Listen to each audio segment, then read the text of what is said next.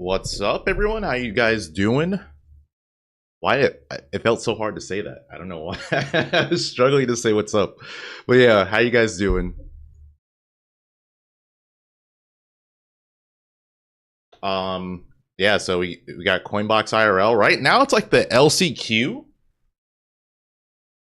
which I think I don't know exactly how it works. I think they said it's like King of the Hill or something. So I think there's a number of people that if they stay winning, they get in or something. Not exactly sure, but yeah. Since we've come back from that quarantine era, this is a character which I'm so sick of the revisionist history. This character was not good at launch. This character was just not good when the game started. And we've very quickly seen this character rise up since then. I feel like Bloom Forever out in England was like the big rep of them. But since then we've seen a lot of on like a local level and a regional level, a lot of Bayo's just rising up now, really finding the strengths of this character and finding more consistency. J-Bay being one of the GW students, you can see the G Weekly name right there. Good local face here. And of course, the man, the myth, the legend, Hungrybox on the other side of the screen. Needs no introduction. Here to cause some upsets, have some fun, play it up for the camera to the people. You would already know the vibe. No, okay, not going for the rest there. I do like that from Xbox there, the second dare there, to try to just get an idea of how J-Bay reacts there. Because there was... Ooh, I like the mix-up. That's a good Sorry, I'm like... Great way to start. There's no real chance of you actually getting a kill. Trying to do something really that being quick. pretty frame perfect to my knowledge, real rest. And Bayo having that escape option in bats within. Yes. So you can probably just figure out there to see how JB reacts, build up for the later half of the game. But this is also not the worst for Puff. Okay, get yourself on board with the rest. I mean, if you look at Xbox's tag, you might see his thoughts on the matter. Always something important to consider. But that's a good way to get yourself back in that game, even it up real quickly. And now it's a game of putting on some good old percentage, because Bayo's a tough cookie to deal with in neutral sometimes. Yeah, and that's actually a lot. Like, I know that move doesn't have an insane amount of lag, but even after the kick, that was a lot less lag than I thought. Alright. Is there audio lag? I can see why. If there's audio lag, it's not on my end. It's the stream for sure. You can't press a button. You really can't press a button without getting that up here, that side B coming out at you. Yes, and then look at the offstage pressure is usually just, okay, I will afterburn kick. Like, get in your face, I will cause some problems. And So I'm pretty sure like first options to deal with. You gotta know the LCQ should end like within an hour. So it's like a really short LCQ. Or I guess they're not streaming everything. But with how long a lot of like Puff's moves like last, that was a questionable time, but like how long. Okay, also looking at it, it's just like a regular bracket. I think once you get to a certain point, you qualify. So I think it's probably top 8. Just be able to throw it out and it trading with the I'm assuming. trading with Bayo's like recovery move. I mean, in a just world, hopefully you could grab something for yourself. But at the same time, again, Bayo's recovery is so crazy that Puff's traditional routes of just like giving. Okay, so it looks like 5 people are gonna qualify. Because I think Spargo dropped out. Yeah, so everyone hoping for Spargo. He's not at this event. How like Nair dropped down Nair to try to trade could be the move. It immediately did that and it did not work. Okay, you're a little bit resting. Okay, we missed one, we missed 2. That is unfortunate, and that is. Aaron, what's up, bro? A lot of those like characters with like the weird like laying down sleeps who are already. You liking the Kendrick album? Like more Joker. Bets on how many timeouts we're gonna see? Oh my god, dude. I think we're gonna see. I'm gonna say 3. I'm gonna say 3. B-Man, thanks for the 199. I do not know why Spargo DQ'd. Yeah, I'm not sure. But yeah, also I want to say, I think there's a very good chance Jackal makes it into the Coinbox IRL. I think Jackal, Syrup,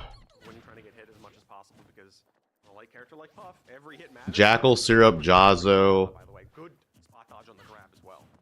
Peanut getting in would be nice. I don't know if he will, but his bracket doesn't look that bad, honestly.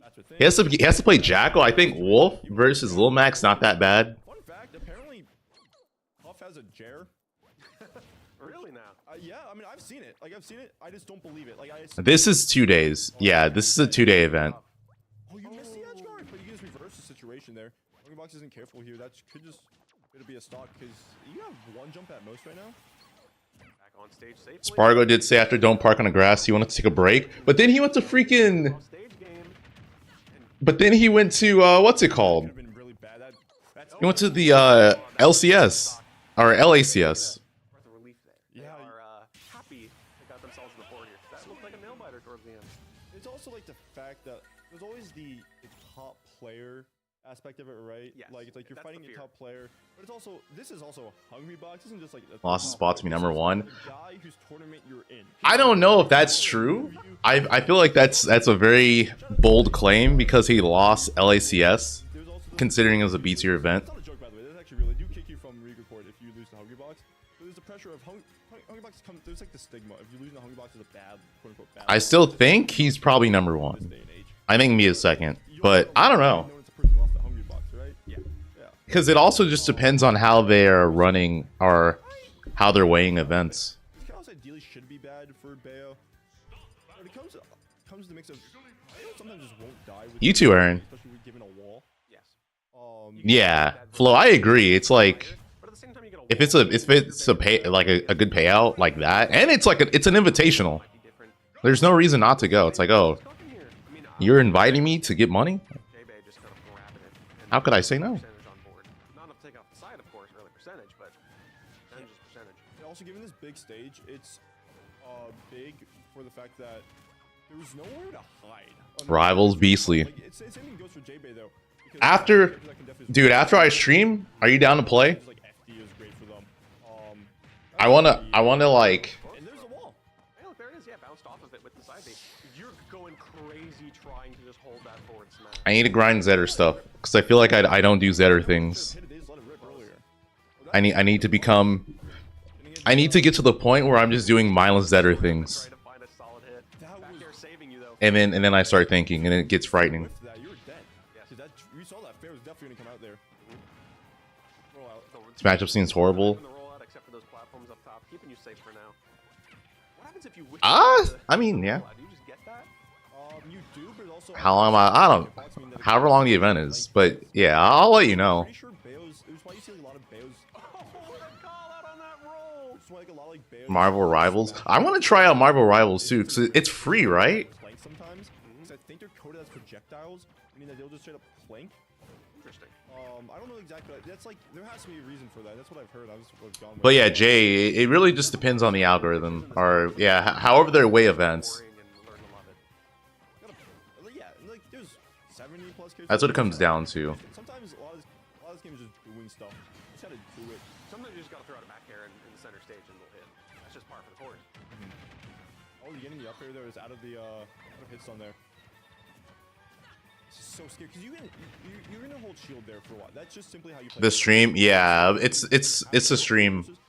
I could try restarting after the set, but I don't know if it'll do much. Yes. And you can see now each box is trying to use those layered long Also, let me boxes see something. Like nair and pound on that ledge to try to catch J-Bay trying to press an option.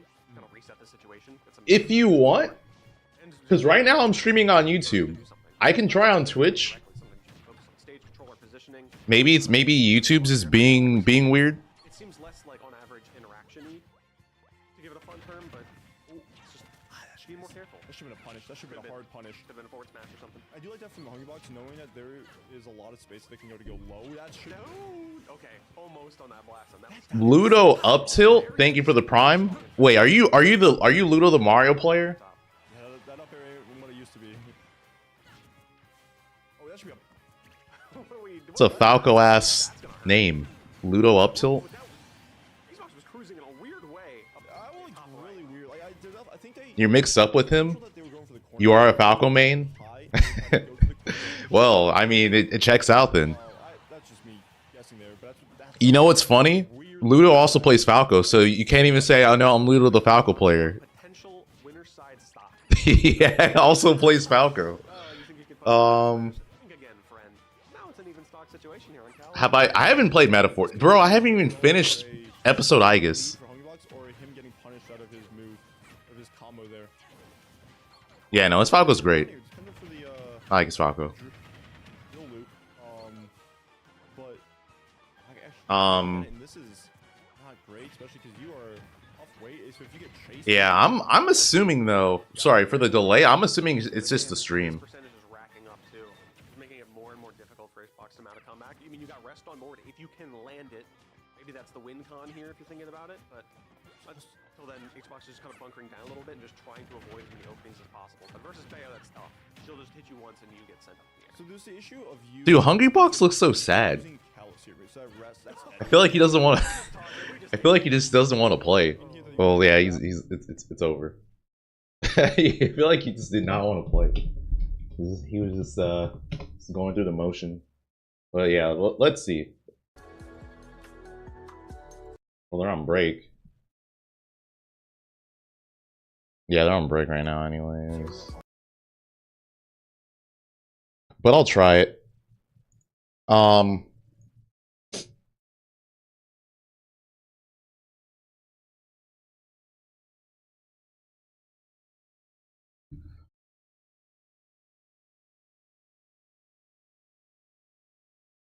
Add you on Steam. What's your Steam name? I'll add you.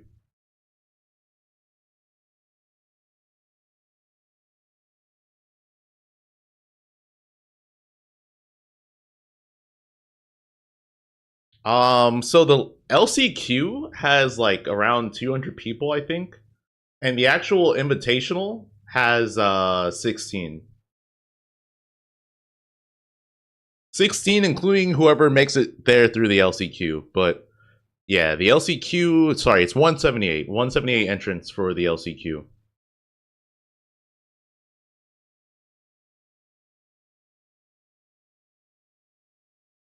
Quick Rivals game? No. I was playing earlier. I was crashing out. I can't do it.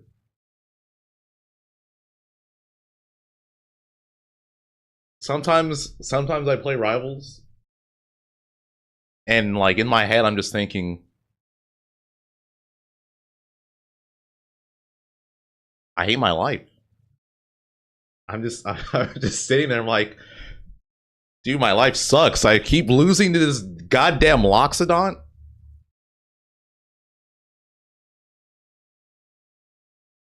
Like, do I keep going, bro? It was worse. I feel like it was worse when I was getting back thrown forward smash by Claren.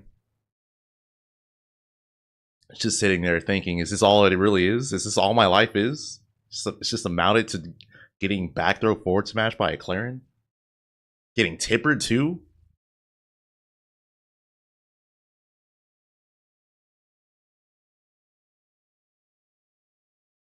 I don't want to stream myself playing that.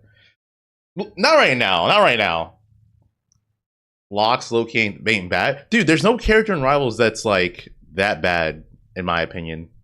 Except for, I think Orcane might suck now. You don't know how you stream that game or call people vile things?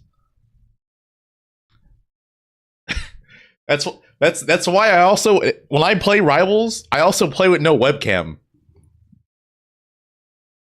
Just have dirty looks, bro. I'm just filled with anger. Dude, Beastly, when we played each other, the things I said, you did something, and I'm like, of course you would, you fucking dirty Diddy player. This is the first thing, that was one of the first things I thought to myself. And I apologize. It's not who I am.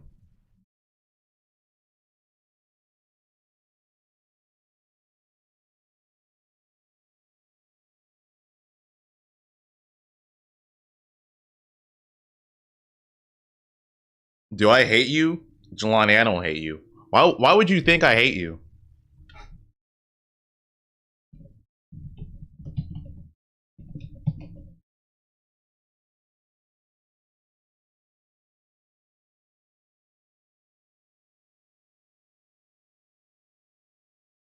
Is Rivals or Ultimate worse? It just depends on what you like. So far, I mean, dude, Ultimate's what? It's like 6 years old now. Rivals is a good change. I like it. It's fun.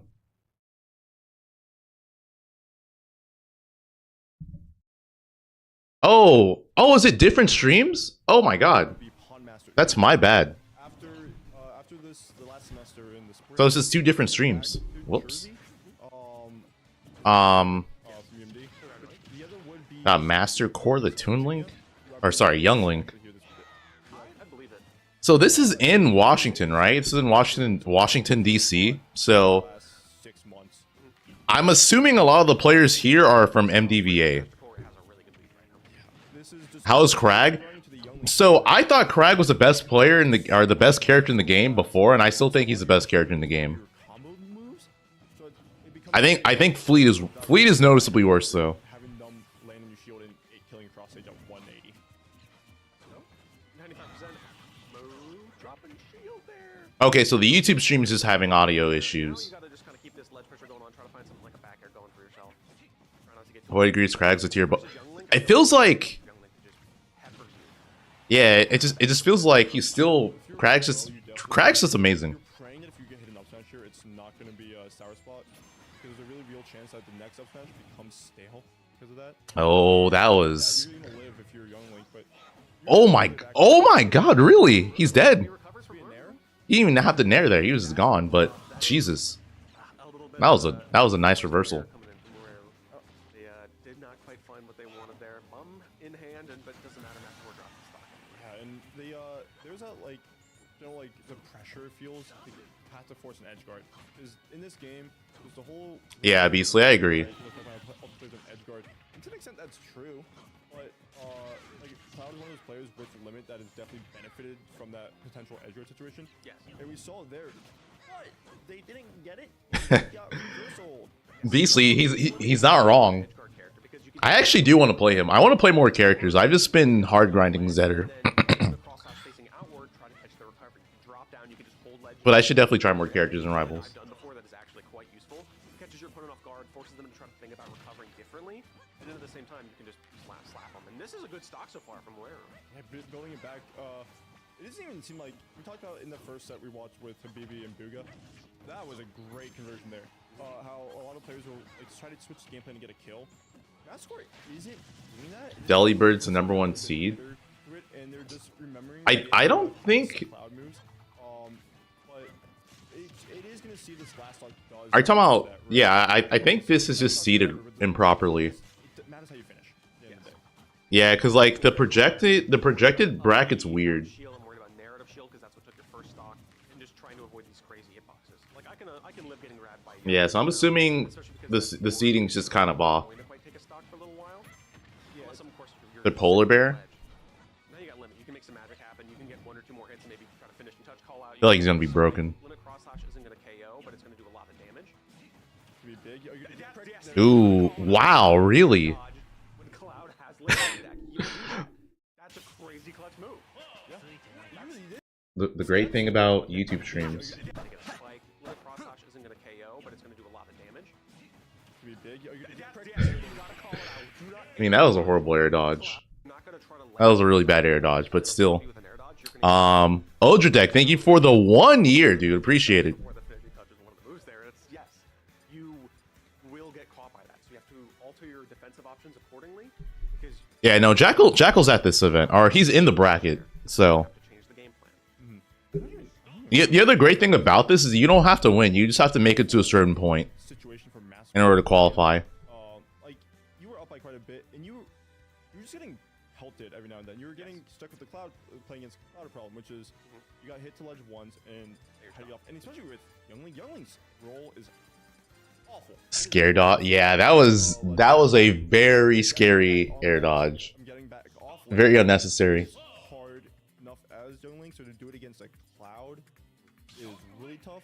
And it's Oh, is this what they're doing? for Masquerade, it felt like. Are they like doing the pulls Like a bad part. It just while the LCQ is happening? get it going again. I wonder if that's the case. Really good, strong starting momentum. Once Mueru kind of started coming back, Oh, Jackal DQ. Oh, okay, never mind. Jackal DQ'd. clean your plate up. And we're gonna 35% start. I was expecting more down air, to be honest, because again, that's a good way to pressure, because I believe you'll bounce off the shield after that first hit, and that makes it so you can't just easily get... You didn't qualify, that was your pool. Because you've been playing Rivals, right? That's why you wouldn't. Your Rivals brain. The main player that I see go for it a lot Peanut? is Zexy with the Yeah, Peanut could do it. there, because Especially now, like, Jackal's not you here. don't see the sweet spot of the That line. opens up his bracket. It explodes players. Like, it is really bad for, like, especially because a lot of players are... He just has to, because they're, like, usually they'll be, like, holding away. And he just has to get through his pool. can get the correct hitbox, he sends them He has to inwards. play a Bale, and then he's seeded to play Aqua. Explode players, but that dash attack is gonna be great. I'm not sure who those players use, Yes, but that's what you need to call yeah. it.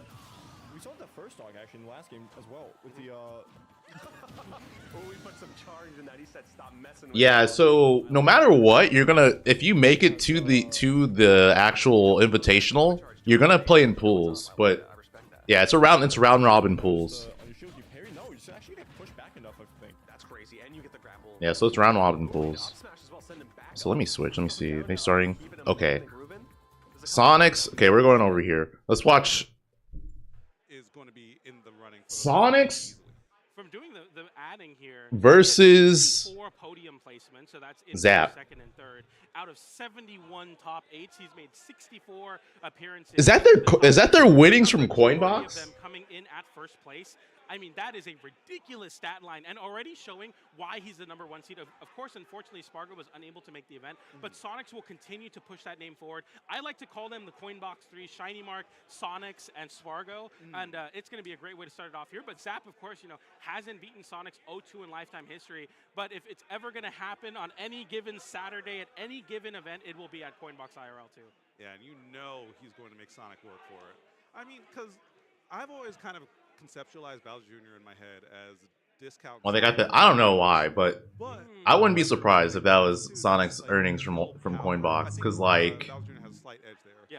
But yeah, bro. like, in terms of edge guarding, like if Zap ever gets off stage, Bro's like Sonic's all gonna be here. like top 3 of No, like I almost kind of play a very everyone, right? grounded game and Top very 3, top 2. and also just kind of get the early and operate with Yo, Glenn, thanks to the 5. This is a B tier. This is B plus tier. I forgot to put that. Yo, thank you for reminding me. We are familiar with the vibes of the moment. Yeah, I mean, it's kind of where he's able to kind of test the metal of the vibes, if you will, at Coinbox every single week. So it's exciting to see him here and doing it versus Zap. And I like that you mentioned kind of Bowser Jr. But yeah, this is a B plus tier.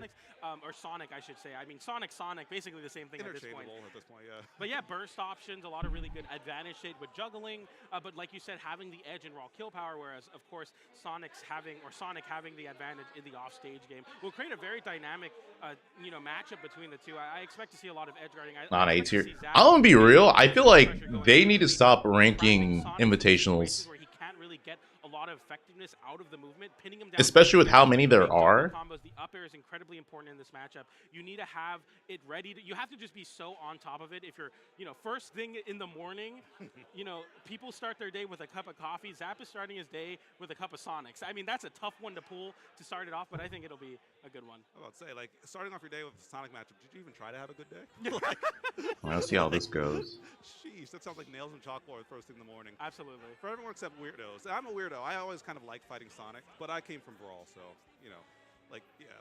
I'm used to matches going, or games going 7-8 minutes, Midnight planking me on the ledge. It's like, Yes, it is official. Sonix has not won a major this year. More knowledge in the melee side of Smash's history, but there's that YouTube channel, Brawl Alternative, I've been watching.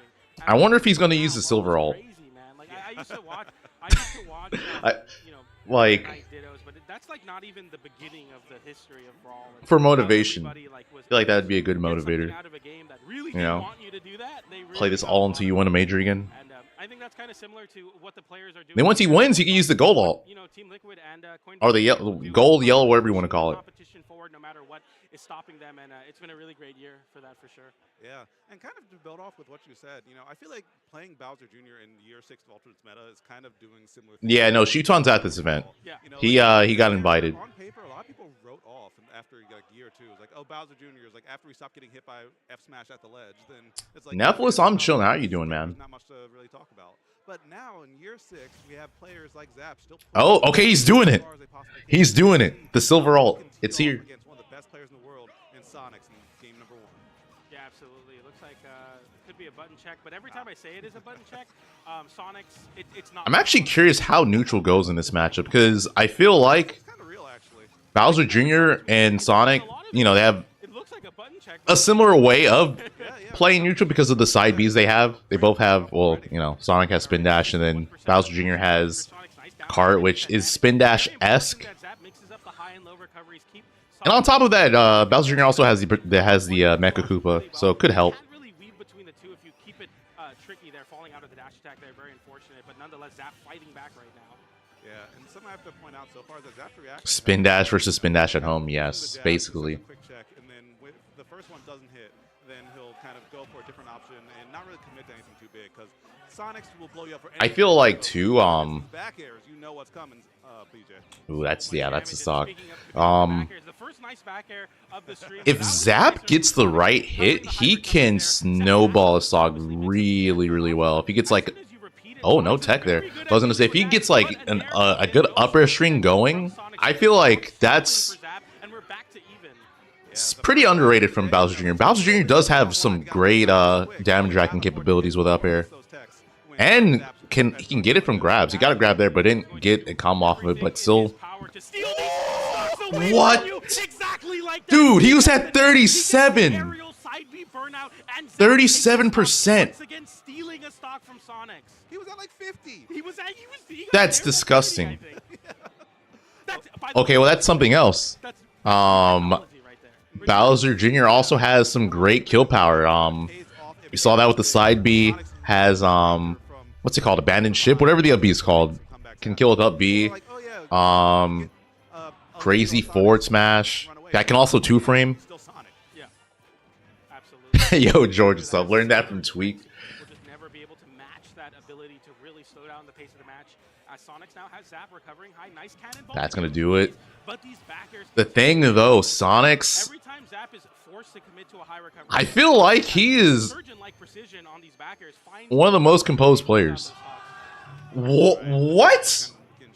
Okay, I don't know what happened there. Nice up air there. Ooh, big juggle state. Gets the upper, platform missing the upper. Zap with Just- the reversal, goes for the stream's upper just Only taking us on a loop. Zap so far. It was all just a dream. Early, 4 tilt not connecting, and they're still scrapping at center stage. Yeah, only cheese, but you know what Sonic's looking a little Okay, what is happening? I'm losing my mind, dude. Getting a big opportunity here. Another situation you I just need to see. Chat's also seeing this, right? Absolutely, homing attack finds its connection there. That was weird. Doesn't get punished. Okay, that's all I need. That's all. Okay, it's not just me. It's not just me. Maybe a shield poke with Sonix is ultra We're all there. experiencing it. Crosses through, but still continuing with that forward air, continuing the pressure is Sonix. Zap barely able to make it back with an air there, though. All right, but now you're getting close to kill percent, 84%, and Bowser Jr. is a rage monster. You can't afford to take any of those aerials. Or You know what would be crazy? Sonic will get hit by a smash attack, but Okay, he lost, right? No, he's alive. barely not.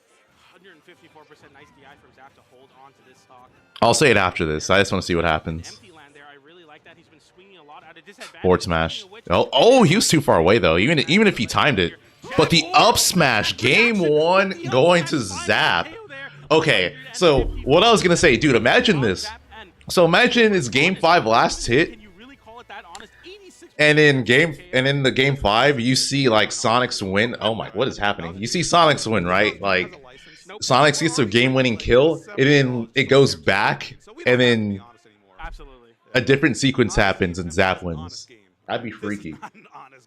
Yeah, Be like reality is rewriting itself. From Sonix, when you rely so heavily on the edge guarding sequence, you're thinking of everything but reversals like that. And Bowser Jr. is afforded Big the boss ability to kind of teleported. stall off stage a little bit, get a side Someone step, just teleports, stalls you in the air quite a changes while. everything. Afford to kind of mess around down there, get those reversals, and I think the nair into burnout side B aerial off stage was a ridiculous call out from Zap, but immediately setting the stage of, even though we're What is that we're in emo? your quote-unquote environment, I will still show up with the same swagger that has gotten me all those placements at Coinbox. Yeah, and what's especially nasty about that setup is what was Sonic's going to do there when that happened? Because, like, you know, you can double jump, but double jump might not get you out in time. Nope. You can up B, and then you're just kind of have to drift in and get blown up for it. You can air dodge, and you die because you're so low.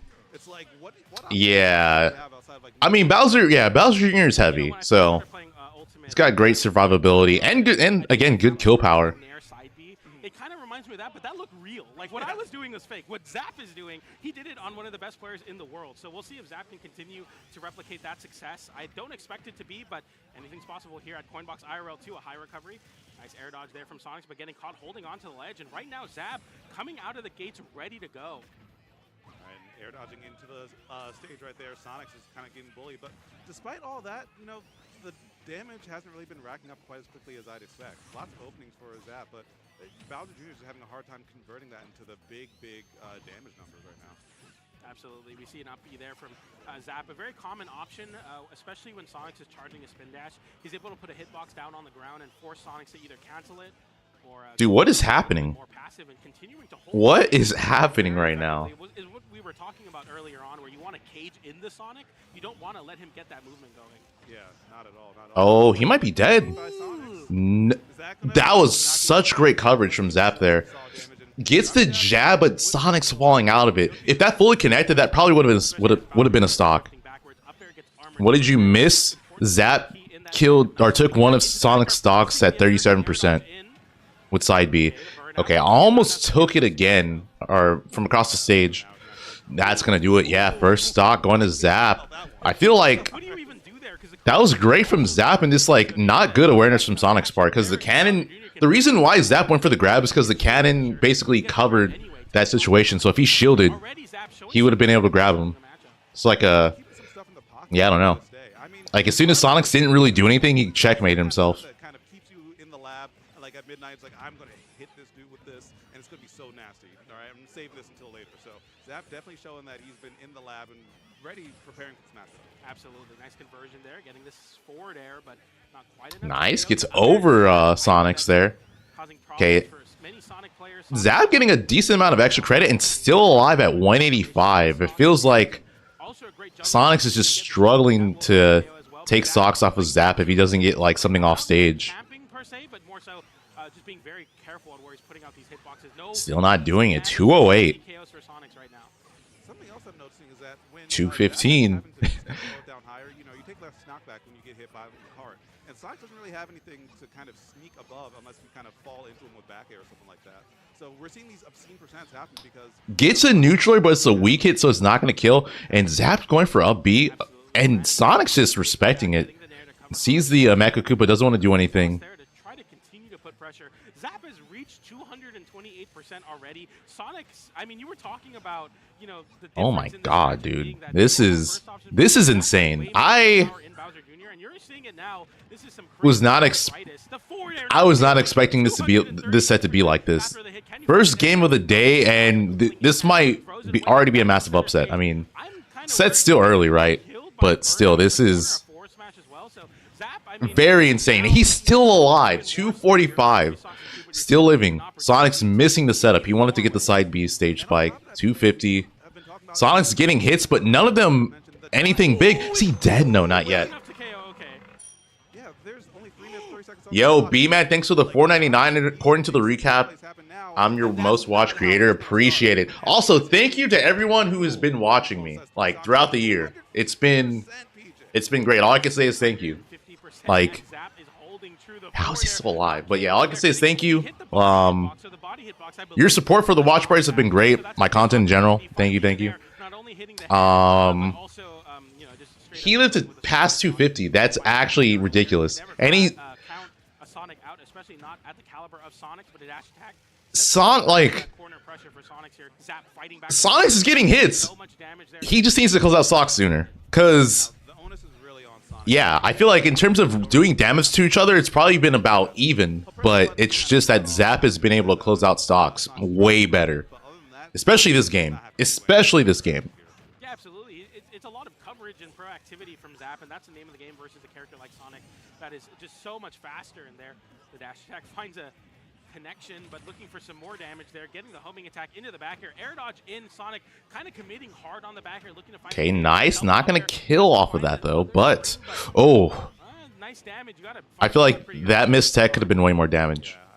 Benton, thank you for the 25 months and give me 2 subs in advance. Appreciate it. I manifested it. I'm so sorry. It wasn't at the ledge, but still, center stage. I was like, Sonic actually does need a forward smash to get some kills. Not, I like that. Even though he didn't get anything off of it, he tried to like trap him with the Mecha Koopa. 60% off rip.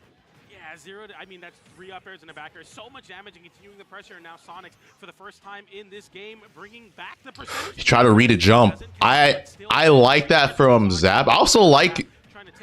Okay, good tech. I also like that from Sonic. He recognized like, oh, he's angling his forward smash up. I don't have to get off the ledge. I just wait. Can't find it there. Gets the back air though. Zap, no double jump right now. Has to go for the uppy late. Gets hit with the uppy. No tech on the stage. Oh, can he come back? The homing attack actually working. And game 2 going to Sonix. That was very important. The way things are going and the way Zap's been playing, he does not want to go down 2-0 against. Or Sonix does not want to go down 2-0. And on top of that, with the homing attack as well, I've seen him SD with that homing attack a couple times. The fact that he like still commits to that. But yeah, it feels like gets the kill, knowing the option is the right one, even when it doesn't work out. Like on top of the fact that Bowser Jr. has like similar ways of like playing mid-range. Because of his disjoints, it's easier for him to challenge certain options. His double jump got called out, so he was like, okay, I know he eventually has to tech high. Webb, yeah, what's up? This is the first set, yeah. It's 1-1 right now. Game 1 went to Zap. Game 2 was looking like it was going to Zap, and then Sonix brought it back. It went downwards at an angle, and after the air dodge was expended, there was just nothing you could do. Very, very smart. And yeah, I feel like in this matchup, Sonix is probably going to have to play a bit more aggressive just because Bowser Jr. has tools to deal with him sitting back. And in fact, Bowser Jr. is kind of a setup character with a Mecha Koopa, so you don't want him to get his setups. And with the cannon as well. Yo, Dave, thanks for the 75. Remember, Watch Creator 2. I guess I'm your biggest fan. Following these watch parties stacks up so much watching time, though. That's true. Yeah, it does. Definitely does. Yeah, that makes sense. Yeah, absolutely. And we'll be moving forward here into game number 3 with a 1-1 scoreline. If I'm being honest with you, I thought that this was going to go pretty Sonix favored, like a 3-0 in Sonix, and I feel like you can't really blame. Yeah, the LCQ's having it at the same time as the main bracket. So they started the LCQ an hour before, and then this is the first set of the bracket, but it's also because it's round robin. So yeah, they're doing round robin, and then they're probably going to have the LCQ, the people who make it through LCQ do their sets. But as we've learned, it's not about how you start, it's how you finish. Yep. Adnan, thanks for the 28 month, or yeah, the 28th. Good morning, bro. Push this ledge pressure, and right now it's really, really tough for Zap. We see there the late nair, a smart mix-up to cover Zap, who doesn't hit a button and tries to drift back into the stage, but a forward air comes out from Zap, flips the situation, now has Sonix in a terrible offstage situation, but a little bit too much of an overcommit. Yeah, Junior Side B is definitely great against... Oh my god, he's dead. Well, yeah, Junior Side B is definitely great against Sonic Spin Dash because of the... Nice, okay, good response. I was going to say the armor. I also think, too, as soon as that air dodge came out from Zap, he's kind of able to mirror Sonic's mobility with it. Not letting anything go to waste right there. I mean, it's just the big difference between the two. Punish Zap a lot more proactive and is able to get true confirmed. Sonic very reactive, covering the options really, really well and getting so much damage for it. You have to be worried about that, but if Zap can keep up the damage and keep up the early KOs, Sonix is figuring it out, though. But right now, it's hard to catch this Sonic. Gets the back air there and now continues to edge guard and ledge trap this Bowser Jr. to death. The up air gets armored through, and Zap with a moment of rest. Oh, it's not going to kill, yeah. I mean, any rest is going to this is still scary. We've seen how early... Okay, never mind. I was going to say, it's still scary. We've seen how early Zap can take stocks with Rage, so it's good for Sonix to close that out. But he still needs to be careful. Does not want to give Zap an opening. Zap didn't win. It was very, very taxing, I'm sure, on Sonix. Oh my god, he's off stage. Nowhere you want to see, especially when you're playing Sonic. But going for the up air there, trying to cover the platform, gets the big spin dash back to center stage, picks up the projectile as well. Scary spot to be in for Zap, able to fight his way back. But right now he's getting a lot of these side B startups called out by Sonix, which is very, very bad. You need that side B as a way to create some... That was... I'm surprised Zap waited as long as he did, but yeah. Sonic's like, okay, well, if you're gonna keep waiting, I'm gonna keep holding spin dash and then shield poke you. Yeah, good awareness from Sonix. SDI out, and also recognizing that he was high, so you can air dodge away. And that was smart. Caught Sonix holding in. I mean, what a call out. I was gonna say, it makes sense that he's gonna hold in. You don't want to DI out and then get hit with the final hit and then, you know, have horrible DI. Just like that. This is doable. This is so doable for Zap right now. Hits him with the landing hit. Also, if you guys do not know, forward air for Bowser Jr. does have a landing hitbox. So it technically can be 2 hits. A backer on the high recovery. Zap forced to go low, and Sonix now continuing this ledge pressure. Right, but that reversal nair from Zap. Nice, a smart homing attack. Good punish, recognizing that the LB has a lot of end lag, so Sonix is getting out there. And Oh my god, dude, if Zap just reacted to the missed tech, that could have been game. Possibly. I don't know how strong Forward Smash... Oh, that's going to do it, right? Yeah. I don't know if Forward Smash would have killed for sure, but it was possible for it to kill. If he had just reacted and jab locked. Zap's still putting on a show. You know, like you were saying, maybe if that was a forward smash, how different that tech chase could have been. Yeah, but it still shows that like Sonic has what it, or excuse me, Zap has what it takes to bring this to a last stock, and now you just got to close. I mean, like you just said, the forward Zap's been leveling.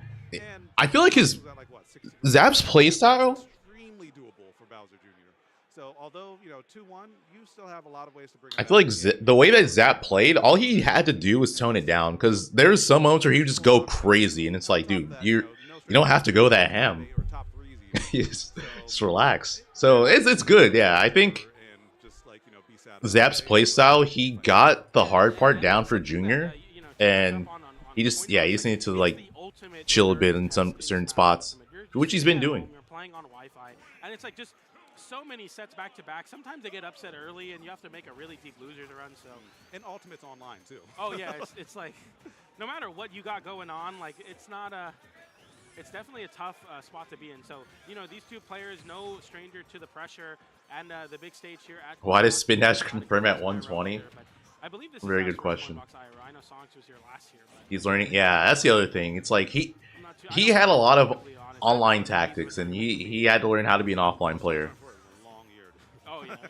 It's been a year, my friend. It has been Peach, what's up? You have not missed much. This is the first set.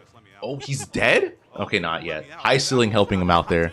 Off the top right there. It's still liable to happen.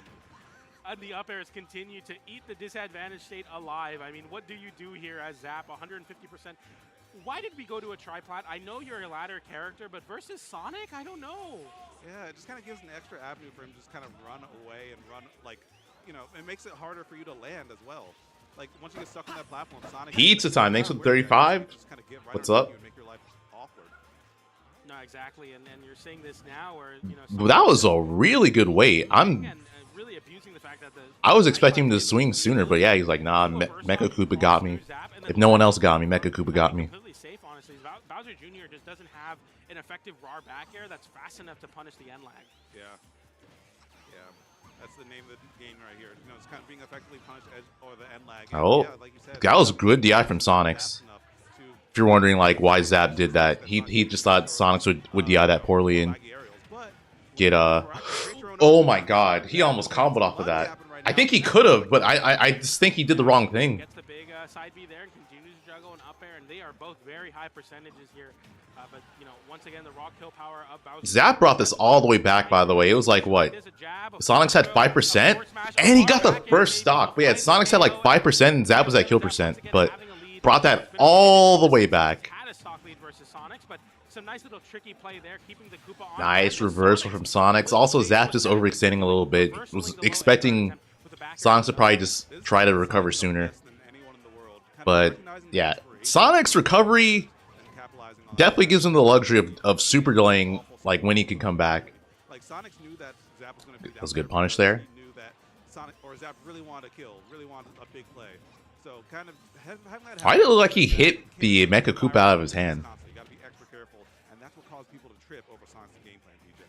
Absolutely. Gets an air there and continues to fight back out of the corner. I mean, you really have to fight for every inch versus a character like Sonic and a player like Sonix, where he's just so able to cover so much of the stage. You're seeing Zap just constantly throwing out hitboxes, and you know, Twitter would be like, well, he's fighting Casper, but like versus Sonix, he has Casper on his side. Like he's wherever he wants to be at any moment. He can easily swap between positions, so it's looking tough for Zap to really find some control. But when he does get hits, it's a lot of damage comparatively to what Sonix is able to put on.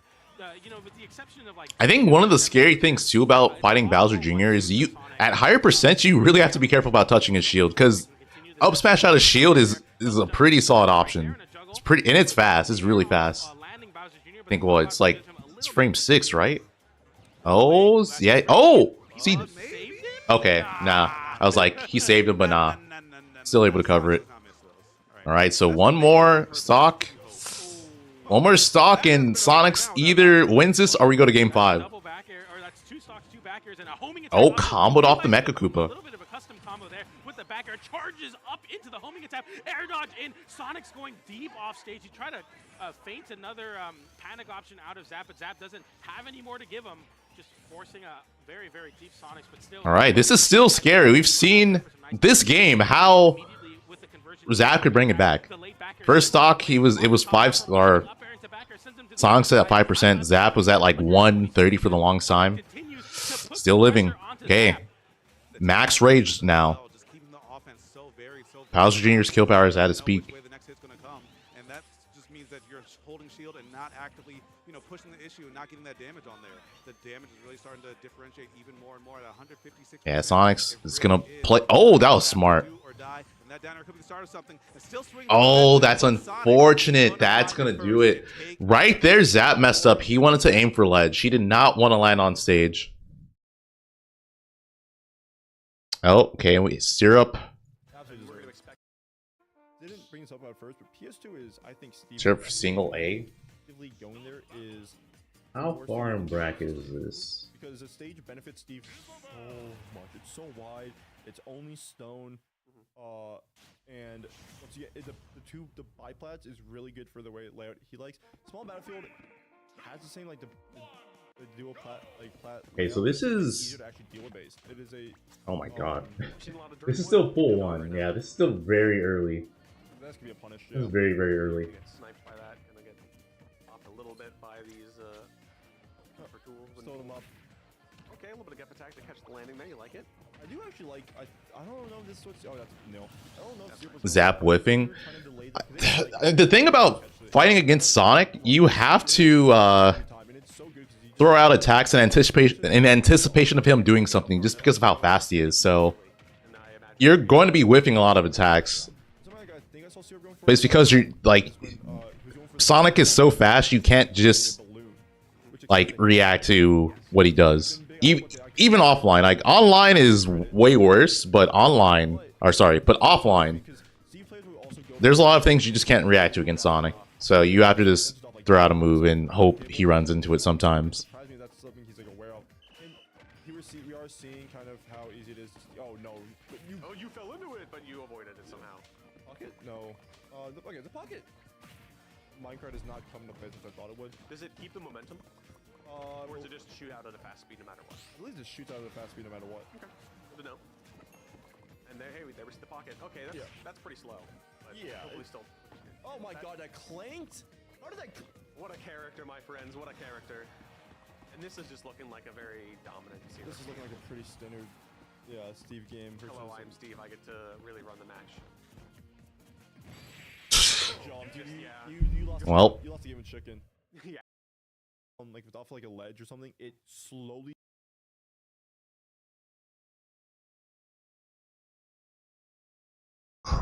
Oh yeah, Crepe Soleil's in this pool. So let's look at this. So are we getting Zap Crepe Soleil, Sonic's Crepe Soleil?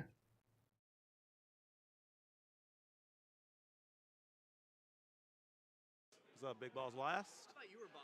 I am kind of boss sometimes. You're not wearing the hoodie right now, so it's it's not quite to the level. So I guess I get to be boss for a little bit. Absolutely. I've just been informed of something really cool, guys. What's up? So Coinbase called me. John Coinbase himself. He gave me a ring, And I picked up the phone because, of course, you have to pick up the phone when gotta. John Coinbase calls you.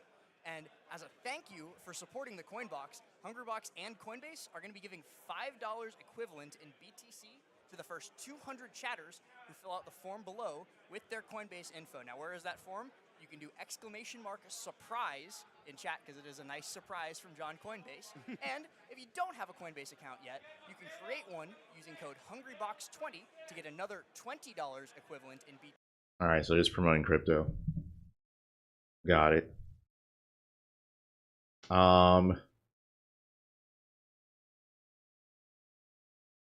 John Coinbase.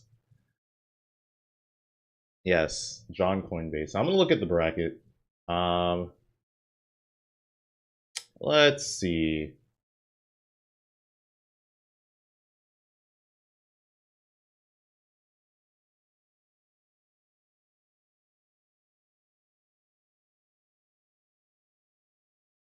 Yeah, so I'm actually curious. Against Sonix, is Crep gonna go Steve, or is he gonna go like? I feel like he's gonna go Rob, right? Yeah, I think he's gonna go Rob. I feel like that might be the best. That might be the best option for him, because Wario's not gonna work. Like, Wario's the absolute worst option for him to go in that matchup. Steve honestly could work, but I feel like it's a matchup that Sonix is definitely versed in, and I don't know how comfortable Crep is versus Sonic. And then I think Rob just in general just does really well against Sonic. Like, he actually forces Sonic to not play as campy. Doesn't Crep have a Game Watch? Game Watch not a good option either. If he does, I don't know if he does or doesn't, but like, I don't think Game Watch is good either. That's probably Game Watch's. That's one of Game Watch's worst matchups.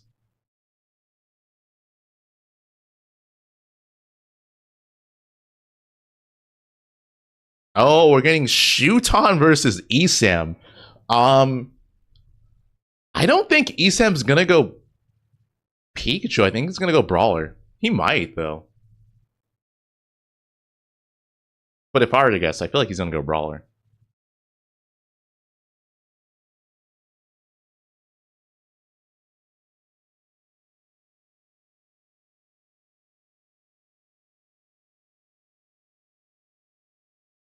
ESAM, yeah, I don't know. ESAM got to the I'm pretty sure he made it through the LCQ, the Coinbox LCQ. Meister won, if I'm not mistaken, but Meister couldn't go, so ESAM got second at that Coinbox, the Coinbox LCQ.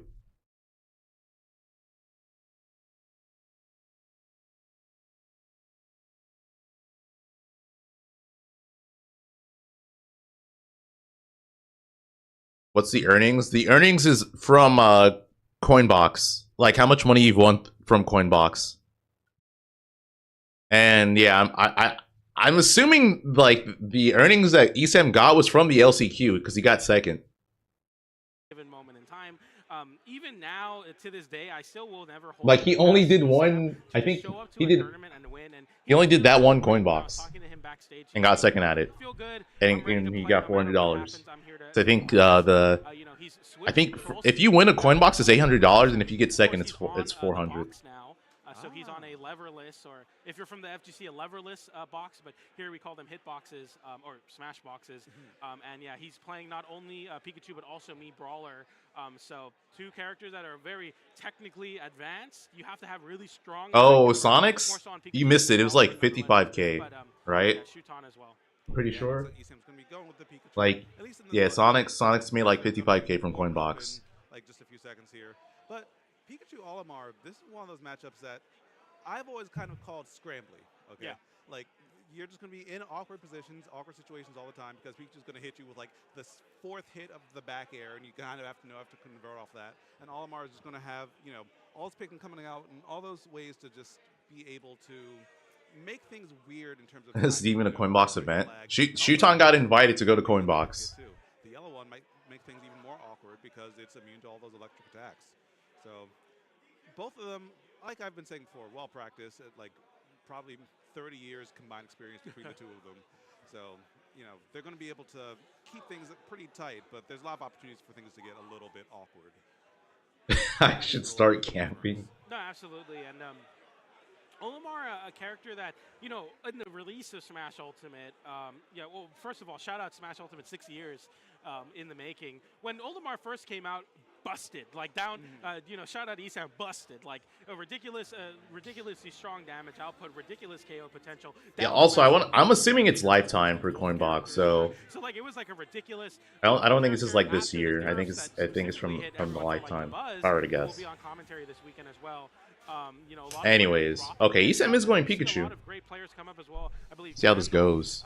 And of course, you know, Myron as well, not participating so much more in tournaments recently, but nonetheless, like Shuton. I mean, the other nice thing too for ESAM is that Shinymark is here, so I'm assuming he talks to him, like if there's any matchups he feels uncomfortable in. Yeah, I've always felt like Olimar felt.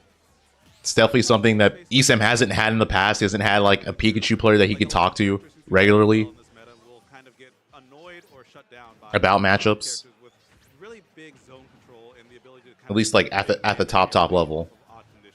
And Shuton already doing just that, because if that forward air was ESAM said he wants to go mostly Pikachu. Makes sense. I mean, Pikachu is really good. Nope. 2-frame down air first stock one to Shuton. It'll actually stop it because you hit the Pikmin. So there's a lot of really scary things that Shuton can do with the Pikmin, specifically to counteract Pikachu's recovery. We saw the disjointed hitbox of the down air actually 2-framing ESAM there. So you have to be very careful, and so far looking good for Shuton. I'm about to be a little bit of a nerd here, but it kind of looked like ESAM could do, I'm surprised he didn't. I would assume he would, just because they're just lingering. That's just more time where you can just kind of get it in the right position and blow up Pikachu for it. There's already that alone already makes the matchup annoying. That's all. There's already data showing that works. Like, shout outs to Bloom for beating Shuton with his. He beat him a basic brawler. He didn't even do anything crazy. You're able to create really tricky air drift mix-ups as well, creating some really strange opportunities and making it very hard for Pikachu to really pinpoint this character, which is odd to say. I mean, people don't really talk about Olimar's mobility in this game, but a character that is kind of incoming diver is looking like it. Oh, okay, first sock, it's a fair. Like their legs are so short, but they're just running around. And they pee on your carpet and they just run outside the house. Like, why are you like this? I've never met a well-behaved. Oh, that sucks. Like, that should have been guaranteed damage, but the Pikmin actually messed up his combo. I've never really thought of it like that, but you're absolutely right.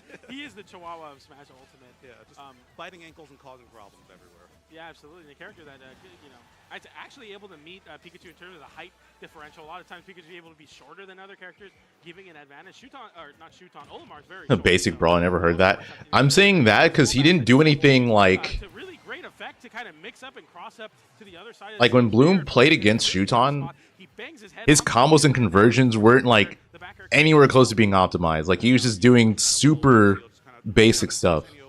Because Olimar's shield is one of the weirdest in the game because his helmet can just be barely poking out and you can poke him. So a character and player who can kind of put really precise hitboxes out there can make Shuton play more on the offensive than he might like to.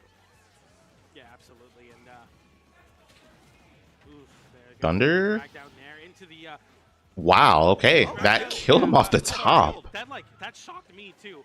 This isn't too bad. Grab, down throw, tech chase, or air dodge read, Thunder. The Thunder hitbox KO'd off the top. It didn't connect fully, just the lightning, and I'm nice. This I'm gonna be honest with you. Yeah, I mean, I'm sure Shuton is too. Because definitely, ESAM is at kill percent, but this is still possible for him to win. But yeah, he's at super kill percent to purple. So he's not. Oh, okay, got hit with the purple. I was gonna say he's not get hit by a purple, but it happened. ESAM just flubbing there because that definitely should have been more damage. Like he could have hit Shuton off stage again, gotten more damage. Wouldn't have gotten a kill, but at least put himself in a better position to get that stock.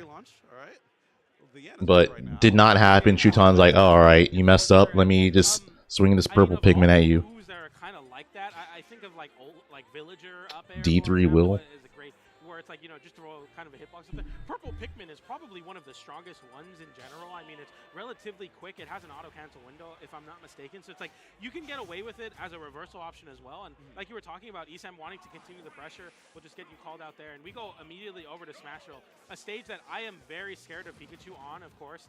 You know, creating that equal sign kind of layout makes it so that Pikachu can really just close in the distance and cover so much space. Oh, that was such a good invasion from I would Shuton. say this stage is a scrap stage, right? People come here when they want to fight, and that's pretty much it. So ESAM just kind of showing he's just trying to press forward and not really give Shuton the opportunity to set the stage. Okay, misinput, but like nothing happened from it. 2 purples and a blue, and it's like, well, I lose neutral if you press side B, so you can't really let them get anything going too much. And right now, ESAM is trying to do just that. And once again, another one of those hitboxes that's able to just kind of get thrown out. A rising down air, super active, and just distorted enough to call That was Pikachu's hitbox. a really... Oh, he's dead. That was a good recovery, though. Like, that angle to be at and grab ledge. But did not matter. Shuton just grabbed him. Which Pikmin is next in the lineup. So the fact that you just kind of went for the pivot grab immediately, recognizing that, oh, wait. That was Okay, for a minute I thought ESAM SD'd, but Yeah, the double up. Yeah, that's forgot. so hard to do. He's got box angles. Yeah, I believe you have to get it notched. It's a very particular... Yeah, so if you don't know, You know, the power of... thanks to box, not prism, but box on your side, rectangular... ESAM's able to do like quick attack up twice. There's like some weird exploit that boss can consistently do where it makes it easy for Pikachu to just quick attack straight up twice. What's gonna be happening? Yep. Whenever you're in doubt, just throw out that side B and the yellow as well to kind of just go forth, hold down the neutral. Go for it, children. Hold down the neutral. Deactivate every hitbox that Pikachu... Also, I gotta say, I'm surprised ESAM's not trying to kill the purples. Like, he's just letting them live. Which, yeah, that's why you should kill the purple Pikmin, because that happens. Oh no. But Shuton still coming out on top with that... In this shoot called cheating, it's definitely cheating. A dash attack able to find the KO there. Shuton getting... Cheating, yeah. ESAM's still a full Box is definitely cheating. you know, that's the start of something. And here we go. But yeah, I'm legit surprised that ESAM's not killing the purple Pikmin when he has opportunities to, because those greatly increase Olimar's skill power. I think it's something as easy as doing down tilt would, at the very least, be hard for Shuton to punish, but also, you know, give damage to the Pikmin. Hey, that being said, though, ESAM's not doing too bad right now. But those purples, Oh, and this is where it gets rough. ESAM like, does a good job not taking too much damage. Now you have the double purple, as you said, PJ, and that just makes it so much harder. he can die. He can die right now to something. Higher percent. I'm surprised he didn't die right there, because that was a really bad recovery. And I think Shuton had enough time to do something else, like something harder, a harder punish.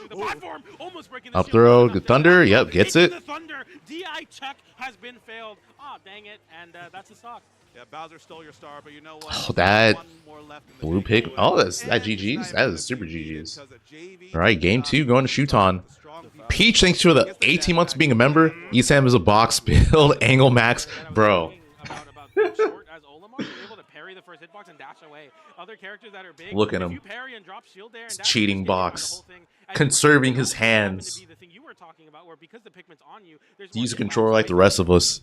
I don't know if this is true, but it might have extended Destroy the just hitbox destroy your as hands well, like the rest of us, ESAM. like kind of sooner than it should Stop have. cheating. Like, these variables that Olimar presents to the table makes it so that even Sticking players it out like with the ESAM Pikachu. aren't able to, you know, make anything really happen.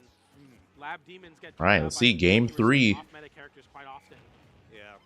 And on top of that, I mean, ESAM is also showing Okay, that he's he's done his homework. killing the blues, but I'm kill the purples, bro. Why is he not like actively trying to hit the purples? However, you know, even despite that, Shuton is just kind of getting 1 foot ahead in the more scrambled situations. And when a purple's online, you're just getting so much more damage. I was gonna say too. I think that's a rough thing because both matches weren't horrible. So I feel like that's the mindset ESAM's having, right? It's like, oh, okay, you know, game 1 was very doable. I could have won. Game 2 was worse, but not horrible. So it's making me feel like Pikachu's not a bad choice. I just need to play a bit better. Double Pikmin into the yellow. Shout out to the Lakers. Which, I mean, it's not wrong, but same time, could go to a matchup that he might be more comfortable in, which is Brawler. 156%, 163 in a blink of an eye, and now ESAM with an opportunity to reversal. Low recovery. Gets a stage spike. Doesn't even get an actual spike, but Shuton's still living. It's not over quite yet. Back and forth damage swing, 163% on ESAM. We're back to some calm before the storm. Yeah, both of them kind of recognizing the situation. Oh, missed the tech chase, but still got something. The out of shields options is doing a lot better at just kind of making sure that Shuton isn't getting any parties started. Okay, back air. Is he gonna get an edge guard? Tries to hit him with thunder, but doesn't work. Punishes Shuton's roll in. That tilt. Still not doing it. ESAM needs to kind of take these stocks, and we're getting closer and closer to a break point here on the stock one. All right, this is all great, but ESAM needs the stock. No, Shuton gets it first. First stock going to him. I feel like the big drop ESAM had was when he punished Shuton's roll-in, but he punished it with forward tilt. He could have definitely up smashed it or done some harder punish, considering he read it. Avoiding the back air there with a very expertly timed up B drift, and ESAM once Oh, this is scary. Purple kills here. Okay, more Pikmin kill here. Okay, gets the dash attack. Finally, gets the stock. ESAM's eventually going to find that dash attack though, and 91% on a lot of matchups would be like, okay, fine, but against Oh, no jump. Good. That was a good air dodge from Shuton, just to avoid being off stage and potentially dying. Pikmin's getting thrown out by Shuton right now as he continues to try to hold down that neutral. And it's been working out very, very well so far. Nice down air there to get some damage for ESAM. Dash attack sends in the corner. Another thunder attempt. No dice though. No double jump here. Is going to have to recover high. Nice. Yeah, just waiting for Shuton to come right down. He didn't really want to match him in the air there with an up air and said, hold Okay, finally killing the purples. Oh, but gets Kyle blue, but not gonna kill. If that's a blue Pikmin, that's the end of your stock. But because it's yellow, still holding on here, ESAM needs to get that blue Pikmin off of him. Okay, there. ESAM is at a very high percent where a lot of things will close out right now. Try to read. This is landing with forward smash. Doesn't get it. Air dodges have been psychic in a lot of ways. Like air dodges that on paper are like bad, but like for some reason.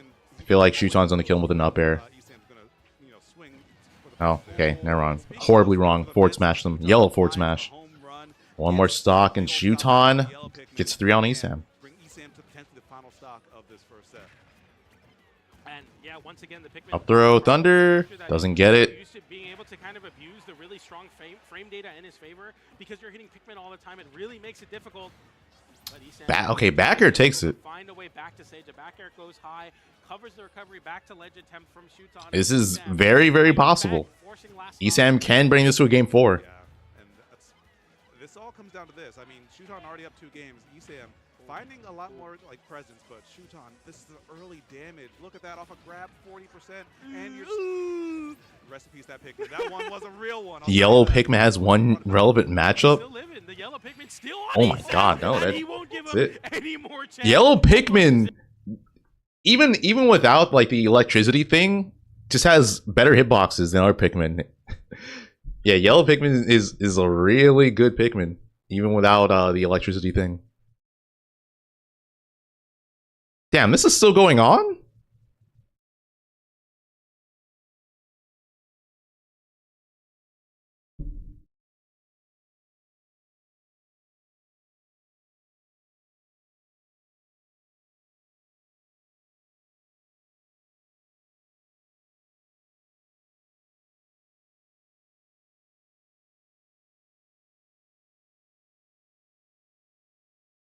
All right, so who else is in that pool? So I'm assuming the next set we're going to see is going to be Riddles versus Brujo if it's going the way yeah. Considering how the first 2 matches have gone, because the first seeds played against the 3rd seed, so yeah, I'm assuming that's what's going to happen. Riddles versus Brujo.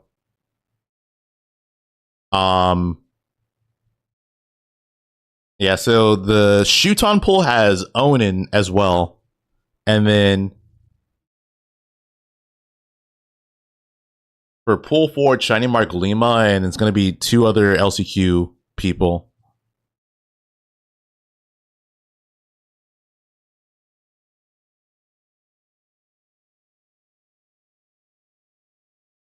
Yeah, Riddles Brujo.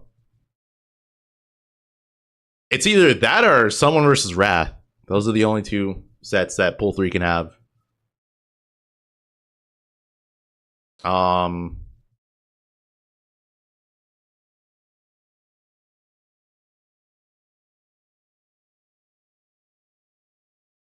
How close? LCQ is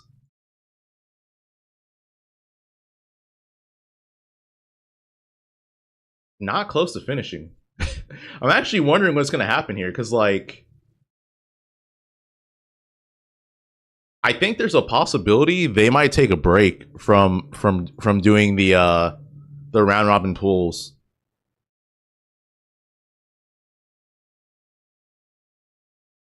I have not seen Zama Brew. I know Brujo won, but I haven't seen it. Rory, thanks for the 17 months. How you doing, man?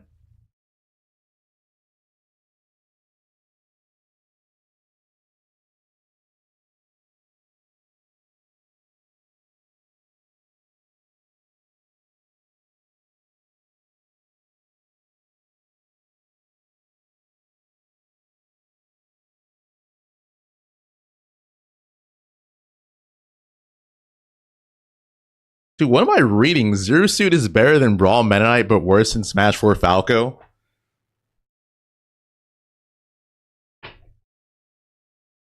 I don't know what this is, but you need to lay off the pen, bro. What did I just read?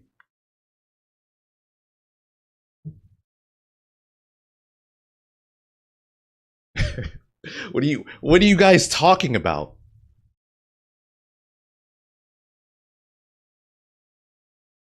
Oh, Jazo. Dude. What did I read? Ban that? I'm not gonna ban someone for... No, I'm not gonna ban him for that.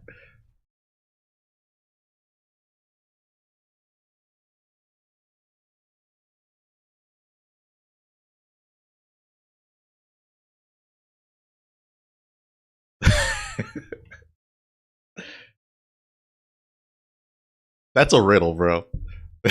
Riddle me this. Who's better than Brawl Mennonite but worse than Smash 4 Falco? It's Zero Suit Samus. Alright, anyways. Sometimes like Jazo it's like, you know how there's layers of pressure to versus Trap Hood highlights. and you're like, oh, okay, you're doing something that's weird that I didn't even expect you to do baseline stuff. Like you're like throwing out weird moves as Ivysaur or even like Charizard. And you're playing very aggressive, very call out based. Oh wait, he saved it. Oh, you gave him some life. He had to do that though. Say a lot. Well, actually, you probably been able to Could have Pokemon switch. Could have went to Ivysaur, get that tether recovery. To be fair, I didn't realize Jaws lost to jump either. I thought Jaws still had one. To be fair, It's Pikachu. Because it's just like he's throwing buttons out. He's just thinking about how hard can I hit you until you're in the blast zone. I'm gonna parry from Jaws. Jaws was a parry. That's Oh, that was a good DI. I'm surprised he lived that. Also, the trial. Not trial. Trapwood is someone who goes to VA events too.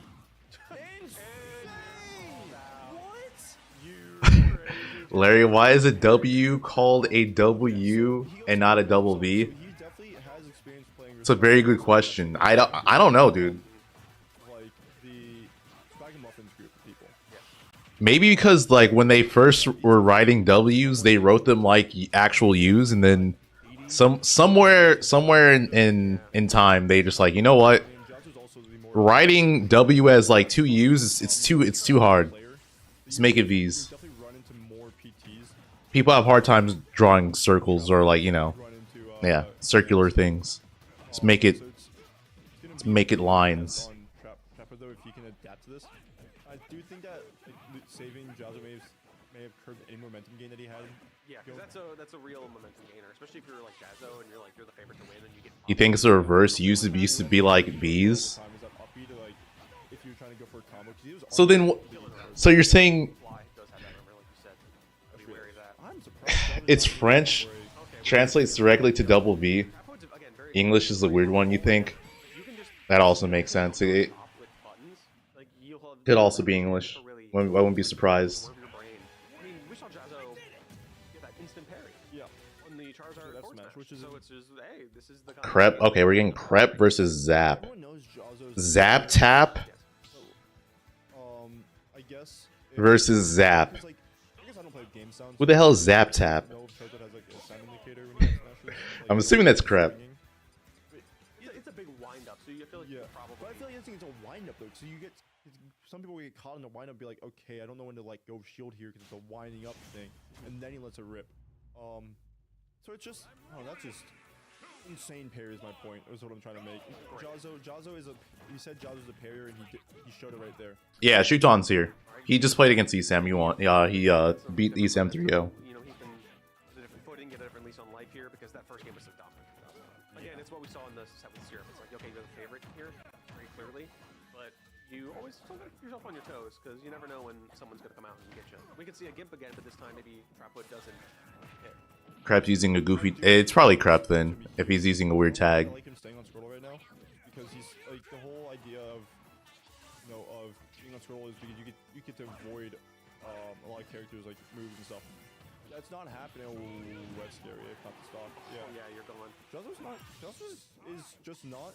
Well, he's hitting him. Jazzo is hitting him. Yeah, he's hitting him and he's not phased by anything weird that Trapwood's attempting. Like we saw that. It's 4 groups.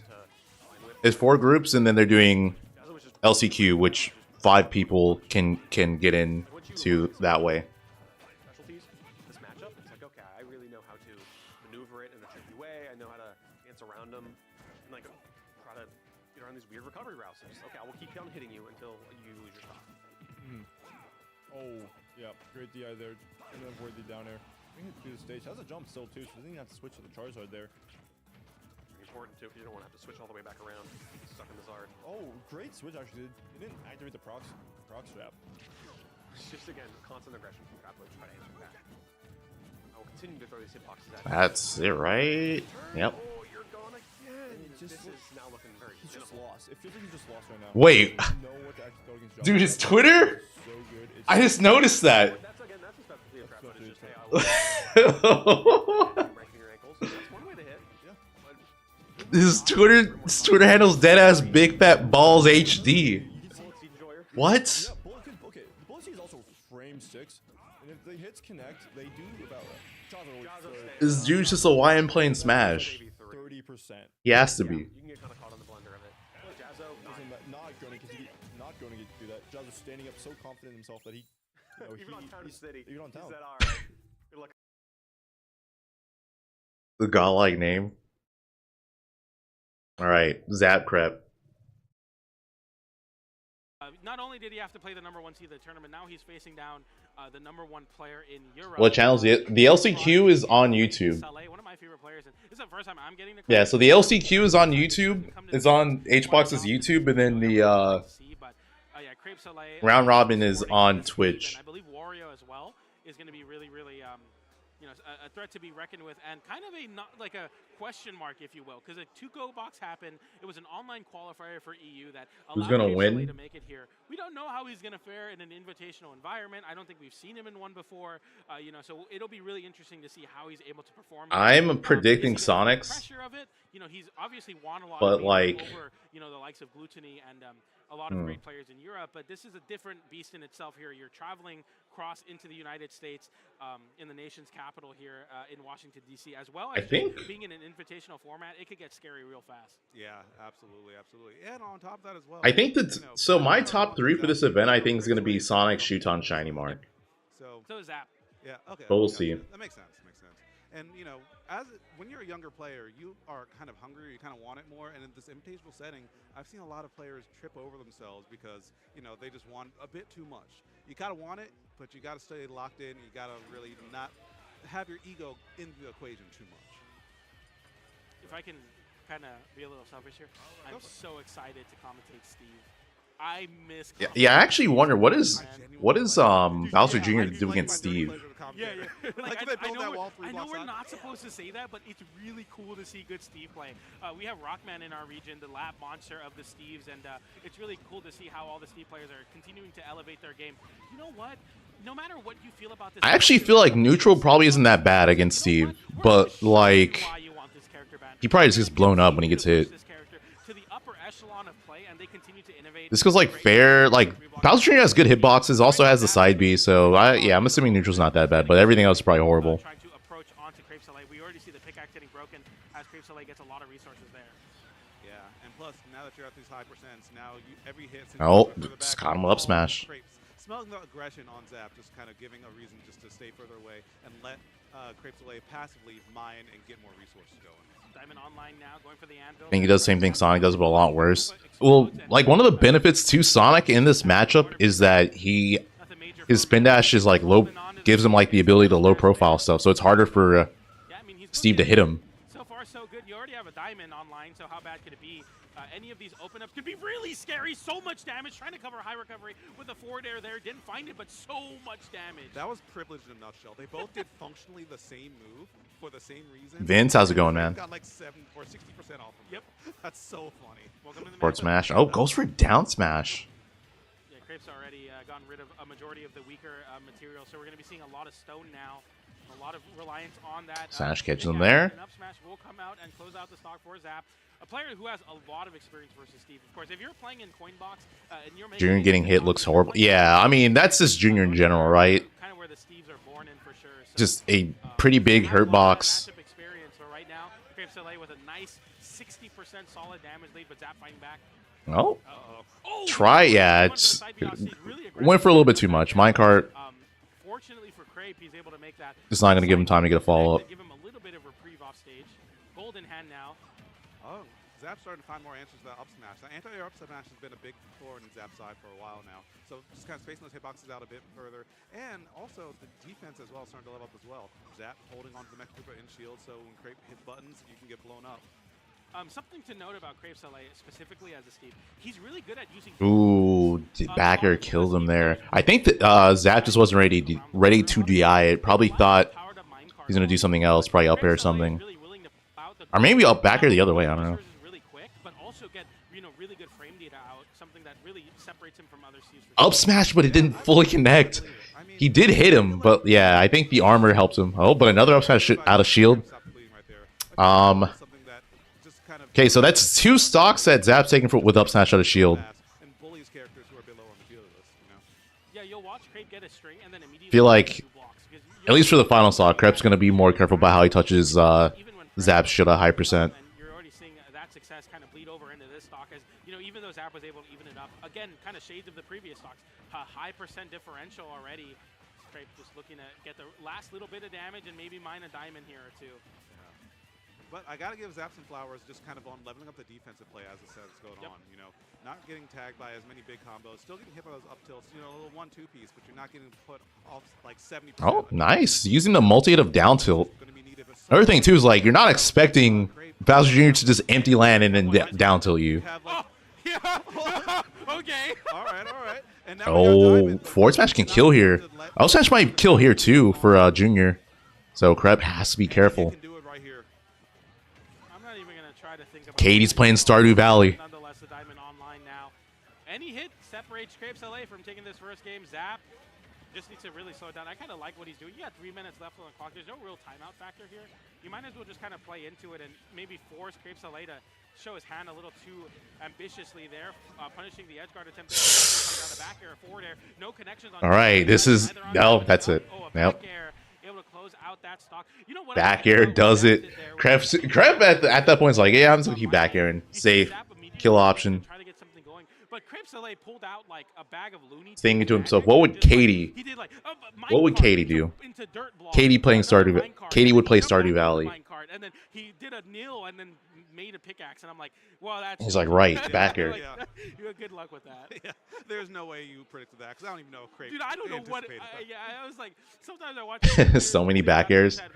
Yeah, it's the thing. Like, back air from Steve is just such a good option. It's safe. You can auto cancel it. These 2 things happen. then the one thing happens, makes and I'll be it fine. difficult. Like, I don't know if Like he's the auto saved because all of how but, I mean, that must be frustrating. because of how well it can auto cancel in like the hitbox, There's no it's more just hard to pickups, whiff so I can't get punish. reversal horizontally in any meaningful way. I'm going to push my advantage exactly where Bowser Jr. wants to keep Steve horizontal off stage, and then just made it back to that. I'm like, okay.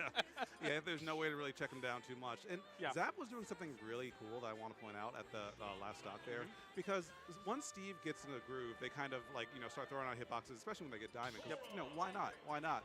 Zap was posturing perfectly. He's kind of like just barely out of the range, making Crepe Soleil throw out a hitbox and counter punching so many of those times. And because of that, you know, Yeah, Krebs Wild is really good. We're definitely not going to see it in this set, in my opinion, just because, you know, Steve. I don't think there's any reason for him to switch off of Steve, at least not at this moment. But we definitely could see him go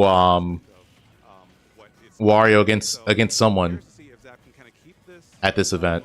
Going in terms of how he's reacting defensively, or will it start to plateau out and Crepe will just, you know, figure out how to crack that wall, so to speak. Yeah, absolutely. Ed, why do you keep getting banned? We're in for a treat, 'cause that, I mean, that's not First it was Will, now you're banned from HBox's stream. I don't know what to tell you, bro. Combo jab in the back air there as well. Goes for the block into the immediate down smash. Big full connection on that downer. Quite a bit of damage. On that. What are you doing to get banned? What are you saying? Okay. That's scary, man. Right, but now Zap has solid positioning, but yeah, swinging out a little bit too much. Now Crepe is starting to delay, you know, the time of his mine cards. What? How did all those He blocks did get the there so sky quick? block in Smash Bros. He did a speed Oh. bridge up and No, down. that was- The blocks. This is ridiculous, man. The back air Yes, the comes sock in, with goes Bear. down, I was gonna say the Mecha Koopa placement was really good from Zap there. Diagonal. How do you even do that? And then I don't know. And a back air. I don't know what the DI was there.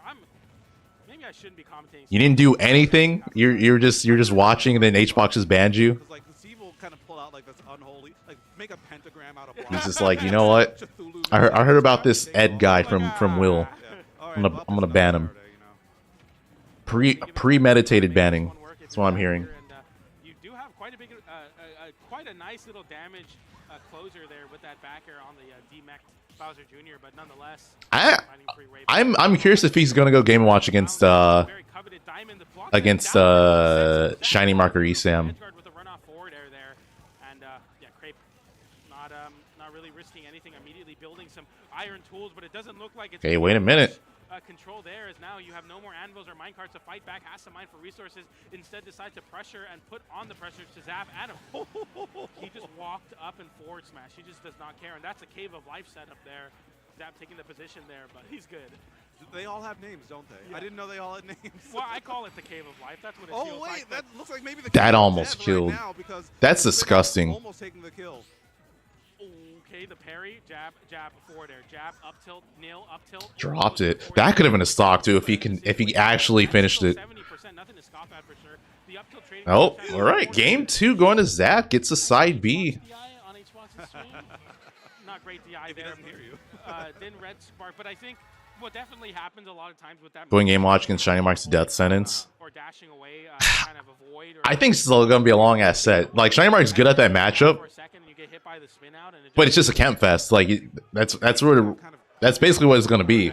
It's gonna be a long ass match. Like that last little burst that, you know, a lot of times they don't go for it because if you miss it, you die. It's like, you know, probably a second of end lag. But like if you aren't expecting that, and also if you just need something quick to cover that space, you know, Zap. This matchup's more fun to watch than I expected. Doing just that. Absolutely.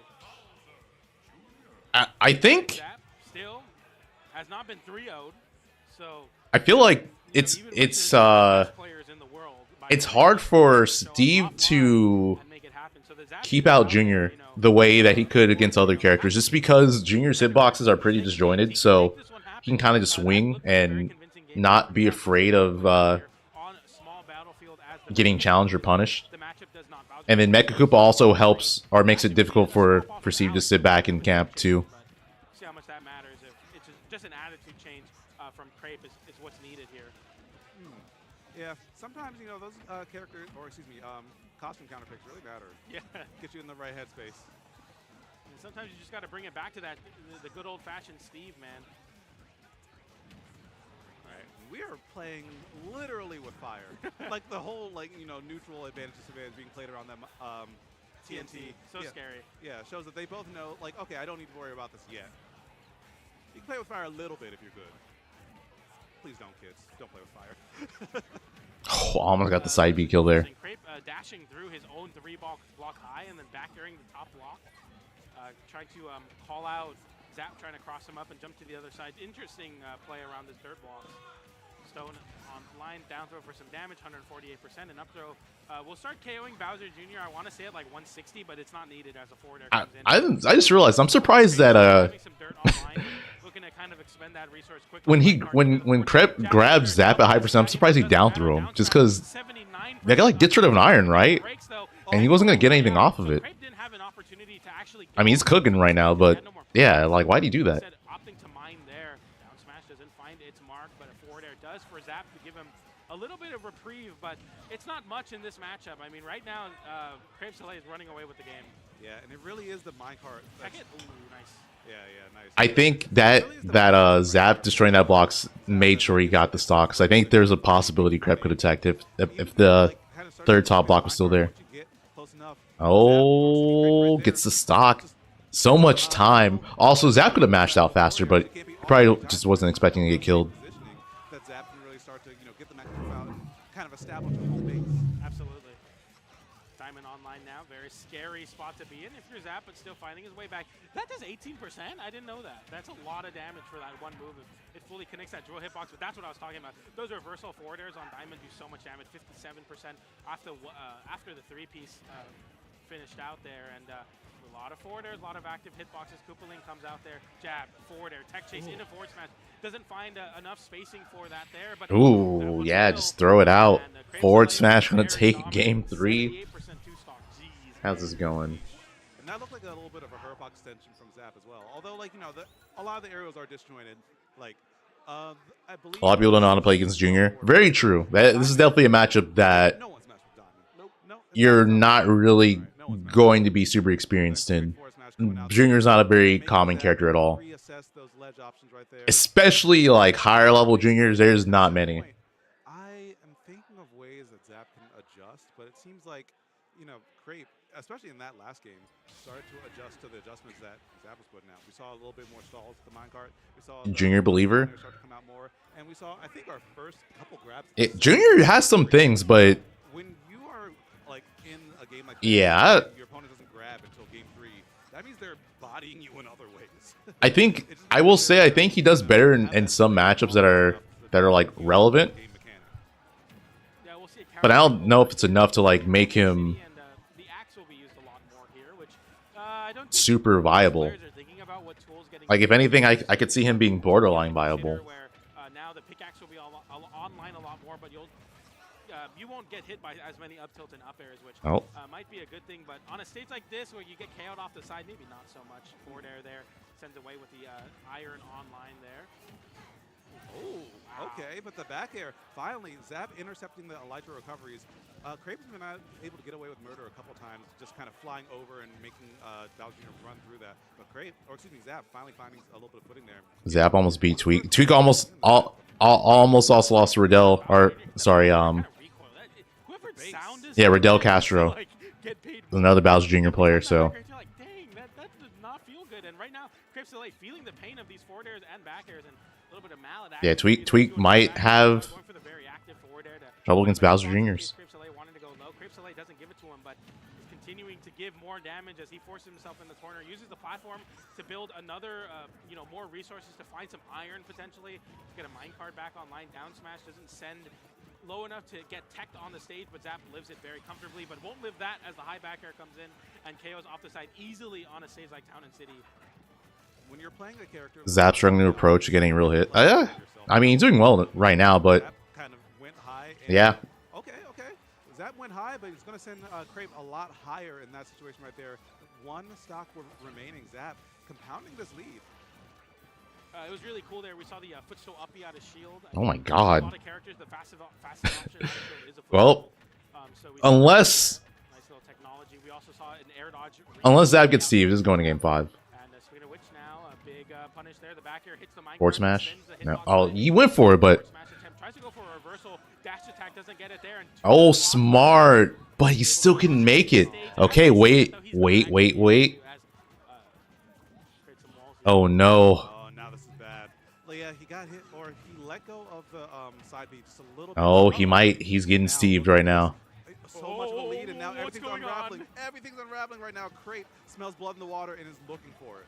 Oh, reversal forward. There's the minecart. Okay, he avoids the minecart, but that minecart Is he dead?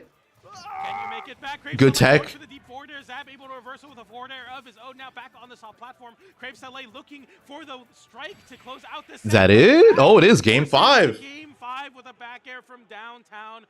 Oh my goodness, Zap has Crave Saleh, the best player in Europe, on game number 5. This All could be right. the upset, PJ. This could be the big. This would be upset. the biggest, like. I wonder what stage I we're don't gonna wanna go. Hear it if Zap's career right now, if he's able to take it over Crave Saleh. Yeah. This is the future of EU Smash. This is the guy right now versus, Zap, and this is a big moment right now for Zap. I just want to note, people are coming into the venue, so we have a clear shot of the venue here with like big puffy coats on. Dude, I brought like thin hoodies. I'm from LA. I just Small battlefield, maybe? I'm like, Oh no. I'm like, Poor guy. That's brutal, huh? Yeah. it's like 30 degrees outside. Yeah. With the wind chill, it feels like 25. Yeah. I'm letting those. Oh no, regular battlefield. Under Armour. Okay. Not like not like Under Armour, but like long thermal stuff. Yeah, Like putting underneath. Like under layers. Yeah. We Yeah, don't I got that under right now, and yeah, otherwise I would be freezing. Yeah. This jacket's fly, but it's not that thick.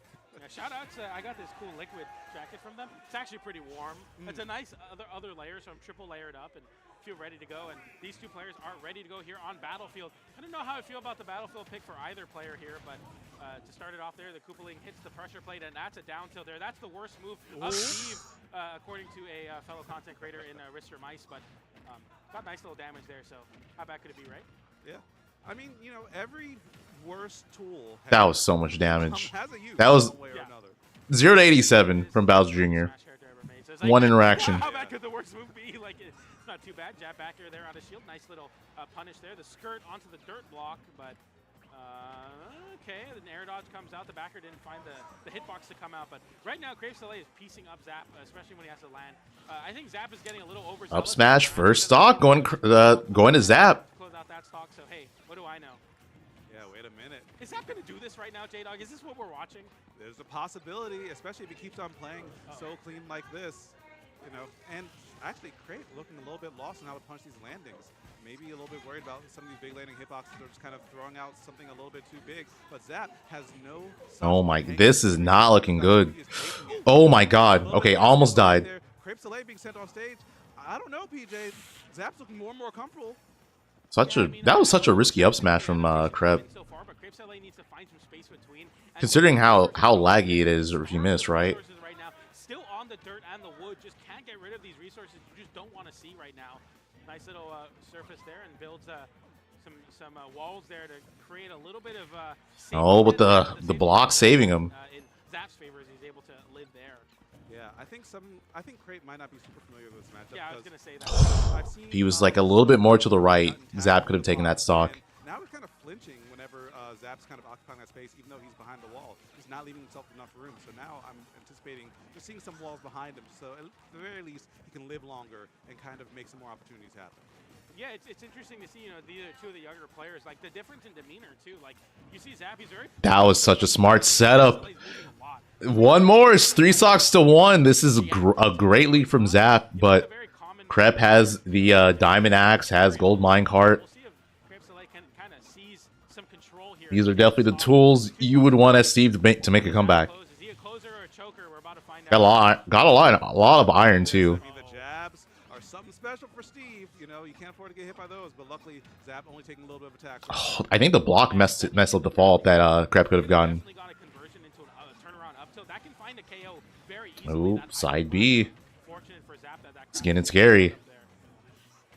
All right, and now Crate getting a punish on the secondary options after the side B from Zap right now. Crate looking for anything to get this kill out as soon as possible. We got diamond tools. He's going to be looking for a forward smash. No, a side B, and it's still getting some space back. But Oh, is that it? Zap takes it. Wow. Zap?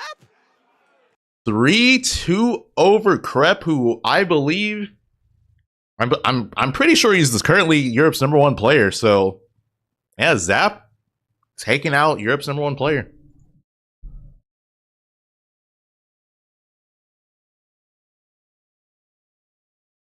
But yeah, good for him. Great adjustment.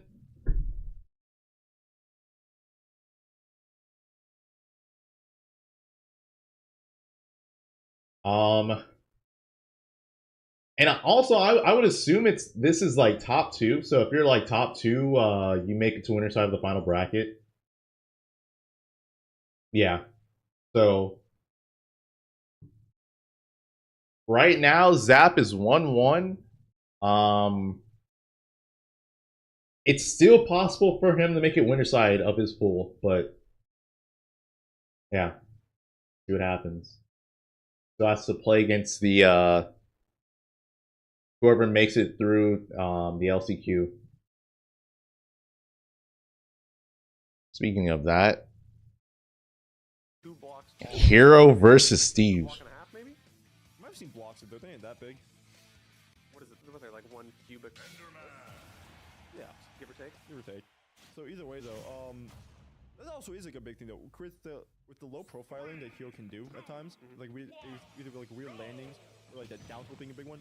Up tilt from Steve may not hit because he starts kind of. Are there any Sonic players in Europe? And even then, I don't think any at the level of Sonics are. Yeah, that's. He took A wrath. the last game, and now it's like, okay, you just have to hold that, I guess. so something that a lot of like the beginning of this. Oh, that's not great for your. You have Psycho? I don't know if you had Psycho. He had both. He had both stacked up. Well, that could be a big. Yeah, he didn't panic there. Didn't go for a down air there. Like a lot of Steve's beginning this game, you're either neutral heavy or you're tech heavy, right? And we haven't since. Yeah, I don't think Pelly's active anymore, right? Combination of both since Yanni. That is just we haven't seen, which is scary because Super Striker. I remember Super Striker. Like Steve. That if he had that, it'd be raps to everybody. But we've seen Yeah, like I haven't heard from Pelly in a while, but yeah, Pelly definitely. I would definitely say Pelly would be among those, but going up in neutral. yeah, just haven't heard much from him. Did it crit? Never punished. You probably have a. Well, I think he's huge.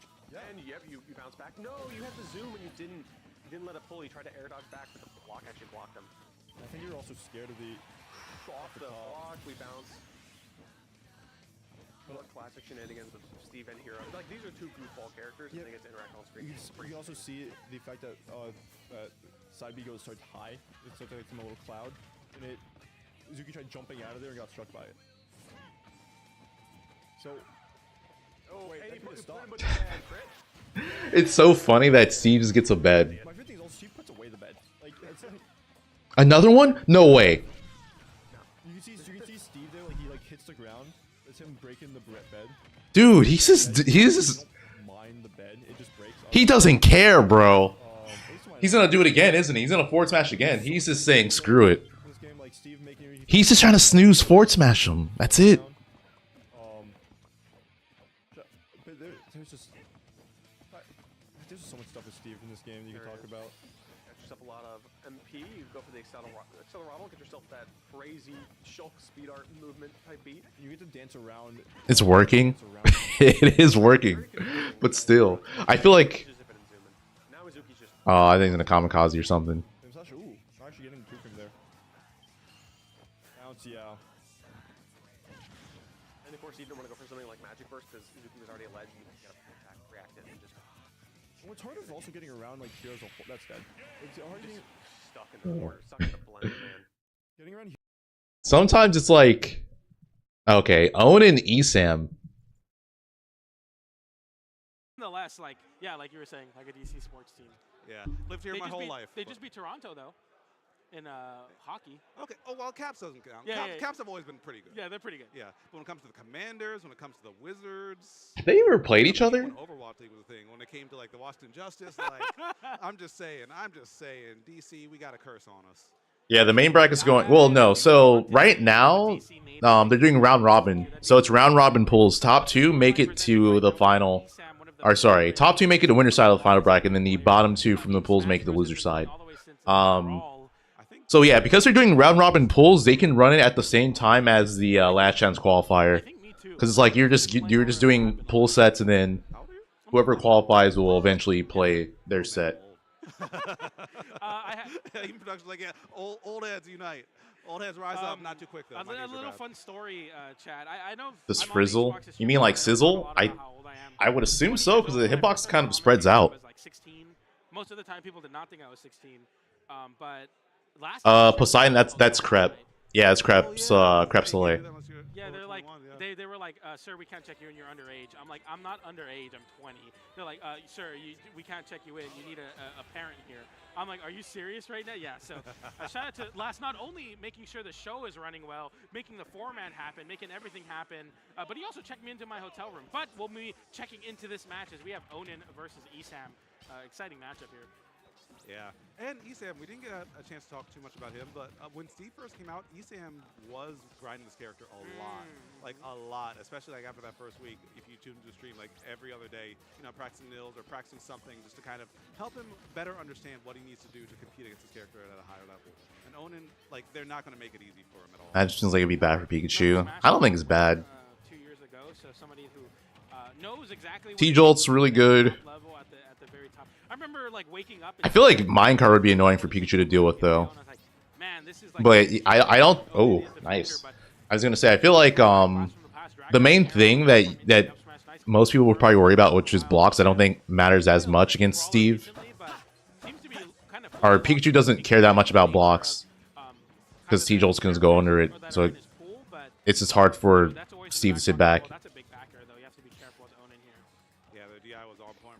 Quick, thanks for the 9 months using Prime. You know, he has an opportunity to just kind of play it safe. You can't play it too safe against Steve because like they're able to just mine resources and eventually get a diamond and create more dangerous situations. But despite that, you can afford to just not be forced to approach, which is pretty nice. Absolutely, nice landing back air there. Get some nice damage here. Tech Chase gets a triple jab. Onin able to SDI out and get the jab of their own. Breaks the crafting table there, and yeah, these T-Jolts are causing a lot of problems because of small battlefield layout. The blocks kind of allow it to be almost like a connection rod. ESAM doesn't do well against Steve, as he's up an entire stock against Onin. That are able to just really cover so much something. I mean, if he doesn't, something shifted. Here as well. Our Onin is not playing well. About to land from Guatemala. Oh, okay, it's down smash.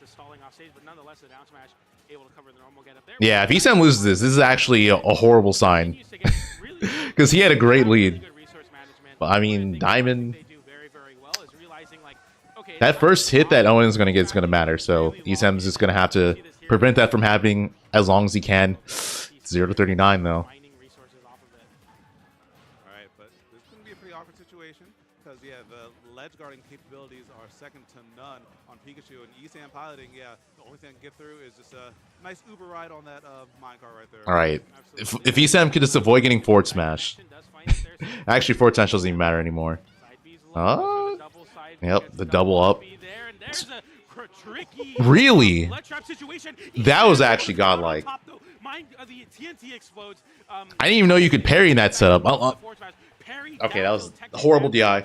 I can't even explain what ESAM did well, because Onin strikes back immediately and continues to fight back. You said, you know what? You think I was gonna say maybe Onin messed it up, because I feel like that should be a guaranteed shield break setup, right?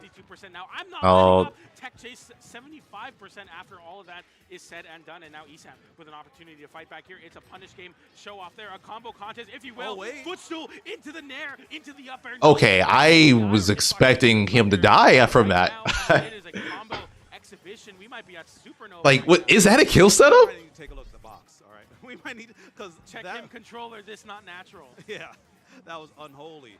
But right now, I'm not seeing any holes in Onin's game plan right now either. Has to retreat a little bit to build up resources, because they know if they get hit, they're going to need that minecart or a anvil to get back safely, and now is going to have to use that diamond. Nice, forward smashes through the blocks, gets rid of the crafting table. ESAM tries to get a read, but nothing doing, and Onin back in the neutral. Shooting these T-Jolts, and that's what I don't know what ESAM was doing in that spot, but he just let Onin get so many resources. Pressure on Onin so that Onin just can't mine infinitely. but that might have been a critical misplay. Like, even though... Oh, he fell out of the forwarder because of the anvil. That's tough. Oh, okay. Oh, That was misinput. That was a misinput, but it worked out. Literally, ESAM is so lucky. He should have lost. Never before seen. That was... he misinputted in one. Got so lucky. He misinputted in one.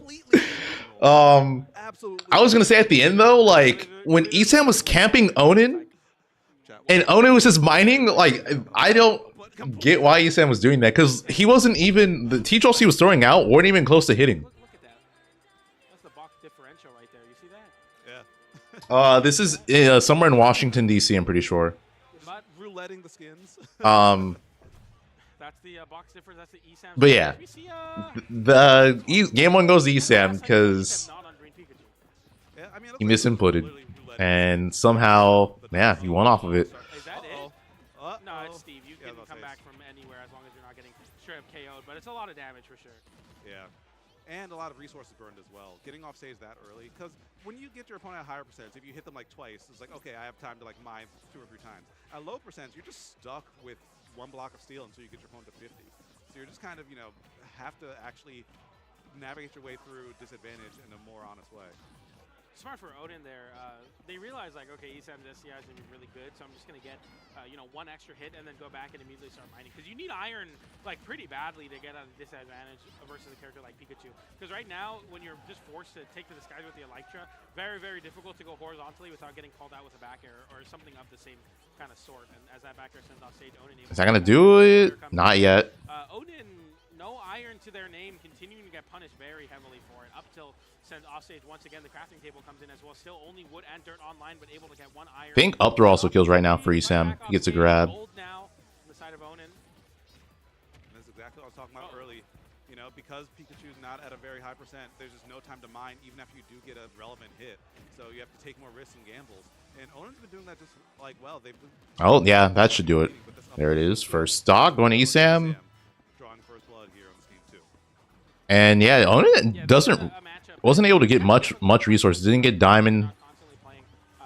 Didn't get gold. Taking a little bit of a break from Smash Bros. Locking in on the college for sure. Recently got his degree, if I'm not mistaken, over there in Guatemala. So shout outs to him. But We love that. Got pushed off. Definitely one that's very, very tough and very, very hard to kind of pin down. It's one of those matchups that you can't intuition your way out of for sure. Pikachu's very particular. You have to have a very strong game plan, and right now ESAM kind of presenting like, okay, whatever prep you did on me, which is something that ESAM talked about, you know, loving the invitational format because ESAM is able to prep. Oh, good foot saw to shield. Great punish. But there, no technology. The other thing too is like Pikachu is really tiny, so it's harder to do it on him. But Steve just has such a short hop that it's, yeah, Steve has one of the best footstools for that reason. Like it's just easier for him to land footstool. That down smash, I was not sure if all the hits were going to connect, but they all did. Much more consistent in this game. Yeah, back here, 111% on ESAM. Or sorry, Quick attacks into the to the anvil, almost dies. Nice quick attack to get back to center stage. Immediately forfeiting center stage away again, knowing that Onin jumped and was able to get a land with a hitbox. But Dash, try to get a dash tag. ESAM just being a bit too aggressive there and was just stock for it. Onin for the first time in this set, having a nice solid lead and continuing to build upon it. That's 5 up airs or 5 upwards. Up smash? No, goes for up throw.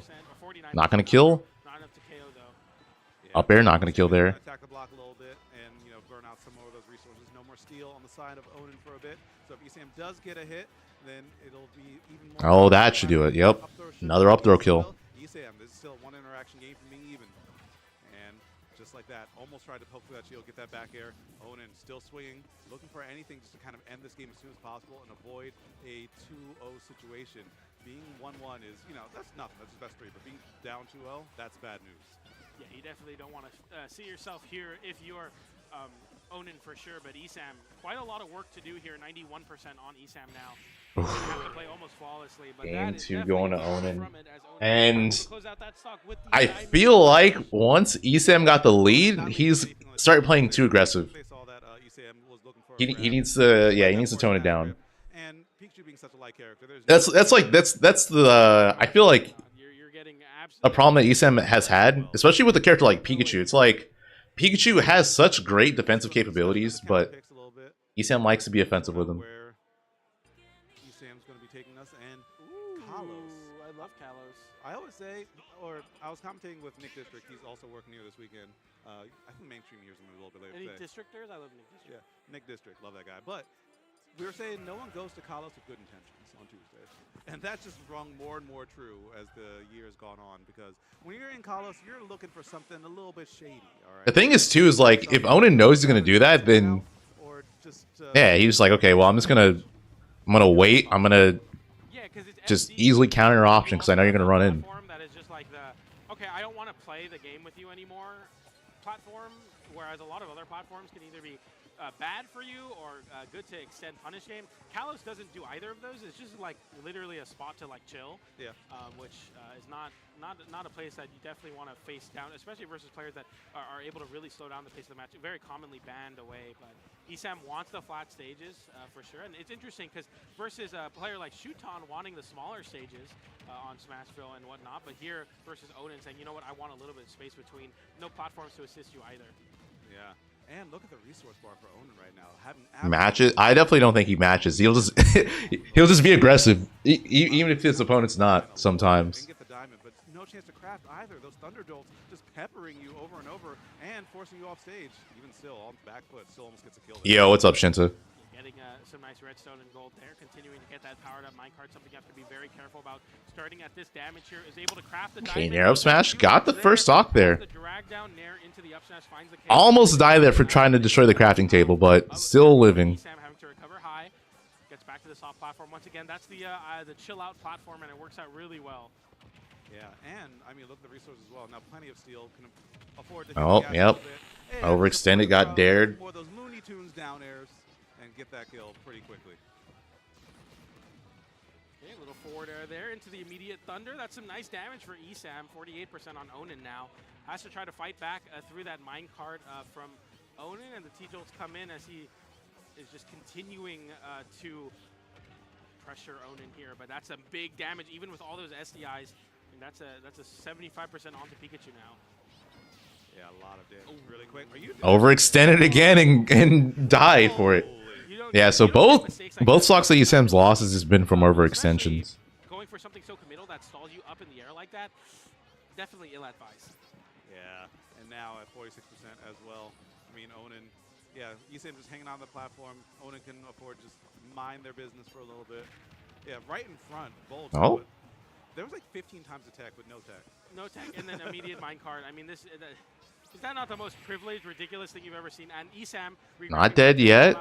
Yeah, that was a really good setup from Onan. The blocks there just make it really hard to or the blocks really limit your recovery, and then it's just easier for Onan to cover what he's gonna do. That's nasty.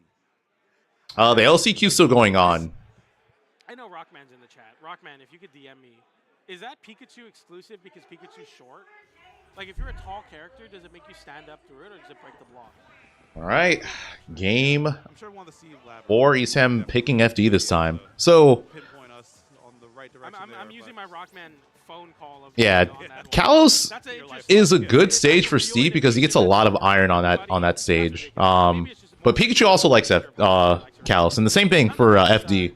Pikachu likes the stage a lot, but this is also a pretty good Steve stage because it's the only stage where when he mines, it's the only stage where when he mines, he uses an actual shovel, so he doesn't damage any of his other tools. FD is one of those counter picks where you have to be confident in your own skills, because if you go there, you know, it's equal opportunity for you to get got rather than get the get. You know what I mean? Yeah, exactly. You get it? Yeah, no, I get it. I get it. Yeah. I got you. Minecart takes first stock. Redstone there is going to give Onan not only a KO, but also a star KO and also a diamond. So that's a lot of big resources. Down smash? No. ESAM looking to find a way to even up the damage there. 79% now, and Onan spending the last 3 iron on that 3 high wall, and yeah, getting so many resources. Look at all those resources. Yeah, I think that was a good investment. Oh, the down tilt. That's the worst Steve move, by the way. Every time I'm going to say that. But no, it's really good at covering. I'm surprised that would be hitbox hit ESAM there. Now Onan getting a little bit more comfortable, looking for more of these forward smashes. Just trying to compound this lead while they have Diamond online. Okay, Anvil there. ESAM taking quite a bit of shield pressure there. Cave of Life, welcome back. All right. No Resting text. on their laurels a little bit too much right there. ESAM's going to just kind of let you know, hey, we're still playing an interactive game. There's still 2 players. You can't just hang out and mind your business all day. It's actually 3 players. It's Steve, Pikachu, and T-Jolt. Yeah. Shout out to T-Jolt, the hidden third option. A lot of that from ESAM as a way to counteract a lot of those. Okay, good space and not get punished. If he had drifted in, he would definitely have gotten footstool dared. That's a good name for it. I think it's apt. You just kind of sit there and tech everything, or you live forever in there. Oh, Cave of Life is the Zelda. On the Zelda Temple, Hyrule Castle, like the bottom. Yeah. That's the Cave of Life. Down throw? No, goes for up throw. Not going to kill. Especially not on FD here. 148% now on Onan. ESAM, I mean, this is a brutal. Like, this is really, really, like, mentally tough. Bear's going to take it there. Yep. Forward air will find the KO, but now Onan is going to be able to immediately mine Diamond. ESAM not in positioning to push Onan off the crafting, and now some Nair loops potentially up tilt into 1. That's 2. Can we get 3? That's 3. Down throw. And goes for the up air bridges here. A little Okay, good damage. 0 to 72. Might have been full because of no platform. That could have been his stock. That was a... Yeah, that Thunder option he did was so risky, but doesn't get punished for it. Successfully reversal off the ledge as well with the forwarder keeping ESAM in check.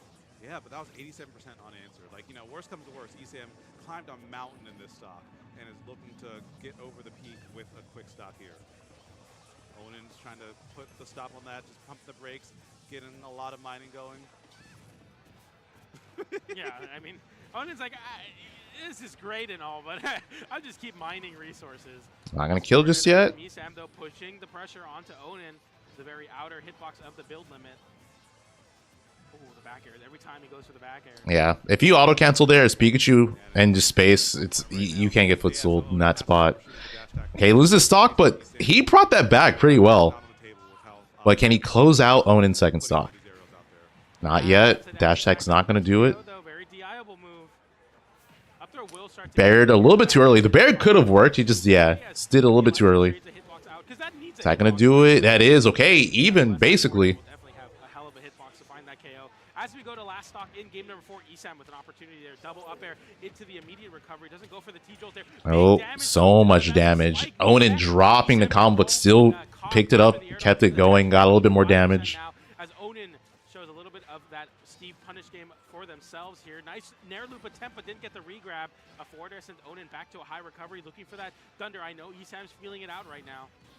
Oh no, that's so bad. Yeah, ESAM needed that bad right now. And now you're on the ledge, and you have to get through Onan. A bold roll right there from ESAM, and he's showing that he's still alive. Onan's just going to coast right through, and they're just going to land center stage after the mine cart. But look at the resources right now, PJ. Only one. Oh, block saved him, but block is not going to save him that time. 3-1 Onan.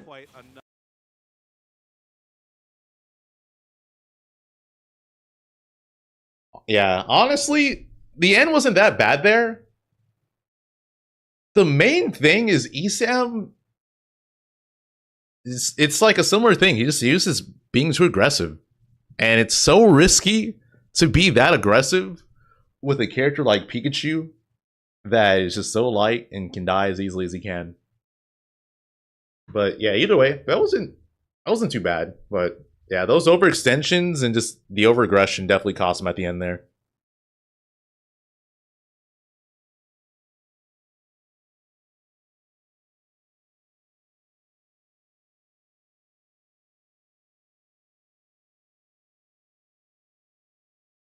He's not gonna want. Yeah, if he was a, I think too. Like, it's not even about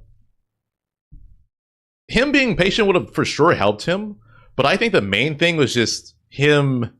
He just needs to pick his spots a little bit more better, like a little bit better. There are some positions where the risk reward of him going in that particular spot didn't make any sense.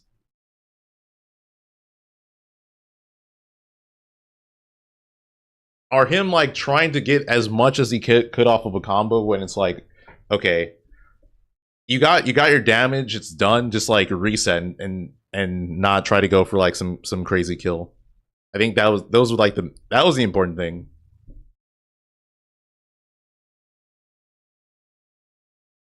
Thunder, yeah.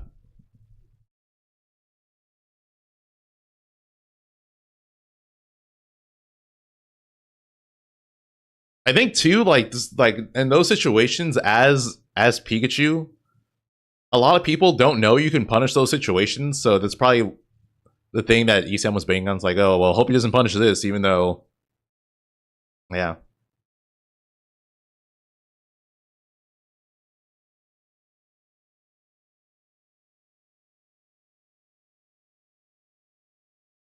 Also, campy game, high level, you have to camp.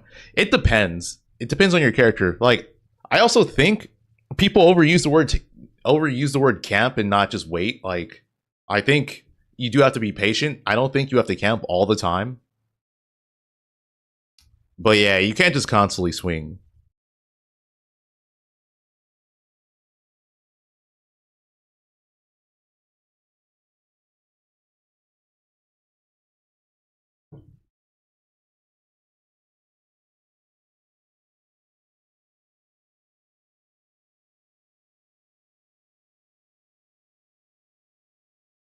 No one's out. Yeah, no one's out if they're in the actual Coinbox event.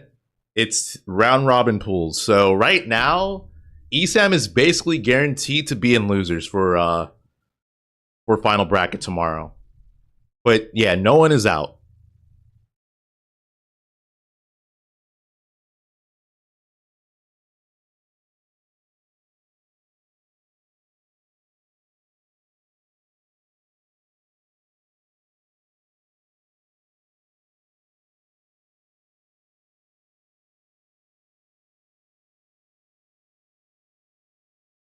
Okay, we're on break.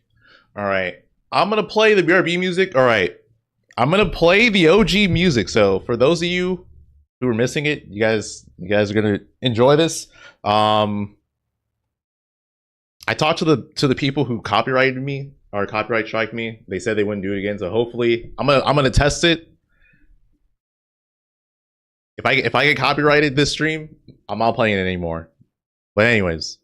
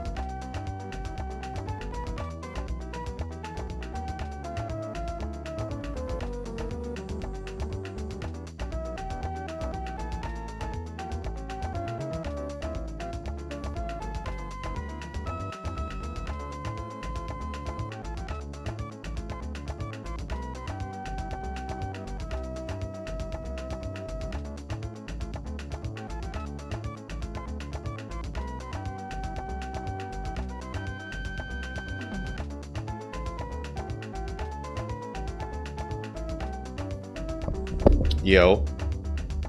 Riddles versus Brujo.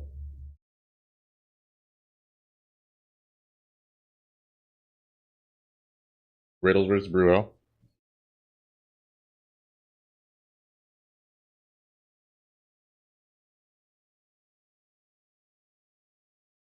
Zach, copyright. Okay, so I guess basically there's been like someone who's been falsely copyright claiming my streams on YouTube when I play Palm Tree Panic.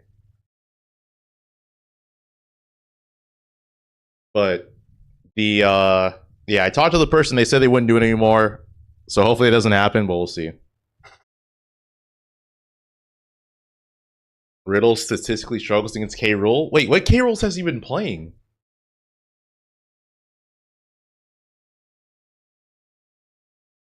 Yeah, also, I'm guessing Riddles is going to go Terry. I feel like he's been enjoying Terry more. So I don't know if we're going to see Kazuya.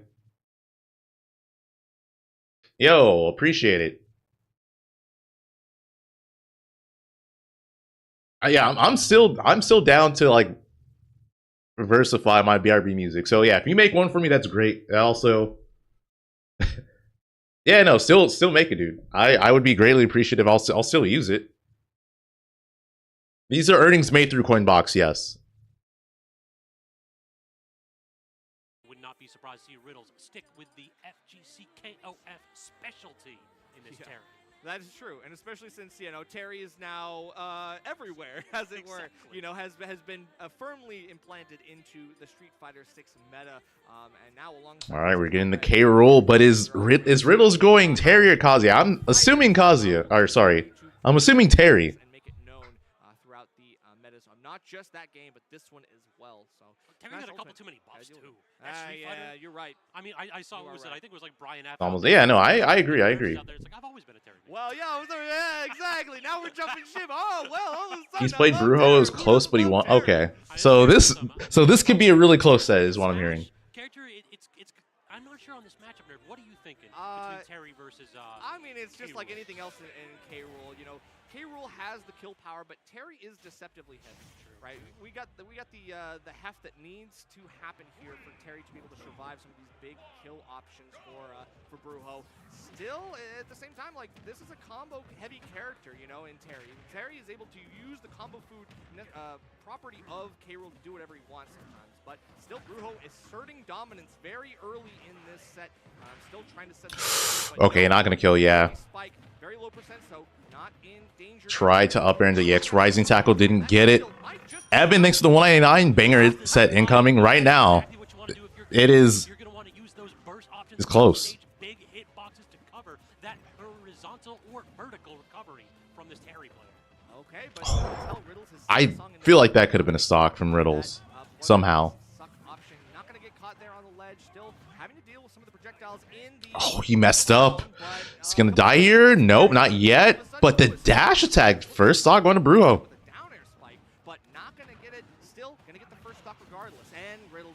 Burning Knuckle takes it even.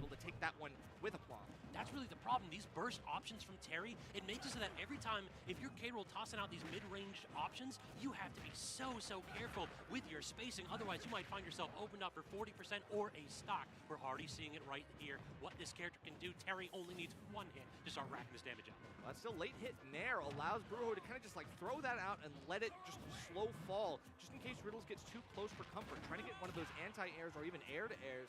Brujo so far has been. You're normally a Riddles fan, but as a New Englander, you gotta say Brujo. I feel like the other thing is K. Rool, right? Or potentially win advantage as well. Brujo is making this so hard for Riddles to get anything started, and for good DI out of that, but okay, doesn't punish the landing, but still hits him.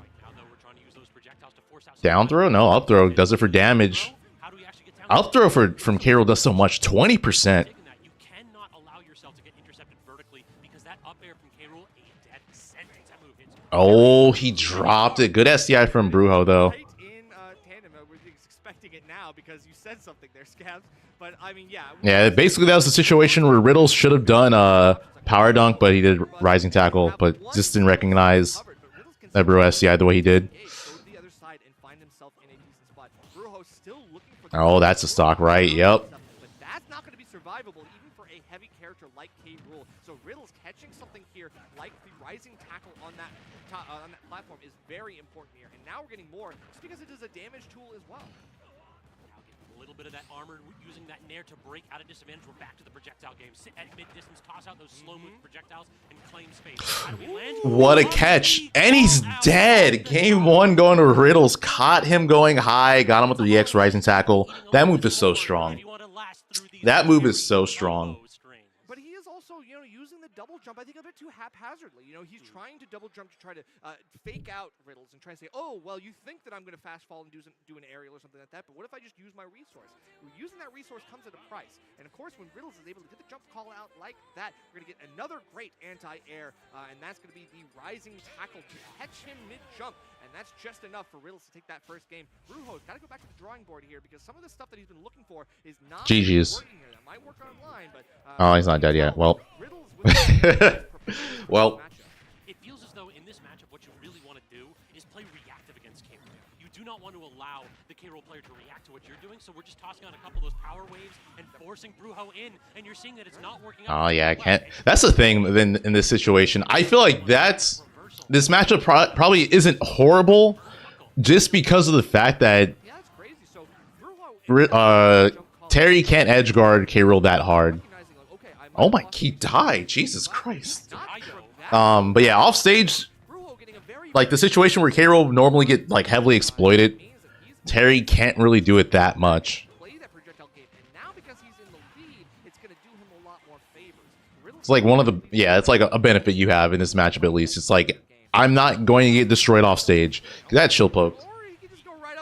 Just keep tapping. Just keep knocking on that door. Eventually, they're going to open it up a little bit of a crack right there. I'm not sure if that was a poke or Brujo was trying to get something aggressive out. Either way, not working out. Up though for 20 damage and a little bit more change with his forward air into the dash attack. These extensions from Brujo are so look at the aggression.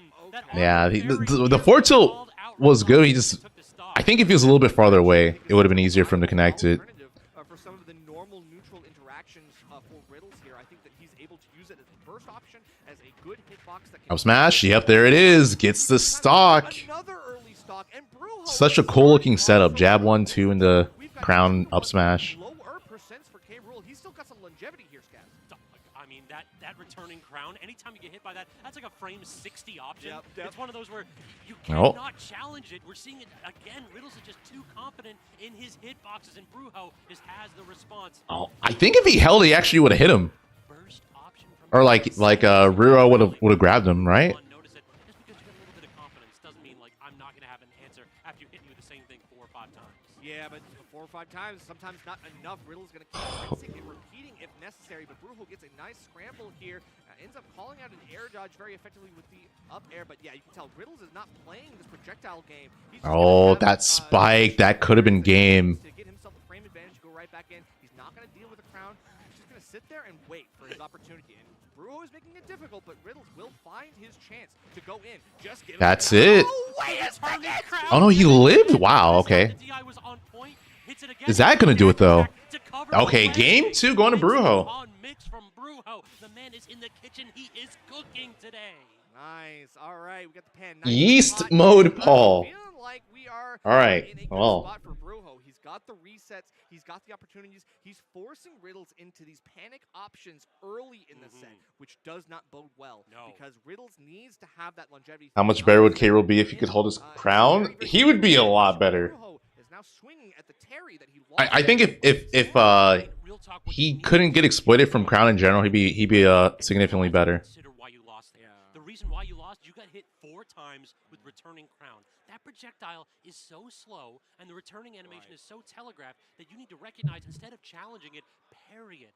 Walk forward, shield, drop shield, and get the parry on it, or jump over it, or run up and grab the K. Rool. You cannot be trying to toss out these aggressive hitboxes. Terry's grab game, not the best in the FGC staff, but you've got to use what tools you have available here. It's true, but he is fishing for the parries, as I mentioned. You know, he's trying to do the quick shielding, the dash shielding, but it's always like the follow-up, it's the returning grind. He sometimes gets a little bit tunnel vision, so okay, well, You know, if shielded this out, it should be no problem. But the returning crown is a different thing, and sometimes if you let your guard down, it can be a real issue. But we're taking it to Town and City, which is a longer stage with close blast zones on the sides. This is Dead? No, not yet. That was close, though. 105, K-Rool is already in danger of dying here off the side to the burn knuckle, and we can tell that that's the MO for Riddles right now. Just take him off the side and try to get an early kill. Negate the heft that K-Rool is bringing to the table. But we're seeing already that K-Rool Bear takes it. That looked like it barely killed there. Forward air. Could not get a combo starter, and finally Riddles managed to land that back air. How do you actually get rid of this stock though? I really don't know, because at 82%, you still got more work to do. Like 24% is already starting to rack up as well. We're getting another burn knuckle. Great combos and conversions here from Riddles. He's starting to rinse and repeat again. He's starting to build on the things that are working. You know, you can tell. Up smash doesn't get the punish. That for sure could have been up smash, and I'm surprised he didn't just back throw immediately. Will kill off the side very early here on TNC. Nice, gets forward tilt, low angled forward tilt. Out of this area, all of a sudden the angle on that down tilt, perfect positioning. Definitely, but the jump round still gonna be good. This time, Hard Dog not doing it. Able to muscle his way through and not worry about the returning crown. That's a way for Riddles to kind of bypass that inevitable punish. And now we do it with the grab and the throw as well, using the iframe so effectively. Riddles is prepared for this one in game number 3. So far, so good. Lots of pressure. Shield on the poked. as well. We can force out a shield poke or potentially a break if we look for something. But at 0%, we're not going to have the power geyser and some of the bigger options that we need. So we still have to back off when necessary. You cannot go too hard. Otherwise, it will create a vulnerability. Great call out on the standard get up with the dash. Oh my, he went deep for that. Very nearly. But like for no reason either. He didn't have to go that ham. Well, No, yeah, not a second time. grab him, caught him holding down. Bear, yep, try to go for it. Managed to make his way on. Oh, that's not gonna do it. Wasn't able to up smash. Here with the up air reversed as well, trying to get the DI mix up, but not gonna happen here on TNC high ceiling, so still not a great option. What a roll. Almost enough, but we got the go moves too. Down throw into up tilt.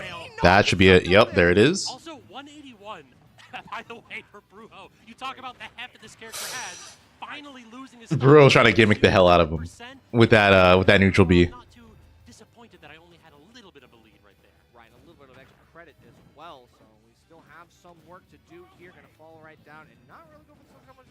I appreciate that Brujo is trying to look for any kind of cheese option to try to mess with Riddles, but Riddles is patient as ever. The crown is on the ground, though. No, Riddles didn't pick it up. I thought he was going to try to get a landing air to grab that crown. That is a transcendent projectile. You want to grab that and take that option away from K-Rool. Does get the inhale, fires him off stage. Into the Oh, he has no jump. Crack shoot. I feel like Brujo's has not been able. Oh, is that going to do it? That is. Game 3 going to Brujo. I was going to say Now you can tell Riddles starting to Brujo's been struggling to space around crack shoot, but able to get the punish there and close out game 2. 2-1. 2-1 Brujo. And sometimes you got to keep with your cards close to the chest. With K-Rool. Unfortunately, Brujo is going to wait for that option and had the patience necessary to capitalize. So another game win for him. And Riddles, what do? Do we go to Kazuya? No, we stick with the Terry. It's going to be interesting to see what happens in game 4 because that was Riddles' game to win, but Brujo slowly but surely brought it back. And we're back to this. All right, back I think this is one of to town. The platforms are just giving so much tricky options in the corner. You saw it time and time again where Brujo was able to get out of the corner and use these platforms to his advantage. Use the edge to his advantage, very nearly landing that down air too. He get that off the burn knuckle as well. Back air going to be the ultimate option, the catch-all. And now we get some quick resets into. I'm surprised he didn't power geyser that, right? That could have been power geyser. Just for damage at least. Oh, there it is. Gets the kill off of it too. For it to happen, and yeah, the DI is not helping Brujo there, but the power geyser comes out clean, and that's just enough for Riddles to take it off that platform. I mean, even beyond the DI. Oh, that's a punish. Yep, that is a punish. Down tilt, bury into the down smash. EZ combo confirmed at that percentage as well. Like that bury lasts forever. Still, you can tell Brujo trying to shark a little bit more. Giving a lot of respect to the returning crown this time. Riddle's not going to be playing that game, but the armor is so detrimental for Terry. He's a combo character. He needs his hit control. The armor makes it so much harder. And oh my god. What are you going for, dude? bro? Like, you are crazy for that. I was gonna say too, like Riddles had the punish. He just messed up. Gonna crack shooter, burn knuckle out of the corner. No, I'm not gonna let it happen. Here comes the giant fish. He's just waiting for it. Like, bro, he's just waiting. Oh, how's he come back? Oh, this angles it, but dash attack. One more and Brujo takes it. Big. That would be a huge upset. But Riddles answering back with the burning knuckle. Yeah, and this is a do or die situation here for Riddles. You do not want I feel like Riddles doesn't know how punishable Crown is in certain spots, because the one he parried, you could have just grabbed him. Oh, this might be GG's. Oh, wait. He doesn't have a go either at the moment. Yo, why? And that is the time for Brujo to recognize that he could nip this in the bud immediately. Still not going to get confirmed into the rising tackle, so we still have more work to do. The platforms making it harder for Riddles to get out of this one. He's got the berry, he's got the dash attack, and that's going to be it. Riddles. Call this man thickness with the quickness, using that big body. I was expecting it to end. Like, I'm like, okay, he's going to dare and kill him. But then he did another dare. I'm like, okay, he's going to kill him off this dare. And then he grabbed him. And I'm just like, why did he do all that?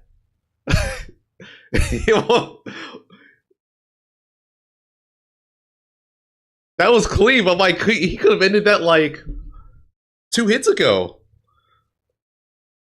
God damn.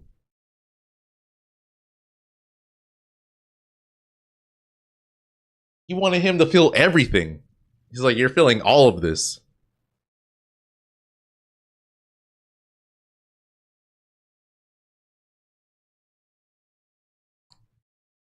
Yo, Yeast Mode Paul playing flashing Mach Punch? My kind of player. Just send a message. This is definitely sending a message. Said, I am here.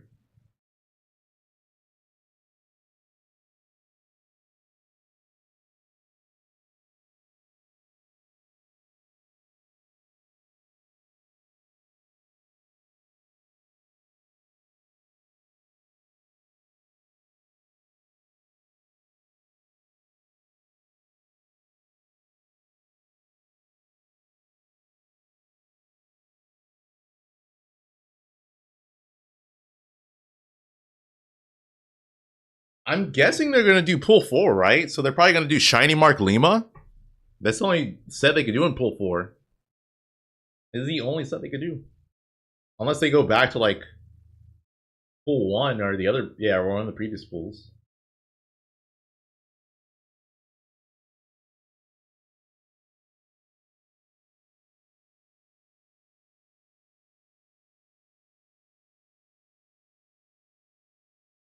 Yeast Mode Paul better be a baker. He's baking these combos.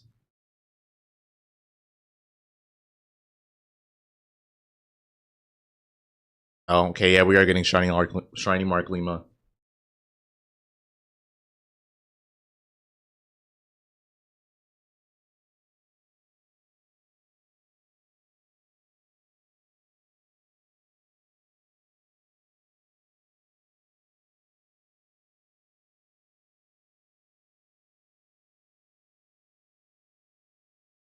Seeing double, dude. These two people, I was like, are they related?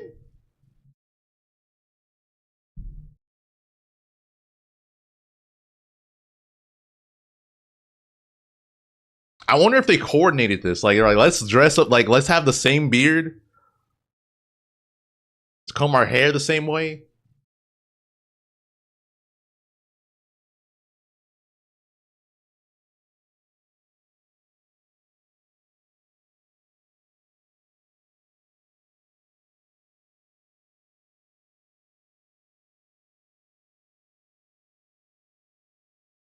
They gotta at least be brothers. They have to be like in some, like, have to have some similarities, share some DNA in some way.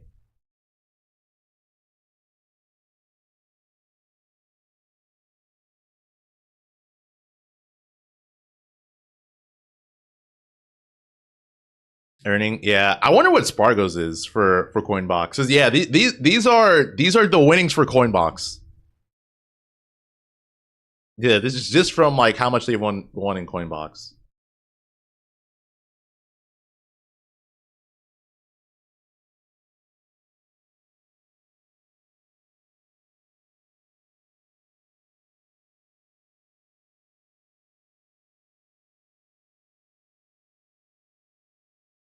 Yo, that's savage. Sonic's bracket even his grand finals. Damn, bro. It's not like Sonix has won events. He just hasn't won. He just hasn't won a major this year, and he's won in the previous years. So it's not like he's never done it. Yeah, he's just had a dry spell for major wins this year.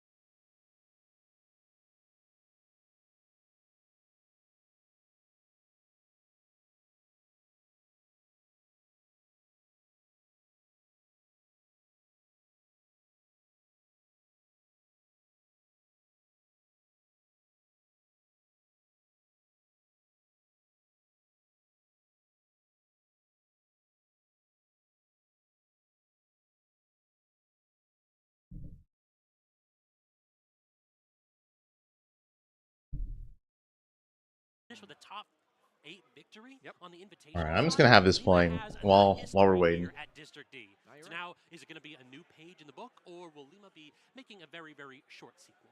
It's hard to say. Lima has always been a terror of the East Coast, especially since he is now firmly on the East Coast. Has been to many tournaments here and elsewhere. Sonix is mean to you when you're in his chat. What did you do to him? What is he doing? Is he taking? What did you say to him? He's like, hey, look at the venue. He's taking. Okay, cool. I appreciate it. We're just doing the button check, so it's no worries. But Lima and definitely taken aback by the energy of the venue. We'll have to see what happens when these two actually get to scrapping.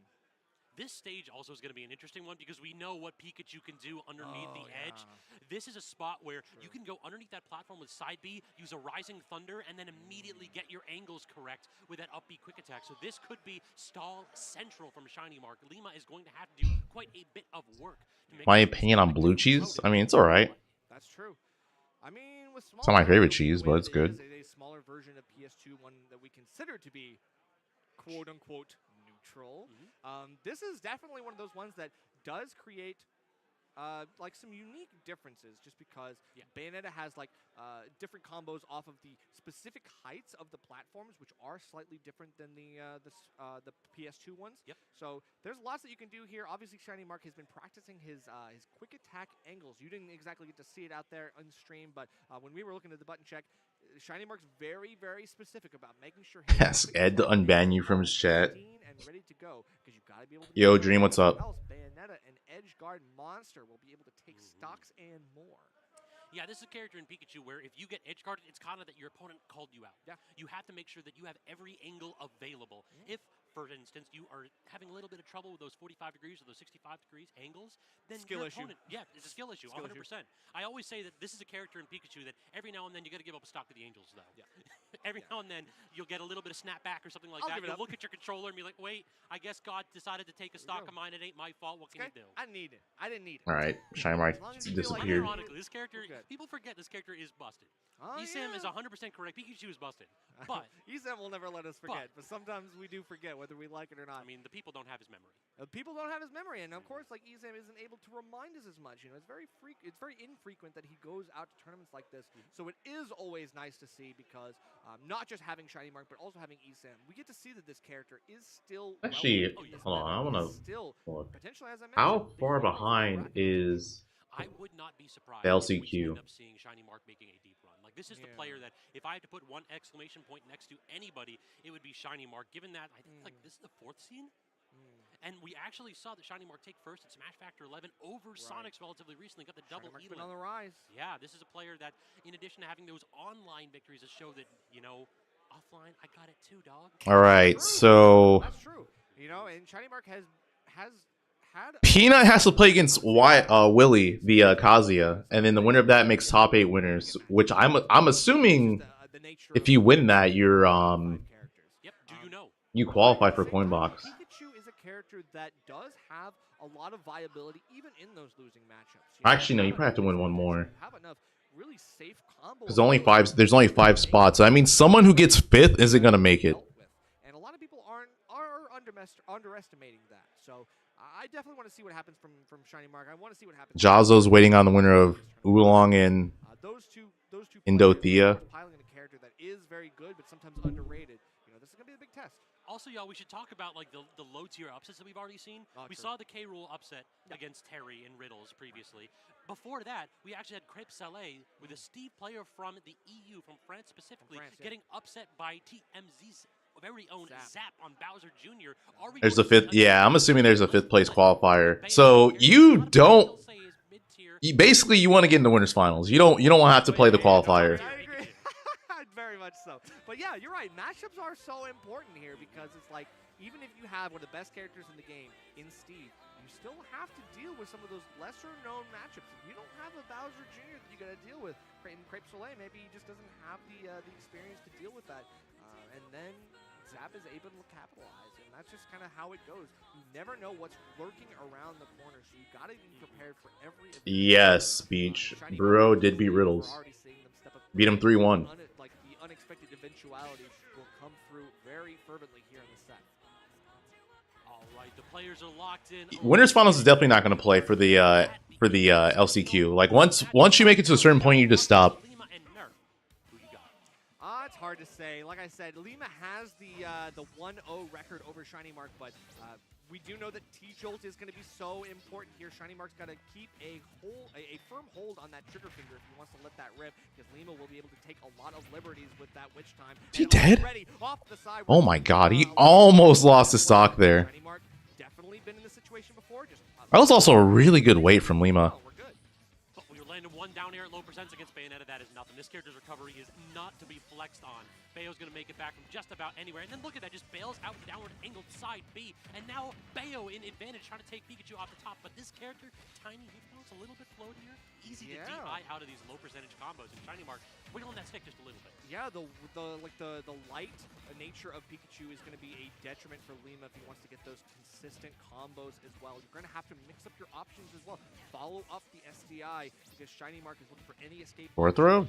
Yep. Platform, cancel, reset on the quick attack as well. And yeah, Lima finding it very difficult to actually pin down Shinymark on ledge. This is going to be a game of edge guards, and I think that Shinymark is already setting himself up with a great resource.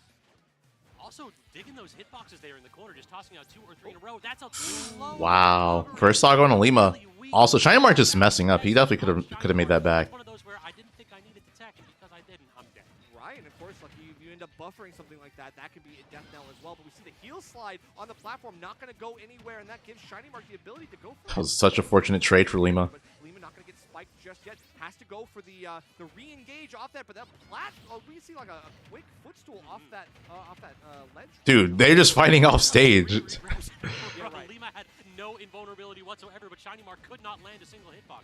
Good little tomahawk grab, toss him off stage one more time.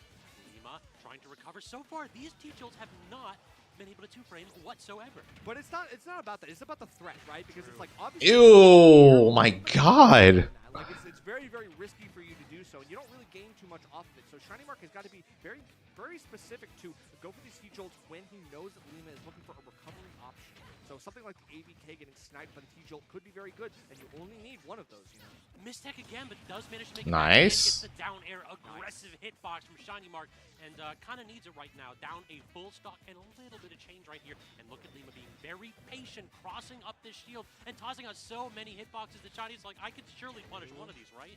No. Exactly, but Lima getting a lot of resets here on the ledge, not really perturbed by anything Shinymark is throwing out. Still very eagerly looking for more reversal opportunities. This could be what he needs. Trying to recover low and actually gets a cross up. Yeah, that's one thing that Lima can't really challenge particularly well. It does not have the mobility to chase that deep. Okay, but we get a forward air, and now we get nice reverse up air as well. That strings into itself super nicely. So Shinymark getting an early spike as well. But oh yeah, Lima burned his double jump. We're getting nothing after that, so yeah, you can tell. If you're wondering what happened, he burned his double jump. That's why. Shinymark wants to throw out something, but Lima got a little bit too greedy there, and you can tell that Lima's just looking for any escape option. interaction. Shinymark's not handing it to him. I had to crack up right there with Shinymark. Just tries to get the grab. Lima retreats the platform. Shinymark just, all right, I'll chase you off there.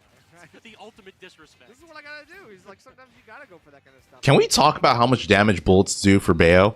In the early part, That does so much percent. I definitely expected Shinymark Like, even uncharged, it just does a ridiculous amount of percent. a lot of Lima's edge guards, but we need to see how Lima reacts. How is the counterplay going to go throughout this set? Bats within. Needed that Bats to survive. And wow, game one going to Lima. Bats within saving him. You did not know Bats within is frame one, so it just makes it that much easier for Bayo to fall out of your combos. You know, it's like that kind of stuff can be Like what happened there. very important for Lima to secure some early unexpected kills. Because Shinymark, you know, you make one wrong mistake on the DI angle, and any of those mix-ups could be extremely volatile in this set. Bayonetta has the kill power we've already seen in things like the back air. Can struggle to kill sometimes, but on Pikachu, I feel like that's less of an issue. Back to small battlefield. What do you think, Scabs? It feels as though this is a stage that we're going to be seeing quite a bit of in this set. Like, both characters do really, really well here, and I've seen them counterpick it a couple times against each other in those coin boxes online.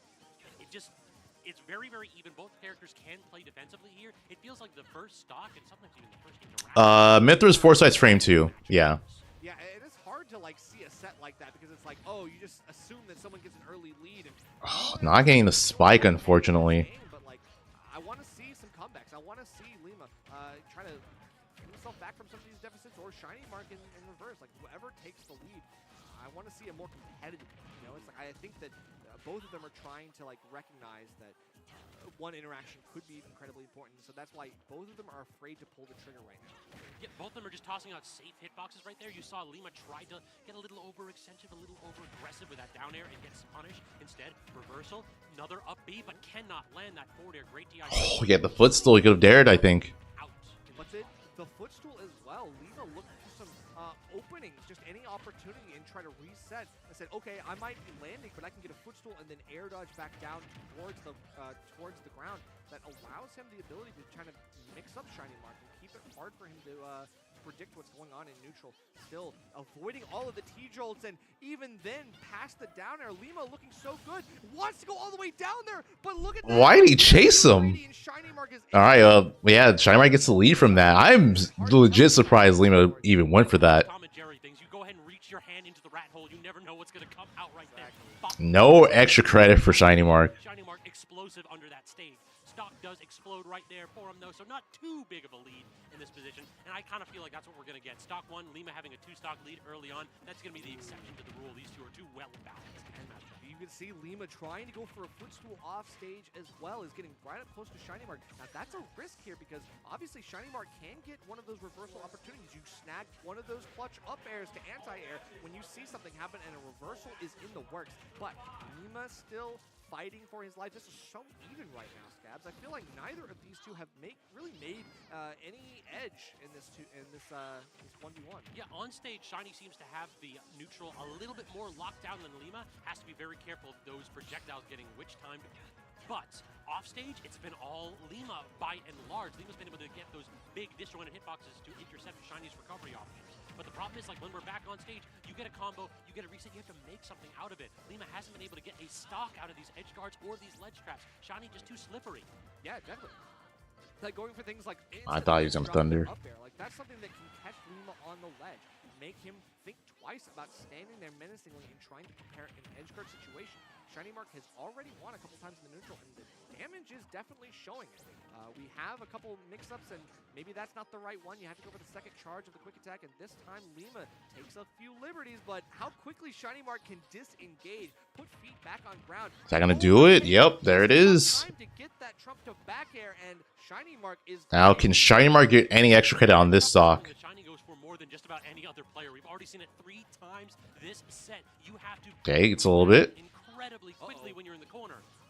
Quick reset as well, gets right back to ledge and resets himself. So now we've got more damage. The ABK angle down is going to be enough to kind of deal with Shinymark's aggression, but Lima still has yet to pull the trigger in a meaningful way. We got to get That was such a good catch. My God, that was so smart from Lima. Blast zone and dealing the death blow. That's just enough. And now we're still fighting in this. Nice. That is, I mean, that's just, Confidence from Lima right there. I'm digging it. Quick Attack is very easy to parry if you know the timing. Lima hounding Shinymark off stage yet again. Oh! I think actually Lima saved saved him Shiny there. a little bit. I think the angle, I think there was just enough distance where the quick attack probably would have gotten back. You just have to call out the angle, but Lima did get him closer and closer to the ledge, so didn't do himself any favors. But Shinymark looking for a grab, or like a half-stage run-up grab. Maybe a little bit too tunnel-visioned here, but we still got chances. The short stature of this Pikachu is also making it hell for Lima to get approach options 2 or 3 times in a row. Shinymark, I don't know if he's purposefully crouching underneath Lima's options, but this side B just hasn't been particularly effective in the air as an approach tool in neutral. Well, what's interesting is that his spot dodge also kind of shrinks him down a little bit. So in the end of it, he's still hurtbox shrunk. He's still able to kind of Oh, nice. Good reaction. right out of the And that was guaranteed. Down 2 is really negative on shield. Negative enough for Pikachu to up smash it. This is still going on.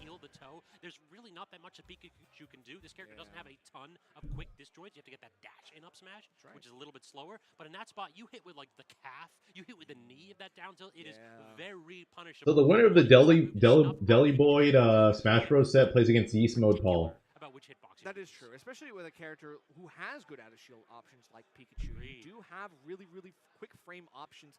Maybe on some other character you can get away with that kind of misspaced option, but yeah, ABK, when you hit that and you're just above the opponent, that's not much you can do against Pikachu. You know, Pikachu will. Honestly, this bracket looks great for Syrup. I feel like be careful here because one of those well-spaced. there's a very good chance he makes the LCQ through winners.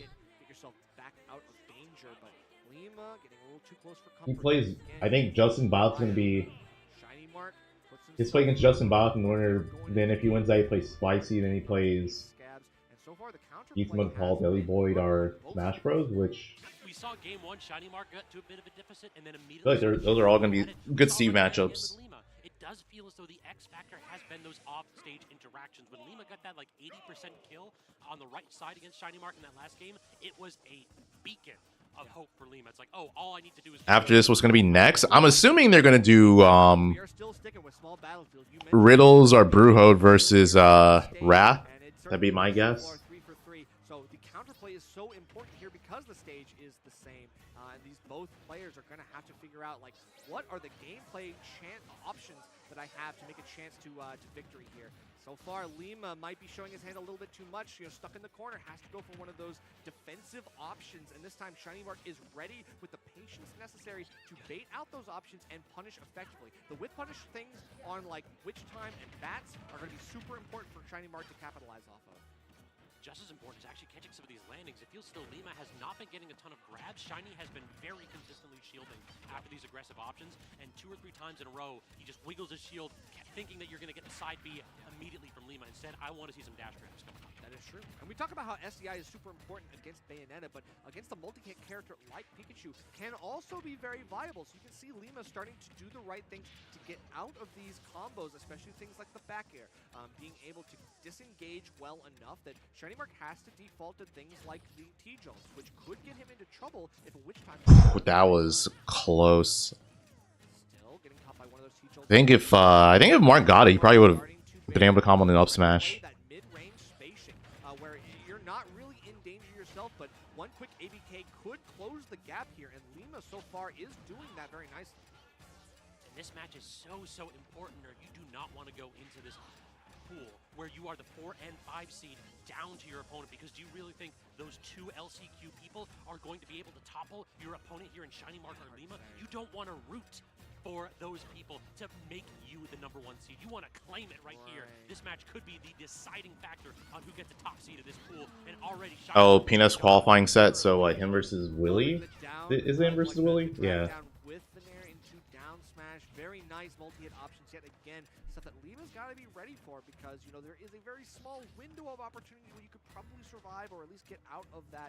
But Shinymark not going to let that happen at all. He's wiggling the shield upwards to avoid a poke when he knows his shield is slightly smaller, especially for things like ABK angled up could poke even a small character like Pikachu.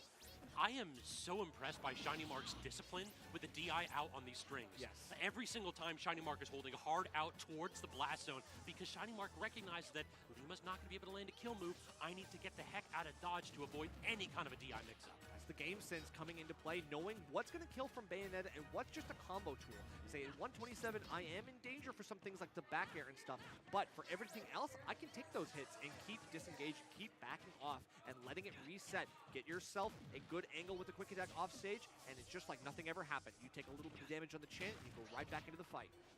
Actually missed a tech on that platform, but Lima couldn't capitalize with the slide off. Shinymark's defense has been ironclad so far, just using these low risk to no risk options like T-Jolt and those up Bs. And so far, Lima unable to land any kind of a strong hit. Mark's just doing such a good job of not overextending.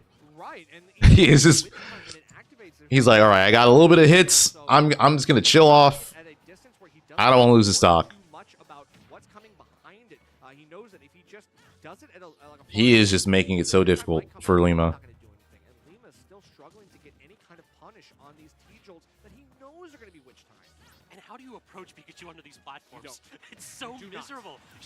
That's, yeah, it takes it. By doing so little. We go to Yeah, and we play defensively, we react to our opponent's options, and then eventually Lima Shinymark's just so good at being patient. He is great at not overextending.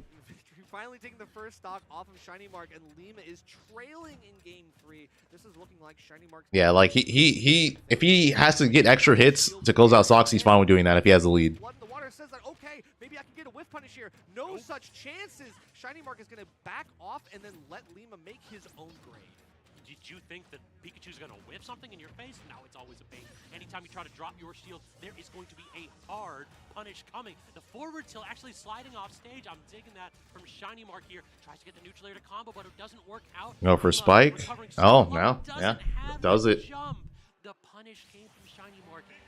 This is looking a little bit... Oh my god, Oolong's getting cooked. Yeah, it's really hard to say. You know, Lima kind of like looking up to the skies for some motivation, potentially. Shinymark had his number in that game. You know, again, it was the quick early lead. What does it mean to overextend? Basically, if you're, like, let's say you're comboing someone, right? Or you're in an advantage. And then you put yourself in a spot where you're getting hits and you try to go for an extra hit that you shouldn't be going for and you get punished for. That's overextending. Grouper, thanks for the 47 months.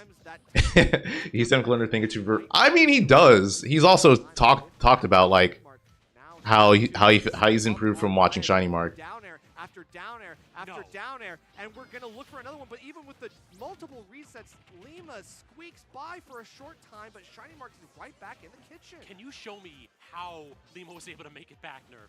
No. I have no idea. Every other player in this venue out and around can intercept it by that. Only a really good Bayonetta player will be able to conserve the resources necessary to save himself there, because Shinymark was putting up a hell of defense.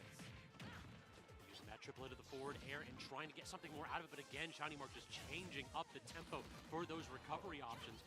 Now, nice forward air, another edge trap situation. T-Jolt's out and goes for the standard get-up coverage with that forward smash. I dig it, not getting too much out of it, but we just getting a reset. That's fine. That's true.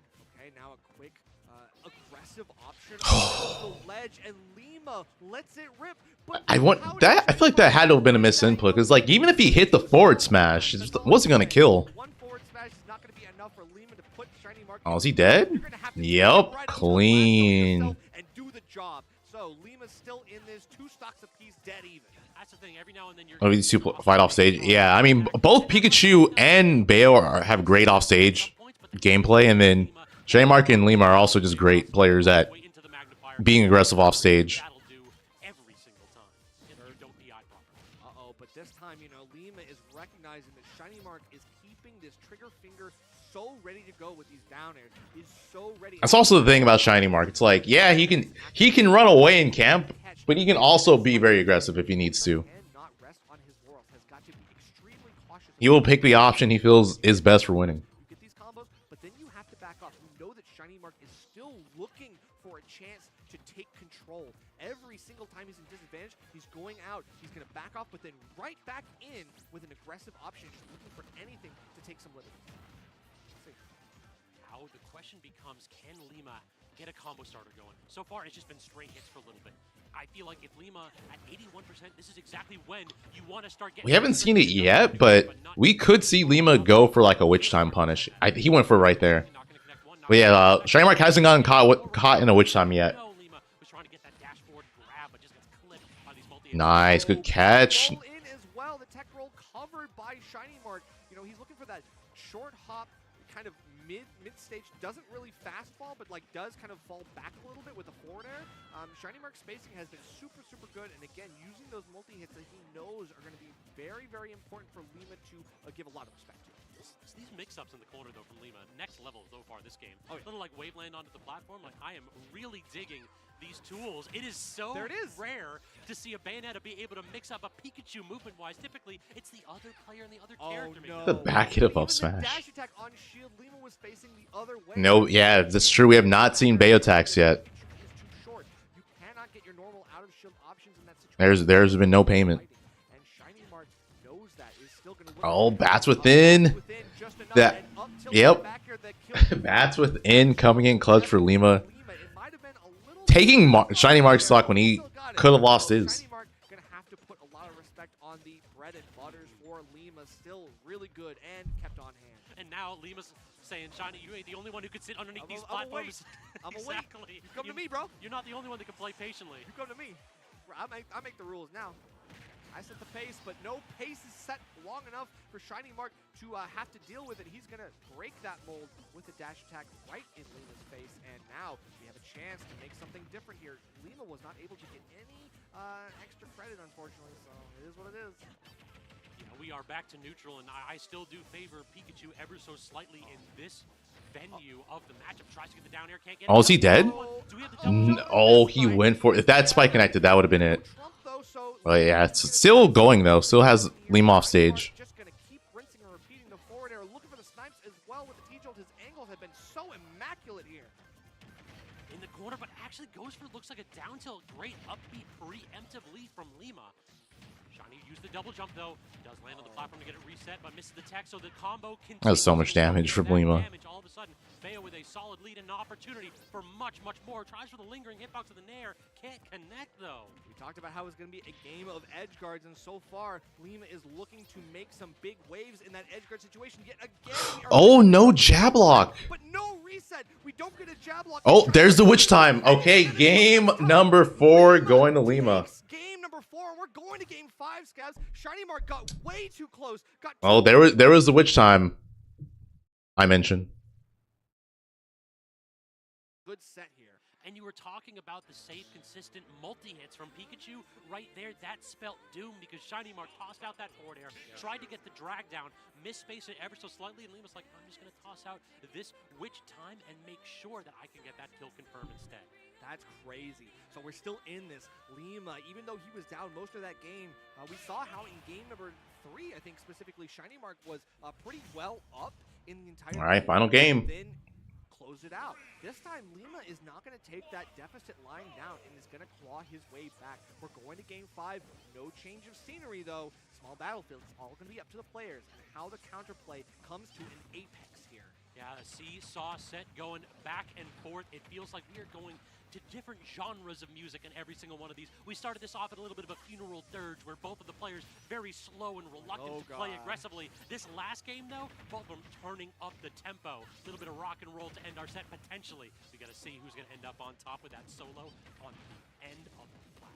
Loving the tomahawk grab here on the ledge. You know, no one really expecting that, including Lima. Shinymark being able to get a little bit more damage as well, keeping this as even as possible. These are both two really light characters, as we mentioned, so every ounce of damage is going to be so crucial here. We do get a trump, but no follow-up. Lima holding straight in on that trump, so that means he's able to squeak right by as Shinymark looks for a quick trip off that stage to the blast zone. This time, no tomahawk grab going to go for Lima's favor. So I have to wait something out, and now we're seeing Shinymark be patient when he knows Lima is looking for some panic options like that witch time. I'm surprised Shinymark just didn't nair there. Right there at 123. This is kind of the point where Pikachu's going to start to fall out of some of these kill confirms. Oh. So now potentially we'll have Shinymark.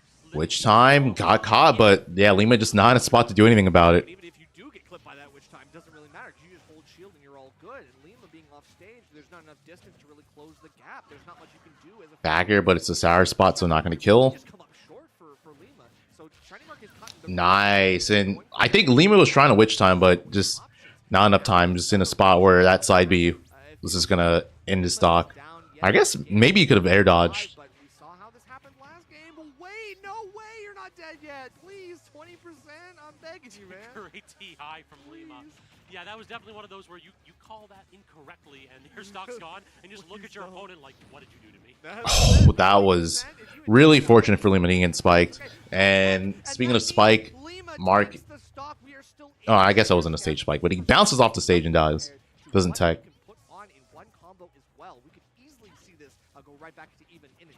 At 150, that might actually have been untechable. If that's the case, great. Nah, that was nice from Mark. He just stood there, waited until he got an opportunity to fight his way out of the corner. And the spacing as well, the backing off, the hitting of the shield, and then disengaging so effective with the drift that Bayonetta has. It means that Lima can poke Shinymark's shield without really any consequences. It's a very non-committal way to do it, but you're putting on Elliot appreciated, bro. feel a little bit more nervous, more pressure. Smash? No, goes for Bear. I mean, yeah, Bear's way faster. Am I going to get crossed up? Is he going to back off? Am I going to get tomahawked at the end of this? Just please get me out of dodge. Away from Lima, me. very smart to just Smash? No. And now it's very smart also just land directly and then go with the aggressive up B. Again, just playing around that shield so well. The downer as well. Lima is starting to mix up his combo finishers as well, getting lots of good damage. And Jetra, what's up? Shinymark can't just go right back in with a hitbox to try to reverse the situation. Instead, now we're getting Up air not killing. really good because Lima is in danger of dying to another up air if he's not careful here. In danger down to just about anything, and Shiny wants it. Up throw should kill here, I think. Yep. That's it. On the platform is going to do it. 160, just about anything would do, and you saw the up smash come out directly before that. Shiny's like, listen, I know we can't allow this deficit to go too small. But still had like a couple pummels as well to make sure that we secure that. Just in case. You never know. It's like, well, I know my percents. I'm definitely that kind of player, but at least I know. All right. I'm curious when we're going to start seeing things like forward smash come out at edge from Shinymark. True. Like, that is something that we haven't really seen this entire set other than one interaction to catch a standard get up. Like, you could use that to edge guard Bayo. That's disjoint enough to flank with and sometimes beat that up B if you space it appropriately. Very true, Scabs. Still going to go underneath the will he, won't he. Which side is it going to be? And Lima's still guessing. Unable to really guess right in the situation. So Shinymark gets out of jail for free. Going under the stage to do his best. Now Lima still trying to get a couple of these combo starters. Any single hit confirmed could be enough for him. But that angle, again, the spacing on that ABK is just not good enough. And Shinymark is going to be able to find his way out of the corner, maybe. He intercepts, but doesn't end up working. Does get the tech. Shiny needed that one entirely. Certainly. All right, more damage here as well. 59%. He's still alive. 134. Back air will kill here, so he's got to be extremely cautious about how he goes from here on out because, yeah, that back air, you can tell Lima's keeping it ready to go. A great shielding from Shinymark. The shield discipline has been so important for him here. Whoa, whoa, whoa, whoa, whoa, whoa. The cross up to the forward? Yeah, this is looking a little... I think Nair drag down smash takes it for Shinymark if he gets it. He went for the Nair there, but can he land it? I think Nair down smash also does it near ledge. We still have all those resources. Doesn't catch that panic option. You Let me have his jump. I don't think he has his jump. There's no jump, I think, Nerf. No jump, like, No, it doesn't matter. But not much to speak of, but Lima's still going to go for a double Down throw? above the Yep. edge as well. Good DI from Lima. Anything, and Shinymark with a full stock lead. He's You know the vibes. flash the thunder. That flash was the thunder. tricky. Don't get too close. Back air? No, just rolls away. Doesn't want to risk anything. Position actually intercepts Oh, it. forward air. Forward air. Okay, That kills was off the tough to top. do it. Lima completely unprepared. for Shinymark does it. Okay, there's still Justin Byleth. We got ways to break blocks. All right. From I'll be right back, guys. distance. We got that very strong arrow, which I'm sure breaks blocks well. Oh man, that was not a time to use arrow, and now you're getting opened up right now. Good SDI to get out there, and just was a little hasty with the reversal. I like the idea behind it though. Getting the Okay, big beat. damage. Oh my goodness, look at that damage. Wow. Okay, nice little foot. I think that was a footstool into the anvil. You love to see. Oh. right now, yeah, okay, Justin was so trapped there. Like, Yeah, he could only be on that platform. I literally was just about to say that was a big trap. And did you see that? Justin Byleth was scared of something, goes for the spot dodge, and was not able to punish that whipped up smash. It's like one of those things where you panic a little bit, and then you see what you just missed. Uh-oh. Okay, I mean, good defense until, again, I mean, we've seen this a few times now. I think Justin needs to, like, give it a beat before going for the reversal. Syrup knows what's coming. Right. All right, we get some up tilts. No, there we go. Couple nil combos. 62%. Crazy damage to start it out. That up smash clank. What was that? That was such an unfortunate clank for Justin. I think because it was gold tools, you have enough base damage to clank and not lose that interaction. But it's just so fast. Ooh, love that back throw into the down throw. What an option! Oh my! Because I literally saw the back throw and I'm like, what are we doing here, Justin? I'm thinking it in my head, and then they follow up with the down smash. What? Oh my goodness! Syrup got put in Justin's like cave of pain there, yeah, man. That's gonna be in Justin's highlight reel because that was hot. That was Oh, okay. I guess we are at 38%, but that was a very good mash. Justin needed that mash. Oh my goodness! Justin's turning this around. I take it back. He's fine. He's fine. He's fine. He's fine. Man, what's up with these point blank arrows? I'm not liking that decision making. I know. Yeah, I mean, it covers different options. It kind of puts the opponent at notice of like, are you gonna roll away? Because if so, you're getting caught by this. Fair. But yeah, I think you're right that he's being a little leaning on it a little hard. And man, Syrup is not really mining here at all. Like Barrel Batson gets caught with the diamond back air anyway. And once again, I think that was the third time we saw, a meaningful punish on Justin trying to go for the up B out of shield punish. Having the timing just a little off and getting I hope we reversal. see the violence again because there we go. Okay, cool. Yeah. Because Justin was doing a good job of keeping Syrup from mining. The mats were low. So, just one or two adjustments here or there, Justin can 1000% take this set if they continue to play the way they play. Yeah. I mean, you All right. see, like, Justin who won game? Oh yeah, who won game one? Really want to see a wait. Okay, we're getting Wrath Ruho there. I think Syrup's picking up on Justin kind of, pressing buttons a little too much. Okay, Syrup won game one. You noticed that they got like the two jabs, I believe, and then backed off and then went back in. So I think Syrup is picking up on that. Well, I think Syrup's just good at that. I feel like because we had that sort of play from the start. And I don't know who Spicy plays, but I think matchup wise, this might be the hardest matchup Syrup has to play in winners to qualify for Coinbox. Going aggressively off stage there as well. Take the first stock. Wow. Okay. Byleth has a battlefield tech. Look at that. I was about to say I've never seen that before. I was thoroughly confused on what just happened. But yeah, it worked out. Getting that up smash to close out that first stock, evening this game back up, and goes for the side B. A little ambitious, but I'm not mad at that option. Yeah, I mean, I can see that's a tool in his toolkit for this. I mean, it's such a fast way to kind of come ripping past the wall, but my goodness, needed to not. Okay, we got it. That's other is like Dropped it. That's what I was talking about earlier. Up air, not enough to take it. Low percent. Maybe I would have hit a second up air there. What? Tipper, very What? and you like are immediately in the air again, and you get to air dodge or whatever, canceling your end lag. Great call there by Justin. Yeah, right to the juggler, taking that stock, holding shield, and getting out of that. Look at that skittle, man. That shield's getting small. So much pressure from Syrup. Okay, throwing out TNT at ledge. Wow, catching the roll with the forward throw. That's a great tech though. That was a guess on that grab. I'm not either. Like, there's no way. All right. Anyway, top layer. There we go. Okay, nice. I think low profile there on the down tilt under the one up tilt. All right, Sarah better tighten this up because it's looking like Justin's about to take this game 1. But now Sarah gives the up tilt combos. Still going? Okay, how we landing? Okay, once again, the up B, Syrup What? not full. Okay. Man. Great defense there. Getting Like, ain't no way. that anvil setup. Yeah, that anvil set a lot of. I'm surprised. Oh, He swung Oh, this might be GG's. Is he gonna make it back? Oh, yeah. Syrup not gonna do anything. He's living. Syrup is in his head and knows what he's Well, doing. And just hitboxes everywhere, and all of them result in losing the stock, losing the game. yeah, very scary with Diamond Tools, Steve. You literally could just swing everywhere, and them trying to approach, they're probably gonna run into it.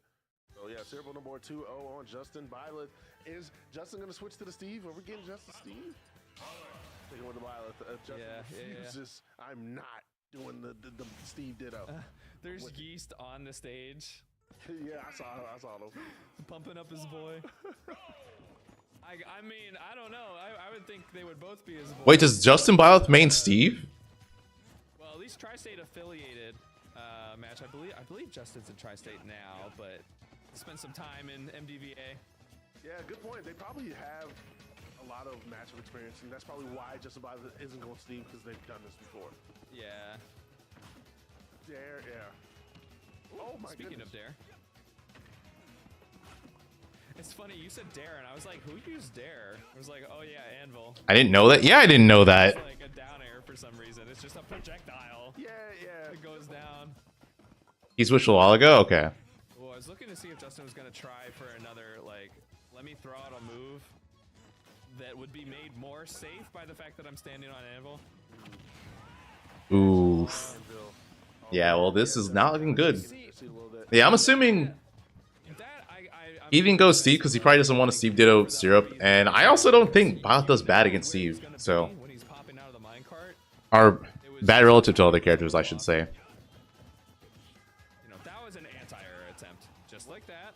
Not getting the sweet spot on that.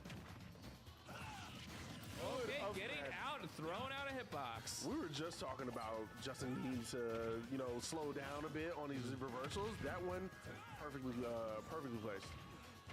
Yeah, we did have a pretty not ideally Ooh, well. forward air on shield and Syrup just that was like what, 4 interactions? I can't believe that didn't break shield. That had a charge on it. Goodness. Justin said there. That's where I want to be, not at the ledge. Oof. Okay, fortunate to hit the side of the block and not the underside of it. I was just about to say that in the minecart. I think Justin was out of their seat. Syrup taking that.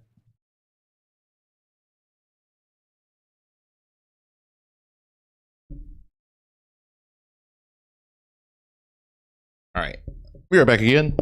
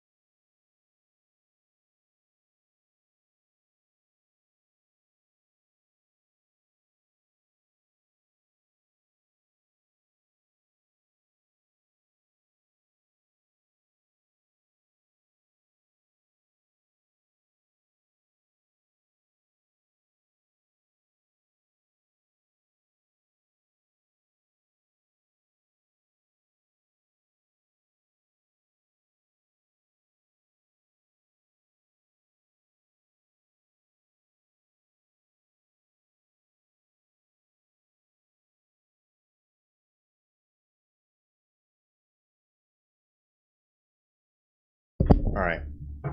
Brujo Wrath.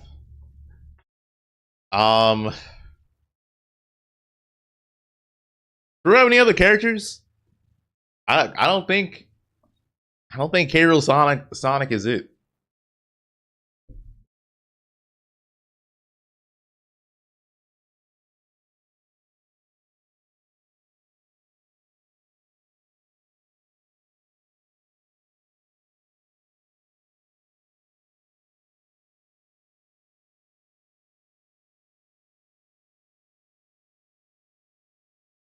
Kazi, that's not it either.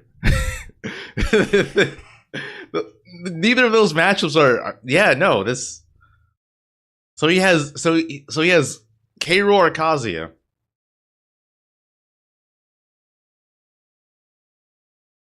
Yeah, so he's probably gonna go K. Rool, but I mean, if he times a nair properly, he can beat out Spin Dash because of the armor. Or at the very least, he won't get like comboed because of the armor.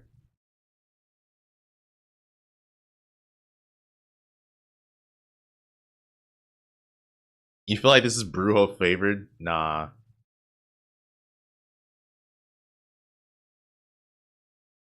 Like Brujo could, you know, I'm gonna watch. I'm gonna see. I'm just telling you, I don't believe, but I'll watch.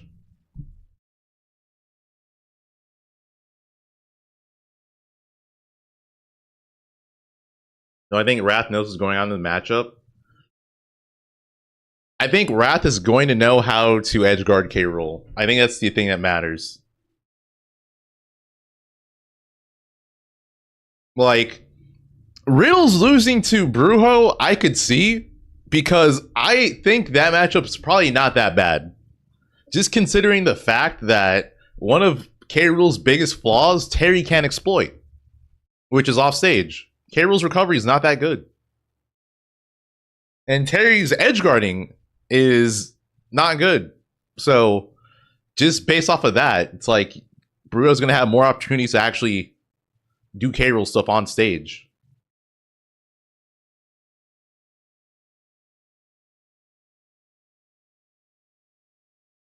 But we'll see what happens.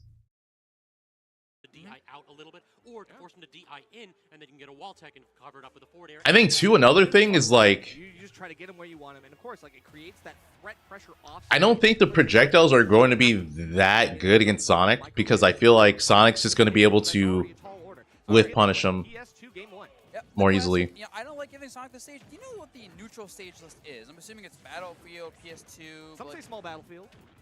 Oh, the small battlefield as well here for neutrals. I think we. Yeah, I think that this one was like a gentleman, probably. Yeah, that's fair. I mean, it's ultimate, right? Yep. Granted, I don't like gentlemen at PS2 because only one character gets a huge advantage in the stage. But remember that 9 times out of 10 I mentioned? There we go. Yep. Oh, he actually gets it. The spring was ever so slightly too late. Okay, but that's it. He has knocked back that neutral, so it doesn't matter. Oh, overextends in the dash attack. And you gotta go for those, but you can't miss time then. I think he has to warm up the matchup timing a little bit, though. Yeah, and there's plenty of time to do that. Right now, we're just trying to get around Brujo. That's going to do it, yeah. First stock, Nair Bear. We're not going to allow any cheese here. Wrath is just going to put a statement in this first game right now and say, look, at 65%, that's all you're going to get off me. And right now, you got to take the stock. Yep, we're seeing the crown toss here. Oh, and before, you know, good crown toss near platform works. Bad crown toss, though, he gets punished. Yeah, that's how you fight against K. Rool. Like, when you see him crown, you just grab him. Oh my god, he might be dead here. You know, bro, oh, smart. Use the crown to recover. Yeah, Use the armor from it. Armor is really, really tough to break for Sonic. Like, there might be one move that actually does so in the back. Everything else, the multi gets no. Yeah. Back here, forward smash, that's kind of it. But, you know, this game's already looking... Tried to two-frame him, just messed up, got punished. It's look like bros... That's risky. Like, going on top of K. Rool when he's doing that is super risky. Just because, too, he can hold down and, you know, make it so he doesn't immediately grab. Alright. Yeah, honestly, I think Bros just made a lot of mistakes and Wrath is capitalizing on not making mistakes. Like, as simple as that sounds, I'm just watching this and I'm like, oh, Wrath is just playing this textbook. Ooh. Until he gets doesn't get the shield break though. If that shield was whittled down a little bit more, if you managed to like nair him once, then that's a shield break and a stop. That would have been so funny. Okay, but wait, it looked like he was like looking for a pivot grab or something like that, but we don't see a grab. It feels like Wrath is still looking for the bread and butters, just looking for any amount of damage to try to rack this stuff up. And Brujo, I mean, on his last stop, What the heck? you cannot give up too much Okay. space. He's trying, man. He's doing some funky stuff there. Nice, yeah, using the iframes with the back throw, very nice. This should be a stock. Yep. Aggressive Sonic's actually better in this matchup. I agree. You know, he panicked. He got Sitting attacked back by doesn't really Sonic do and much attack. against K. Rool. So you gotta Non-fastball neutralers are getting eaten you gotta abuse the speed you have to run in and punish like that. Now this is starting to get a little bit over-aggressive. Yeah.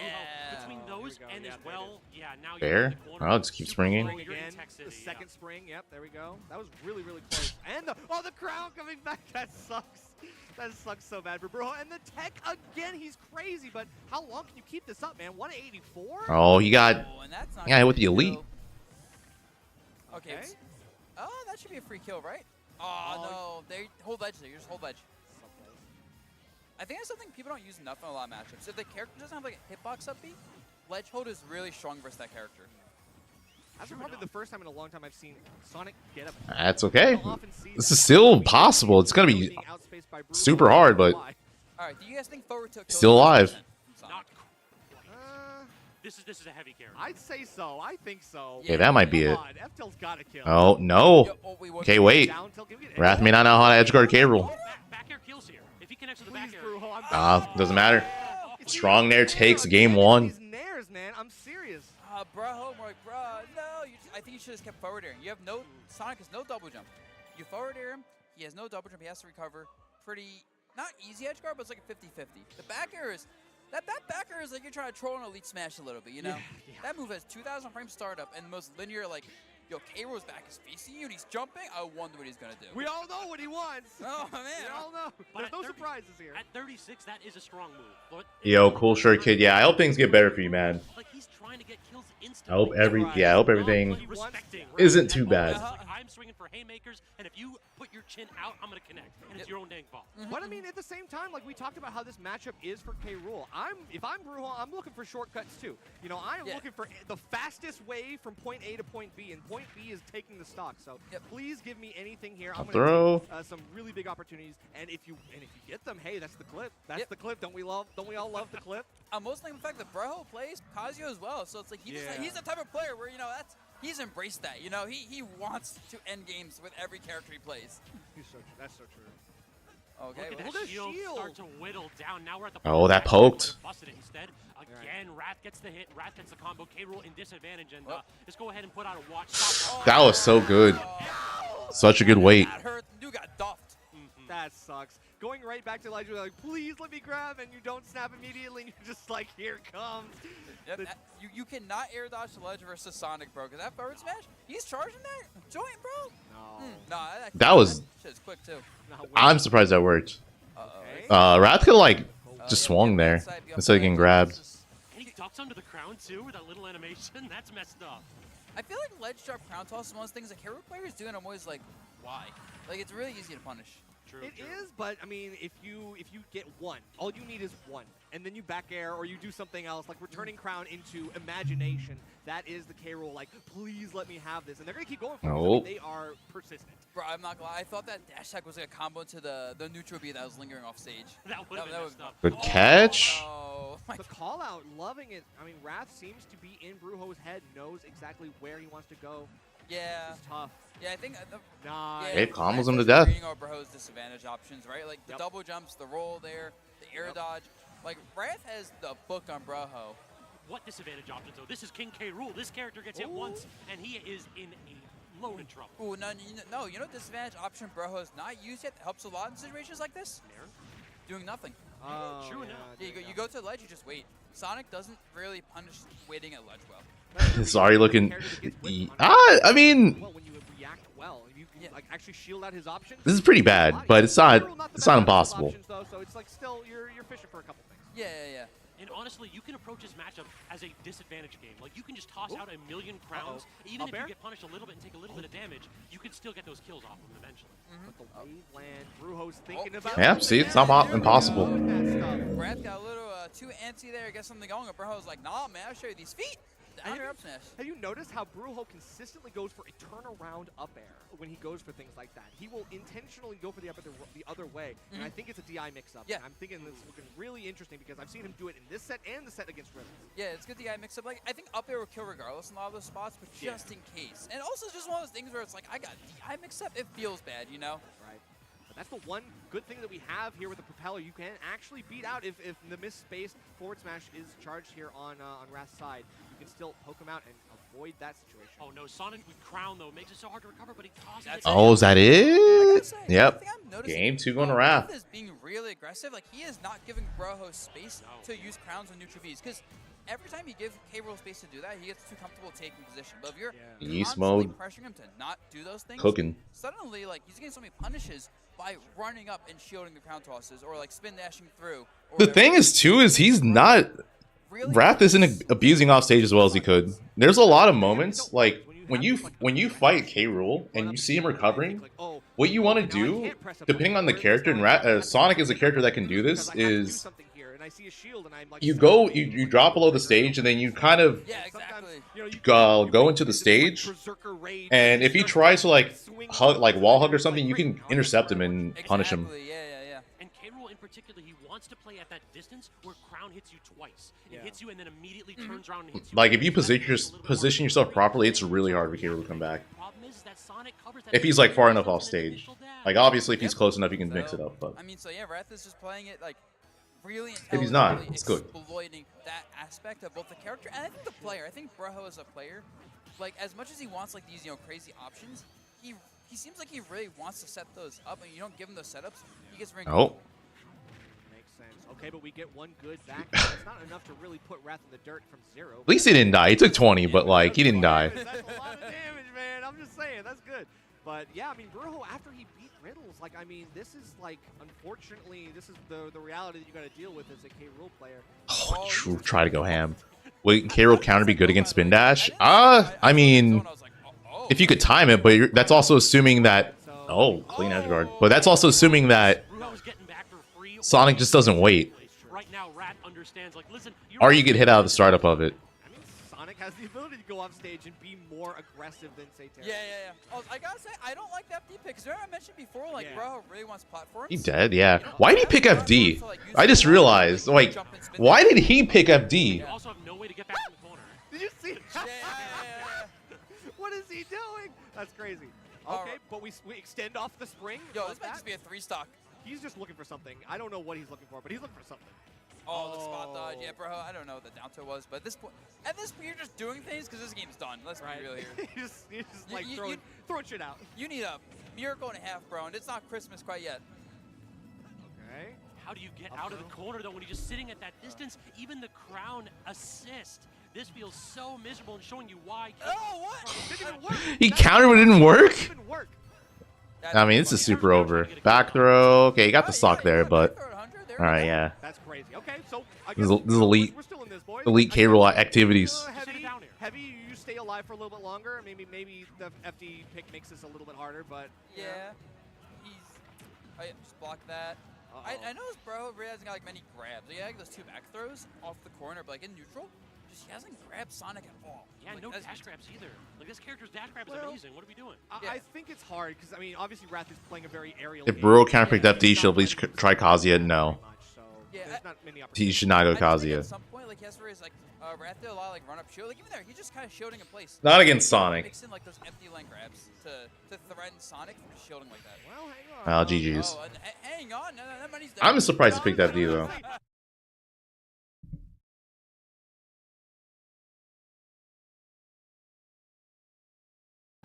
Would try that. Oh my Oh, Spicy's a Min Min? Okay, this could be a challenging matchup for Syrup. Min Min Steve is definitely not a fun Steve matchup. But yeah, the winner of this plays against Yeast Mode Paul. So Yeast Mode Paul legit just needs to win one more set, and he will be in the IRL Coinbox Invitational. Which I think is going to give Spicy a lot of room to move around. And again, formerly known as A-Marks for any MBVA watchers. Yippee diddly do. That was that also. It's a funny tag, man. I'm not gonna lie. It's like I want to say Yippee Diddly Do every single time, like say the full thing. Jazzo's in the LCQ. Yeah, he is. Spicy. Yeah, spicy. He needs to win 2 more sets and he'll qualify. He has to play against Great option there. Etho or Thea, and then he plays So you can bounce Peanut or Willy. if you're correctly in the position, but keep in mind, up smash is frame set. And I'm pretty sure Thea is Game & Watch. So matchup-wise, not a fun one for Jazzo. But Jazzo does have a Sonic. We might see it.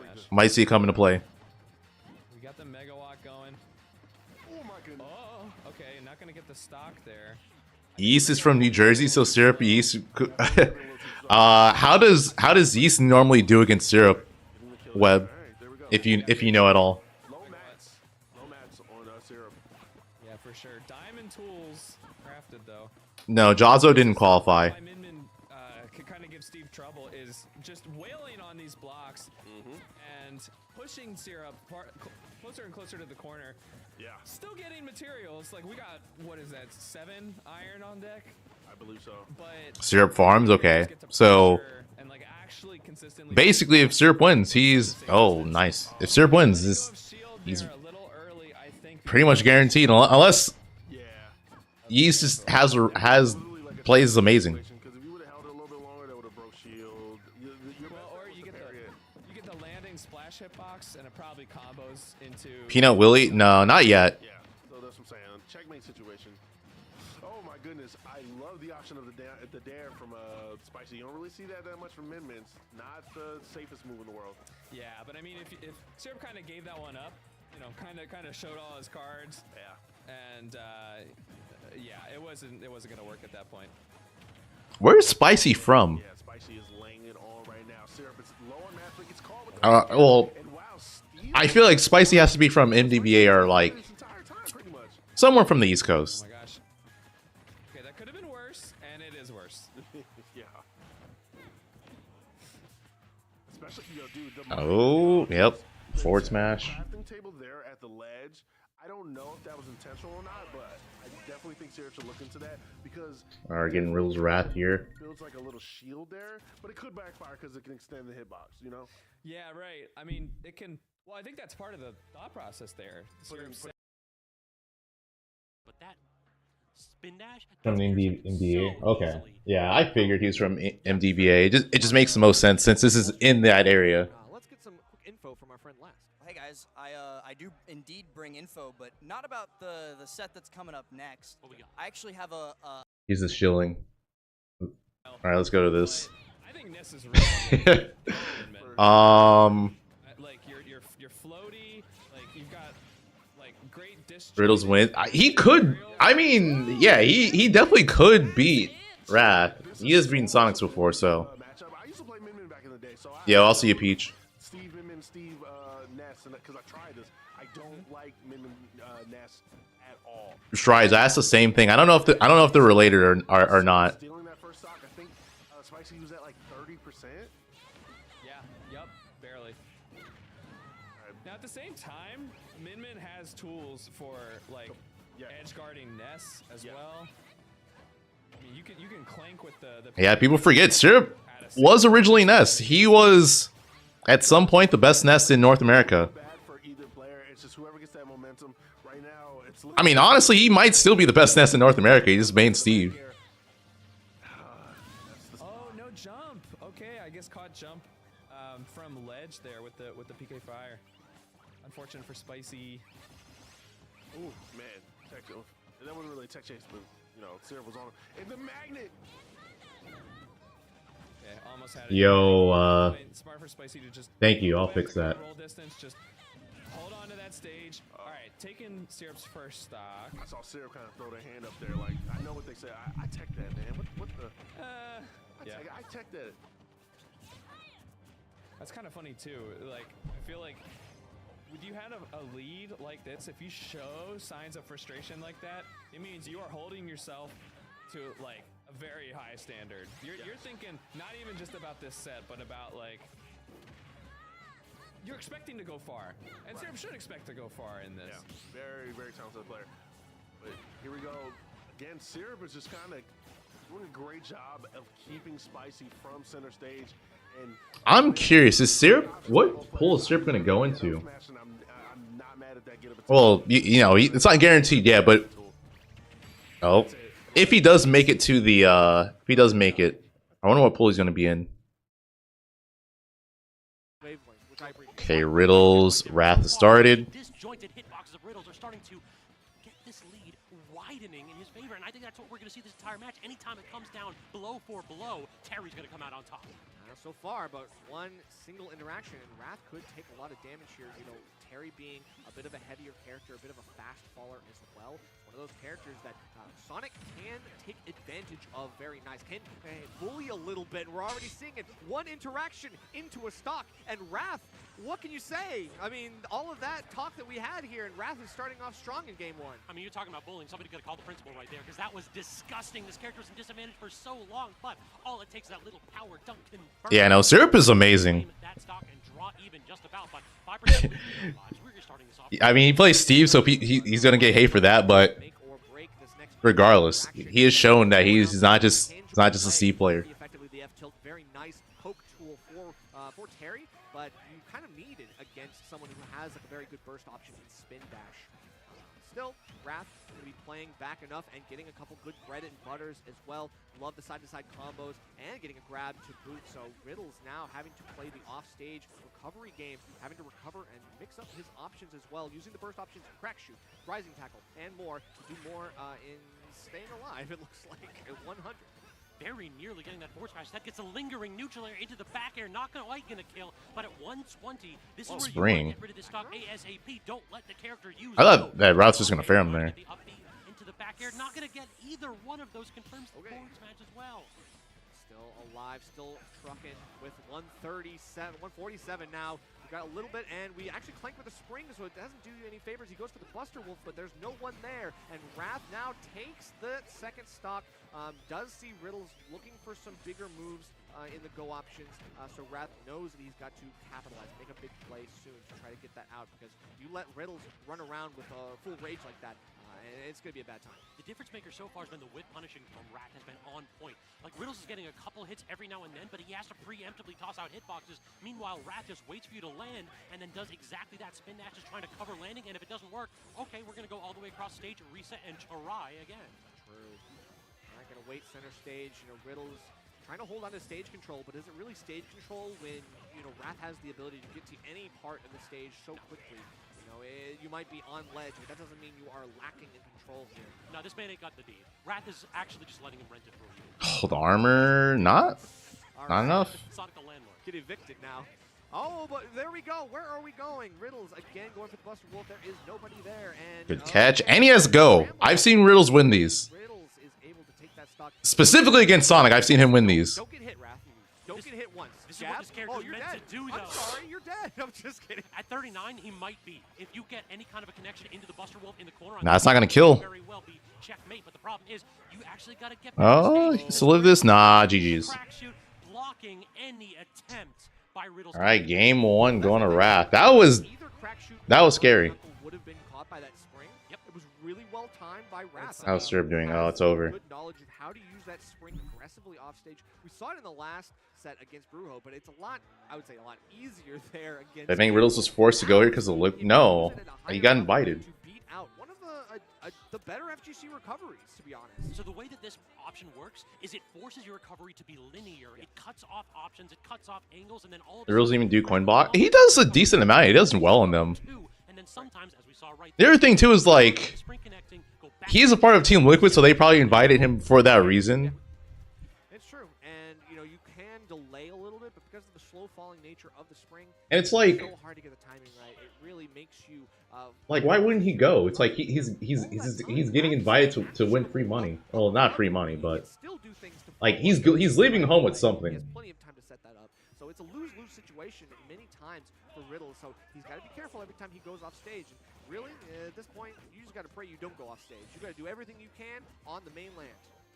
It does feel as though we need to see less whip punishing from Wrath, or at the very least, Riddles need to make sure that he's not whipping as much so that Wrath cannot get those punishes, because that was really the recipe for success right there. Sonic doing exactly what this character is liable to do, forcing you to swing first, and then he gets the punish last. Right, and unfortunately, a missed space on that crack shoot, so he doesn't get the double hit on the shield for Wrath, so he is super actionable, able to get out of that shield quickly enough, and now we're poking the shield and getting punishes as well on Riddles.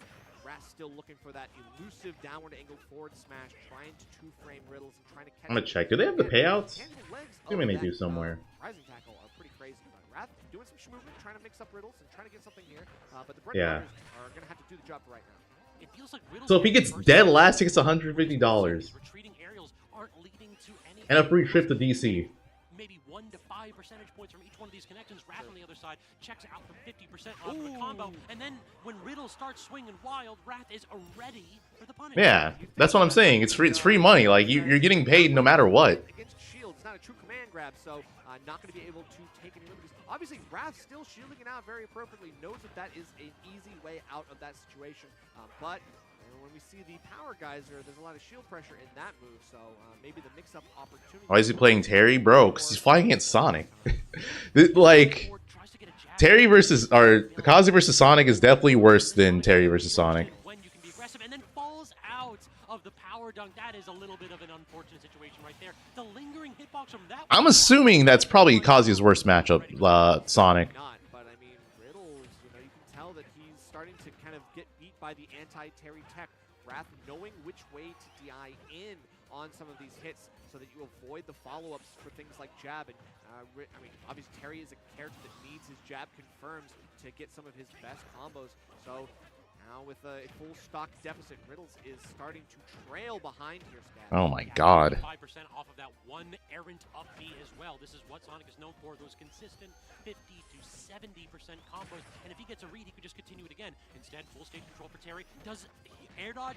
I gotta say, I really appreciate Wrath. Or you have to appreciate how much better Wrath is getting. Like, Still able to take a few good hits, but unfortunately, it's just not. his punish game's not, you know, it's not like Sonic's, but like it's getting there. I also find it funny that like I feel like Wrath and Sonix are kind of opposite sides, and now they're just slowly become like they're like merging each other's playstyles together. Gets the spin dash into neutral air in a 2-stock victory that Nerf, in my opinion, Like Sonix is just used to just run in, be super aggressive, and he's like, wait, I can just camp. And then yeah, Wrath was just the camper, and he's like, wait, but if I could combo, and then just hold advantage. Worse for Riddles. Every time he's put in the corner, he's just unable to do anything more. He's taking like 80%. He's losing stocks. Wrath making that comeback was insane. I legit thought it was over. Right now. And Riddles, he's playing a character that can play the same way, but we're not seeing it right now. He's just not able to really get any wins in the neutral. He's being outboxed, outfoxed as well. I do want to give props to one thing that he's been doing really well. You've noticed that Wrath has tossed out a lot of these reset up airs. Yeah. He's tried to reset combos with the fastball up air, and Riddles' SDI has been on point every single time, so that's not working out. The problem really is, like, what's Riddles going to do out of that? Is he going to buffer an up B and just go for it all? Sonic players should be allowed to get better. And then immediately dealt him 50 damage. Should just be a limit. Yeah. Well, going to Hollow Bastion, you know, this is a place where Riddles knows he can get a lot of rising tackle kills here. They should, once they get to a certain level, they have to play with 2 stocks. That should be. Oh my god, he killed him. Well, yeah, he's playing with 2 stocks. That's cool too, you know. You make them think you're going for these vertical kills, but instead it's the horizontal ones that sometimes are just there. Remember how I talked about those lingering aerials weren't connecting with anything? Well, there's that second and third punch that Riddles really needs, and now Riddles with a lead, and it's Wrath's turn to swing. And Wrath has to go in now because Riddles is going to be playing the power wave game, just going to be backing off, letting the projectile do the work for you. Use Fireball to try to bait out an approach. We're playing the FGC just after all. I mean, no matter what, even against Sonic has to make these approaches. And it's not great because Wrath is he's a patient player. He's not one of the ones that I think when he has to go aggressive, I feel like it does him a disservice. I mean, Riddle's been playing a little bit of Street Fighter 6 right now, and this is kind of unfortunate that he's picked against an opponent that has that drive rush when he does not right here. That's true. No drive the rush mobility options are clearly in Wrath's favor, but the problem has been what does he make out of it when he has a disadvantage? And when he doesn't Oh, have the lead? nice. Instead, it looked like the side B right there. He Buffered crack into shoot the- in. He crack shooted into it. Yeah, that's unfortunate. That might have been just a miss it, but gonna have to just let that roll off and keep it going. Because again, you still have the lead. You have the percent. And Okay, just great called him out with the up smash there. just I guess calling out Raph, thinking that he's gonna like jump or he's gonna do. he did that last game too, so I'm surprised. Definitely gonna let that rip. So good stuff to him. Raph put on notice a little bit here. 2-1 lead. We're reverse of the last game. That is what Terry can do in this matchup, is that he has the disjoints to beat out and outbox Rat's Sonic. The problem just has been that if he has to toss him out preemptively, then Wrath can respond. So far now, Wrath lots of dash dancing, every now and then a spin dash, and right there catching out the initial dash, but not making too much out of it. Again, going for one of those reset up airs instead of extending the combo off stage. Ooh, but right off the platform, and Riddles is looking for more. He's got senses blood in the water, but a trade here, and Riddles recognizes he's got to back off, so he does so. Wrath still throwing some stuff out, gets a good hit here, but it forces a burn knuckle, but no follow-up from Wrath. So it looks like Riddles is just able to kind of pass by and reset again because Wrath is... Oh, that was the X Rising tackle, I'm pretty sure. Jab canceled it. Riddles mixed up right there. Instead he got jab 3 instead of any kind of an up B confirmed. Now stuff in the corner. Are we going to get much out of it? No, great cross-up from Wrath. I wasn't ready for that one. Yeah, certainly not, but yeah, the fake out going to be able to give Wrath an in right now, and Riddles now off stage. The air dodge in, the American air dodge, not punished hard by Wrath. This time we do get a fair, just not enough here. Again, that heft of parry starting to be good, and the max space on the rising tackle. We still get a little bit too crazy. All right, is Wrath gonna bring this back and get a 3-0? No, that's not gonna fly. He just stood up and is like, I'm swinging for it. What of it? Just do it. Neutral get up Buster Wolf. Talk to Willie about that one. Wow. All right, now trying to land underneath that platform is Rat, though. Finally does get the lingering aerial to bust him out of that great camping position, and now it's Riddles has the opportunity to force Rat to approach here at 16%. You don't want to toss out anything over aggressive, because then this can happen. Yeah, the roll in being read out by Wrath. He doesn't really, again, he's Weak like dash attack. in these advantage states now. He's not really going for too much more because he knows that he's at a huge risk right now. He can die to a lot of things. And again, it's one of those like quick reversals like the up smash that we saw in the first Oh, this could be it. Oh, made it back. Enough of an aggressive option to get himself back, but Wrath resets, and actually we have something here. Can we get the reversal? We do. That hit? Wrath takes Bro, how did that... That was like the tippy toe hitbox. That was like max distance.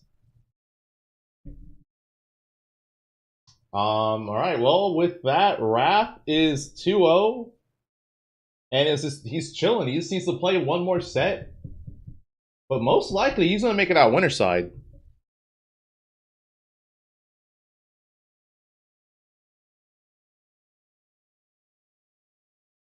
He has not dropped a game in his pools. So yeah, unless he gets cooked by whoever qualifies, I think he's good.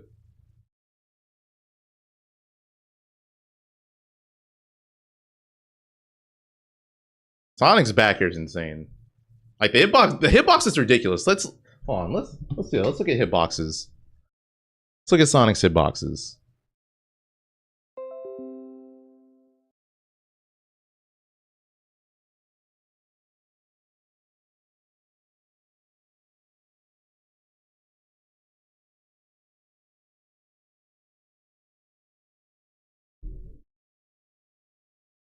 All right, I think.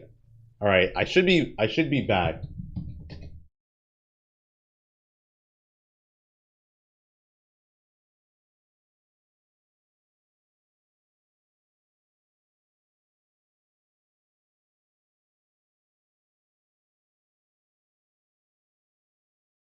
We're back. Okay, okay.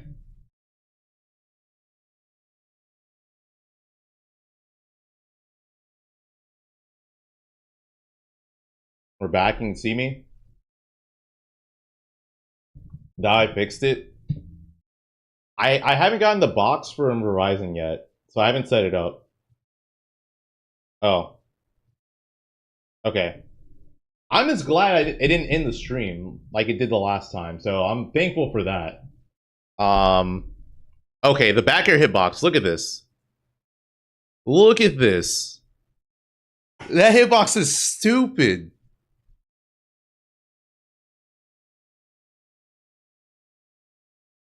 Look at this hitbox.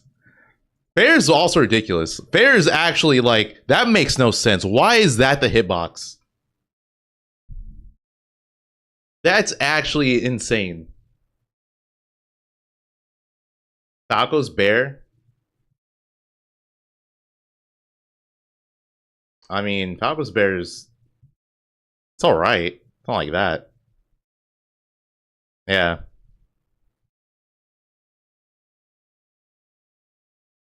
Falco's fair.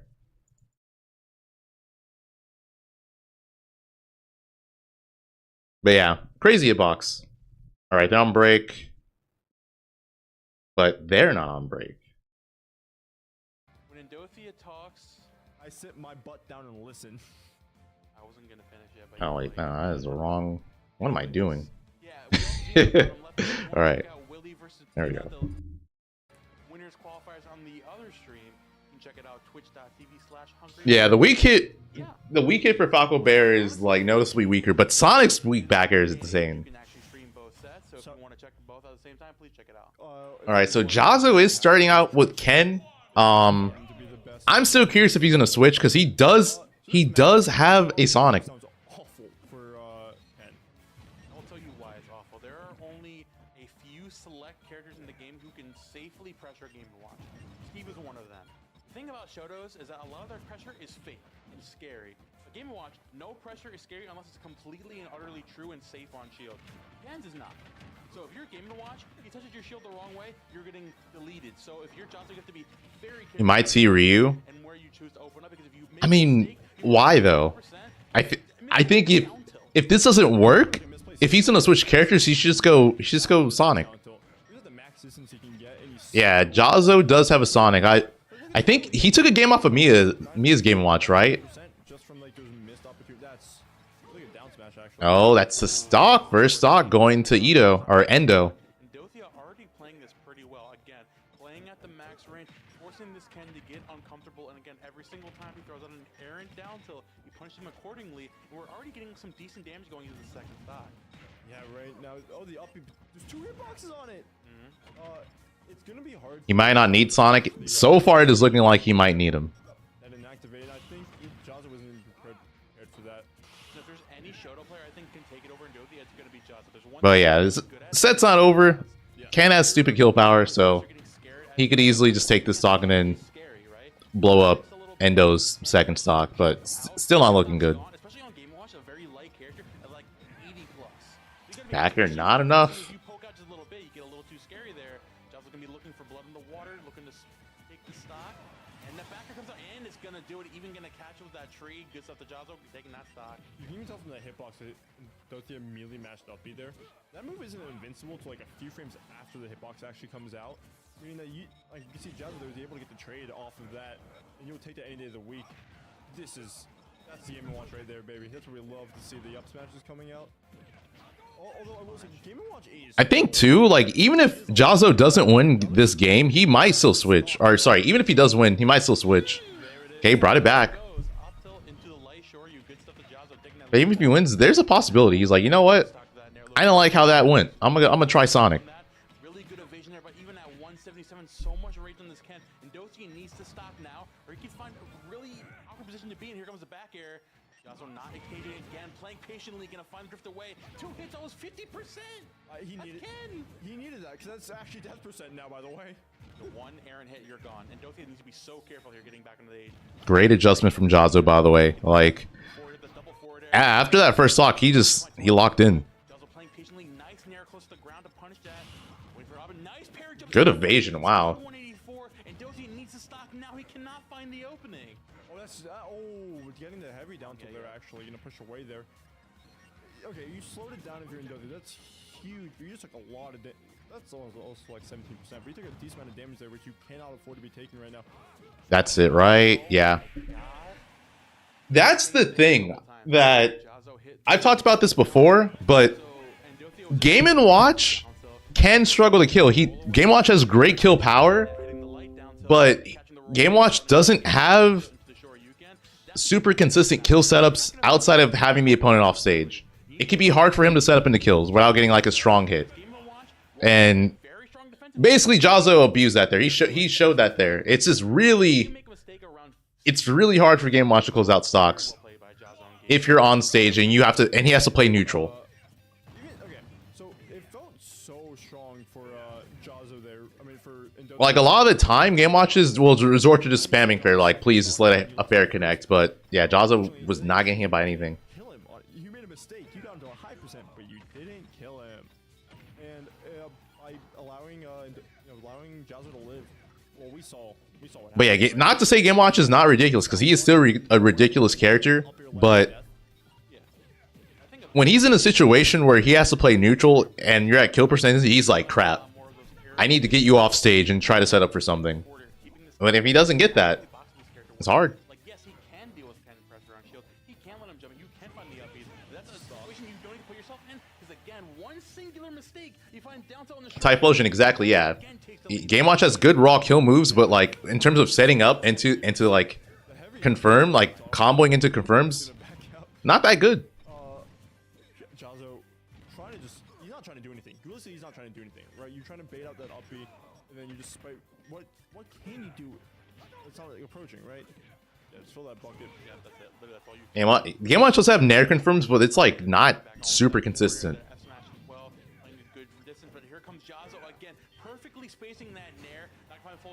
Dude, Jazzo's cooking him now. His best setup is Chef. Yeah, he can just do Chef in anything, but yeah, that's not. You're not gonna hit that in neutral, most likely. It's gonna be like the opponent's at ledge. And catching the mash there, gonna get a Nair, and that's 37%. And this can be building up. If you can juggle, which kind of the shoulders kind of as a whole struggle to land. That's like one of the big weaknesses. Because you have focus, right? But you have characters, a lot of characters multi-hits in this game, including, up air from Game & Watch. Then Game Watch ain't that good. No, bro. Game Watch is ridiculous. Don't get it twisted. He is good. It's just when people complain about characters, they'll, ignore the flaws they have. It's like, oh man, Game Watch can just combo you to death so easily.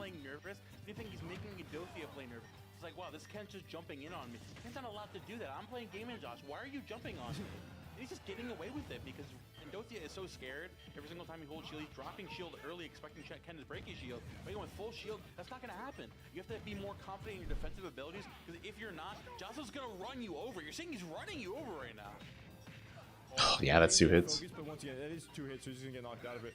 Assuming the distance there to cover it fast. Yeah, it's going to roll out.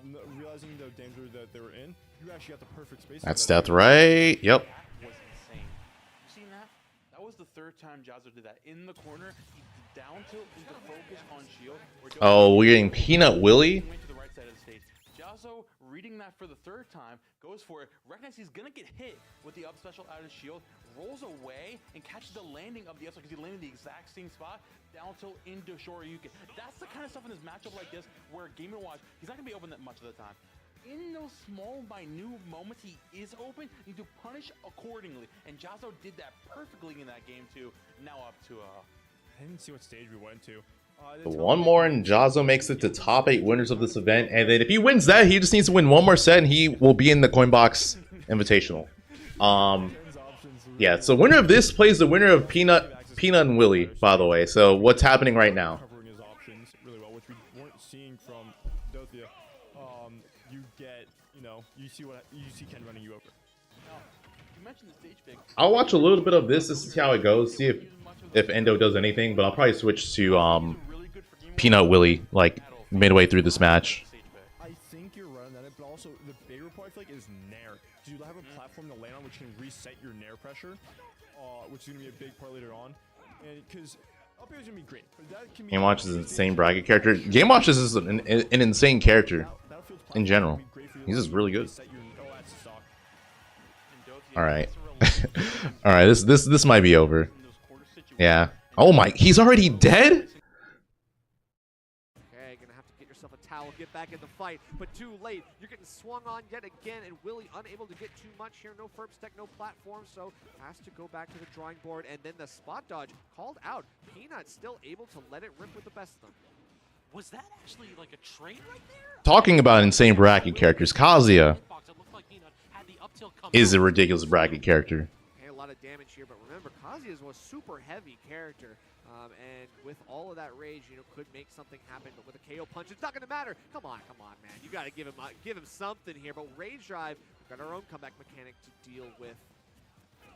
At this point, we are one small hit, one missed tech away. Okay, so he saved the KO punch too. Is he gonna use it though? That's the thing. It's like Willie's spot dodge habits may very well be he can't get hit anymore, basically. about Peanut's reactability and his ability to Oh, you're dead. Now we just gotta see if he Down can- air, or you don't even need down air. You just fared him. Twice in a row, that Willie goes off with a lingering hitbox and claims Peanut stop.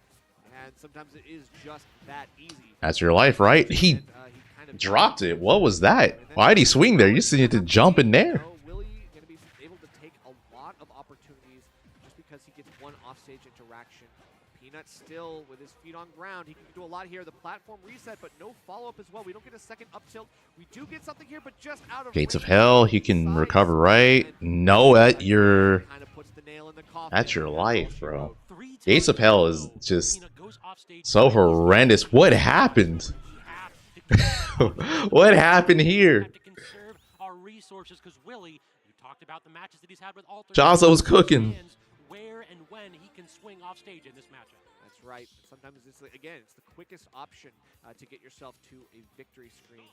Peanut, even though he's playing this character, you know, he still has a lot of. That was a good spot a lot dodge, of but opportunities gonna to die get still. back. He has really good recovery for the character that he's piloting, so we just got to see it right now. Max recovery. Options Dude, have been out well by I don't understand why they gave him a side B where he can up B, and if he gets hit, he doesn't get it again. Actually get the sweet spot of the down here in that spot to find That was like one of the saddest things, because like when you first saw Mac in the beginning of Ultimate, it's like, oh man, I'm gonna be able to side B and up B. Yes, I know. I'm never gonna get gimped again. So let's go. We've got.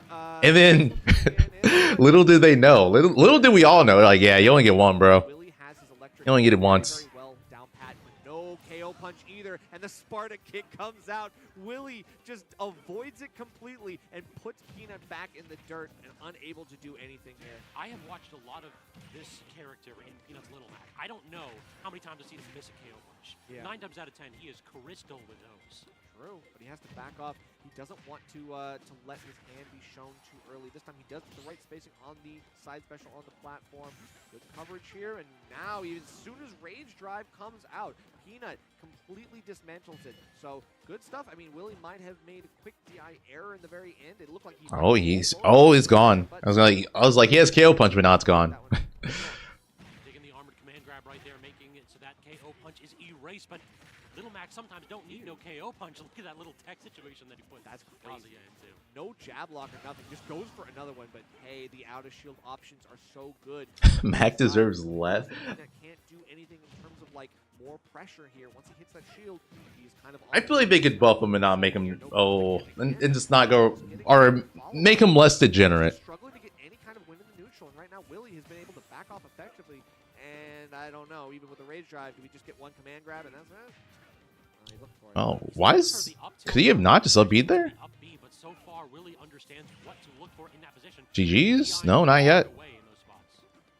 With Rage Drive on deck, we don't want to interact with the Kazuya. You gotta get I feel like Peanut needs to not get KO punch until he takes Willie stock, so it's harder for him to lose it. anything going there. But he's close to KO punch. He just Oh, nice up out of shield. That move is so good. has to play perfectly here. Frame 1 intangibility. To anything because it will send Frame him 3 and hitbox. we'll lose the KO punch. We lose the chance of an easy. Can he get a KO That's punch? barely what you Can he get it? Here is as Little Mac right now. That one hit. That's all you get. Just walk up and do it. Gotta be Just walk up and do it. cautious. Gotta He's not get going to be ready for it. Just walk up and do it. Oh, He's gone. Bro has done that. He's so smart from Willie. Yeah. Wait a second. Maybe a more traditional kill is in the works here. Got to get the anti-air, but Willie with the double jump has been good. Oh, he has no jump. Is that going to come into play? Nope. Kind of quickly jumping. It's not using the full jump animation. Is crazy. It feels as though Down throw, tech chase. Down all of a sudden, and it is Oh. working out very well. Air It's Mac? a little bit of a tech chase, but cannot get the side B to connect. Oh, wait a Instead, second. again, Willie is swinging No. wild and Peanut Wait. is waiting it out. Willie, Yo, okay. He's alive?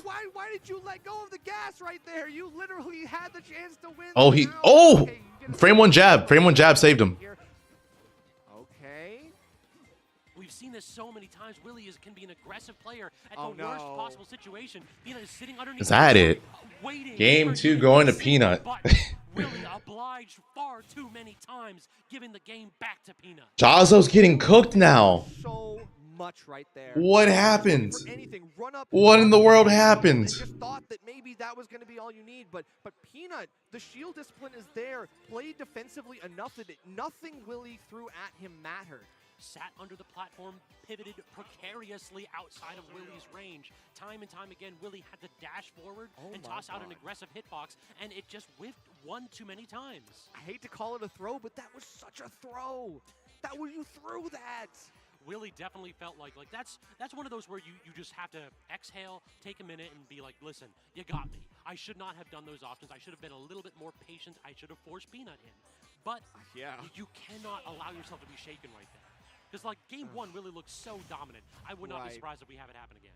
I mean, but that's how wishy-washy this set can be, this matchup. I mean, obviously off stage, Kazuya does sometimes take the easy way out, easy route through. So on Town and City, we do have less space off stage to play with. So that means that Peanut's got to be very careful about this. Is he kind of just stuff. dead? Oh. And Willie. Oh, Little Mac. That's it, man. I'm sorry. I mean, Peanut's neutral's been good, but off stage is just not. Time and time again, we've had these preemptive side. I gotta say too, like Willie is doing a good job of edge guarding him. I feel like Thin ledge, you could at least poke with the up special, stuff like that can be really important here. But the run a lot of Kazuya players just like try to mindlessly do their death combo, but yeah, no, Willie is just showing how. Wow, Willie's showing how effective Kazuya can be at edge guarding Little Mac. But it's kind of looking like Kazuya is. Which is crazy because this is not. Is he dead? No, bro, my God, that was less than a minute. Another game here. We are still in best of 5 in winners quarters, but man, That was less than a minute. Sweating after that one, like that's all I can do. I did everything I could, and I still got completely outmatched by Willie's just burst options. Off stage, like time and time again, that has got to be one of the quicker matches between these two evenly matched competitors that I've seen in a minute and a half. Like somewhere out here, Alternus is smiling. He's like, now you know. He's now just you know chuckling, what I have to chuckling in the back. He's here. He's here in the venue. He's watching this, probably like, come on, Willie. How are you losing to this? But now using that electric time and time again to open up. Thankfully, he didn't get spiked. Oh, but he's dead. Yep, first stock going to Willie. For Willie, how many times have we seen this? The aggression has been unmatched so far this set. The gloves are off, the jacket is off, and Willie is swinging like a madman. Peanut, unfortunately, going to be looking for any of the grounded options he can, but Willie playing this aerial game has been so good for him. He's elusive against Little Mac, which is he's a character that No. finds his way Oh my God. very easily, and Willie just won't let it happen. Dude. What? Wait, where's he from? Where's Willie from? Is he from here? Edge, you have to respect that option. It is so devastating here to only 10%. Peanut needs to hit a KO punch, but he needs to hit something right now. Bro. We can't even be thinking about going for Virginia? We Okay. gotta actually get a jab or two first. Even one game and then didn't give him a chance to get the wheels off the ground at all. Willie starting to bear down just in corner again, like one of those characters that can assert some stage control even from the ledge. Doesn't get the down tilt, so doesn't get the 2 frames, so doesn't get the stock. And look at how terrified Peanut is. He backs all the way off. Does get the side B off the platform. Certainly. Wait, so Willie and Peanut probably played each other a decent amount. Spacing right. He backed off a little bit too far, though. I think he Or at least once, maybe. And he wants to see if Willie will go a little bit crazy, go a little bit haphazard. You know, there's a 3-1 lead. You take those opportunities when they swing a little bit too hard and they feel too greedy. That's when He's just freestyling now, dude. Oh, that's it. GG's. Shake my hand. You're not recovering. Oh, never mind. Willie's trying to. He's trying to flex. No, because like he did it to the left. That's so grabbed. He did it to the left. This game, bro. That set ended before. This is still going on. There is like there's the whole joke. Oh, it's my god, hold on. How like it's Game & Watch up B. They're just gonna throw it out. They've been using it in any chance they can, and that's really important. That actually could be a stock here. No. So the winner of this set plays against Willie, by the way. But either way, this is going to be a big situation if you can catch Jazzo. So we're either getting Ken, Game & Watch, or Kazuya making it through winner side of Coinbox. And just by the way, Peanut is still in. It's still possible for him to make it into the Coinbox IRL Invitational. But now he's gonna have to win, I think, 3 sets. Yeah, but you got your job done. Yeah, he's gonna have to win 3 sets at least. So the fact you're able to get stock first, you'll take the end of the week. Because if you can keep this going, if the cycle continues, guess what? You took the first stock, so that should mean you win the game. If you can take the 3 stocks first. Unfortunately, this isn't that cycle. At least it shouldn't. At least it's trying to prevent it from being that cycle. It's not as textbook as it may seem, but you have to sometimes stick to the textbook. Like you're saying, that backer off stage has to be what you gotta find more of the situations. There you go again. One down zone. Yeah, Jazzo's good against fighting him characters. He's good against Kazuya. Looking for a down throw. Nothing too much on the platform right again because another Dothia playing that game really well. The defensive game coming in clutch right now. Forward air into the nair, dropping down. Jazzo getting really overzealous, throwing out those normals, waiting for Ndothia to land into it. But every single time, Ndothia is landing with hitbox. So keeping those hitboxes out there, you're not going to win that. Game Watch's disjoints are so much bigger than Ken. You can't win that battle ever. Spot that. But that's Yeah, that's it. There wasn't really anything you could have done as soon as you got hit there. Definitely was a much needed situation. One more stock and Endo will reverse 3-0 Jazzo if he takes this. But how many if you've been against Jazzo, someone who's been at that top level, like borderline Lumi rank player, right? If not Lumi, I don't know the current ranking. You can't lie. But This is not looking great for Jazzo. how much has Ndothia been in this type of situation? Bro, he's got wins on Zon. That's it. Another win on Jazzo. Yeah. Reverse 3-0. Well, like that, Endothea reverse 3-0's Jazzo. So Endo's in top 8 winner. So top 8 is Syrup, Yeast Mode Paul, Willie, Endothea. That is top 8 winner side. And there's still some loser sets we have.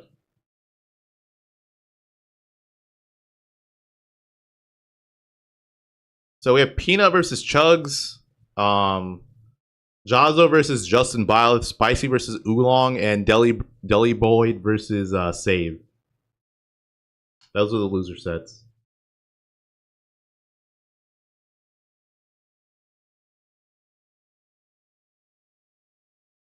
Yeast. Okay, yeah, I'll call him Yeast. Down smash buried, up smash is basically, it kind of is, yeah. Final smash.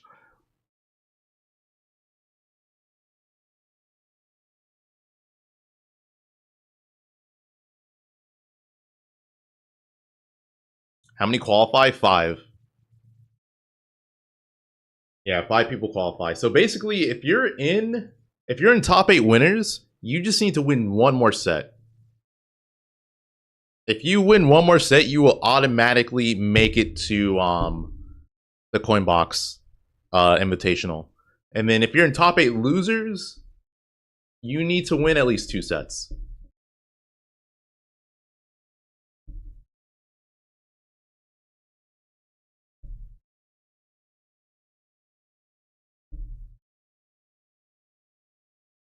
No, the Invitational is already happening. They're already doing some sets. Basically, they're just waiting for people to qualify so they could continue to do round, because they're doing round robin. So they're just waiting for people to qualify so they can finish up the round robin.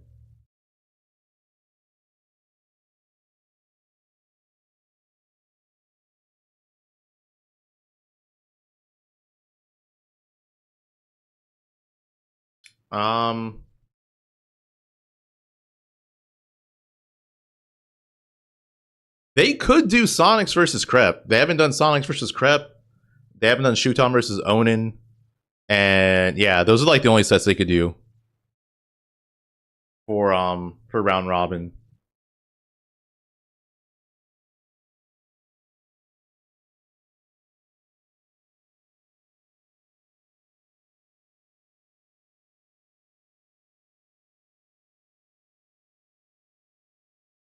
I'm actually surprised they're not just finishing up those sets, because those, yeah, they still have those available.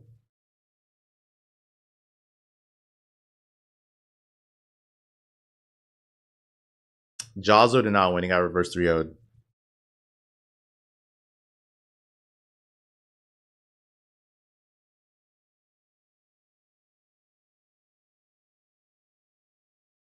Yeah, so this is Jazzo, Justin Violet.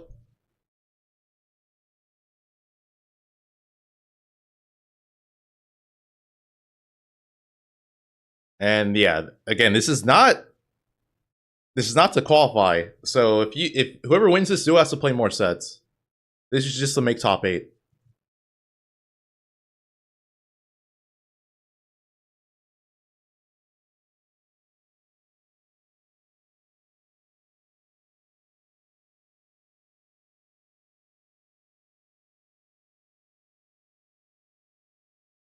David, no worries. He's going to go for all the Steve tech, the Steve cheese. Whether you think it's cheating or not, he's going to use it because, you know, hey, it's in the game, and we don't have any rules against it. So I'm assuming he's going Steve, right? Oh, is he actually going Bio? You're just diving right in. So yeah, we saw Quintus actually got DQ'd. So Justin took the run all the way to phase 2 out of that. Yeah, he main Steve now, right? So I would just assume he would go Steve in this matchup. Maybe he likes Bio if Ken. They are swinging from the fences, both converging in center stage from the go before it's even gone. Justin Violet got a good start here in some damage. One edge guard could make the FGC characters look a little bit like Lil Mac did in that last set. Kind of. As soon as you're off stage, you have that arrow to force a low recovery, and then you can either go for a 2-frame or you can. Oh, that's it. He has no jump. The sweet spot very nearly claiming that stock early. Yeah, but I don't think Bio recognized he burned his jump because he could have just chased him after he did the Tatsu. It's true, but well spaced back airs as well. Justin Violet already trying to poke the shield as effectively as he can. Jazzo does the same with a reverse Tatsu to get himself out of. Said on Twitter he would go mostly Bio. Makes sense. So whip punishes are few and far between so far, but I can tell 125 for Try to 2-frame with a side B there. All these characters can be kind of hard to whip punish because Justin, like this character. Oh, I mean, Rage, sure you taking that? And then actually got one right there. Jazzo, great confirm with the up B, just recognized with Justin trying to poke a little bit too over aggressively in the position. And that was kind of a lower percent when you got that first confirm. You know, 3 hits can turn into a lot of damage, but then the Shoryu hits, and you're like, oh god. Has Rage, baby. It wouldn't even matter because yes, Ken with Rage is a beast, a different kind of beast. Monster. Actually misses the tech and gets the down tilt into the up air. Yeah, in those situations, Violet's such a slow character that if you get the tech, Shield break. That should be a forward smash, right? Forward smash? Yep. Yes, sir. Get him out of here. Easy one right there. Anytime that Jazzo comes off of the Angel platform, it feels like he's one of the more aggressive players out there. Already trying to set up some nonsense, but doesn't actually connect with the back here. I could have sworn if we got that fastball, that was dead. Ooh, okay, so Justin Violet, no stranger to going for some. That was super wishful. Like that runoff dare. Down there to try to take an early stock. You can beat out the short, can beat out the distance on short. You can send you way too low, but so far Jazzo is keeping himself very, very secure here.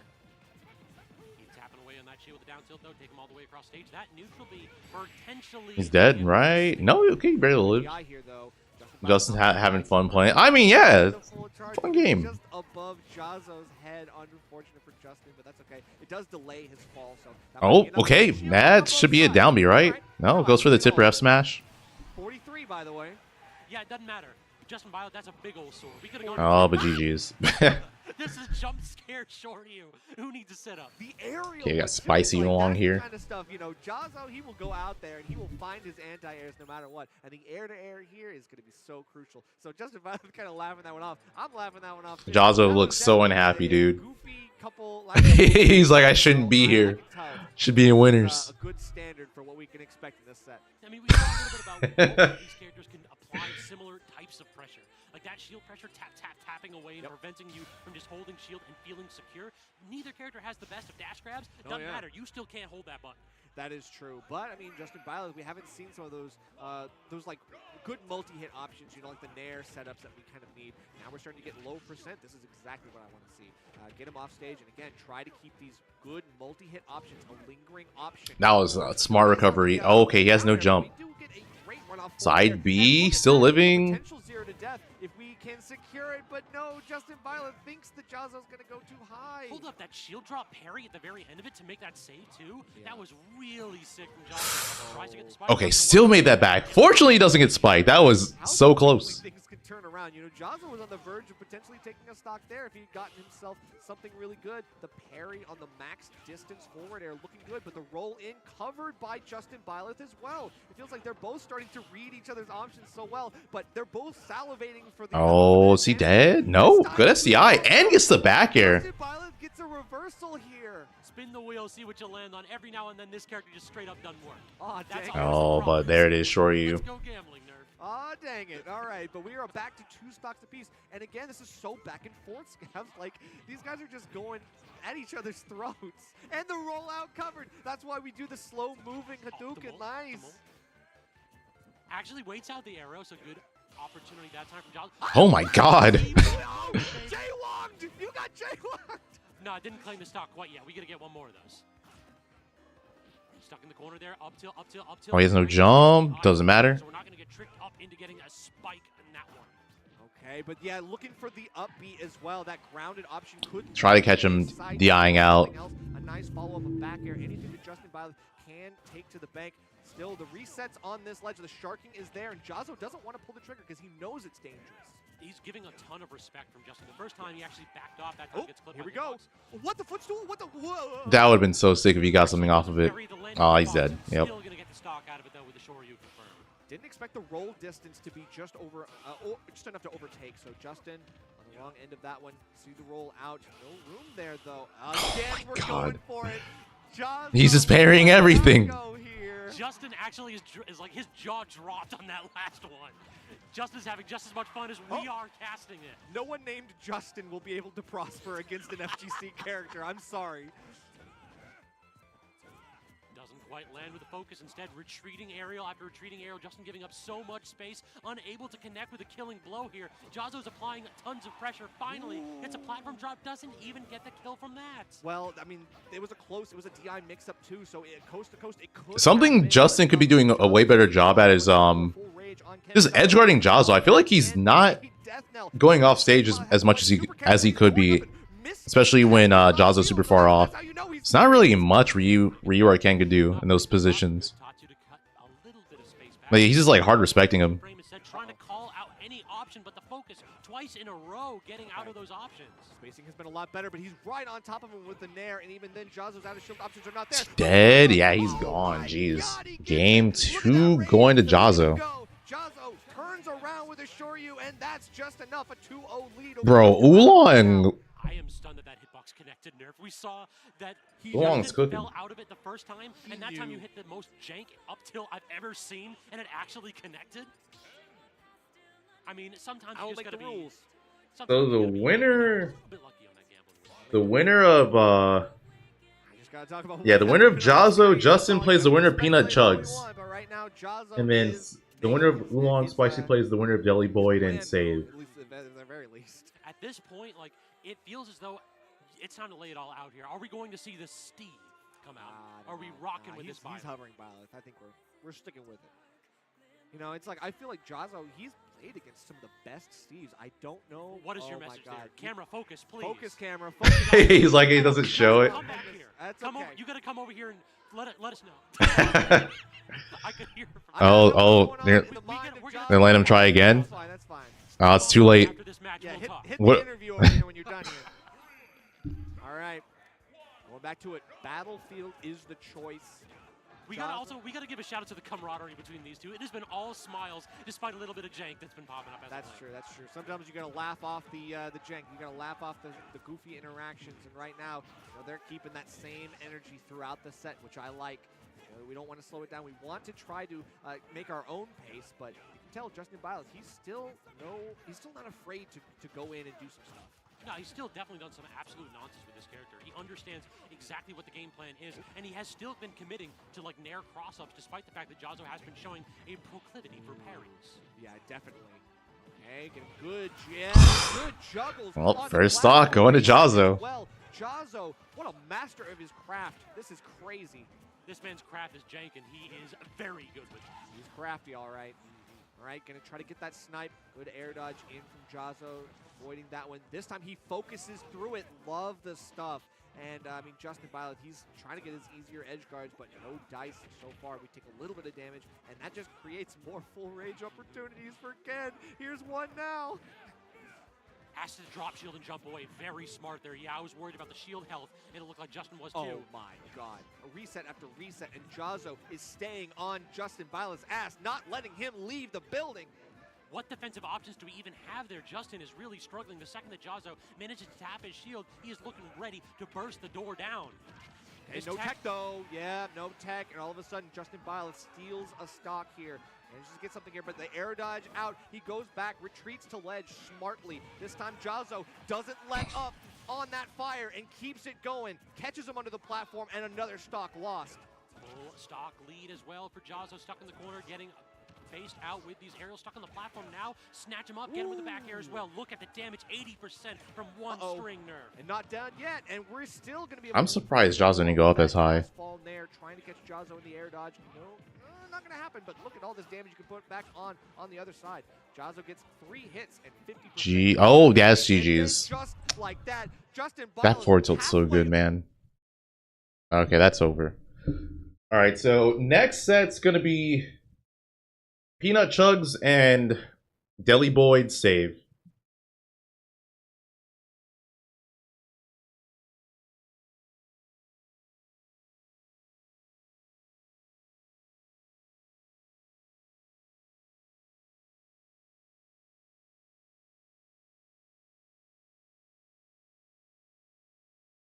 Are they pointing at each other?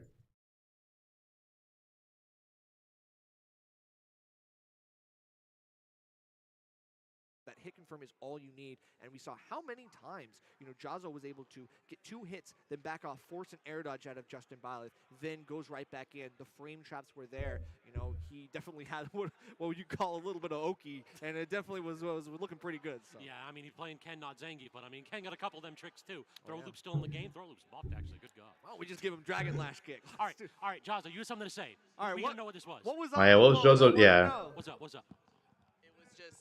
It was just. Yeah, there's the third mic. All right, Use all the third right, mic. all right. Yeah, grab the headset and say your piece. All right. Listen, I was completely salted after fighting Endothea, right? Yeah, Which, yeah, by the way, congrats for top 8. I'll give you props, right? This game sucks. This game sucks. Is what I had in all caps in the notes. Like honestly, like I can't go from a normal set. Wait, no. Can we with the Game & Watch? No way. You go from Game & Watch to Byleth, you are struggling, my friend. Yeah. At least it wasn't Steve. At least it wasn't Steve. It's okay, you know. Like I made it to top 8 anyways. Like one more spot for all of us who make it to 7th place to get that qualifier spot. It's a very fun event so far. I wasn't here last year. I love this place. I mean, it's a wonderful venue here. So hopefully we got to get you back again. Yeah. Of course. Definitely. That said, yeah, I stand by that. This game sucks. Y'all guys have a good time on this block. Right. Well, we'll be having much to think about as we go into our next break. Maybe Okay, there's saves. Deli Boyd. You play against a great Sonic tomorrow in your regional word. Some Falco tips. Laser. Dude, just walk around, do a single laser.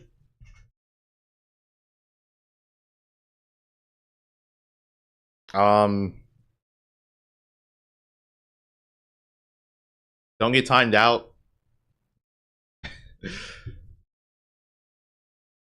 When you hit him, combo him hard because Sonic's hard to hit.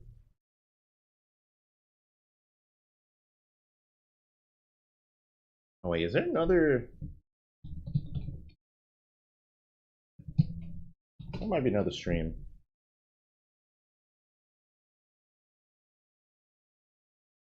Since then, got in top 8 at some C tiers, beat Aiken and Grayson at Frost. Okay, never mind. It's only those. Huge. That was a crazy run. I remember that. Crazy run. Like, it was a student league from the East Coast. Nah, bro, that's Deli Boyd. Not That's that guy. Deli Boyd. That's our goat. Failsafe at 10D Deli Boyd. Oh, let's go. Never talk about that one. But, yeah. Save, though. Honestly, you were mentioning earlier the Cap Fast run the save had, just barely losing Game 5 last hit to Zamba. definitely a very clean Aegis player. Honestly, we've been seeing a fall of the Aegis players. A lot of people are not really still confident in this character. If you're still playing this character in big 2024, you're my goat. You believe in your character? To believe the character's like top 3 at worst. Hey, man. That's a song. Relax. Relax. Calm down. Need you to bring it back. That character is so good. Python as a character is so good. You have the ability to, honestly, to move in and out as you please. You have access to, honestly, one of the best air dodge is in the game in the form of, you know, it's like something called foresight. And, oh, actually, grab isn't even going to reach there. Japping him to push away enough. And the point is, and that's just Mithra alone. Pyra is quite strong, to say the least. Quite a bit of range. Mixing up? Okay. What if Banjo had foresight? Be stupid. This is neutral. Shout out to Olimar, Bob, by the way. What? That's a Sonic player, buddy. Relax. No. Respect Olimar, Bob. But, no. Yeah, it goes to the photon edge, get a little overzealous to jump in there, and Jellyboy gonna punish accordingly with the taunt too. Whoa! I don't know if Jellyboy plays with Pro Clicks. There's actually like Pro Controller users sometimes will straight up actually press taunt instead of I guess the control stick. A breakdown of a misinput is crazy. Dude, you don't understand how I've seen Dexter go for it and get a misinput and taunt. But this is going to be rough to get back. Can I follow you on Twitter? No, but I can time you out. For asking me to follow you on Twitter. That's just as good, right? Save getting a little too comfortable drifting in there with these aerials. They're going to finish that, but nice switch into Nair. That was huge. And switch to Pyra again. Whoa! Hold on. These switches between Mithra and Pyra have been nutty so far. This is the theoretical Aegis stuff we talked about when the character first came out. Toon Link is way better than Young Link. Toon Link has definitely gotten better in this. Yeah, Toon Link has definitely been popping off in this meta. Better kill capabilities, better disjoints. He was kind of, Pyra Mithra in a sense is like a dying character, which is honestly so crazy to say. Great up smash coming out from early board there. Can I block you on Twitter? It's hard to find like many people who are still. I'll pay. Like, I guess the closest one would be like Reed. Good stuff of beating Jazzo though. Yeah. Westchester, not really. Let him know. Try to stay beef going on. Not even 2 minutes. Relax. Where's Noodle at? Let me stop. Good grab. Toon Link, yeah, Toon Link's also fast. Struggling that, like, with how floaty Toon Link is off stage, because it's gonna be a Pyra fair. Ew. Oh my god. I think Deli was definitely hit. Okay, we're about to get peanut chugs. Try to catch Playing a hero. Which wouldn't surprise me, but Save calling it out is the reverse upbeat. Very good call out there from Save.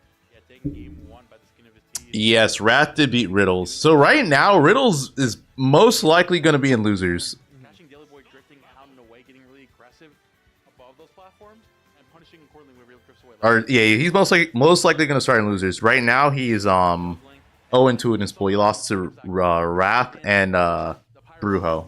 Switch to Mithra, ran, switch back, went for Pyra up air. That's crazy. That's the kind of stuff you only think about with Pyra Mithra. Thinking, oh, what if I would use Mithra's movement and then switch to Pyra? Like, oh man, I don't know about that. Save is innovating the game, my guy. Going for the grab, they're trying to potentially catch like a spot dodge coming out from Save. That F tilt did not hit. You've seen the Nair come out from Jellyboy. So that's the big difference between obviously. I feel like of the 3, right? Toon Link is the. I will say this about Young Link: a lot of the combos that Young Link players get aren't real. This is people suck at DIing them. Maybe poke, but that Nair is big because it means that Like a lot of the down tilt fire arrow stuff isn't real. This Toon Link is he's constantly moving around, drifting over these bombs, trying to keep you at a decent distance. That's gonna catch a drift away there with that grab. He's of course again trying to hold some distance here. Use that distance to keep this Toon Link away. But it's constantly keeping a hitbox active, making it really tough for Save to use any of his movement tech. Yeah, Zair. This is another grab coming out. I'm telling you this now, bro. You've not seen me talk about top level Tuning players. I'll mention it like while they're playing. I'm like, yeah, you could have just got out of this. But yeah, like a lot of the down tilt and like fire arrow stuff, if you DI away, it doesn't work. Ready for that, getting the up smash off the shield, and you can't be jumping. That's no jump zone. Gonna catch that now, using the stock count here. Get back in there again. Delivoid actually recognizing safe. A lot of these openings have been jumping in high with Mithra and punishing accordingly. And then, of course, gonna find that landing boomerang into a forward air. He's finding so much damage also with punishes. Oh, he's dead, yeah. Way too aggressive, and that's gonna be your stock there. Delivoid fighting so much off of that simple punish. Save being well aware too that there was dead. They instantly started drifting out, and that air dodge choosing to reset to this new stock. We go again, right? But yeah, I think Bookworm too. The other thing is Young Link just has the faster nair, so it just feels like he could do more.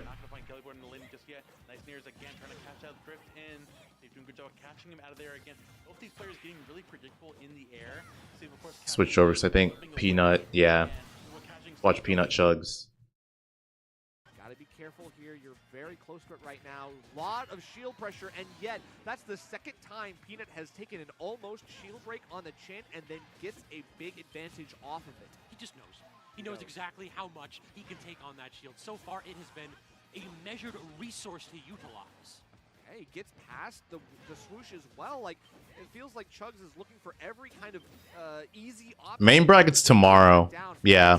This is still to qualify. This is still to qualify for the Those little 50-50 situations that Peanut can go for the invitational. And then after that, they're just doing round robin. Really kind of limits the strength of Peanut's armored options. Right? And a lot of damage being put on because of Oomph and the roll in. Ew, alright, game one going to Chugs. And the last little bit of Oomph being active. That's John, I'm alright. What did you order? I'm sitting here like I did not think Peanut was at kill percent or anywhere near. Also, Chinese food doesn't sound bad. Prove me wrong, yeah. But Flame Slash is one of those really big moves. Of course, you have to be ready for it. If you're not, if he's able to top deck that or do it very quickly, Peanut is just gonna have to take the L. He doesn't have a chance to react to that kind of thing, and you've got to land somehow. So. Flame Slash being as big as it is, that's a huge issue. I mean, a large sword is pretty good against somebody that tries to fight with gloves. Right. So that's kind of what we're seeing right here. But I've been surprised that we haven't seen Chugs try to use that too much in neutral. Like, yeah, for the killing options, you can try to outspace Peanut. Dash, I don't want to talk about that, man. We have not seen there's a lot of smart players in game though. Chugs kind of wants to go ahead and claims these stocks early and often. Right, and he's doing the right out of shield options as well. You know, obviously, no way! Up What a special confirm. into up tilt, very nice. And with the acceleratl now, he could do a lot more. But the jump air dodge, Spice bag there for a quick moment.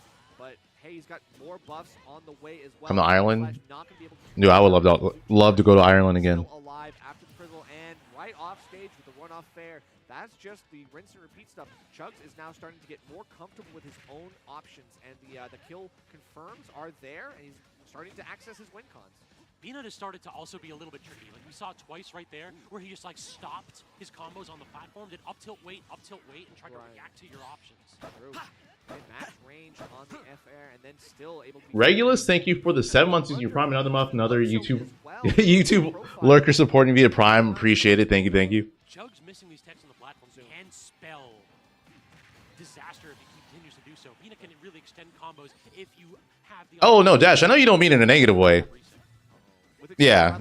No, I definitely didn't assume you meant it in that way. He has to be very aware of how he's teching. He let it rip, but he actually grabbed him out of it. Chugs got the grab on the KO punch. Yeah. Okay. Still. Oh, he's running into the whoosh as well. These quick up Bs out of shield have been really good for Chugs to just disengage to a platform.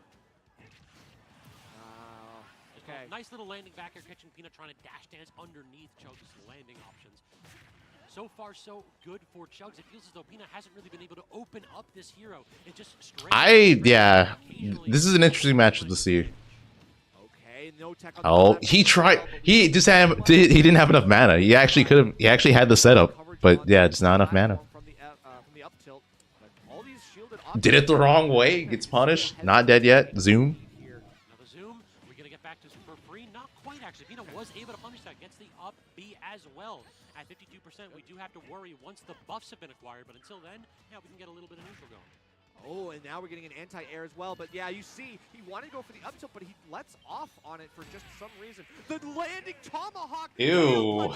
Second, it is active. The millisecond it is active. How do you find that? Crazy. And all of a sudden, Chugs could not react in time. I mean, could you? No. I was not ready for that one. It was also max range. I did not realize how disjointed that option is, but Peanut, that man knows the spacing on those KO blows. That's insane. The quick landing, the empty landing into KO punch as the anti-air here. Chugs Zach, yeah, Toon Link definitely has more range than Link. But instead, you just got hit with ground mac. Chugs tried to jump away, it looked like. In those spots, like, you don't want to hold shield because, yeah, the move goes through shield. You want to jump away, but the problem is Hero's aerial mobility, not the best. Aerial acceleration, not the best. There's nowhere for you to go. That's crazy. All right, so Peanut on the board. These Max up B. Dude, Max up B is amazing. Like, offensively, as an out of shit option, to break out of combos? I mean, to break out of combos, it's like a Luigi Cyclone, basically, but it's so good. We got game 3. This could make or break this set. It does feel as though It's like I'll say a way worse Luigi Cyclone.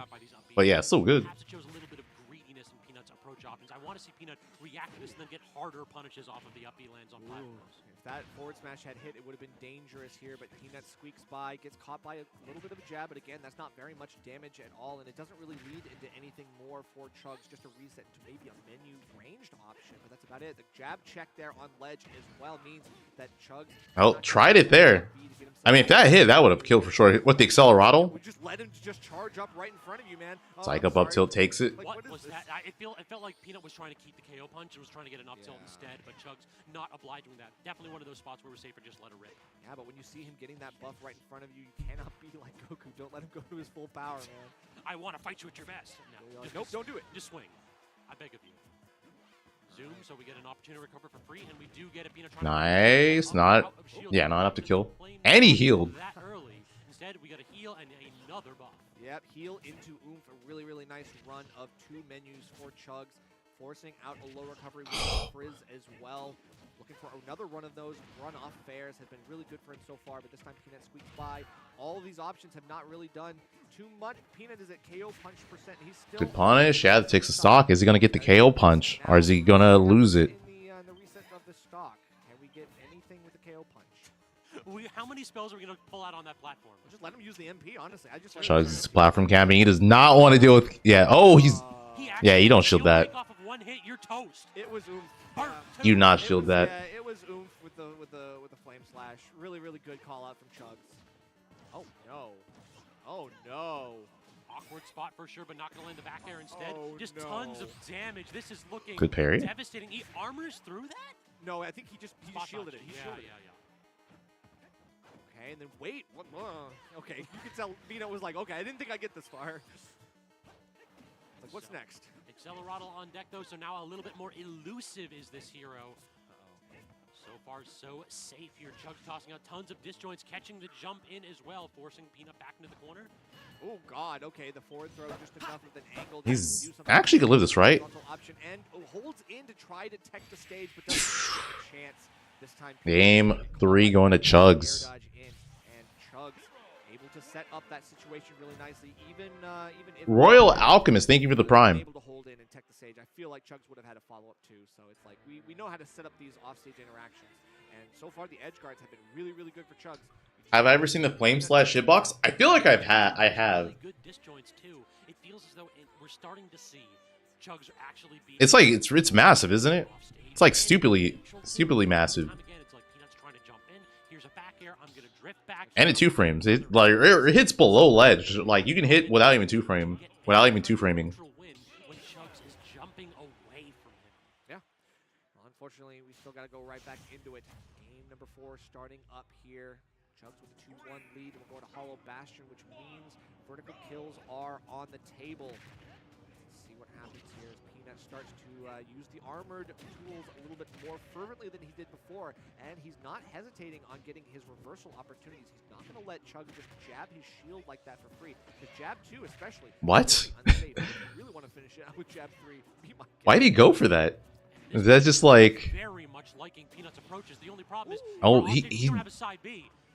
that was so scary. Like Peanut actually could have died because he used his side B. Out of that charge charge, so he does end up letting go of the Lucian. He's still Oh, hit by the it, but counter blow! counter You getting can't it. be sitting there charging smash attacks against Peanuts Little Mac. He's gonna find any opportunity to get that counter going. Oh, but the kaboom That move meant so they were that a situation is jump actually messed up. was just going to be Like saved what by actually what That's all what could he have done there? I guess time his regular get up a little bit better, maybe roll. Starting to look for that option as well. Peanut cannot just use that haphazardly like that, but we shield out the first initial couple hits of the Kafriz, and that's going to be enough. So far, the jump side B has been good for Peanut to trade, at least get himself out of jail. Trying to chase down there with the dash attack, but instead Chugs actually gets the grab toss him off stage. No two-frame opportunity there.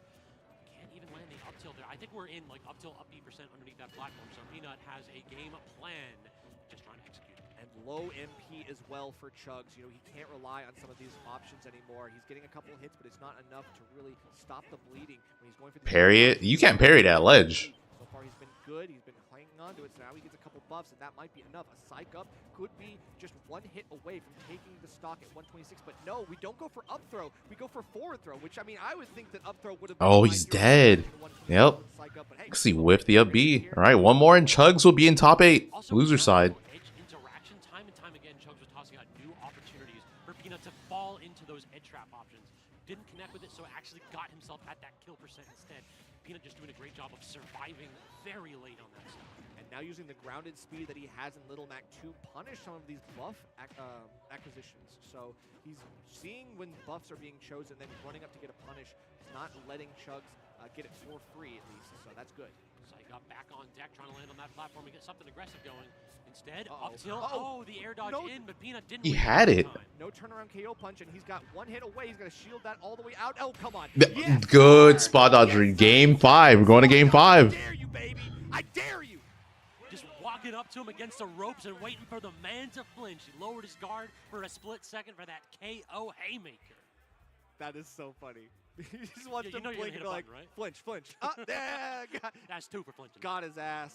All right, but Chug still in this. We're going to a game 5. Peanut, that was a hell of a finish, but can we keep that energy into this final part of the set? It does feel as though Peanut hasn't really won too many of these games where he hasn't hit those KO punches. It feels like we need that exclamation point because in neutral, Chugs has this game on lock. Particularly at the end of that last match, we saw a lot of grabs, a lot of Peanut's defensive shield options were getting called out. Yeah, that's true. Here on Small Battlefield, you don't have the low ceilings on Hollow Bastion. You can't really use some of those tricks to try to pressure things out. Peanut's just got to go on his own. Oh, he's dead. Turn around, snooze. No. I'm surprised he didn't just forward smash to the left. Like, was he I guess he just assumed it was gonna kill, but he messed up. He should have gone to the left. He had so much time. Could have jumped, could have rolled. All right, gets the stock even, but again, he could have had he could have had a lead. Peanut might take these early stocks, but Chugs is right behind. At least he has the options off the Angel platform. Low recovery there from Chugs, doing a good job of just out-spacing those down tilt 2-frame attempts, and Peanut has to jump away, but and they air dodge to the platform, not going to get hit with that sizzle. Good option.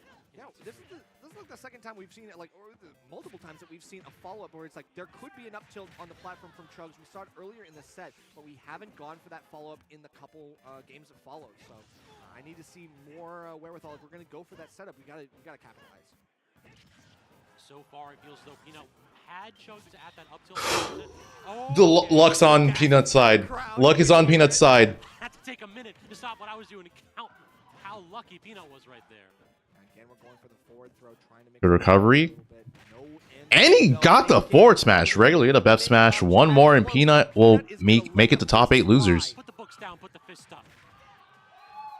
Like we all know. Oh, off stage, not gonna kill.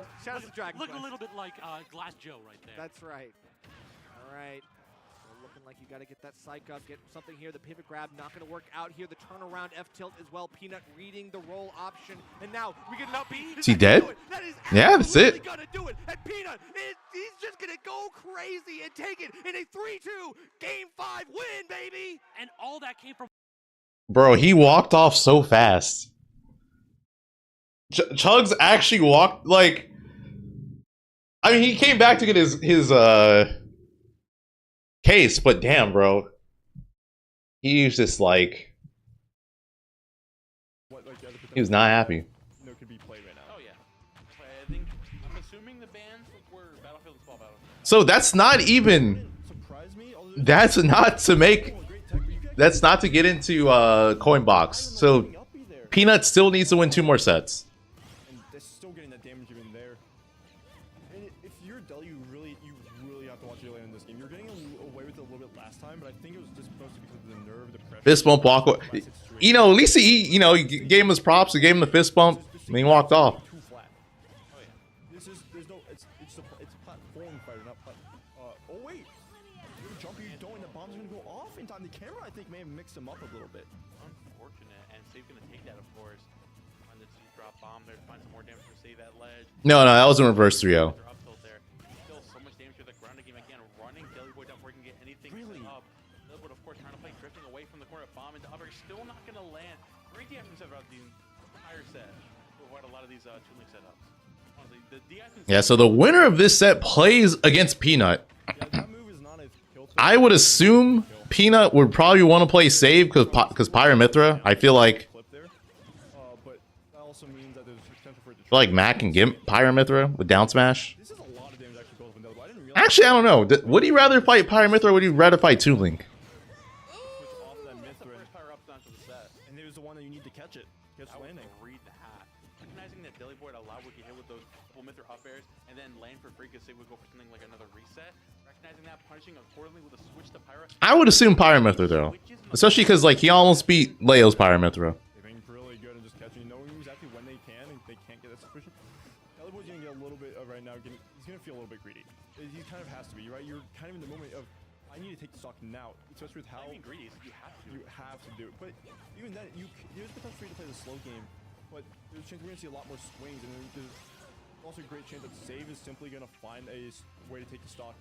Oh yeah, my bad. Yeah, Peanut fights Jazzo. That's my mistake. Yeah, I gotta switch it up. Yeah, it's Peanut Jazzo. Winner of this fights Oolong. Yeah. My bad. Damn. So that means either Jazzo or Peanut aren't making top 8. Or sorry, aren't making it to Coinbox. Yeah. So the winner of this. Yeah. So Save is playing against Oolong. That is my beat. But damn, that sucks. So either Jazzo. Oh no. It is. Well, actually, either way, we're getting someone in MDV. Yeah. Hell yeah. And that does mean though that Save plays. They actually inputted the score wrong. They put that Chugs one. Yeah, they put that Chugs one against Peanut. Peanut beat Chugs game 5. Yeah, so either Peanut or Jazzo aren't making it to Coinbox. All right, they're on break. So I'll be right back.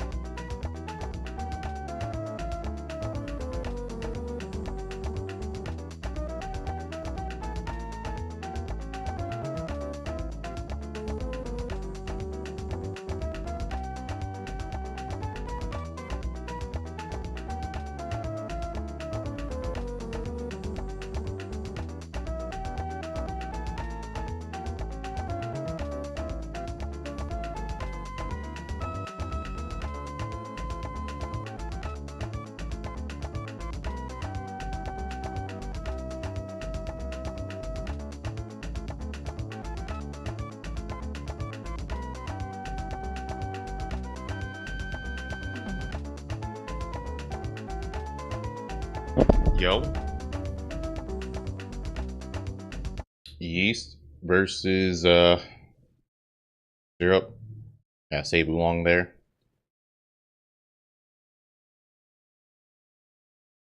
Okay. So we're gonna, and which is what you need for Steve, right? You have to be able to run at the character and say, I'm gonna end your life or lose my life. But we're gambling out here. So it should be really fast matches. Oh, you know, he's doing a little touch up on his face. He's getting He's Mogpaul. He's mogging up. Yeah, the LCQ and the Coinbox are running simultaneously. Well, they kind of put the round robin sets for Coinbox on hold because they still need to get the qualifiers.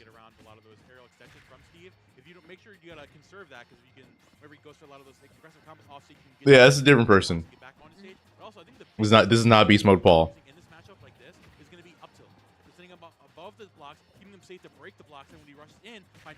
Yeah, so apparently these two are from the same region, and Syrup normally wins.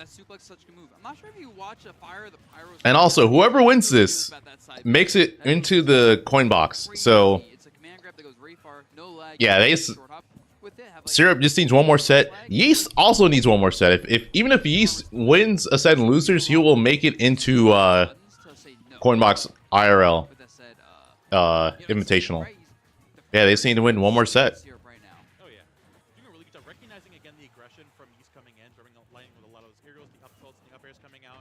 I think Yeast could lose 2 sets in a row and still make it in because there's 5 players. So whoever gets 5th, the 2 players that get 5th, there's still be a tiebreaker, and whoever wins that will make it in. So yeah, basically at this point you have 3 chances. There's 3 opponents you have, and you just have to beat one. Okay, no, he's trying to like set up his material so he can make a diamond and immediately get another diamond and like set up for future stock. But he's probably gonna make it. Oh no, he still doesn't make it. Oh, really good parry there. Like you mentioned, Syrup's parries have been on point so far in this set. Parry that up tilt, getting aggressive again from Yeast. But he's trying to play the keep away game with those arrows, like keeping a disjoint against the blocks is going to be huge going the rest of this. But he's already 67. You mentioned diamond. The second he gets diamond out, that's 70% off of rip. Yep, and he has gold. He has a few iron. Like, oh, he's burning it right now though. Oh, he missed the flashing Mog Punch. Yeah, I mean, Yeast knows he has to get the kill now. The moment Syrup gets the second diamond, I'm ready to say GG's. All right. Next game, this is going to be a rough one. Yeah, backer does over 20 damage by the diamond back here. Well, game 1 going to Syrup. Like you mentioned, how's it going? Gets that diamond back up. The jump ins go from a little scary to if I jump in the wrong spot, I'm dead. Yep. It jumps up. So the winner of Oolong Say plays the loser of Willy Indothea. And finding upsell to get more damage in, but with those 3 block walls, it's just so tough to get any of that started. Yeah.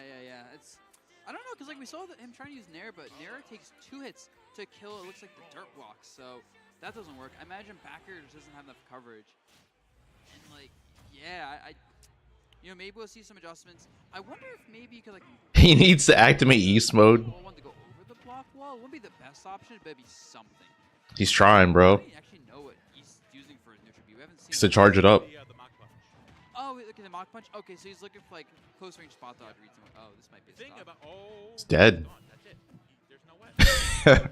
Well, yeah, the Yeast mode's not working.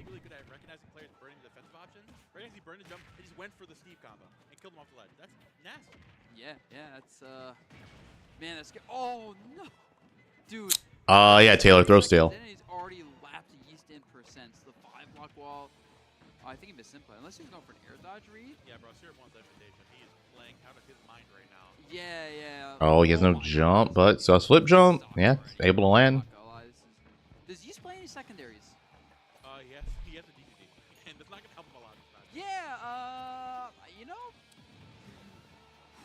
Down smash. At this point, the question is, how much percent do you think Syrup's taking before this game's over? I'm gonna guess he's gonna get to. You want to do user odds? Let's do over or under. I'm gonna guess he's gonna be under 100. All right, fair enough. Actually, under 120.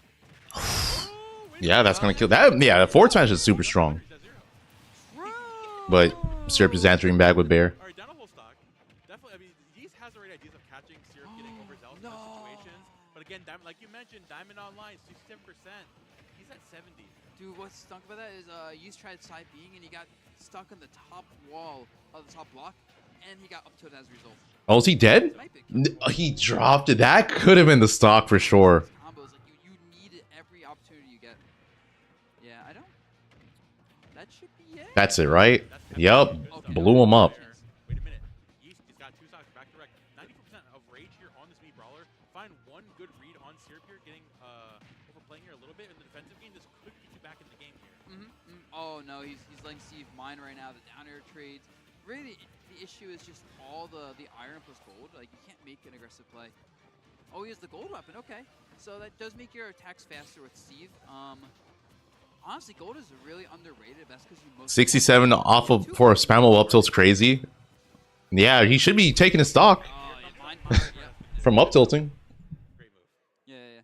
And like obviously, you saw Syrup set up the blocks behind them first. Even if Yeast like made that jump in to like get an opening, it would just kind of hit Syrup into the wall and he could like mash. Yeah. That's really just tough because like when you're playing a character that's so stubby, right? Like we saw in that stock too. He's gonna take the stocks and explode this character. It's just assuming you get in there. Ooh, that And the thing is, if you killed. find it as soon as you physically can, like you saw the 3 walls, huge walls. You get so many materials, the diamond, and not just the diamond, the gold. So you're pulling out the gold tools.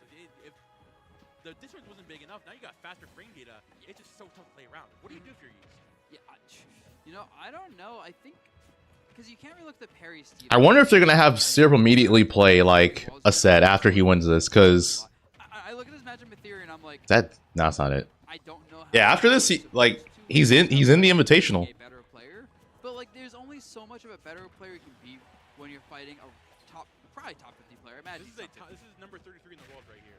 There's only so much better playering a man can do at this point. Exactly right, and I think especially with the parries from Oh yeah, poked. It's very hard for Yeast to like really commit to jumping like nairs or whatever, which I feel like as Mii Brawler, you want to bully people with your frame data.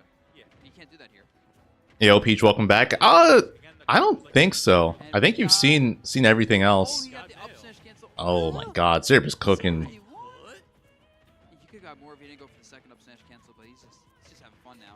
Block up so it's the back air 106 on this Mii Brawler. Make it back in again. No. Oh yeah, wait, Peach, did you see Endo versus Jazzo? If not, then yeah. Jazzo got reverse zeroed by Endo. And we have a combo. That's it. Yep.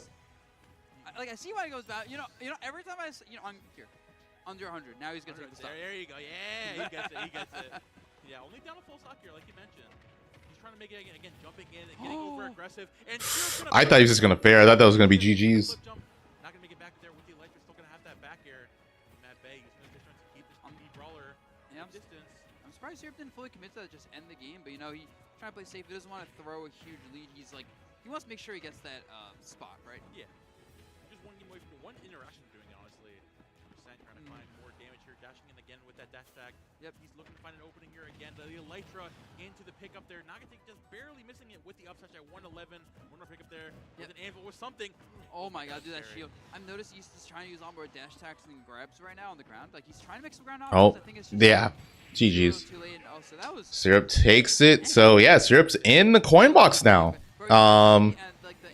So even though Yeast is in losers, he has 2 more opportunities. Even if he loses his next set, he still is going to be able to play one more set in order to qualify.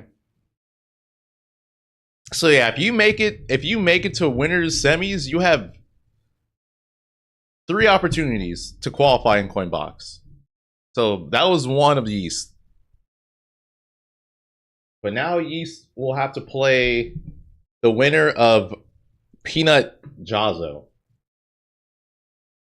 Yeah, so he's going to play the winner of Peanut Jazzo.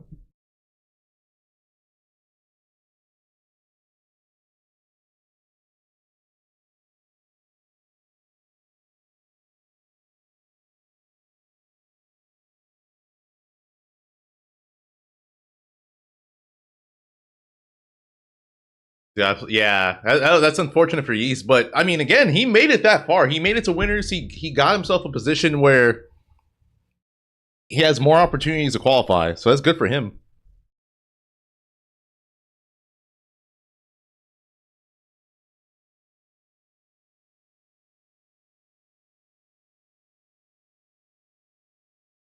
Yeah, Busby.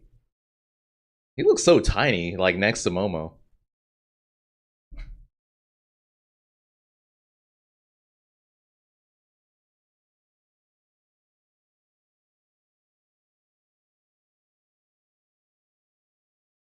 Too, yeah.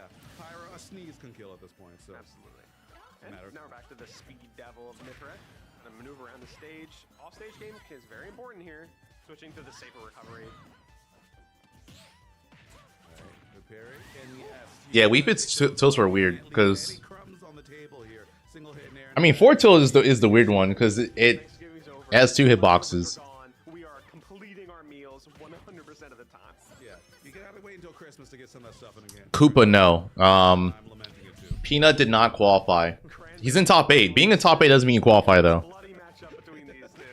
So yeah, in order for Peanut to qualify, he has to win 2 sets. One of them is against Jazzo.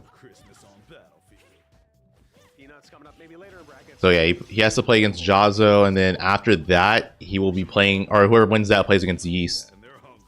Okay, that's enough for them. This is just good gameplay straight up. Some of the best that MDV has to offer right now. Look at that capitalization of another air. And Oolongs again, if you try to switch, if you try to air dodge, I will be there to capitalize on it. I will get those stocks. And back to what we kind of saw in game 1 with the lead. Right, the jab, actually getting the berry. Not able to get too much more off of it, but Oolong just playing a clean dash back neutral, just waiting for any hits to come and trying. He has to make top 4. No, you have to get 5th. The problem is, well, you have to get 5th at least, but the problem is that there's 5 spots. So 5th is gonna have 2 people in it. So one of the people who plays 5th is gonna have to play each other for the spot. Does do extremely well here. Just has to go zip up, yeah, and just rinse and repeat this. Okay, let's watch this. And he can lock in because he can't do this. He did it last Willie versus he definitely can lock it down. Endothea. Have that confidence and can't let the pressure get to you because this is a big tournament. Yep. The pressure can get to anybody at this point. If you lock it down, you've got it. Oh yeah, game 1. I mean, game 1. Kazuo is 100% a character that thrives off pressure, so he's a much better bracket character than Friendly's character for that reason, I think. Also, one thing we've got to mention is Don't worry. What if Indo wins and then gets on the mic and just starts bad mouthing me because I banned him? Or I timed him out. I timed him out for asking me to follow him. What if he just goes off on me after he wins? If he wins this. That's a big thing already. And Dotia went for the aggression for the first interaction and really punished that immediately. That's 91%. Instead of playing defensively early on, he ran in. And he got punished for that. Why are you running in against Cosmo? Laser? Yep. You know what, man? He's like, no, you're not getting away with that. I'll say this, though, it was only 91. Larry Lure. Oh my god, he's using my I just realized. Why the power of Larry Lure. Look at that tag right now. Oh my god, dude. Playing Smash the top level for forever. And Cause I didn't follow him, dude. This is all because I didn't follow him on Twitter, and I timed them out. Edge guards. And that is, yeah, that's a stock. You cannot be too aggressive or game watch when you're off stage. He's too good at covering aggressive options freely. Yeah, Peach. I don't know if you were there when that happened, but basically, he was in my Twitch stream. He asked me to follow him, and I timed him out. How did I just notice? Because I don't look at the tag. I'm looking at the characters. I don't focus on the names.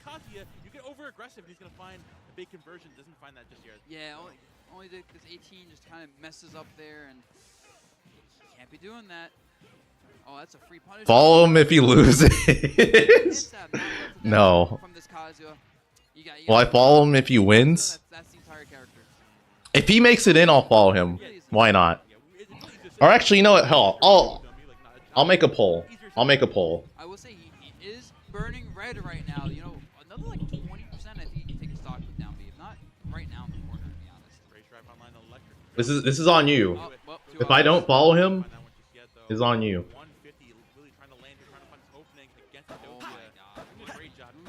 Exia with the 102 months. He's at 45 and you live. That's some BS. We need to buff Kazuo. Thank you, bro.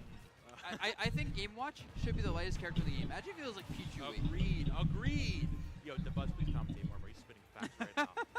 We we should just mod the game. All right. Yeah, Game Watch can have everything he has, but he dies at literally 0. He just, he explodes like a hero with whacked him. Exactly. All right, the poll has been started. Right now, at the ledge again. When did I pick up Game & Watch? He's been trying to find. I know you're memeing, but I actually do have a Game & Watch. Start realizing it because he keeps doing like dash back, forward tilt to bait out Willie's like burst options. Really trying to find an opening here again, trying to get through those up airs. Race drive online. Can Endothea let him get back? Down smash into the down tilt. All right, game 1. Going to Endo. Man, you could have hammered there. You could have put like, a bit of a show. It'd be cool if we got like a 9 there. He's not really content, but he doesn't get it. Yeah, unbelievable. Like, he's up 2 stocks to 1. Come on, you're not going to reverse 2 stock by... It's not about Coinbox anymore. It's Real content makers on here. We need the real noticers out here right now. Yeah. This dude's just not... The Watcher. It's unbelievable. That's what I'm saying. Bro. See, he has to go red Game Watch. That's the Watcher color. Stock 1, Willie definitely has what it takes to take us over Endothea. He has really good conversion, really good damage on this Kazuya when he feels like it. No, it was a Monty. It was a show. Opportunities, he has it. The opening. The fact that like we need more, like you mentioned, we need more consistency with these Kazuya hits. You're finding that hit. I need to see at least the stock, or at least like. He won game 1. He has to win the set. It's not. Yeah, it's not a match. He has to win the set. He wins the set. So far, yes is winning. So I guess if he wins the set, I'm following him. There's the neutral B and up B. Count how many up Bs there are in each stock. Oh my god! It is looking like he's gonna win this. He's kind of cleaning up Willie. And again, the aggression from this Game & Watch is punishing this Kazuya accordingly, right? Like we're getting outside of that immediate range. And when you are in that range, the electors come out. Wait, dropped it. Oh, great spot. That was unfortunate. That for sure would have been a stock for Willie. Okay. Oh no. Oh, that was such a good match, but I didn't say the set. I said if he wins. Well, it's implying the set. Again, to push him out of shield there. He's getting a little overzealous there, trying to find something to get back in this game. And Endothea not going to let him have it. One of the biggest weaknesses of Kazuya usually with the electrics is... Like, what if I meant if he wins the entire tournament? Like down throw into imagination, you can actually hold shield, and Kazuya doesn't have a proper threat, right? Because electric pushes you away. Never seen anyone use that Game Watch skin. Grab isn't going to do enough. He's trying to differentiate himself from everyone else. He's just not. He's not just another teal Game & Watch. Like at 26%, you're not really worried about that. You just constantly still putting the pressure up, and the Kazuya has to burn the rage drive at some point, making it back or die trying. See that back here. You burn the rage drive or die trying. Oh man, rage drive. I always think rage drive is one of those moves that they threw into the game because they were like, yeah, Kazuya's too weak. We need to give him something crazy, and it feels so random. It's like, yeah, you have from 100 to 140. You have a command grab that's armor and full screen and kills. Only at this 40% window do you have it. That might just be it there. Bring that jump and then up, so looking to get back. Catch a roll in there with a down smash. Good stuff there for Endothea. A B, no. Nair dragging out as well. Really still going to find that hit, but not going to find the conversion just yet. No. Oh, dude, that. I would say it hurts to watch, but it's Kazuya. Yeah, honestly, I don't blame you. Race drive online. Really looking to find that opening here at ledge. Up again. Not going to find the strong hit there. Going high, goes for the down air. Very aggressive down air. And that forward do it there. That was weak. That was sour spot F tilt too. So 2-0. That and like forward air into down smash setups.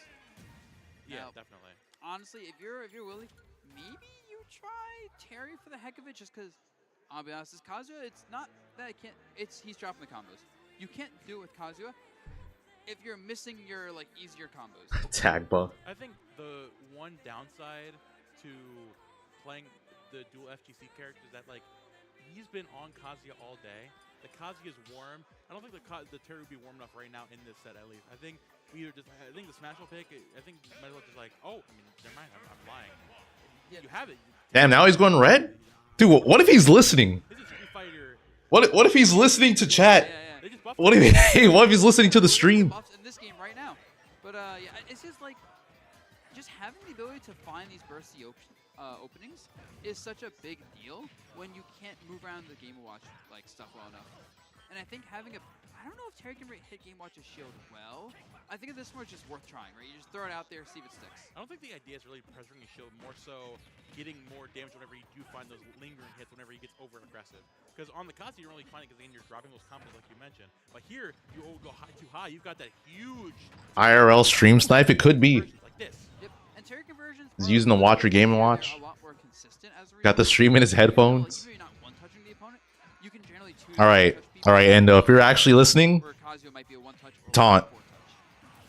Oh, you know, it doesn't matter if you don't touch your opponent though. Taunt after you take the second stock. Exactly. If you're listening. Now, only lapping Willie in percentage here, just getting that damage up on Smashville, not looking touchable right now. No. Backers coming out again. That parent recovery, still able to make it He back. went for a 7. Go for the hammer. Use the content. Okay, he's content pilled. Thank you. Wait, yeah, dude, if he taunts, he's actually listening. This is Even Watch's worst move is. He almost got it. and it can kill you at 0. It's also his worst move. Wait, did he taunt? Okay, thank you. If you Get this man a YouTube channel now. He forward air, yep. he might actually be listening. Wiley was behind him. No. Oh. Bro. He might actually be listening. Yeah, man, we're getting super aggressive. Yeah, looking for the opening there. We have to go online. Okay, hear me out. We have to get back. Willie we can find a power guys. All right, bro, I'm gonna follow you. The timeout right now. Play is. He can't give it away. Thea makes some mistakes. 'Cause, like, Willie's just Bro! forcing things constantly, and game one, He's listening. characters that punish you for overextending. Just straight up. He's listening, bro. Yeah, the thing is so tough to He's actually listening. see when you're down. He's actually listening. Power is still not gonna take it, bro. Game Watch the heavy. All right. Yeah. The burn up for taking it. You know what? Down a whole stock is definitely possible, but it's gonna be pretty tough. Yo, to bring it Joseph is online playing Pokemon Cafe Remix. I just wanted to point that out. back. Let's go, Joseph. Shout out Joseph. Oh my! You just side me right into the charge up smash. No. Oh no. You know, if I'm Willie, I'm looking at that and I'm like, man, he trolled me and he still like that's the worst feeling. He's not even following me. He's not even following me. I feel offended. All right, you know what? Whatever. I'll follow him. For the weekend at least. No, I'm gonna unfollow him. Well, there you go. He can tweet that I follow him.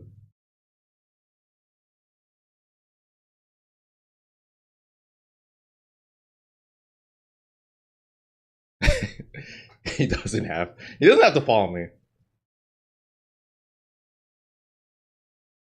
Maybe that's just a coincidence. Could be. All right.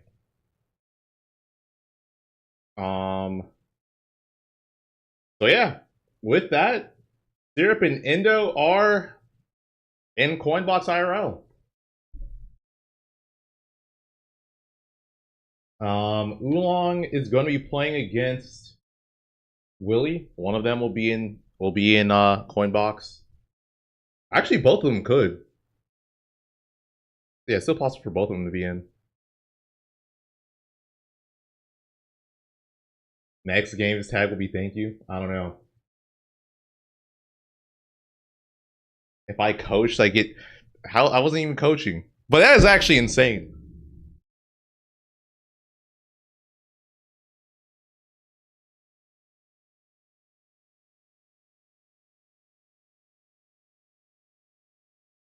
What are they saying? Congratulations to Syrup as well. My glorious and, king, Syrup. time to keep chugging through this bracket. Thank you, Les. All right.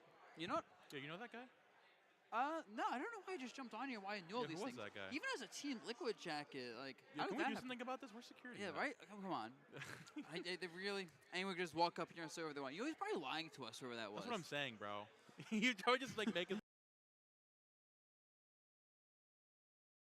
Was it? I don't know, dude. They might have been watching the stream while they were playing. It is possible. In stream, I said taunt your second stock, and he taunted. So it's a possibility, or it could have been sheer coincidence. But he did show up in my chat and asked me to follow him. So there's a slight possibility he was listening to the stream while I was while I was playing, or while he was playing.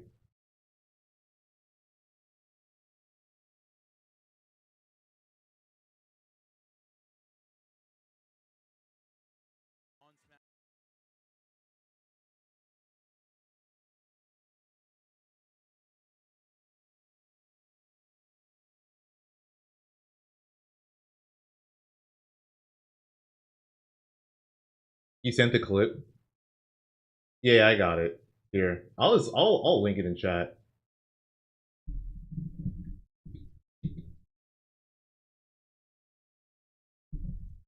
There's a clip.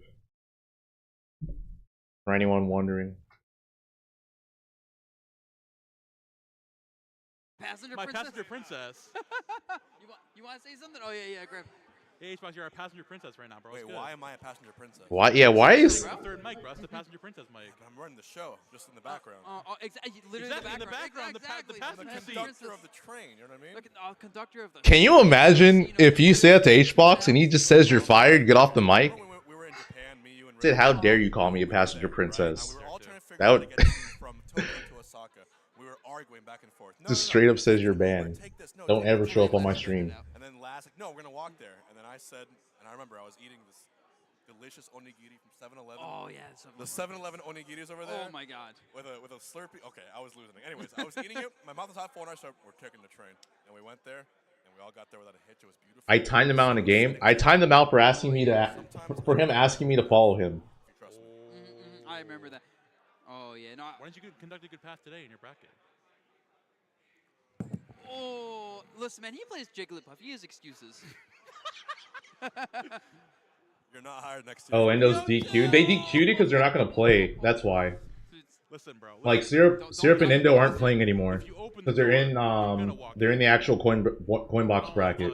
Oh man, just go walk on the mic. Be like, yeah, this is my spot. I'm you know, perpetually on the mic. You know, it's like the thing. If you act confident enough, no one's gonna doubt you, right? Like if you weren't even hired for commentary, you walked down, sat in the chair, grabbed the mic.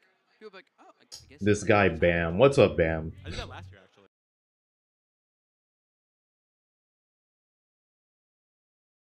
Okay, this is Willie versus Oolong. Bro, I'm trying to see Jazzo versus Peanut. Why haven't they played that yet?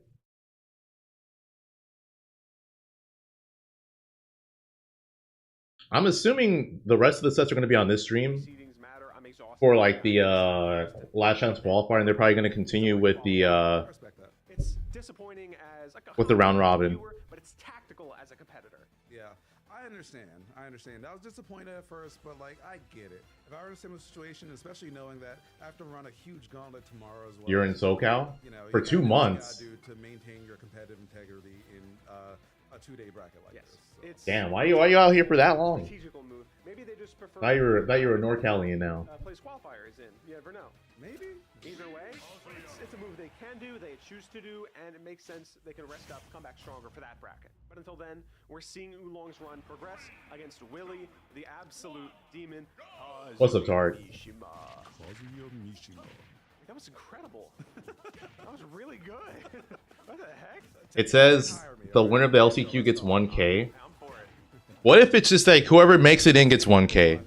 So everyone who makes it in through LCQ just gets a K. Until Willie gets a hit, and since Weefit's just so tall and like lanky, it's just gonna be really hard for Oolong to escape from the waiting iron fists of the Mishima here.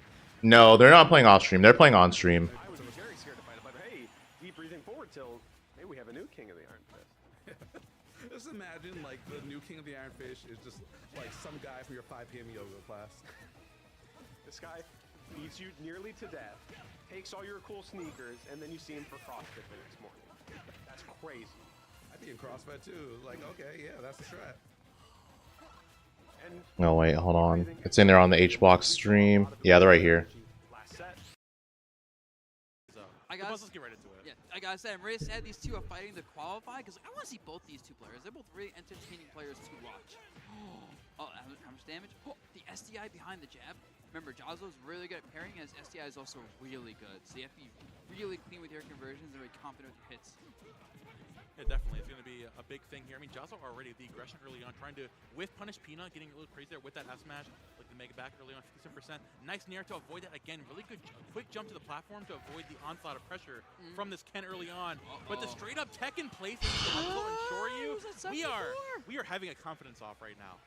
The aura from the set is going crazy right now. These are both characters that don't have the best out of shield options, but really fast buttons with lots of combos, right? So you kind of want to be picking, like, you want to be attacking first a lot of these interactions. So it makes sense, right? Generally, you can't be passive doing this kind of matchup. Because you can do a jump, ledge jump into a button. he's off stage. Oh, Yeah, God. Great punish there from Jazzo. Oh my, bro, I'm just concerned. Every match we watched so far, bro, has been a one-sided beatdown. What has happened? Dude just comboed down to You gotta back listen. air. Give him a second. Give him a second to buzz. Oh, Give him oh, a second. He's cooking. He didn't cook enough because Ken is still here. All right, it's game one. Relax. Chill on this. Jazzo definitely a really good path right now. Nice S smash out of the corner. Jazzo doing a really good job of playing that CQC game, pressuring Peanut, putting really high positions off stage.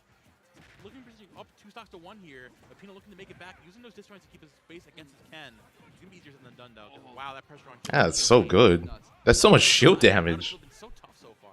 I gotta say, I gotta give credit to Jazzo because he's really baiting a lot of Peanut. Like, Tail punch? Oh, that could have been it. Jazzo's just consistently getting in as a result. I think Peanut needs to slow it down a little bit in the neutral, right? Wait for his openings. You can't just. I just realized like Jazzo should not have been focusing there because Tail punch goes through focus, right? Catching the aggression from Jazzo, catching him jumping in, punishing accordingly. Oh, had the right idea going to the platform, just barely missing the mark there. Yep, I mean that's the classic versus Lomac, right? You're not sure what to do. Go to platform. He has so much trouble covering it. That parry lead the forward just doesn't do it. He just goes to platform again. Oh, GG's. Yep. Focus into Game 1 Jazzo. Big thing about Peanut is really good at anti-airing and catching the opponent out. The thing is that all his anti-air options are singular hit with up tilt. Yep.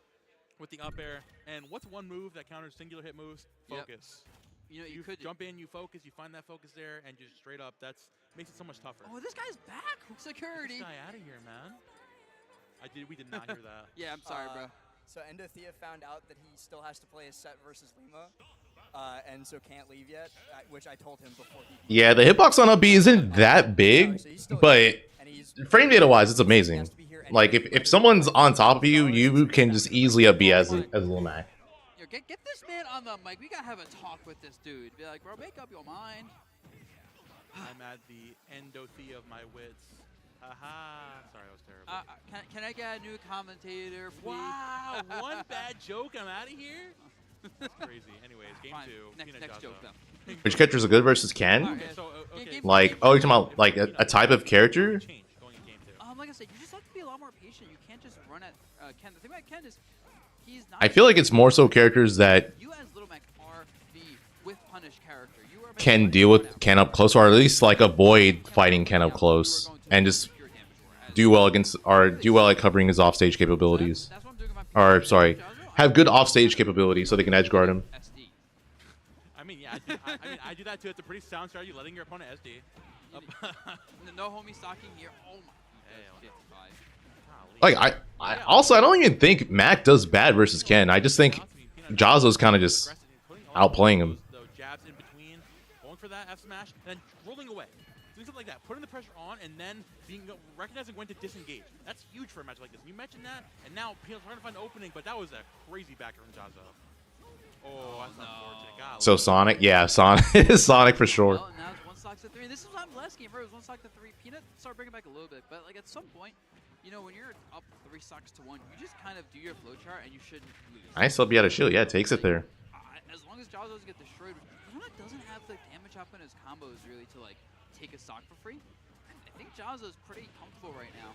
When he lacks in combo potential, he brings up and just straight up taking the stock criminally early. If he finds a pick up there on the platform, and Jazzo, like, if he doesn't stick to the slow chart, and he jumps in and gets a little too over-aggressive, then Peanut can take a stock really early, especially because he's right on the cusp of that KO punch. Yep. Jazzo's got to be careful right now. Remember though, when you're fighting low Mac, the goal is, like, if you're up like this, you really want them to have KO punch. Let them burn it on the stock if they need KO to. punch? Have it next stock, right? Like, it's like fighting Sephiroth, where if you Nice, yeah. He needs to do that more because Jazzo, good KO punch, but yeah, Jazzo is going to be hitting him up close a lot, so that should be easy for Peanut to just be out of. Oh man, you know, for that one, I'm gonna throw Peanut at you. Wow. What if I had an allergy? One more, and Jazzo moves on into the to a qualifying set. You got it. Yeah, now Jazzo up 2-0. So yeah, if he wins that, he will play against East, and then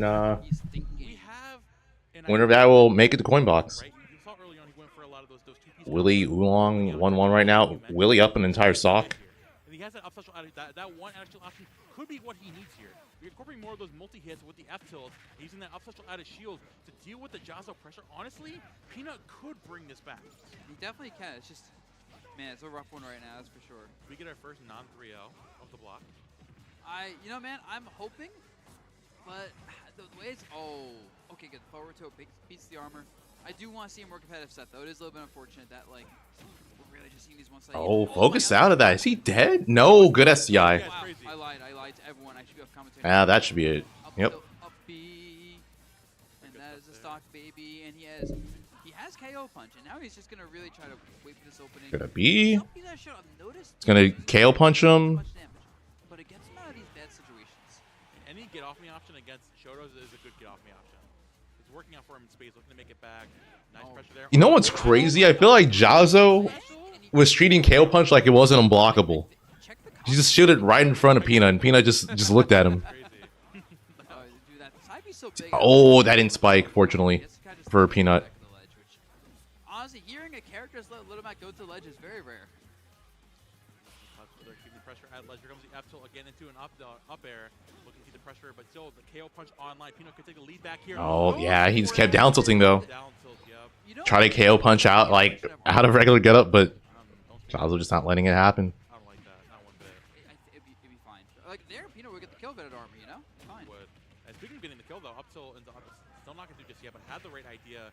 Goes for the F smash of a life that actually burns out of that focus. Oh, that's so much damage. 20 damage in that down smash. I mean, it's not the most, but like it's so kind of crazy to look at. Almost got it. Loki. Dang, that's so unfortunate. That's gonna be so much damage. Dude, he's. I mean, it's working, so it makes sense as to why he's doing up B so much. Getting away with it. Down air into up tilt again, coming out, looking to make it back here on the ledge. So online, that's up it. Coming out. That's that's GG's. Yeah, and that's clean 3-0. How's this going? All right, Oolong won that game, even though that's why Chet 2 was down an entire stock. Oolong just looks a lot more comfortable than Willie. I mean, you know, you do kind of have to gamble and just kind of go for something big with Kazuya if they aren't actually giving any openings. But even Yeah, so Peanut out at 7th, and now Jazzo just needs one more win in order to make it into Coinbox. In this lose side of top 8, meaning that So Willie, Oolong, Yeast, and Jazzo, one of those players is not going to be in Coinbox. 3 of them are going to make it in. 1 of them will not. Alright, so a little bit of a longer stage, there's more room to kind of make some magic happen. And I think Willie ended up here just because he wanted to get those combos with no platforms or nothing interrupting you. It's like when I'm hitting you, I want you to feel it. Willie was so sick of that soccer ball, he just bashed it out of there with the Kazuya hates soccer. I mean, yeah, it messes up your shoes. True. Sneakerhead like that, hates it. You do be a sneakerhead, honestly. The shoes, definitely crocodile skin. He beat the shoes off of him because he's not surprising that, or surviving that sun salutation right there. Yeah. The dogs are out for this Kazuya, and Willie needs to prove he has that dog in him with that forward smash. Oh, but he lived. I'm shocked he survived that. I saw the sparks and everything. That soccer ball probably would have smoked the soccer. Wow, that wasn't even a strong hit. Up smash jump scare. It's so much faster than I gave it credit for. Okay, big chance here. Use the eye appropriately, and all that had to have been a misinput. Either that or was an attempt as amazing call out. But unfortunately, either way, Oolong is the one to kind of escape that, get some percentage on the board for themselves. And he's looking pretty. Up a game, even in percentage though. Brujo's in the actual invitational, so yeah, no one gets eliminated until tomorrow if you're in the actual invitational. It just goes to show how confident Oolong's feeling in his game plan here. Rage Art on deck. Yeah, I like that. Just let me just get out of here. I know what you do. I know what buttons you press. Yeah, I often say sometimes you gotta let them know that you're not scared to do it. I think it's well established that Willie is not afraid to do it. Now B, yep, there it is. You know they're gonna do it to him with that up B as well, and still keeping Rage Drive on the table as well. Gonna be looking for a confirm into that maybe. Can he find something? Or scrambling. Just barely lost it though. That would have been a great free 40% if you're Willie. But you are up in stock right now. Can you get some extra credit?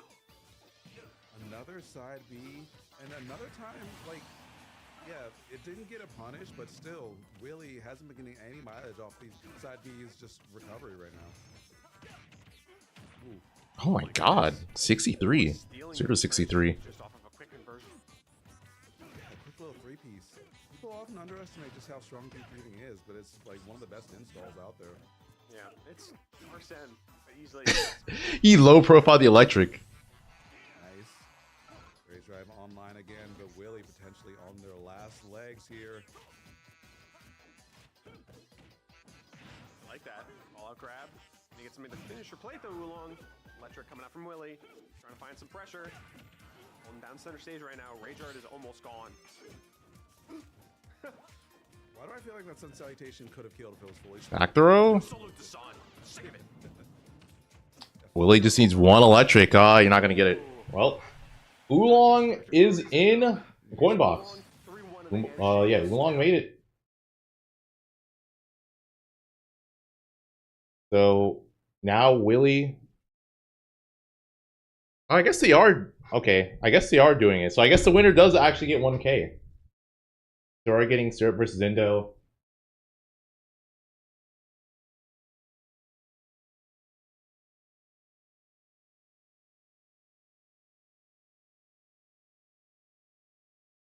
Alright, so I'm on break, so I will chill for a bit. BRB, guys.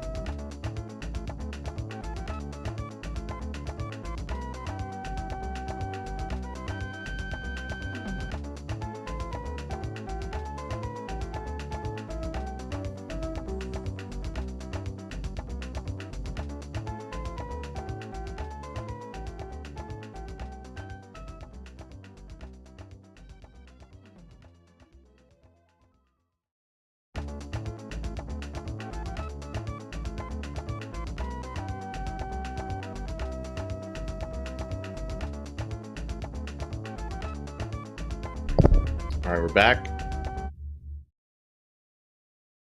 We'll screen this. Actually, let's see what's happening here. Let's watch this. That move gets me so hyped. Gentlemen's agreement to do it now. Oh, we got Yeah, Yeast versus Jazzo. You know, has a percentage I think is a better watch just because whoever wins this makes it to Coinbox.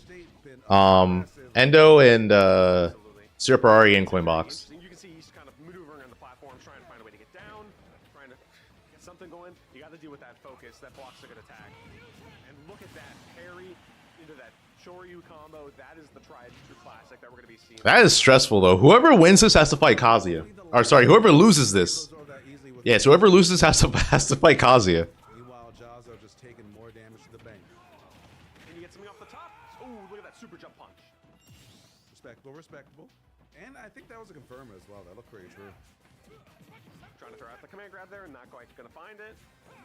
Again, Yeast has a certain game plan, is going to try to stick to it. Pressing a lot of special buttons, and Jazzo is getting a lot of percentage in turn, punishing.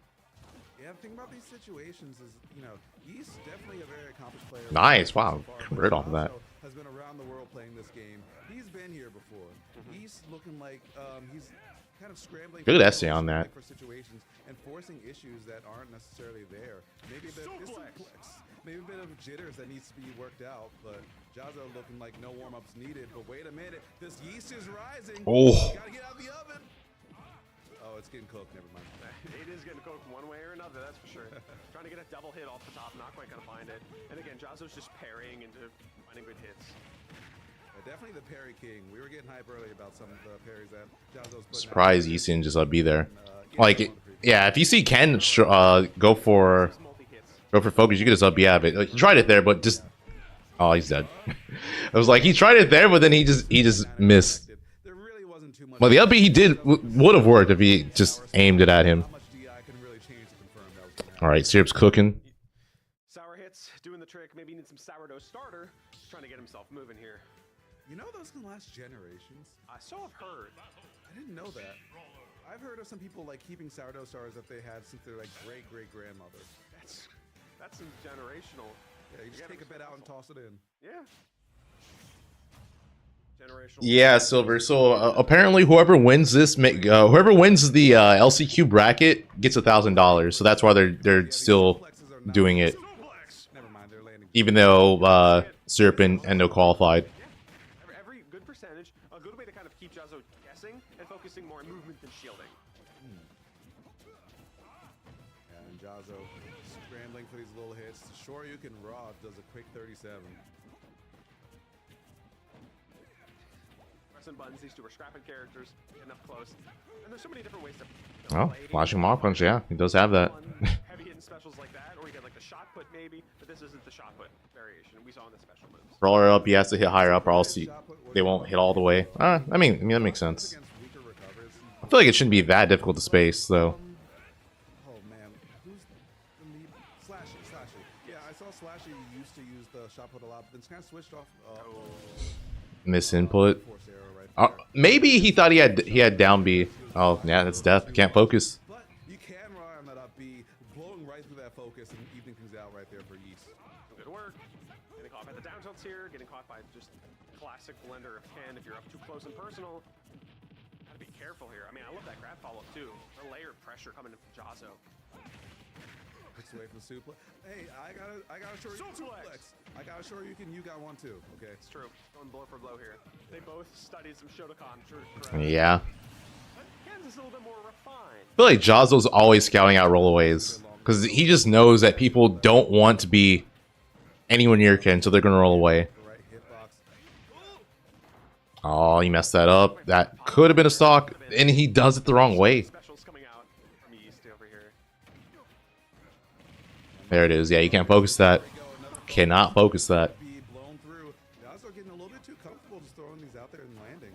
That's actually really good counterplay on Yeast's part. Throw out these multi-hitting specials to just absolutely cancel the focus attack and just keep up pressure. But as I say that, Jazzo's getting some good combo, good percentage, overall good gameplay going. Yeah, and looking for a little bit more with that grab. And starting to use more of those fireballs just by suplex. Fireballs just to buy that space out. Me Brawler doesn't have a lot of burst movement. that's like not non-committal. You can suplex through it, but it's still. He crouched under it when he landed. Getting through that focus attack yet again.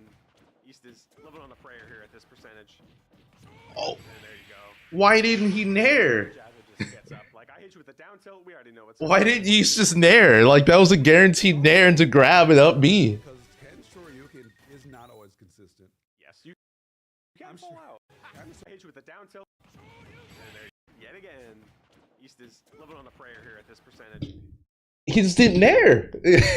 That was legit it. It's just looking like maybe he wants it too much. Maybe he's tripping over himself. But he has one more shot here. Actually, I guess technically too, because you have the. In that situation, there's actually not there's no reason not to nair either. Because even if Jazzo rolled away, he would have been able to tech chase him and get the grab. Like, you have enough time to whiff nair and then still go for the grab in that situation. Very important, especially because it's also a stamina game. It's been a long bracket. You want to play as few sets as possible to conserve your energy, especially if you want to make it. Plot armor could be. Yeah, could be. Especially for the LCQ players, because they have to play a lot. They play, I think, one. First set, stock. and they have to play like another 3 and a bracket if they make it into it tomorrow. Yes, a lot of stuff to go. That's for sure. Big chance, but Yeast not finding anything except another drop confirmed. This focus attack, I mean, although there's a lot of multi-hits that Yeast has access to, they are committal. Skeletal, I think, yeah, Yeast is just dropping a lot of stuff. Like, Brawler does have some frame tight combos, but they're not that frame tight. What is No, what is that? Yeah, he's in the loop. Oh, yeah. All right. Well, Jazzo made it. Jazzo made it in. Yeah, so that means either Willie or Yeast is not going to make it into the Coinbox IRL tournament.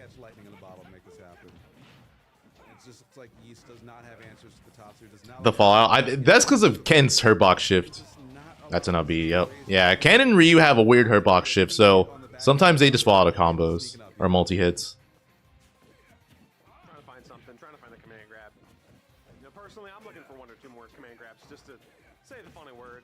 Suplex! And that's the word of the day, folks. Your whole chest. Yeah, and Jazzo's looking extremely comfortable as well. I saw a shield break attempt a little bit earlier. Oh, is this GG's? It is. Jazzo is in the coin box. Jazzo has made it in. Syrup is up 2-0. It's like Syrup's just gonna get it's gonna get that 1K. Always being great and never a problem for the casters or any host. And I didn't realize how we took so long complaining about absolutely nothing that we completely missed how that first stock went. Oh, answering right back though, getting the star KO. I saw that one at least. Oh yeah, 0-0, 2 stocks apiece, 6 minutes. We're playing a different game. Yeah. You see the little bucket dance he did there? Mm-hmm. I remember Smash 4 Steve. What are you talking about? 2 stocks, 6 minutes. Shut up. I hate this guy. Well, we found a Smash 4 player on the mic. Yeah. Oh, jeez. Typhlosion, yeah. Yeah, those are the people who are making it in. So yeah, Syrup, Endothea, Oolong, Jazzo, and then either Yeast or Willie. You're telling me we're not playing online? Unfortunately not. I said unfortunately. Well, we saw this matchup a lot in Coinbox history, though. Yeah, we have. Because just what? We got like Jake. We got Jake Meister. That was a lot of that. Oh, and there we go. Oh, I don't know if that's what. Ooh! Actually, that block saved him. I think he was going to be dead. GG's? Yep, GG's. Advancing into grand finals for Syrup. I mean, Alright, so Syrup's is sitting snugly in grand finals right now. And yeah, he is just waiting.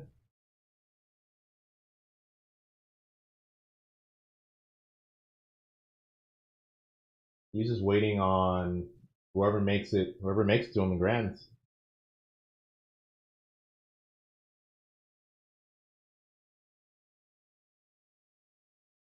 So my guess is they're probably going to do.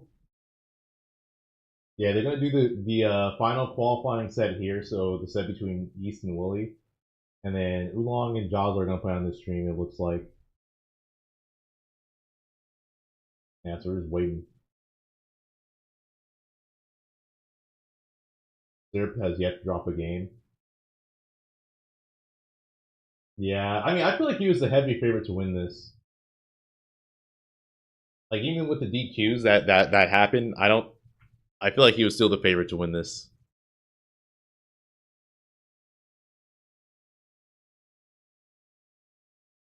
Yo, Slate, what's up? You're at a wedding? Well, I hope you have a good time at the wedding. Even though you can't hear me, but yeah, have a good one.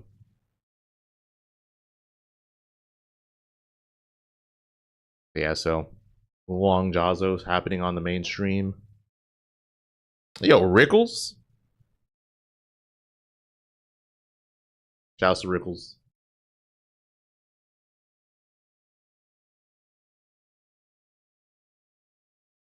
Do I think Jaws will go Sonic against... I don't know. I feel like at this point he's probably just going to stick it out. Especially because... I feel like he cares more about qualifying than winning the bracket.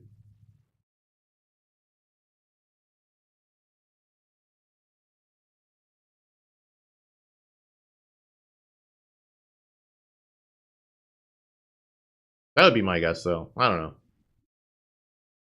Yeah, Jazzo does have a Sonic. His Sonic did take a game off of Mia, so...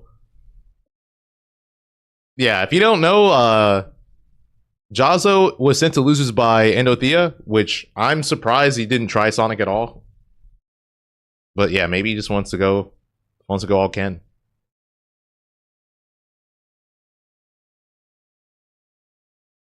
Everyone in Georgia has a Sonic. Yeah, well, Jazzo and Raph do play a lot. Yeah, Jazzo and Raph play a lot, so one of the reasons why.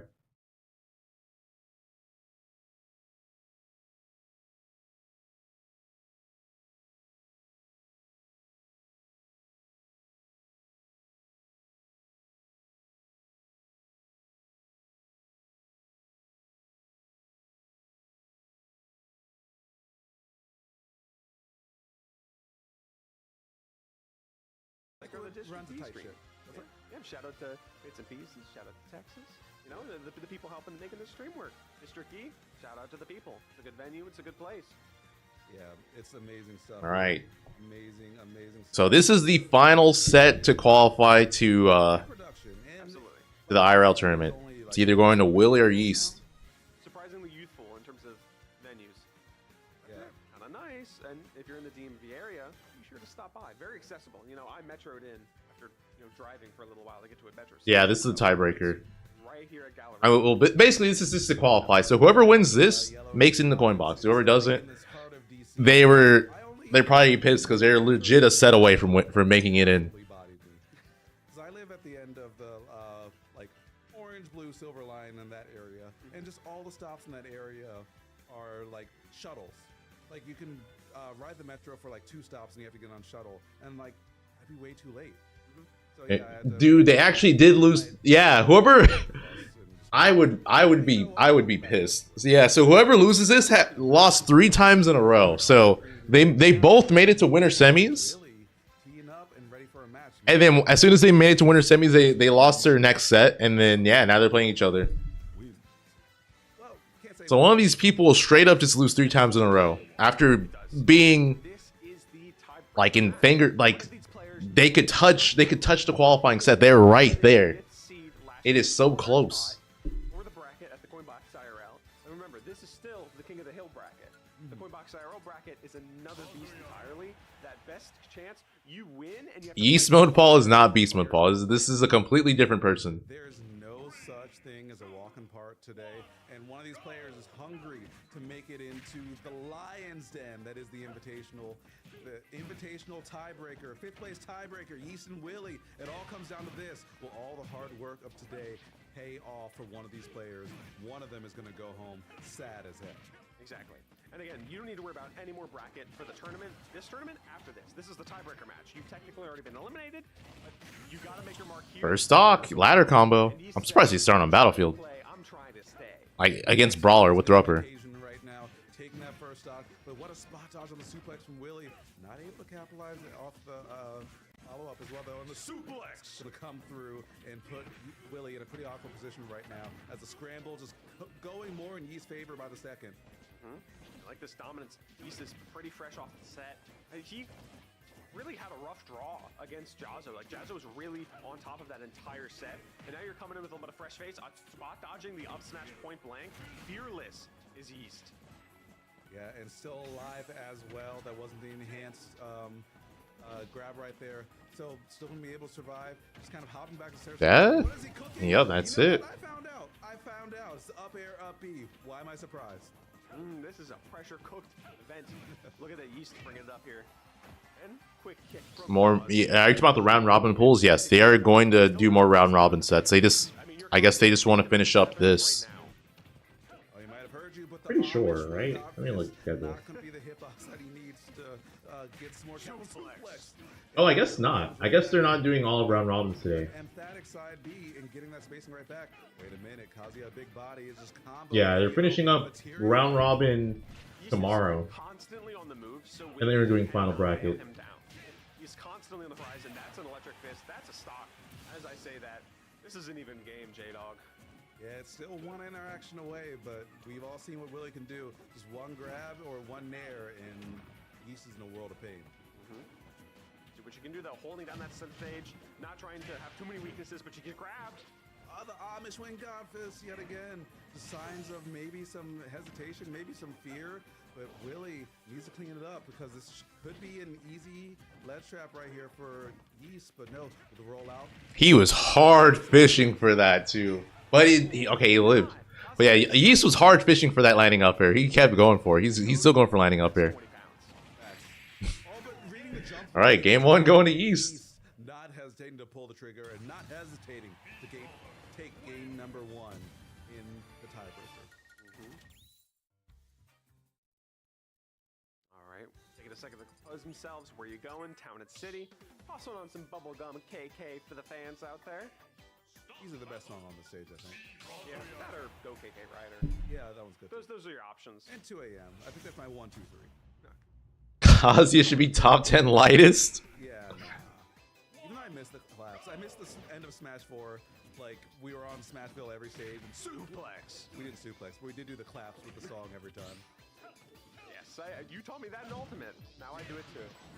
Yeah, gotta keep the roots alive, you know? Tradition of our people.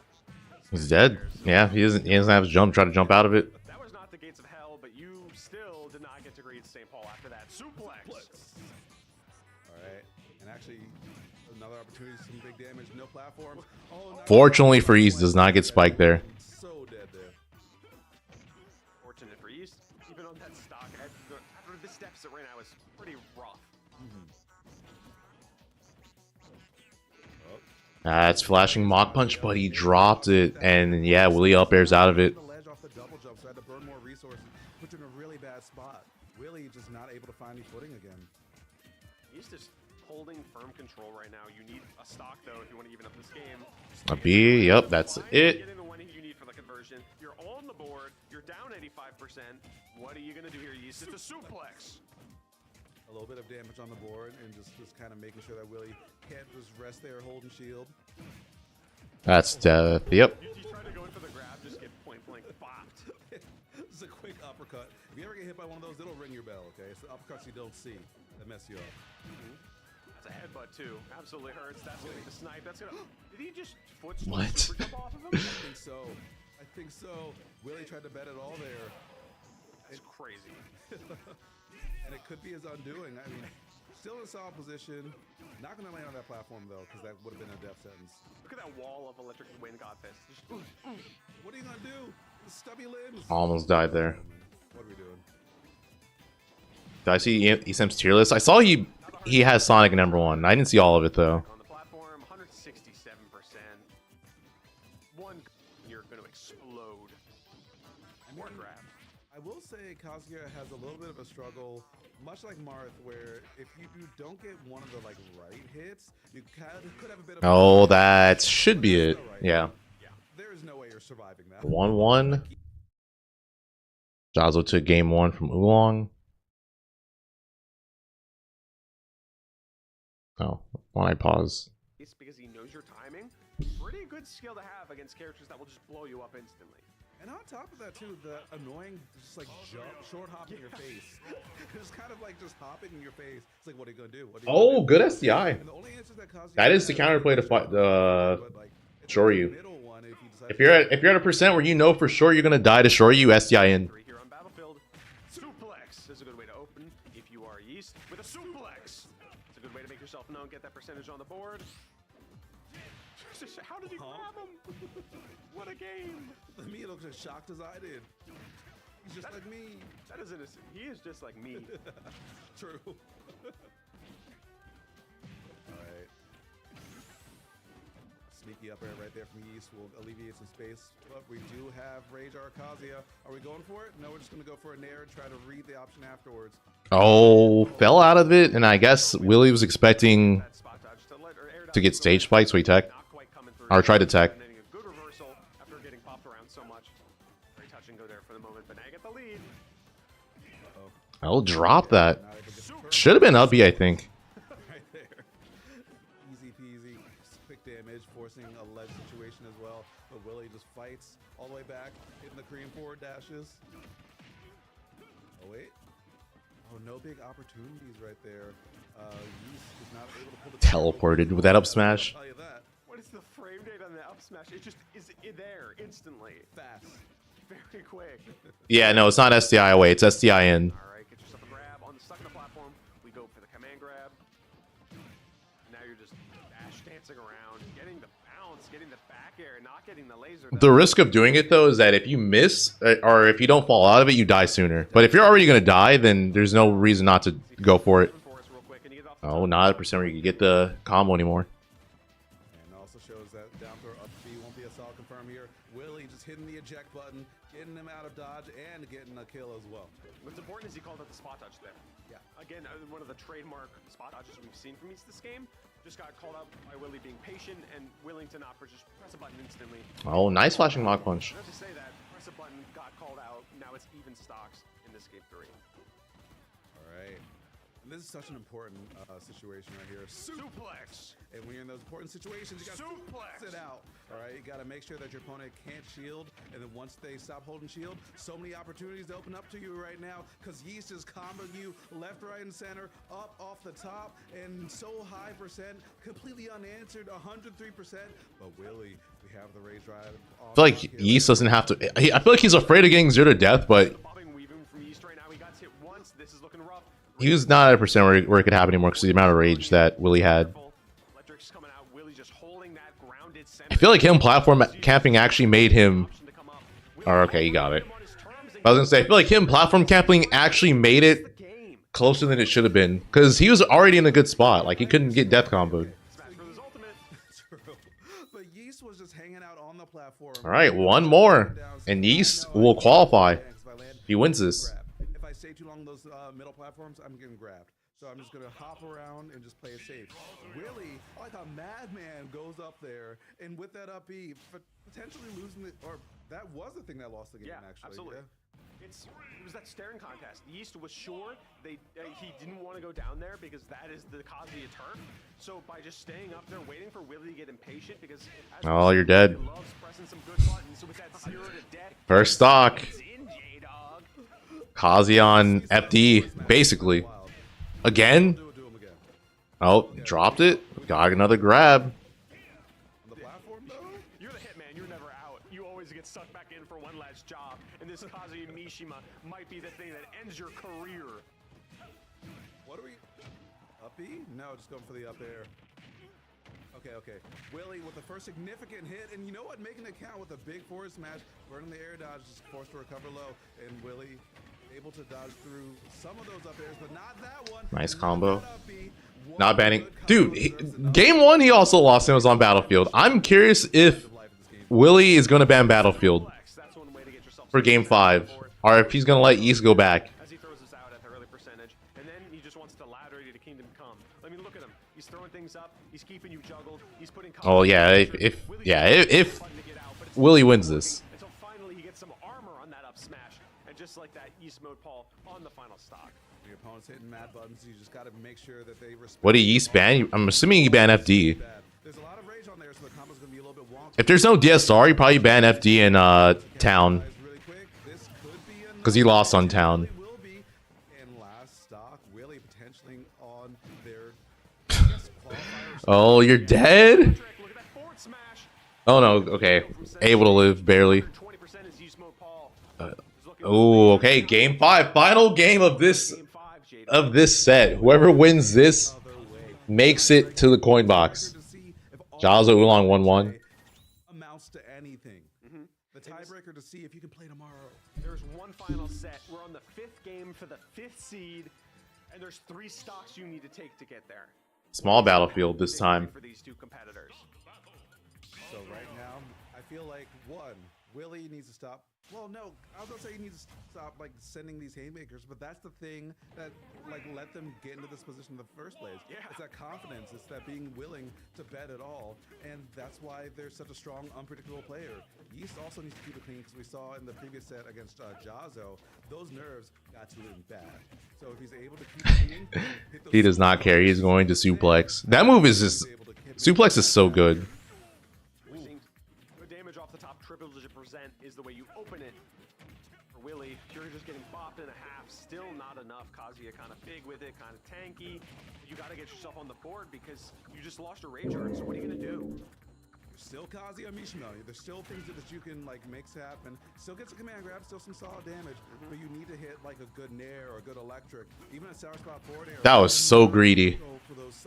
That was such a greedy side B from Willie. Yeah, first stock goes to Yeast. We've seen some of them work, but it's not every single one. These crazy over-aggressive haymaker options that Willie is just tossing out, especially when you're one good hit away from losing your stock, is not at all being beneficial here. This reckless abandon can win you. Oh, that's a stock. Yeah, Brenner's double jump. But guess what? We're back to even ground here. That's the thing that makes Willie's play so hard to critique. Ooh, because once dropped it. They like stop going for those swings with the fences, and it doesn't go as well. It's like they live by the gamble, die by the gamble, and honestly, I respect the hell out of them. Exactly. It's your greatest strength. It's your greatest weakness. It all entirely depends on what your opponent does to try to capitalize on it, like Yeast has done in these games. Oh, you need to dash. You need to dash and do the dare. That was guaranteed. But yeah, he just didn't put himself in the right spot. But gets an uppy combo. One more, and Yeast does it. Yeast makes it into the coin box invitational. But Yeast is trying to keep it moving and get themselves the seat with that suplex. Oh, electric. That's your life. Yep. All right, even. Final stock. Final game. One of these people will not make it into Coinbox IRL after losing 3 straight sets. Gets that 5th seed qualifying spot. Look at the juggling coming in from Yeast. If you can get him off the top, he's 1 or 2 good hits away. Willie has that rage art. He has the crazy Kazuya combos. This is really neck and neck. Goodness, it's still anyone's. Is that it? No, not yet. Willie is still alive, folks. Yeast has 1 good hit to make it. Willie needs to avoid any Parry, but no electric. Doesn't punish that. Okay, down B, solid damage. That's it, right? Yep, that's it. Yeast. Oh my God, Yeast with the pop off. Will take the set 3-2 and qualify for the invitational tomorrow. Willie. All right, so Yeast is in the Coinbox IRL Invitational. We got a Mii Brawler. We got a Mii Brawler in the Invitational. See how this is going. Matchups, a lot of the brawlers think that Kazuya just straight wins. I'm a little bit more optimistic than that. Hold on. I want to see that pop off again. But Yeast will rise to take the set. That's gonna be the command grab. Oh, the weakest weak hit in there. And look at that is. Dude, he like. Hold on. He so calmly put the controller down. Can we talk about that? My man, he like politely. He's just like, and then just proceeds to go off. Oh, the weakest weak hit in there. And he proceeds to go insane. The webcam's delayed, by the way. Yeah, the webcam's definitely delayed. But bro, hold on. I need to say it again. He so politely put it down. Yeah, he's like, may I pop off? His mom's like, yes, you may. And he just goes insane. He just loses it. Beat it gritty. is done here, folks. Because guess what? Yeast makes it 5th seed. All right, well.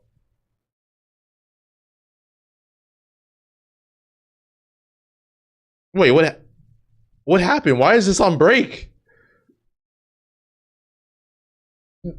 Why did they take a mid-set break? Unless did Jazzo win? It says according to StarGG, this is game 4. Like Jazzo Oolong's game 4. It's 2-1 Jazzo.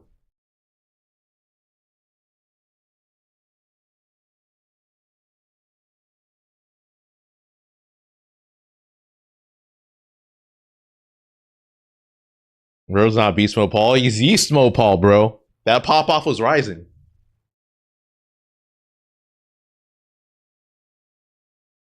Rising like bread.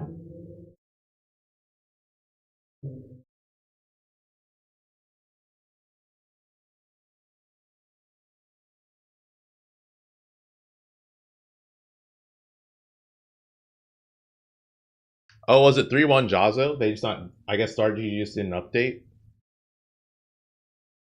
Stream has ended. They are not so. Like, get out of here.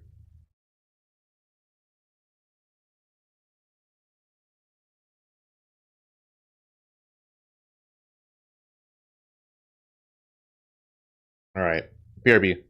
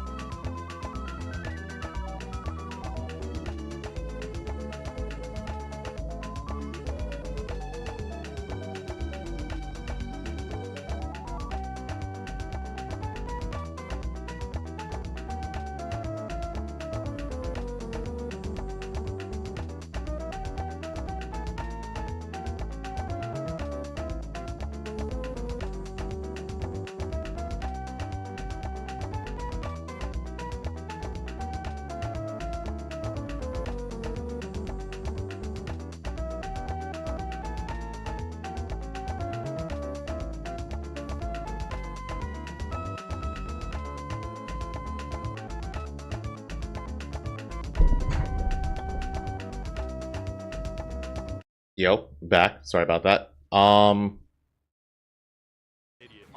Okay, so Jazo going Ryu. That guy, 1.2 million seconds.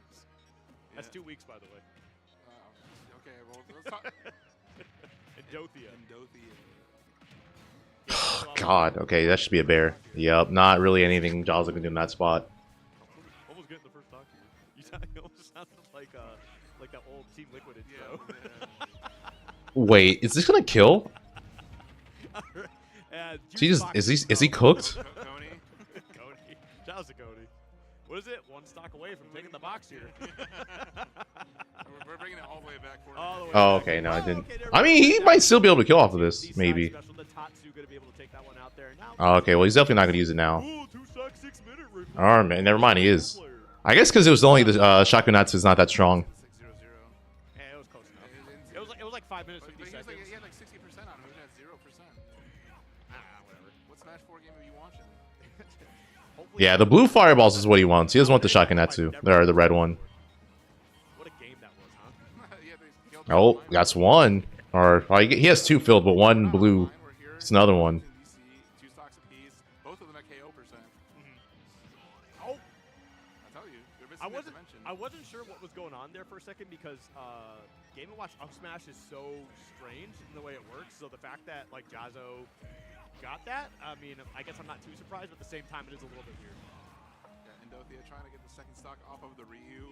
I think Endothea was the one that put Jazo into losers, so this is a full-on rematch, and we can see what's going to happen. Why are the same people playing over and over again? This is like an actual bracket. Even though they qualified for the Invitational, whoever wins this gets $1,000. So they're trying to win 1,000. So yeah, Syrupson is in grand finals right now.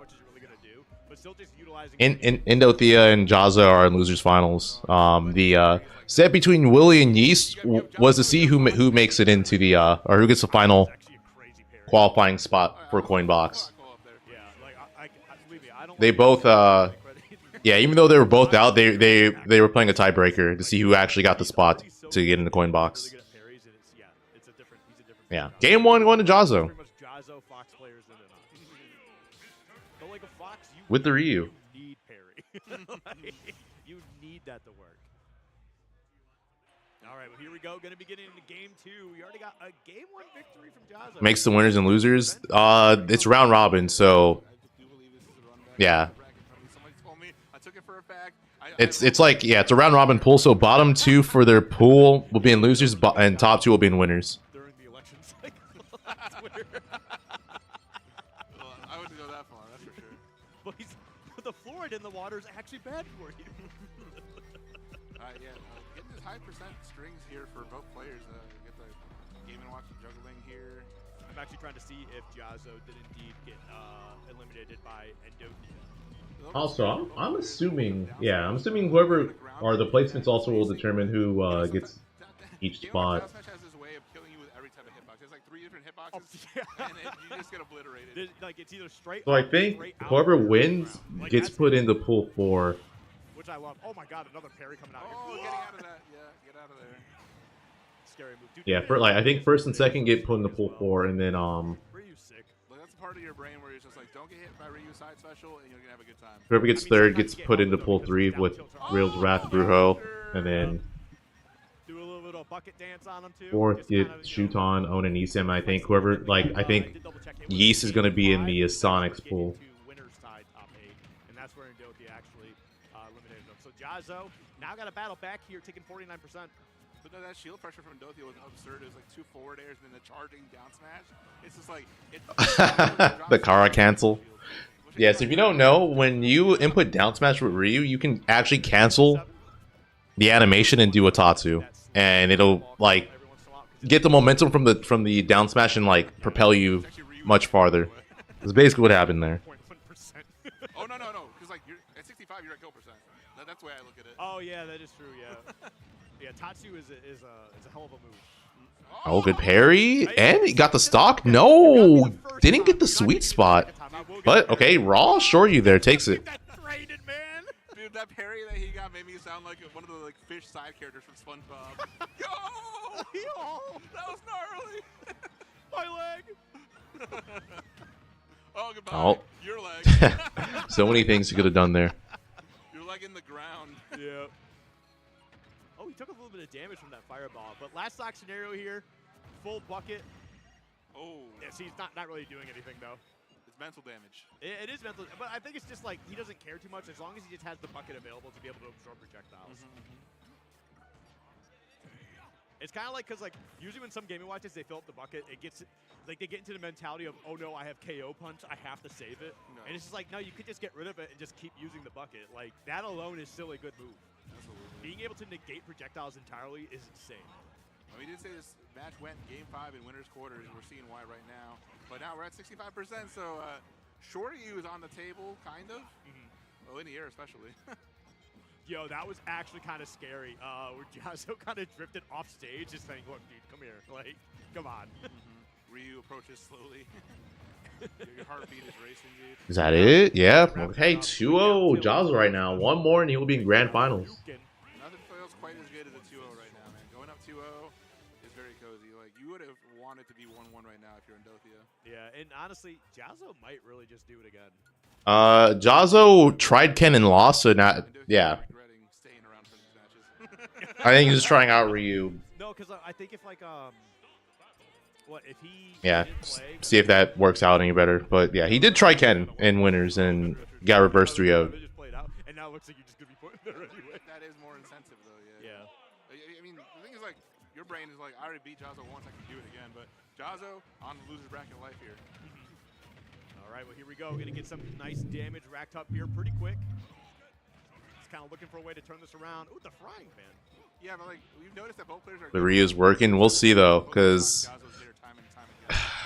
it's how it looked in winners, right? He was up 2-0, but then he lost 3 in a row. You're just catching your breath for a second. It's one of the That wouldn't happen again, right? the caster curse phrases. You can get reverse 3-0 twice by the same person in the same tournament. Time after time is a song. Time after time, yeah. But I mean, honestly, listen, I've heard league casters use those phrases. It's good enough for them. It's good enough for me. You shut up when ESAM said nice back air. You didn't say a word when he I said was that. actually, I was trying to say something about it, but like you guys just kept talking. No. Because I was gonna make fun of him. No. I'm like, when you want to be a jerk, you will be a jerk. That's how you beat Game Watch as a show to use 3-0. I mean, true. You will not stand up to ESAM. If you don't drop a game, the first interaction I ever had he with can't beat ESAM you. was me wearing a bald cap. Like, what do you mean?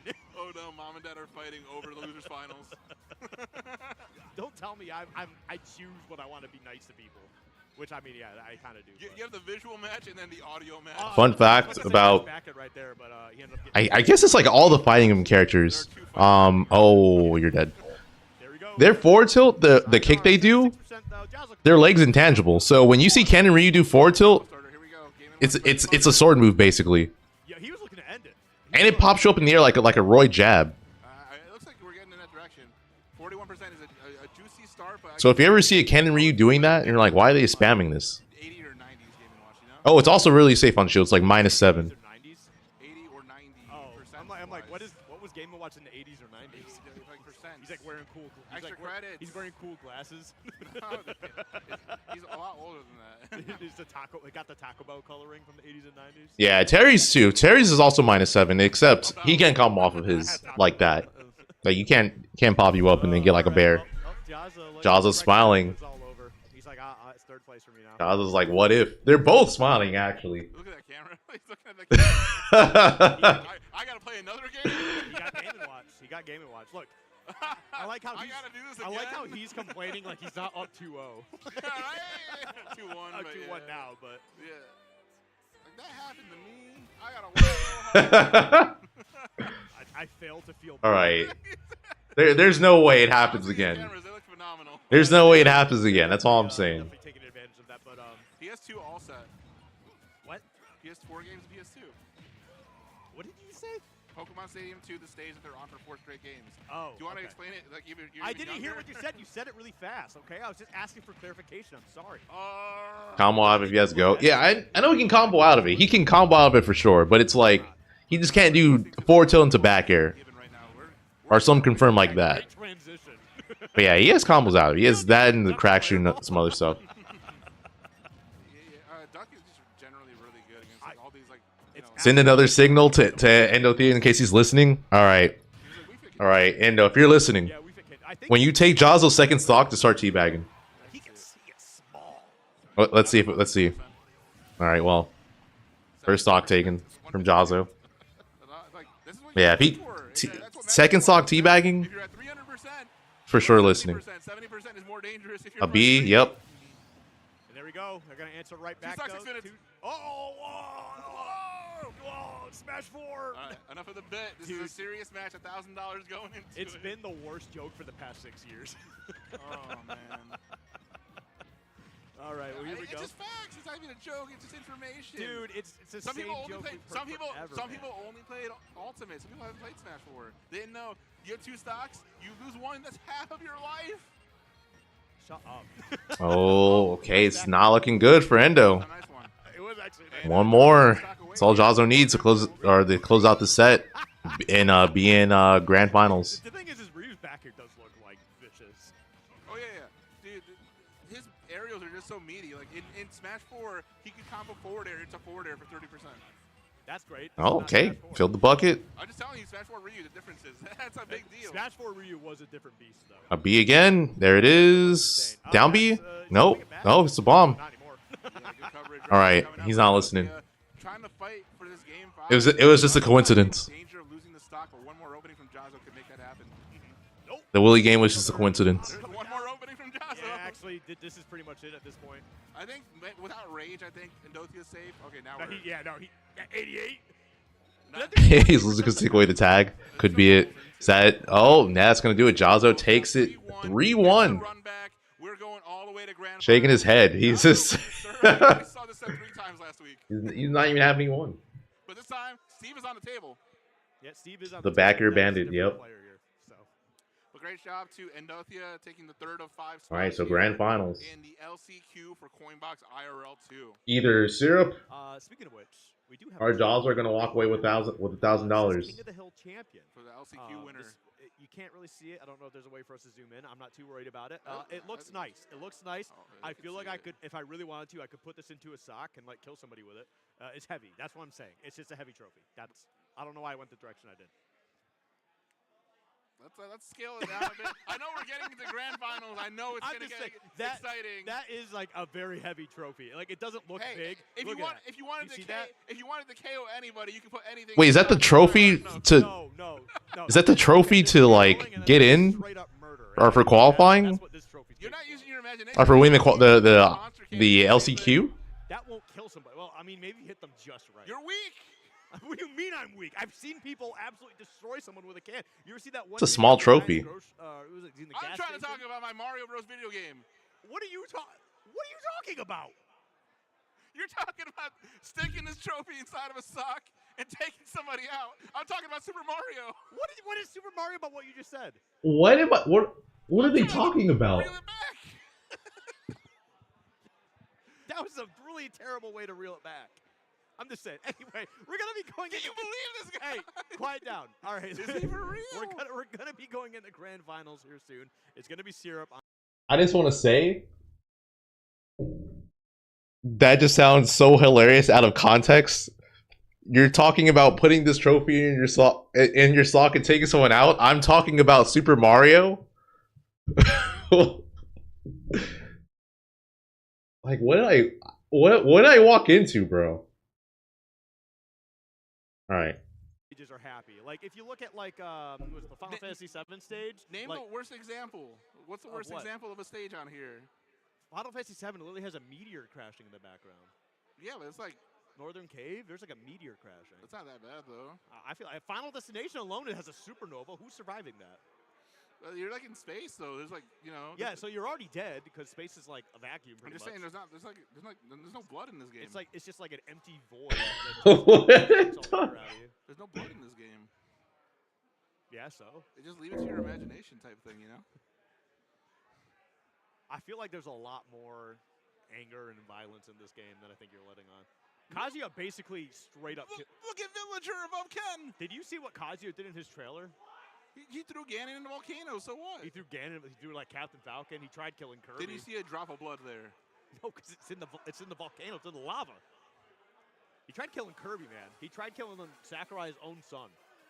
Yeah, Syrup and Jazzo, two have actually entered the online coin boxes. Let's be real. Ganon's not dying. Yep.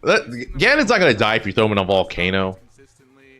Yeah, or if he does, he'll get reincarnated or something. So now we're gonna see which one of them is gonna put themselves in the #1 seed spot. Jazzo having to win 2 sets from losers bracket. Syrup though, just fully focused. Syrup is just like stoic, if anything. You know what I mean? But Jazzo smiling it off, just like. I don't know. It's like you gotta hype yourself up, you know. That actually doesn't get talked about enough. Ganon is a generational level hater. He literally if you guys don't know, Demise, the first Ganon, he died, and he said, "I'm going to keep coming back." And he's like, Link, you're gonna keep coming back, and then Zelda, you're gonna keep coming back, and we're gonna keep doing this all over again, bro. He's like, it's not finished. This is never gonna be finished. We're gonna keep running this back until I get my dub. And in one of the timelines, he does get the dub. But I think what you mentioned is actually a really good point as well. Okay. And let's see if we can get these high percent strings coming out from Ken. I mean, we know Jazzo for that, but Steve's a powerhouse with that low percent combos. We already see 72% on the board here, and this is grand finals. This is it. This is the last match of this bracket, but not of the stream today. Yep. Okay. Like, yeah, basically. So don't forget about that too. Keep coming back. I'm gonna keep stopping. No. Man, Syrup Sir is taking a lot of damage here. We're not taking. He's giving a lot of damage here. Skyward Sword is not canon in my opinion. I hate the. Just because you hate a game doesn't mean it's not canon. And now we are 130. Force that recovery. Not gonna get a harder punish though. Yeah, I don't know if that was just like he just felt more comfortable in that. It's like, I don't know, dude. It's like saying, it's like watching a movie. You're like, you know what? Yeah. Wow, actually, that didn't happen in the movie because I didn't like how it ended. Yeah, see, like on PS2. Or that movie just never happened. But like this being the small battlefield stage itself, that already covers one of the options. And that's the thing too, is just there's so many options that you have to deal with when fighting a Steve. In terms of like, you know, the block being placed down, all of a sudden he anvils and he's like jumping off with a forward air. So like you have to be very careful about what's the prize pool for winning this. So the LCQ winner gets $1,000. So that's why they're continuing this, because both Syrup Jazzo already qualified for the invitational. And now we're gonna see potentially a full. But the winner gets $1,000, and then yeah. Okay, he's taking his time, gonna be mining. Definitely doing the first half of the name. Ready for all those hard techs too. Faller, I think so. It's like him or Vendetta. Sort of not drop a single tech off the stage, but I guess if you have a recovery like Steve's or Fox's or like any of the Spaceys, like you're gonna tech that stage every time. Dude, there was definitely a world where falling out of Suryukin, that's rough, man. Is Takara higher? Really? To clean that up. Well done from Jazzo. And when we saw that focus just a little while ago where he hit the block and the minecart, he was stuck and like lagged for so long. There's a world where Syrup actually got a punish on that coming from like the edge of the stage. That's actually disgusting. All right, building up that. Yeah. Oh wow. Now let's see how much damage we can get from Jazzo's Ken here. We need a couple of different openings here, but Diamond is very. How much Takara? I think Vendetta also has a solid case. He's just not as active, but he's also very, very good. Into another one, kind of resetting it. A little bit of an awkward juggle, but definitely a good attempt. No, I don't know what the play was. Jazzo's actually in disbelief as well. I can't believe I pressed the buttons wrong. Yeah, and then the Diamond Pickaxe coming into play, and we'll see how much mileage we can get from Syrup here. Like I said, Ken and Ryu being a bit on the heavier side, I think you would feel comfortable with. Sure, he didn't kill. An extra credit, but only taking on 4 so far. Jazzo reeling it back here to 1. And that one did. That one barely did. All right, well there we go. Gonna get rid of that crafting table as well. Gonna spawn another one of those right in and get some more materials here. You know, this is kind of what you need to do with Steve. And I like that. He saw that focus, went right through it, got the grab, and just started continuing to punish here. 54%. That's definitely a good place to start. Oh man, just the amount of work that characters like Ken and Ryu had to do to go this far, like just plowing through Wii Fit Trainer after Game & Watch, and you gotta be ready for a unique Game Steve one. in this. This is really hard to do. Yeah, it's definitely a tough one. I mean, if anything, Jazzo's in the mindset to deal with. Oh, they have Jaws on the Ryu. Well, I mean, what if this is foreshadowing? What if he does switch to Ryu? Right? But Steve is a different beast when it comes to that. Whereas, like, well, he's kind of more closer to Game & Watch in terms of, like, you have to, like, be within a certain bubble. But Wii Fit Trader's got no problem being on the other side of the stage, right? Yeah. Because like all of those characters that we mentioned want you to misstep, but the amount that Steve can get off of you misstepping is nasty work. Yeah. All right, well, here we go. Going to be getting into game 2. Syrup already up 1-0. Needs 2 more to close this bracket out and secure that $1,000 cash prize. Yeah. Very nice payout here in the Coinbox Last Chance qualifier. 48% already tacked on. The Jazzo is coming alive, trying to get used to the different matchup here in Grand Finals. Did you really just let him stay out there for as long as you want? Okay, misses the Just walking him to the other side of the stage, showing him the entirety of Small Battlefield. He just looks a lot more timid all of a sudden, I'm gonna be real. Love that conversion coming out from Jazzo, though. Really good, meaty damage, and now not too far away from a down tilt KO. Oh, Syrup missing his nil. Favor to Ken right now. First stock. Good call, good call. All right, but 92%, that's not too much for Syrup to deal with here. He can absolutely find a way to take a stock, but he's going to take a little bit of a break, try to get some better resources on. Oh! I don't think he was ready for that block for him to bounce off of it. Because that was a pretty far tech, too. It's like if you... Is he dead? No, not yet. I was gonna say, I think Syrup intentionally didn't ceiling tech the block. Because, like, ceiling teching in this game is very bad. Force him into focus, he dropped the anvil, and then, like, he's already kind of feeling pressure, so jumps over the wall, and you immediately have the back air ready for him. Okay, good damage here starting out, but now Steve gets a 1-up tilt, and your 30% looks like nothing to my 68. Okay, here we go. Double walled up on a Saturday. Here in, you know, Washington, D.C. Beautiful Washington, D.C. In a small battlefield yet again. Oh my god. That's such good pressure. But still takes a decent chunk of percent. That was so much shield pressure, dude.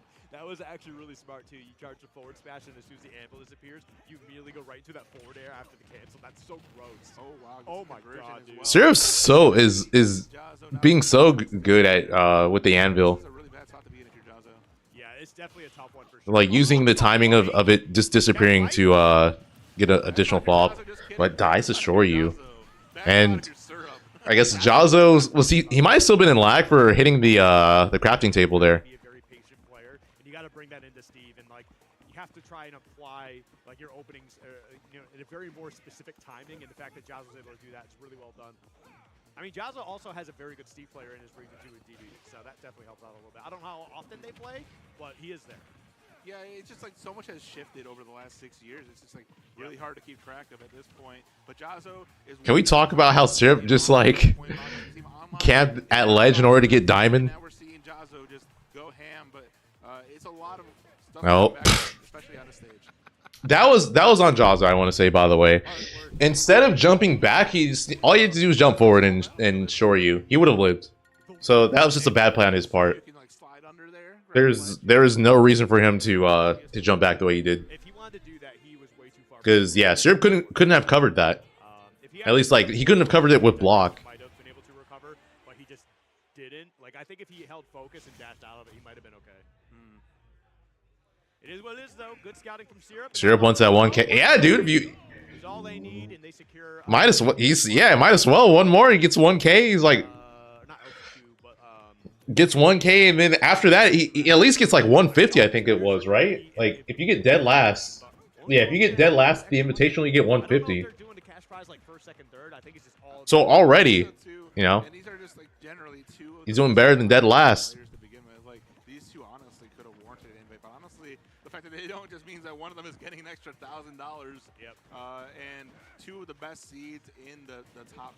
Was it top 12, top 16 tomorrow? Yeah, I mean, if I'm like a really good player and I didn't get invited to the last chance qualifier or the invitational portion, and I feel like I can make it in there anyway, I wouldn't mind playing another bracket. You know, you walk away with even more money. Oh yeah. Oh, drop the nil. That was definitely supposed to be like nil up smash there. Already looking to take this trophy in front of us, but can Jazzo shut it down? It's a lot to ask for 6 games, and we're looking like this on a first stock of game 3. Yep. Here we go. 138. Yeah, really taking his time. Gonna get some more resources here. Look, he's got everything he needs right now. He's got diamond. He's got gold. He's got a good amount of iron. He's doing whatever. Oh, he just kept getting caught up, though. Oh, living. He kept getting caught in his minecart and actually messed him up. Wow. It lived? If there's one good thing about getting comboed by Steve is you're getting your rage faster. Yeah, that is true. Because that was like 2 openings and almost a stock. Bruh. Hey, dude. Yeah, but we have probably the most plankable character, and then the character that's the best at planking, you know? Yeah. I mean, really gotta hand the Syrup for the reaction on that, though. Yeah, he can't do it anymore. So if you're wondering why he stopped, if the crafting table is broken, you're not getting resources because the crafting table takes away 2 of your resources. It will automatically spawn take away 2 resources, and it'll go to the spot you're at. So if you're off stage and the crafting table spawns, you just lost 2 resources for nothing. So that's why I came back on stage. Oh, okay. There's a little bit of damage there. Oh, that was awkward. Yeah, that was a little bit weird. I don't even think Jazzo was ready to DI that one. No, I don't think so. I'm actually kind of surprised that up smash didn't kill, but you know, I'm also kind of glad it didn't. And then yeah, just pretty close here for both players though. 83% stuffy kill percent for Steve. Oh, that's not a stock. It could have. Extra damage might have helped there. Juicy forward there. Juicy. I want to say meaty, but then like I just. Oh, that should be it. Yep. All right, I'll let you own that one. It's still a good one. I wasn't expecting juicy. I'm sorry. What's he doing? What was the double up smash? One was looking grim. Yeah. Now we have Jazzo with the lead. Well, I mean, I totally expect Syrup to be able to take the stock here relatively soon, and yeah, it just kind of. Well, not enough. Oh, wow. Okay, hold on. See, when I thought about Juicy, I was thinking about the $1,000 prize pool.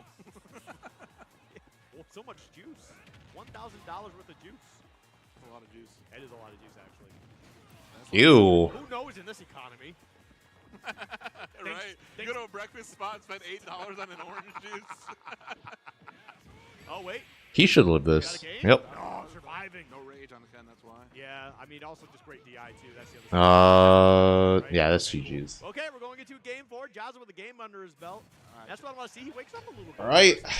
2-1. What do you mean? You're not a Jazzo fan? No, I'm telling him. I'm telling I feel like at the end, Syrupus is playing lazy because what was it? Up smash. No, it's just, you know, I've watched this matchup enough. This is what it comes down to. Like, yeah, that like when he just threw out 2 up smashes in a row. Yeah, It seems so random. We ran a couple tournaments last week.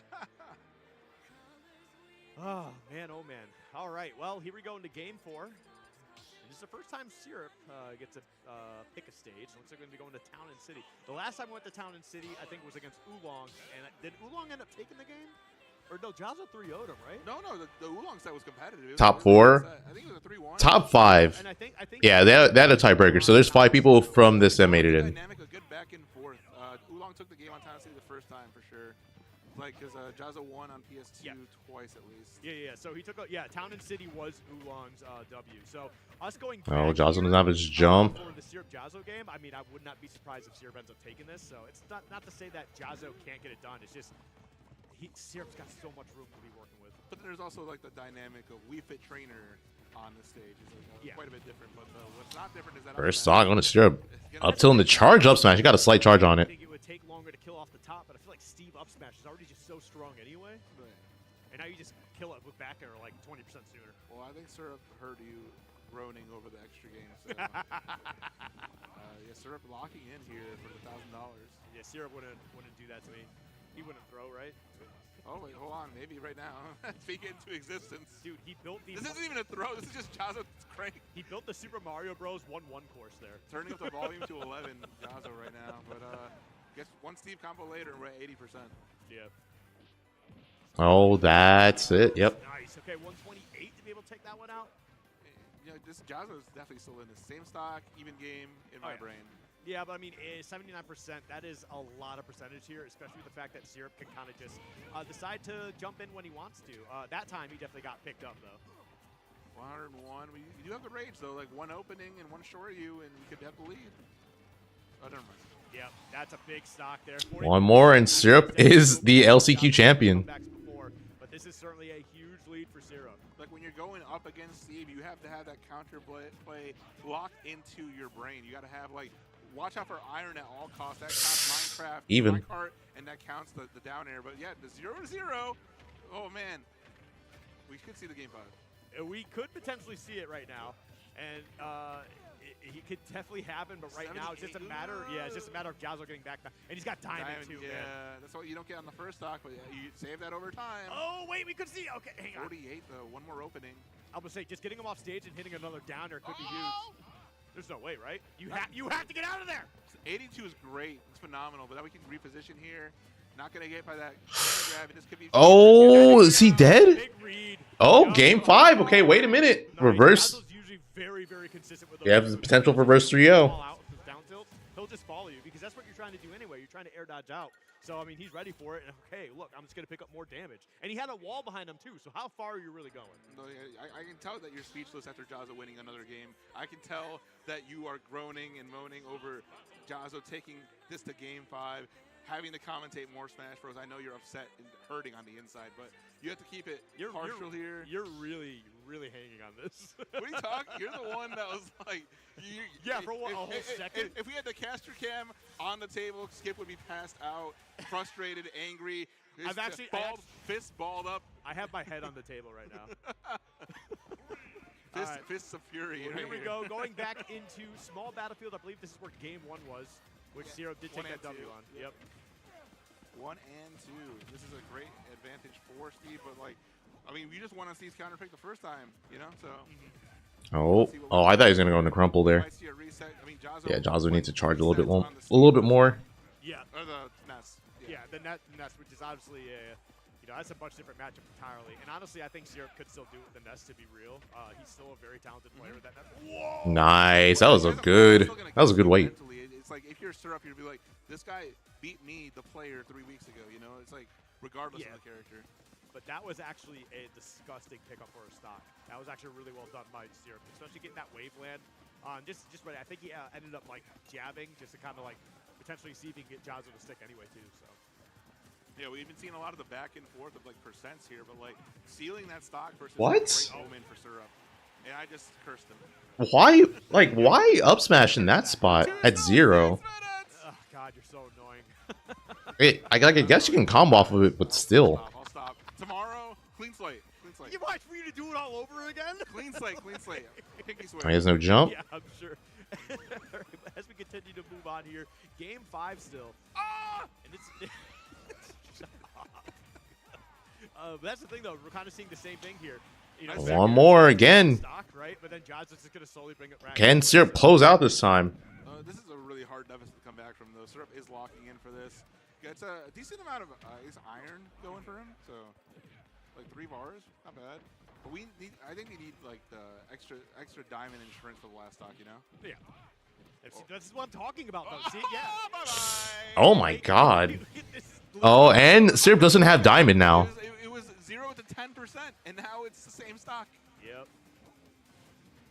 All right, well, let's see how this one plays out. I mean, that's low resources here for Syrup. Jazzo haters in shambles right now.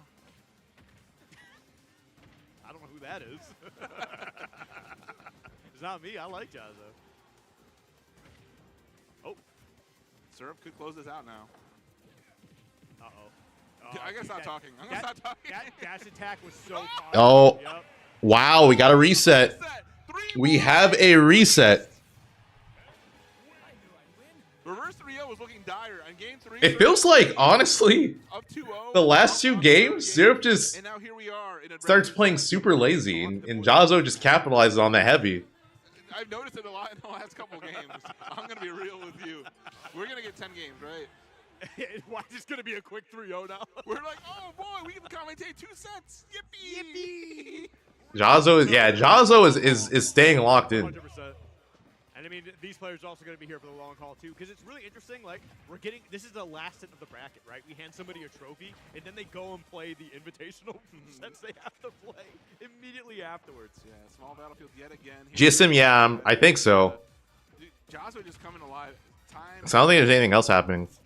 Why'd you look at me when you're having a conversation, you look at somebody. But Jazzo definitely doing a pretty solid job here. 93% though, but Syrup battling back. A couple of jabs and bears. Melee. Oh, is the Nouns Invitational happening? Take a stock there, Shoryuken. And these Shoryukens, I feel like it's a 1.1 knockback, I feel like.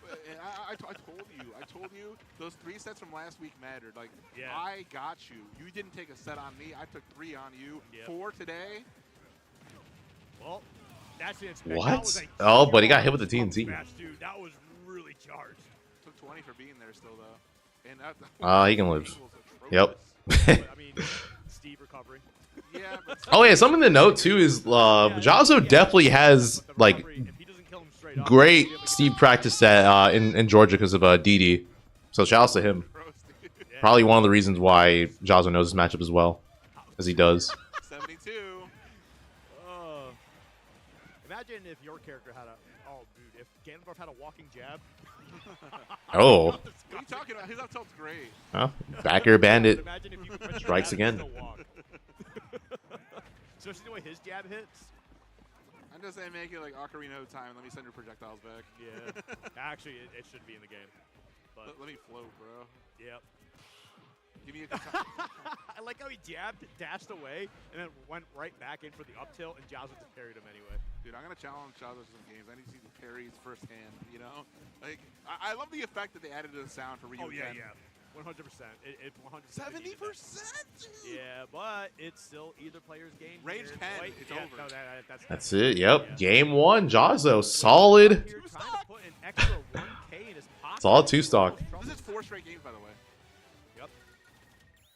Can he make it 6? And a 2-stock. You actually did call the reverse 6-0 earlier, yeah, when it was Syrup was up 2-0. I don't feel the great. one thing you're gonna get right. I don't feel great about it either because I'm a big Syrup fan, but Jazzo.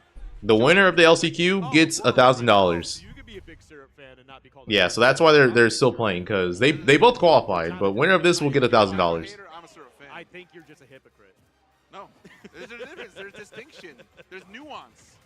I don't care about any of those. I'm getting things. you a thesaurus and a dictionary for Christmas. I don't know what those words are, and I don't care. I think you're wrong. I just solved it. I told you I'm gonna get you some books for Christmas. I can't read. Oh, okay. I'll get you like a book on tape. I'll get like Bryan Cranston to read it to you. Imagine.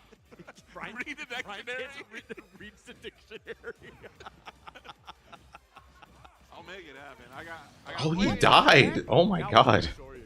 Yep. Well, you're really high up there, dude. And he's dead, yeah. Yeah, but like still, In a small battlefield. it just looked like that shouldn't have happened. We saw it at the end of the last game, or like in the last game at least. I still, it doesn't feel like it should happen. Second place, I'm pretty sure doesn't get anything. It's only the winner. Oh, I like the way they actually chased him after he focused. Second place just makes it into the invitational. Well, yeah, if you lose 4 straight games, you gotta start playing different. That's just it. You just got 2 stocks. You gotta come alive. Maybe listen. If you lose this game, maybe you swap to the Ness. I don't hate the idea. Ness is phenomenal. Yeah, no, I mean he's very good at both characters here. But I mean, I guess it just kind of depends on how this game 2 goes. Like if this is like ends up being like another 2-stock, maybe it's time to swap over. I think a Steve can still get it done because a lot of this comes down to both of them just kind of trading these hits back and forth, trading stocks back and forth. Oh. If I'm not mistaken, Ryu. Oh, he should be dead here. Yep, that's it. Right? Yes. What's Ken? Masters. Yeah, okay. Fair, but good man. Yeah, he is a good man. He's a good man. 100%. 4 games straight here, but now we have Syrup with a lead. Could turn it all around. Every time I talk about Syrup, every time. That's 3 for 3. Did you see the crafting table fall on the side? No, I did not. Right before he lost his stock at the blast zone, the crafting table spawned on him. It just dropped. Syrup needs this game. Syrup needs this game. Dude, look, dude, he's brought it. Oh. Okay, still made it. Steve's recovery is just so good. He even have resources. Second down here, though. Oh, this is dangerous. Kill percent for Steve. Oh, okay. Was able to get that counter punch there. Oh, bye-bye! Yeah, that there's a hitbox there. When Steve swings right there, that's a hitbox. Wow. Game 2 going to Syrup. Other thing too, I'm surprised that Jazzo just didn't forward smash. Like he could just charge a forward smash there. On the up smash punish. Oh. Yeah, I don't know if he wanted the dash at him because he did dash, right? Yeah, and then like Ken is tall enough where he's gonna get hit by that. Yeah. Like just the tiniest clip, and that's all the stage control that Syrup needed to bring the set to even and stop the 4-game streak at 4. All right, well, let's see how this plays out going here. He has not picked his character. All right. This is the kind of set we want to see, though. Like, yeah, I want to see. Yeah, Yeast and Willie played and Yeast won. See, like a reset and then it's just like a 3-0. It kind of sucks. The answer to the 2 stock is a game on the board. Yeah. And we could see 10 games. We're guaranteed at least 9. So. Yeah, for sure. 2 more. Why you just F smash? I don't know. Small battlefield. Yep. Honestly, I feel like people don't realize how laggy Steve's up smash is, because you could just charge. You could charge something. Like you're not gonna fully charge it, but you can get a decent charge off of it. But yeah, it's really, Steve is honestly, the better character, not a controversial opinion. So like, yeah, he does have an advantage inherently, but I think for the most part, it's a good stage for all players. Throw the word advantage out the window for Jaza. Went through Oolong, went through Indothio in the run back, and now we're going through Syrup for the 2nd time. Yep. So here we go, 65%. No, like you can say match up to Jazo, he'll say victory screen. Yeah, probably. He doesn't give up, that's for sure. He is a player who will keep playing. Although I think I have seen him give up once or twice. Just like when like every once in a while you get to a set and it's a player that you've played a bunch of times, but they just absolutely roll you and you're just like, oh god. You get into your own head. Yeah, but right now Syrup playing with the lead right here. Got Diamond in the back. Kind of hanging out. Oh my god. But down smash gets him. Oh. Right. Oh, no punish. I don't think he was expecting him to land on the block. I'm gonna be real. Yeah, this felt like a lot of time there, Yeah. Shield poke. Yeah, I thought this is just gonna shield break him, but no. Yep. Game 8 rather. Already caught Shaza pushing button. Shield low, but we get our up tilt combo nonetheless. 56, 63, 70. We're counting together. Nice. Shoryuken. Great DI though to stay alive here. Syrup. Now doing a pretty good job. That's the thing though, is even though he's got 74% in the 2nd stock, we've already seen Jazo even this up. It's no problem for him. He'll take the stock here. He'll get his 87% on a couple engagements, and then yeah, you just got to play the 2nd stock from there. So something tapped in. Low profile. $1,000 on the line.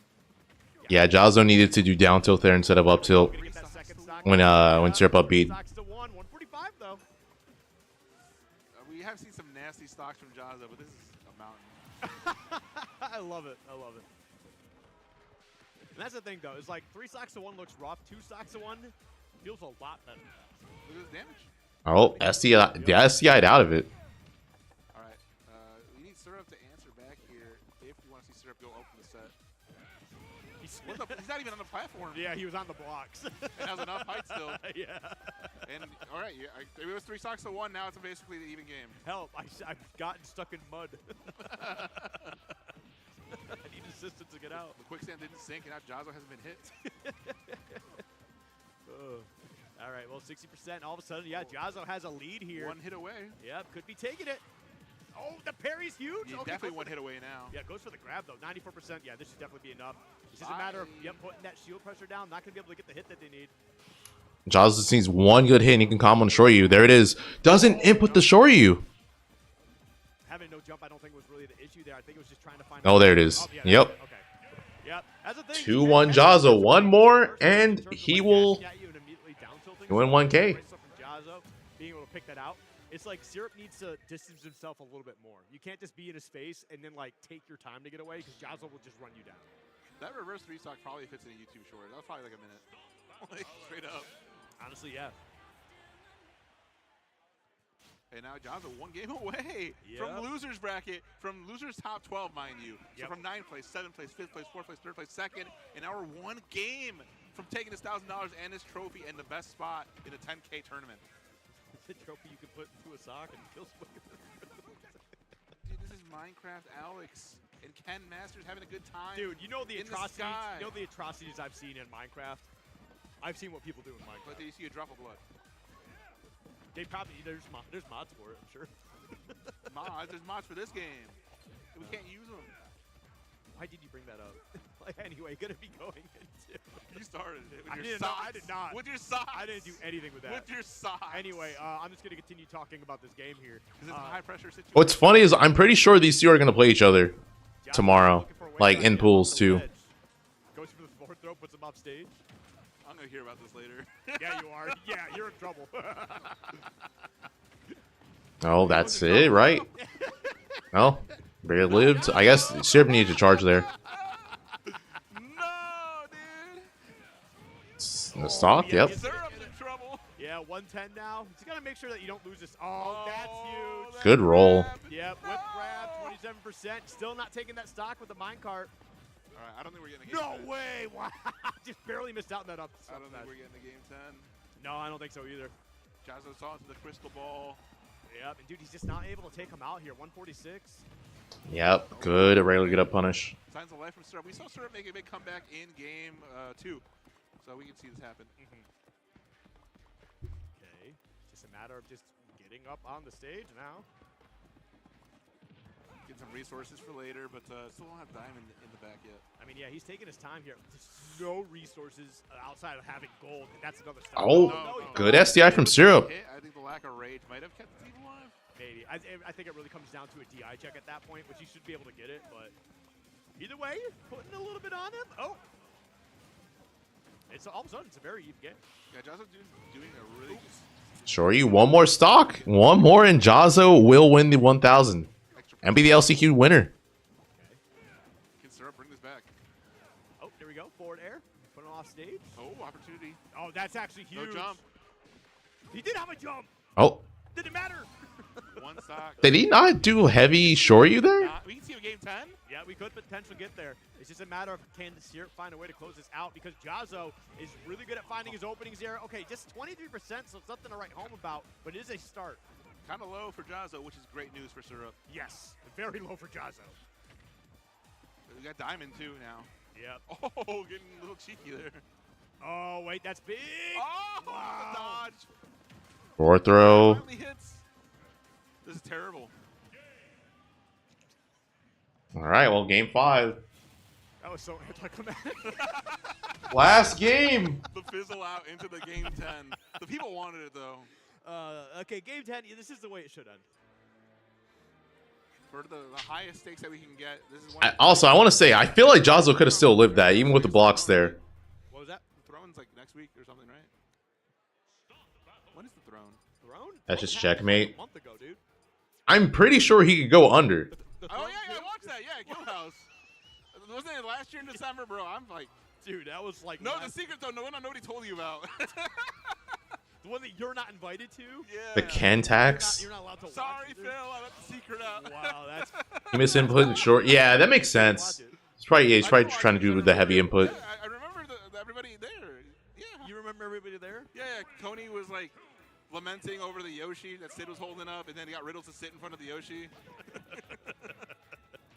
Oh man. Because I know lamenting about the Yoshi's not enough. I had to talk about Riddles sitting in front of it to like specify. But Town and City is the pick for Game 10. You know, I remember the gameplay from the throne. You know, the thing that's actually important. I'm just saying. What is Game 10? I remember Leo. Lettuce. I don't know if it was confirmed or not. The Rebel Guards. Oh, I remember that. Yeah, that was crazy. Anyway, getting back into this, we are on Game 10 here. Syrup versus Jazzo. Town and City is the final stage. This will decide who's getting that 1K and who's getting that, you know, slightly better spot in the pools. All right, watch out here. Oh, the pressure here coming down to Jazzo. Actually, Syrup looking really clean in his Game 10 so far. But we've seen Jazzo reverse 3-stock in a blink of an eye, so it's anybody's tournament. Yeah, well, ooh. Okay, there First we go. stock, yep. Up tilt, charge, up smash. And we got Syrup with the first stock on the board here. 62% is all they have. Ooh, I like the full focus commitment to the crafting table. And there's another crafting table. Aw, missed the spike. A good hit on that down air. Ain't gonna suffer for it. Oh yeah, that's 40%. Oh, in the second place. Getting eaten alive.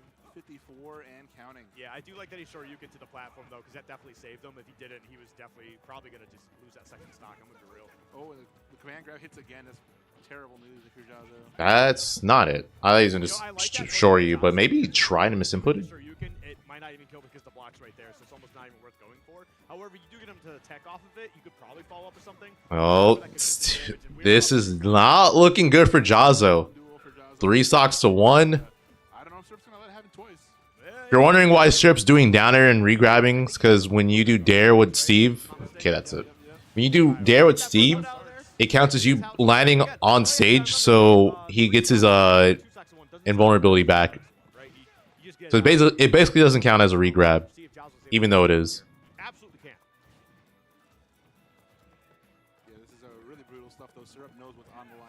stock that matters the most. Yep, it's just a matter of just getting it put away, and that's kind of something that Syrup has struggled with in these 2 sets so far. Is like he's had a couple great leads, but Jazzo just battles back, and it's been a tough one. But we have the current diamond, we got the diamond in the back for the final stock. We got 90%. Oh, that's not it just yet. No, just barely living here. Does land on the platform. Syrup trying to call out the jump. Oh, look, dude, that's so terrifying, man. Just Steve, like, slow falling in front of you. yeah, just staggering the back air as much as possible to, like, because you know Jazzo just wants to parry and punish you. Yeah. But, like, you also are feeling a little bit nervous here, so, like, you don't want to commit to anything too crazy. Because he dropped shield. Up smash. Oh.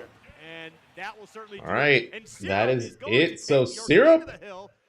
Tournament champion here. He's gonna Syrup go with an extra is $1,000 the LCQ winner, so he got $1,000 and is in Oh my gosh, dude! These the Coinbox Invitational. Sets 5 and 5 in games. It was brutal. And we have Mr.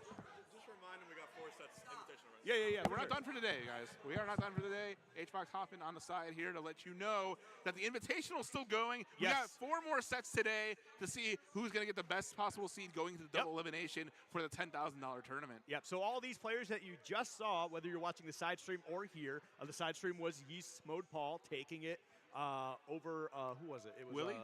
Willie. They secured the 5th place spot. So those 5 players, the ones you just saw here in the top 4 in Yeast Mode Paul, they are going to be securing spots in the invitational portion here, which we have some of those matches coming up right after this. So definitely don't go anywhere. Okay. So they said there's 4 more sets. Coming up. But before we even get there, tell me about it, Rickles. We have some stuff to talk about. You know, Team Liquid, we've been around for... All right. Take a break. See you guys in a bit.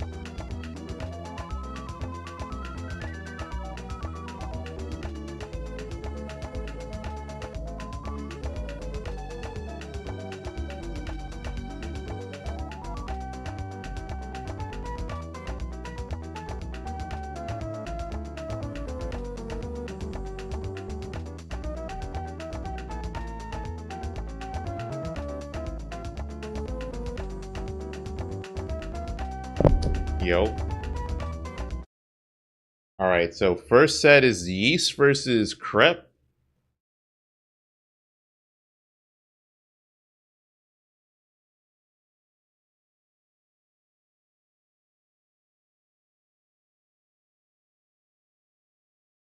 Spectators can hear the casters, so that's a really exciting addition to this year. I believe this is exclusive to this year.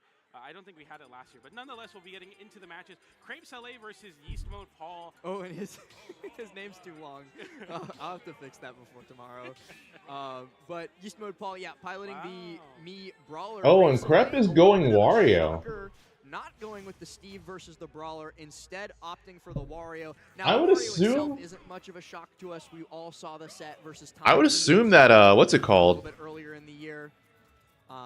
Looks like we're getting a quick reset. Crepe is experienced this matchup because a kid. Or yeah, he probably has some experience, so he probably likes this matchup as Wario, not Steve. The fact that you're laughing at them means that Endo's in chat. What's up, Endo? they're gonna do it again next time. Can I get a Crepe Saleh 1-0 in the chat, ladies and gentlemen? I know you want to say Mods it. ban every single person who does that. All of them.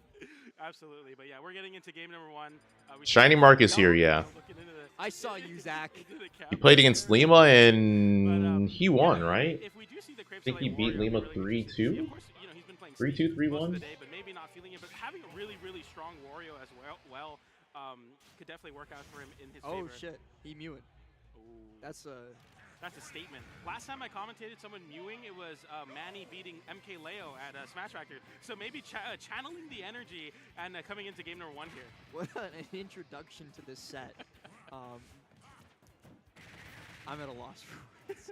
I was gonna comment on like the early just quick late hit nairs that Yeast is looking for, because Wario actually, despite having fantastic air mobility, 20 top 2 in Europe or Wario, yeah.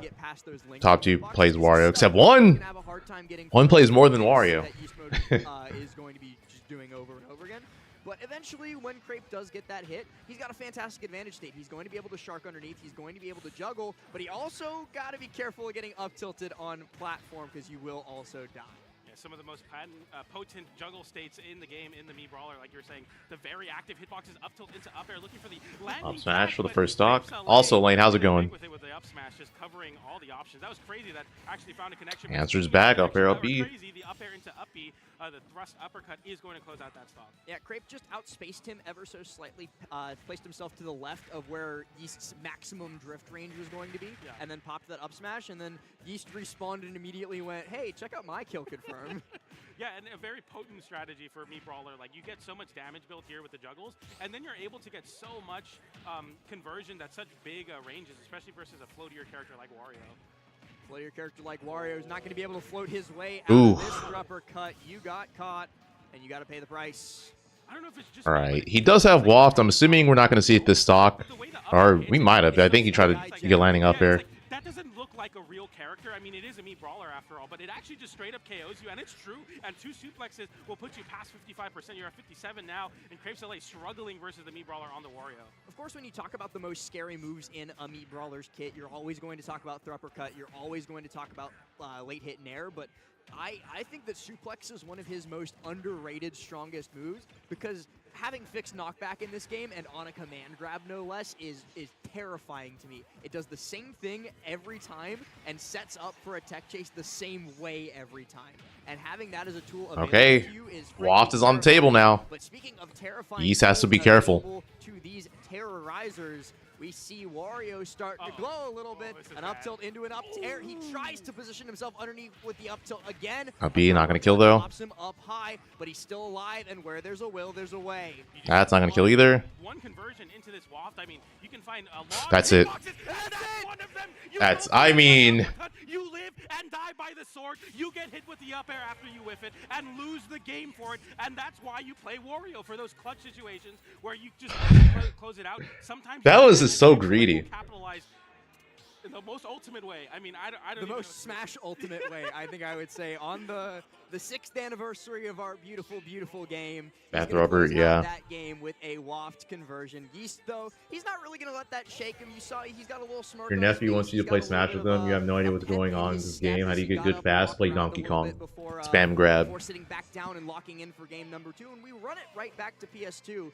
And the person who I was actually hoping would join us most on the mic now steps over here. We got ESAM joining us to offer some insight on this character. Yeah, I mean, I honestly just walked in as Crape took that game 1, so I don't really know that much of what happened, but this matchup definitely good for Brawler because we're generally scarier than Wario is in terms of on hit, but of course that last stock can always get so terrifying. Nice suplex though, so far. Yeah, I was just talking about like how strong suplex is just a consistent, does the same thing tech chase. That was a Beast Mode Paul joke. This is a Beast Mode Paul joke. His tag is just Yeast, but then he added Yeast Mode Paul. Yeast approaching with that late hit nair. Crape was kind of struggling to parry it earlier. He's locking onto that timing more and more. And then up tilt thrupper on platform a bunch. Of course, that sounds about right. Up smash out of shield and that dash attack going to be good. Down throw thrupper does work on Wario, but this is going to be a bit high of a percent. That downer not going to work. Get up attack is also going to flashing Mach punch. Punish? Yeah.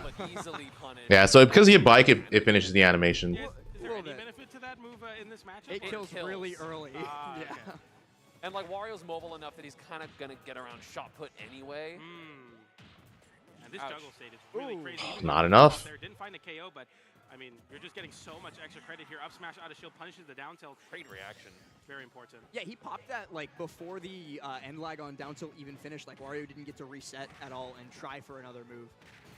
Ooh, But nice okay, back yeah, air. just falls straight through the platform, pops the back air, and now that Crape has a big lead in this game, which he did not have in the previous one, he did pop that half waft, but the problem, of course, now is that for Yeast to make this comeback, it's going to take time, and time is on Crape's side. He's going to build another one of those at least quarter, maybe half wafts, and he's going to be able to... Yeah, Yeast is not Beast Mode Paul. Yeast Mode Paul is not Beast Mode Paul. Those are two different people. Stuff right now in neutral. This bike is just so good. That's probably the thing that has kept the Wario's relevant is everyone's getting better at using bike. It's honestly a surprise that Crape didn't go Steve. I think Steve does perfectly fine, and we did see Syrup, who I'm assuming won the LCQ. Yes. Syrup, Game 10 grands, though. With who? Jazzo. Okay, so Jazzo made it back. Because, like, I know that Syrup 3-0'd Yeast in winners. Nice nair. Not going to be confirmed. Yeast missing a couple of his weak nair confirms. I mean, earlier could have been some big, big damage. Can't kick there. Oh, you will get upbeats, which is scary. Yeah, the offstage position... That's GG's, right? Yep. Shot put to cover yourself or burn Gok can be quite rough. So, Crape, solid game 2. And I was pointing that out, like, as you sat down, that it... No, this is not the LCQ. This is the event. This is the pools. Between game 1 and game 2, Crape locked in on Yeast's nair timing. Game 1, it was working every time. Yeast was stuffing him out, was getting his approaches, and starting so much damage at basically any percent by those late hit nairs. Sure. Like that's the thing. Now, Crape is barely letting him get away with any of that. Yeah. In that case, you got to start empty jumping. You got to start going for maybe falling nair, like, you know, falling strong nairs, at least to mix it up. And, of course, you have that empty jump suplex, which is always going to be nice. Yeah, exactly. I mean, what you're looking for here is, like, you're just getting called out so much on your landings especially, too, which is crazy to say because we were seeing in game number 1 the opposite. Oh, only... Yeah, it didn't fully connect, so he got punished for that. Grab break to give, no, that was an up tilt break. Yeah, oh, was it up tilt? Yeah, Right, it was he- up tilt trade. wow. Should have been the stock for sure. I mean, again, Brawler, that's the hit you're looking for. That is the money. Well, he got it. And no IDJ. That's going to let Wario get away from it. Looking for that down tilt dash attack here in the corner. That should be Finally, it. Yep, there it is. Second up air and the throw uppercut. So Yeast once again gaining a stock lead and then He just gets a bear. refragged by Crape Soleil. Now, Yeast has to be a bit careful. It doesn't show it yet, but Crep is going to have Waft available on this stock. So Down smash. Down smash is pretty okay. Yeah, it's pretty. getting him with Nair is going to be super scary. Can't think of one. He does have a lot of really good moves, doesn't he? I was about to like name a tilt, but like okay, F tilt 2 frames and it kills. And Down then tilt it's and like, up tilt are obviously really insane. good. Ooh, nice up tilt on the Maybe his anti-air. jab or something. Yeah, jab jab might be jab worse. resets though. and it's- Now it does, yeah. It used to not be able to confirm it to anything, but then it got, when something got buffed, I I forget think that what was the it Diddy Kong patch, right? Yeah, they nerfed his Up tilt waft. No, there it is. Speaking of, Yep, and wow, that percent because the extension didn't matter what side you got sent to. Looked like. spot to be in now. Crape Soleil's so good at knowing that percent too, because that's the second time he's killed with a center stage confirm with mid waft. Oh, the damage. Yikes.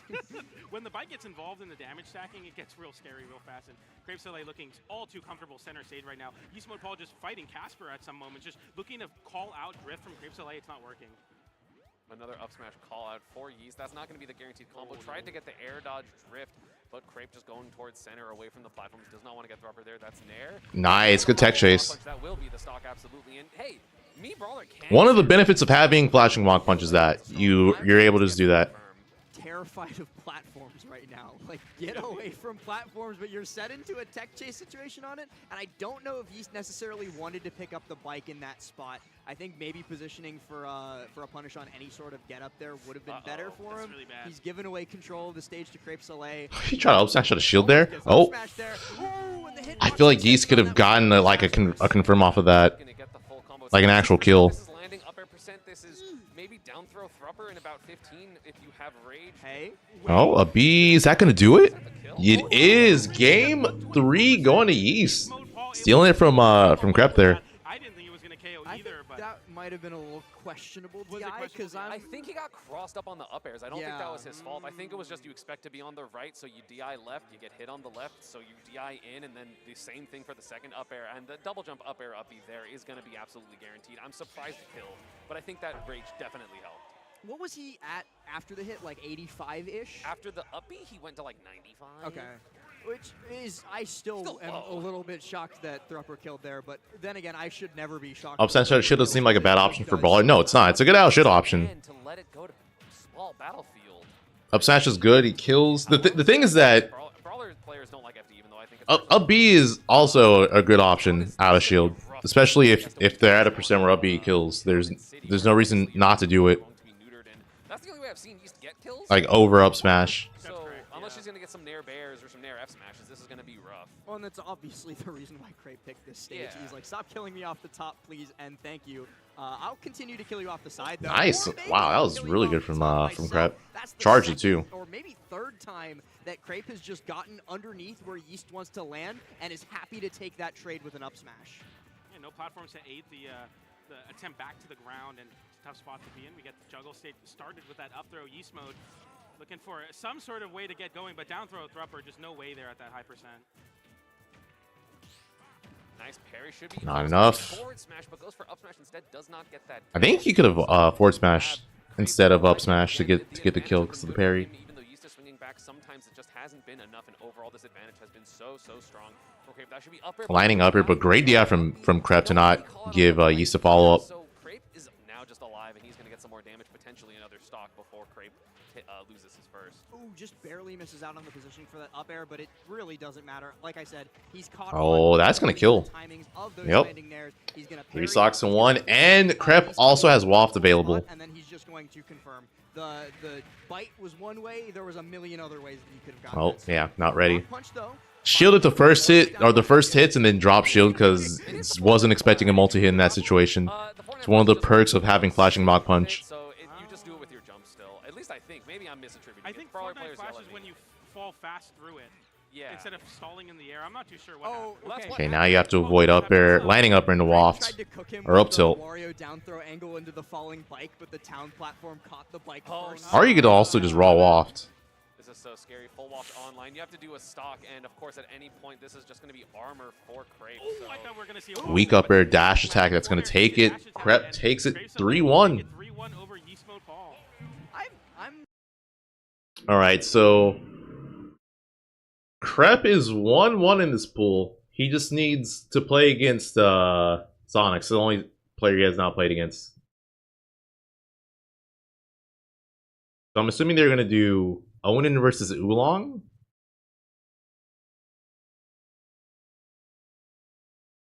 Yeah, I'm guessing that's it. They're probably going to do Onin Oolong.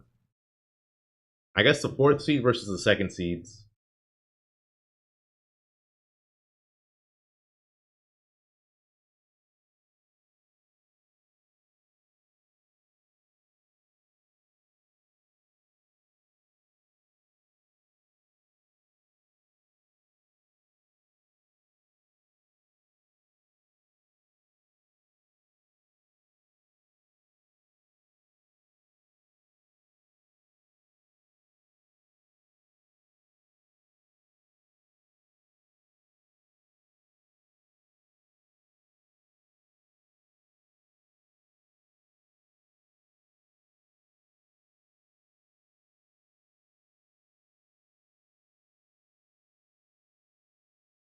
You think Krep likes him? Yeah, I'm assuming that's why. Like, Krep does have experience versus Kid, being that not only are they both from Europe, but they both live in France. So I would be surprised if they haven't played each other at all.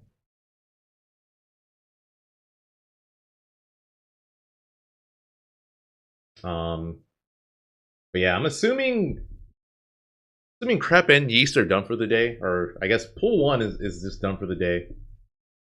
If I were to guess.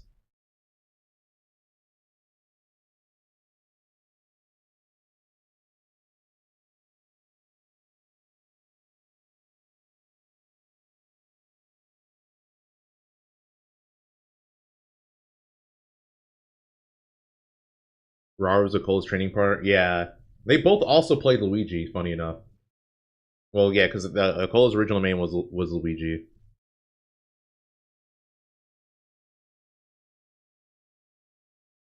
Wait, what is happening? That's okay. No, yeah, the moveset that me Brawler is able to do, I feel like is just like the ultimate adaptability. And then is the down B used? It's you usually, just use flip jump. Yeah, You flip jump is that's the mobility, one. yeah. It's like you have to use flip jump. No, they're talking about movesets. Yeah, yeah. For Brawler, flip jump is one of the most important moves. You're never gonna switch it because you just have a much better recovery.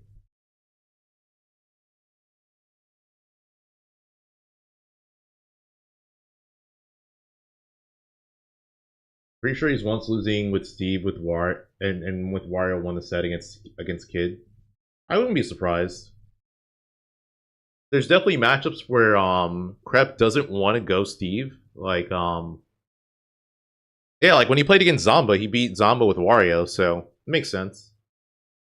And then also what versus Corrin, he goes Rob, right? Oh, yeah, so Onin, we are getting Onin versus Oolong.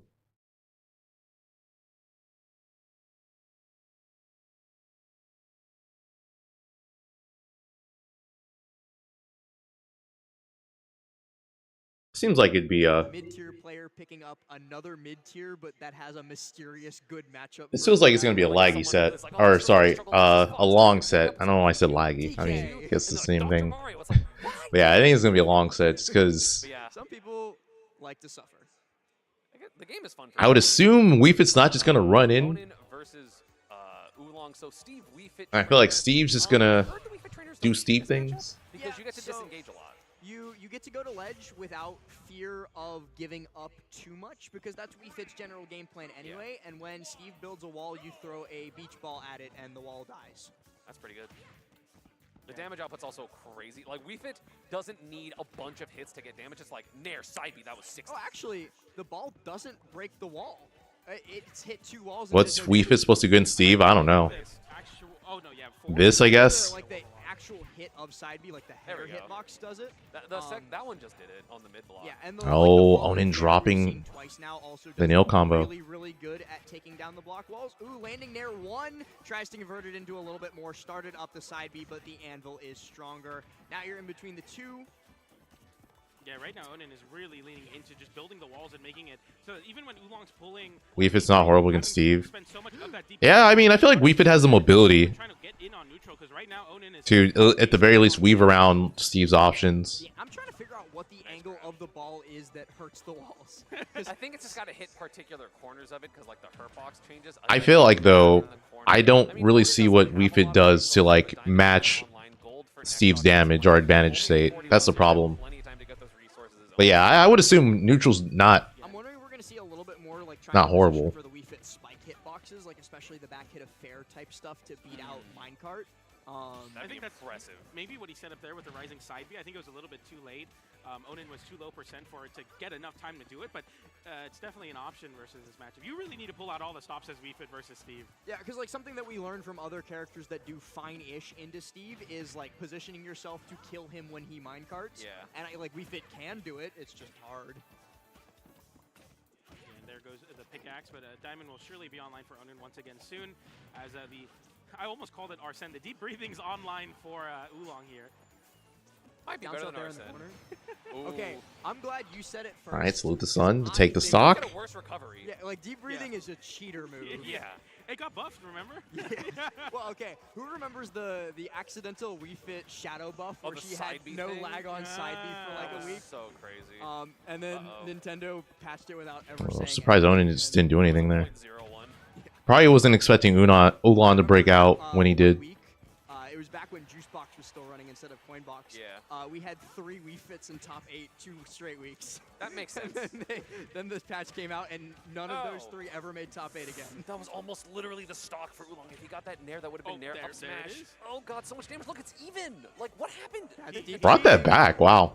But I mean, that was deep breathing. Deep breathing definitely helps out Wii Fit. I guess that's the other thing too. If Steve's just gonna sit in camp, you could get your deep breathing and do that. Hey, Oolong gave him the lead from Onin. Even like less laggy options because Wii Fit back air is quick. It's framed like 5 or something. It's so framed fast. Yeah, it's fast, especially for how powerful it is. And that was Hydrogen Bomb versus Coughing Baby. So Steve is gonna take the troll. That's a billion damage. Oh my god. Oh, he missed the landing on the platform. That would have been another upper, which would have been huge. Crouch cancels the back air, so it does not kill. Very important. You have the wall, and there's the TNT. TNT. Right below the What do you do there? You guess. You drop. Yeah. No, if you drop ledge, you get hit anyway. They run up down smash it. So I think it's like It's not a bad matchup with Steve. Yeah, makes sense. Again, it just feels like Wii Fit does a great job of weaving around like a bunch of Steve stuff, but it just doesn't feel like she can match Steve's damage output. Kill power, she kind of can with deep breathing, but yeah. No way. All right, well, game 1 going to Onin. Smashing off of it because like the positioning was there. I just think that they missed the. Caught Oolong reaching his hand in the cookie jar. And then Oolong died right after anyway. And there was an Acme anvil there to take it all away. Just like, there's surely no way you have enough time or space to get an anvil. Ow, I died at 70. It's a jump scare. Yeah. Every time. Scariest stories. Try not to get scared. Boo. Anvil out of disadvantage. It was interesting Never worn. To see the up air there from Oolong instead of forward air. I know a lot of Wii Fits like to go for a lot safer juggle state with the rising forward airs, but there he committed. All right, game 2. He didn't have deep breathing, so I'm not sure if it would have KO'd. I think it would have. You think so? Yeah. Damn. That's the crazy thing. Like that was a very understandable decision. Would up air kill? Did he have deep breathing? If he had deep breathing, I would say for sure. If not, then maybe. Kind of like, why would Game & Watch not go for up B? Why, it's one of those of just like the iron is worth it, especially with the scary damage that Oolong was putting on forward. They're going to put on the platform. Up air. Yeah, Wii Fit's kill power with deep breathing is significantly stronger. So yeah, if he had deep breathing, up air would have without question killed in that position. 30-something% spike blocks. It is crazy. Nils? I love how excited you got when the first time on has nilled in this set. Down smash. Oh, great parry. I tried to hit the tech. No, but Oolong hoping Onin would tag so he could forward smash. Up tilt here is going to detonate it. I don't. Oh. And it breaks the blocks as well. So regrab. Onin opportunity to dash forward and just. Ooh, back air takes first stock. And he has diamond now. Steve ledge traps are like ogres and are like onions. Oh, almost killed him with the deep breathing up air. Of this particular onion is that Oolong got All right, but on the it's stage what was that? while Forward tilt? The ledge trap was still happening. Yeah, the ledge trap was happening in the center of the stage. Oolong immediately answering back with a quick kill. 37% though from that combo by Onin is not going to be too big of a lead. Oh, another side B. Now they were almost exactly even. These like Nair hitboxes are not treating Oolong well. He got the Nair 1 and not the Nair 2, and then Onin was able to counter hit him for it. This is so sad for Wii Fit Oh, mains. that was a massive mistake from Oolong. He definitely could have recovered sooner and then delayed his recovery and SD because of it. Quirky hitboxes of the forwarder just not working out in your favor, and it costs you a stock. Try to get a quick little spike off stage there. You're going to take like 50 for this, maybe. Okay, Onin is getting 0 to 38. Definitely could have gotten more, but yeah, decided to end it with an up smash. Not too big of a deficit, but of course you still have to kill the Steve if you want to. Oh, that's an expensive wall, and it pays out in a big way with that forward smash. Having to recover high Oh, there, landing on line on the block there. really good placement from Oolong, but it's feeling like an inevitability at this point that Onin just gets that one hit. It's Oh, the GG's. falling through the 2-0 blocks for a Onin. stage spike. That So was impeccable too. one more and they will be done for the day. And It's so hard to see because you're not exactly sure when Onin's actually in a pretty good spot because what? is it now, and if you do it too early, you're either going to air dodge off stage and die or miss the tech. If Onin wins this, then they'll be 2-0 and they'll just have to play Shuton tomorrow for the first seed. Like, my reaction was the reaction you absolutely should have, because if not, you will cry. Yeah. Something that I am noticing more, especially in that. But then even then, looking good to start off in winners for tomorrow at least in NA, for the final bracket. Giving up on a combo when it's too resource intensive and your bar is low, and so Onin is like. This is not your Wii Fit trainer. He's British. The British Wii. That's true, huh? There's like different voice actors for Wii Fit trainer, huh? Just simple, effective. Not gonna go for any of the crazy stuff. We got pick loops here. Oh, Goes the for double jab jump. He has a double jump. As we're complimenting Does the British Wii Fit trainer say in it? stuff, they immediately do some I need to know. I think is beautiful. Dude, all these nils. Yeah, the nils are now in neutral. Nil neutral is really, really scary because you're never sure what they're gonna do. And that is a minecart. Not gonna work though. Double. This is no. There's 2 more sets. I'm pretty sure. Tried to dash under it. Nice. The skinniness of Wii Fit trainer. That's the privilege coming through for sure. Oh, you're right. You're right. Yeah, it's Onin. My bad. Just to not die. Like pretty good privilege. But most other characters, when they activate privilege like that, like you think like a Joker hurtbox shift with Arsene, he then kills you after activating it. Whereas Wii Fit's like, please, please, please, I just want to go to my yoga class. Yeah, deep breathing online now, looking at trying to break through, but a footstool into the anvil will close. All right. Well. I mean, such scary pressure. That innovation is probably one of the most like lethal ones that the C players are able to consistently do now. Any sort of lag on the shield will cost you. The first time I saw a footstool anvil, I think was like a cola at Invitational, and I wanted to cry. Yeah, like, You say in it a lot more than Wii Fit, but Wii Fit does actually say in it. They could have just made it 2 frames slower and everything would have been fine. Yep. But of course it has to be frame 19. No resources in the pocket here. A good opportunity for Oolong to start going in. And it's just an F smash instead. And that's the thing about Steve always is you want to deprive him of resources so that then you can fight him head on. And he's still Steve with his tools when you're fighting him head on and he doesn't have any resources. I was like, oh no, he's only going to up tilt. He just can't minecart and down air. Oh no. Another diamond online after Oning's able to pull one there. And the Bloody Steve. Dude, I actually say bloody hell. I feel like because freaking. I feel like because of Gordon Ramsay though. Didn't kill there? Okay, finally. But not super often, but yeah. But deep breathing. Yeah, that's fair.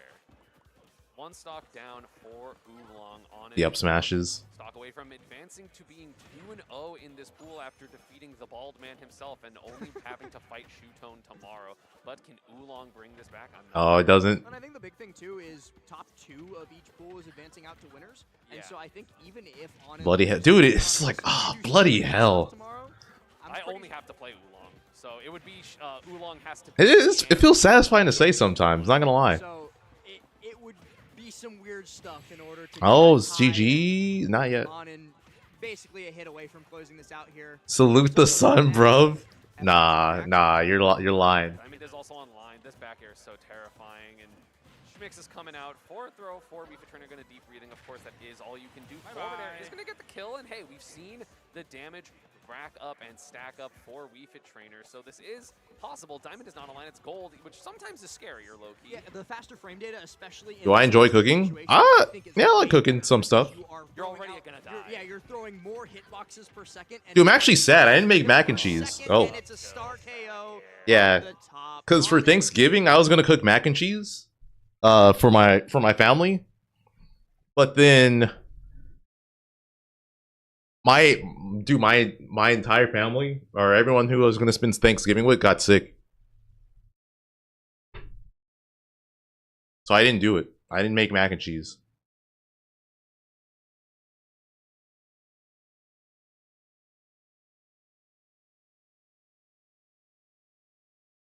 I still want to make it though. I'll probably make it tonight, or yeah, I might make it tonight actually.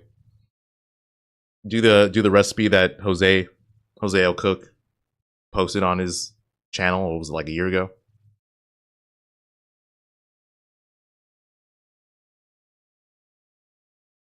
I celebrate Canadian Thanksgiving. No, that's in October, isn't it?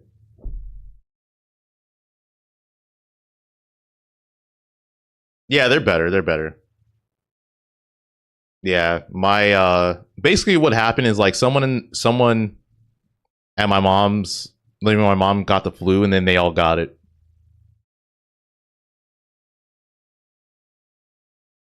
Make it for Christmas. I might do it for Christmas, but I still want to do it now.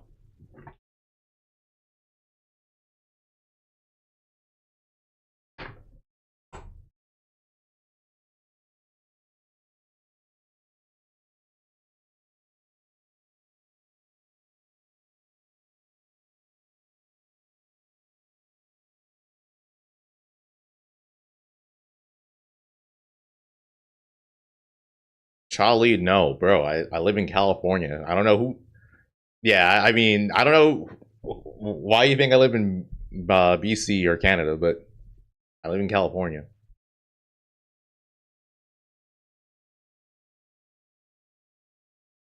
Never a bad time for mac and cheese. Very true.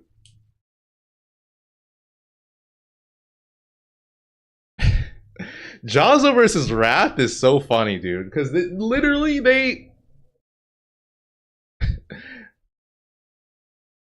they're from the same region. Why did this happen? Actually, why is Jazzo in that pool and not Indothea? I thought it would be Indothea versus yeah. I guess maybe they didn't want to do that because Syrup and Jazzo played each other in the LCQ. So they probably switched them around. That sucks for Jazzo though.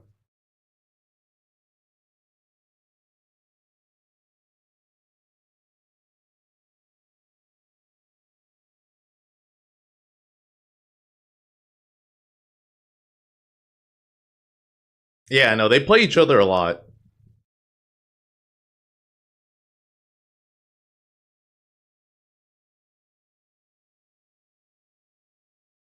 You're gonna make pumpkin pie today? We have a fever? Well, feel better. Yeah, feel better. Rest up. Drink plenty of water.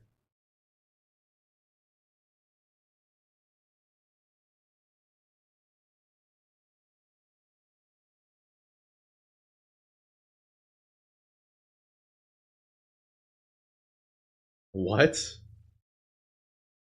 Taylor, are you trolling? That sounds like a troll. Game under 3 blankets.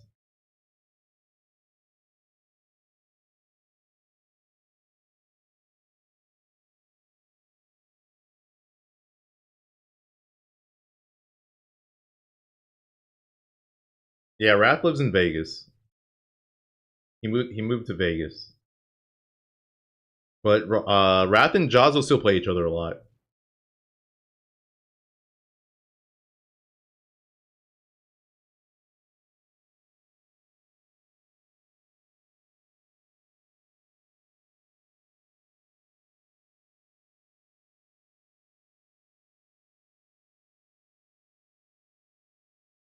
Dude, why are people arguing about the Flash versus Minato?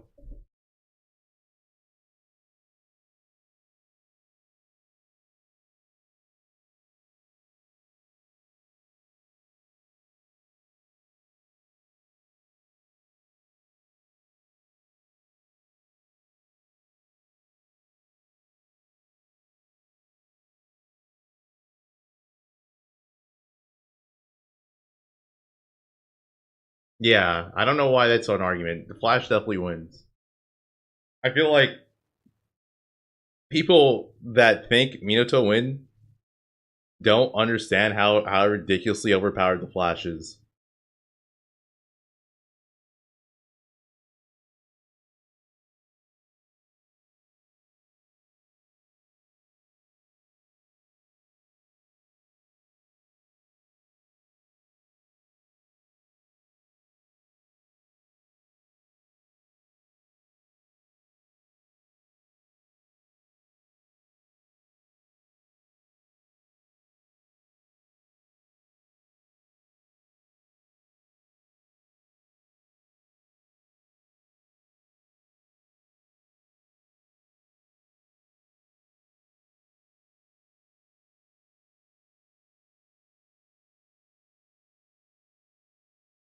Flash can literally go back in time with his ability. Yeah, basically the Flash loses because of riders. Because his ability, he's so broken. Like, it's just stupid. Like his ability itself is just stupid, and you don't want to. It's like one of those things where you don't want to write him into stories because he's just so broken.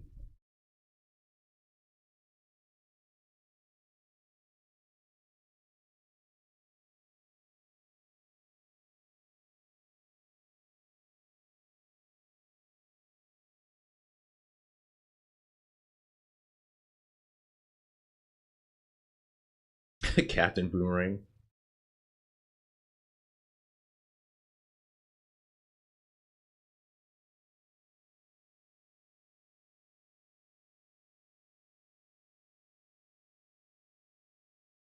Yeah, Syrup won. Syrup won. He lost set 1 and then won the second 10 grands. And now they're finishing up. Are they doing like a few more sets?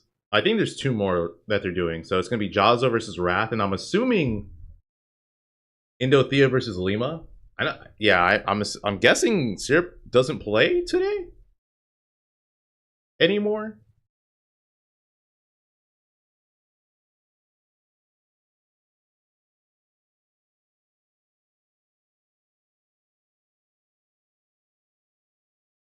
Am I gonna watch the Sonic 3 movie? Of course.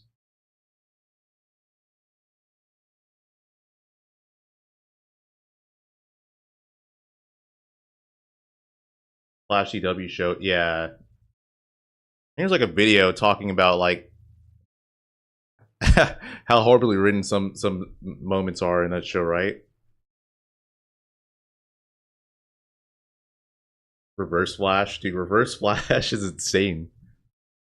Like,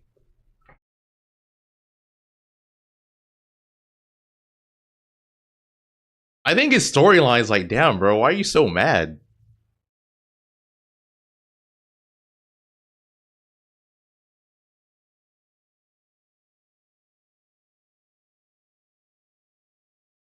Like, why is he torturing him so much?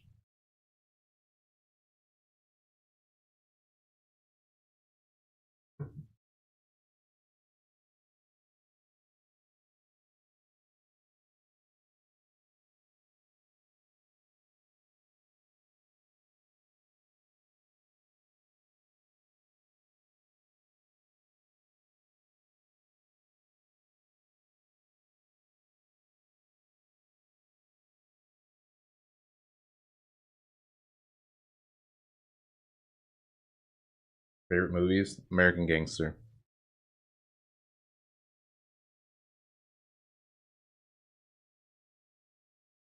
Shadow in the next Smash game. Shadow should not be in the next Smash game.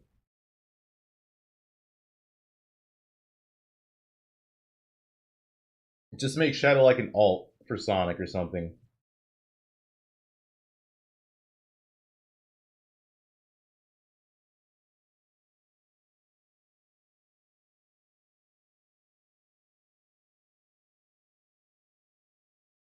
What is this? Flying 20 sets, surely. We'll see how that one plays out. But it's an interesting matchup between the two, because especially when it's online, he just got KO'd really early. I'm a buff player. I know what happened. That's what that side was he got from. back aired at 80, and he's like, dude. What or he got a really weird rest that he knows he's gonna die. It's one of the two, right? Yes. You're like, you get a rest, you're at 70, you're like, okay, you're gonna drop down to forward smash me, it's fine. I love the little zoom in. Yeah, absolutely.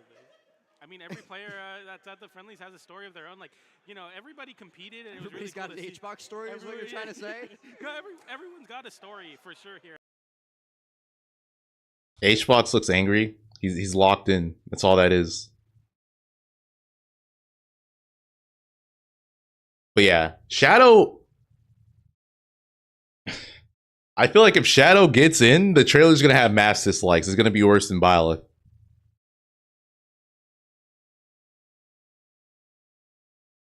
Because, like, Shadow's basically just gonna be Sonic, but with a gun, and he could teleport.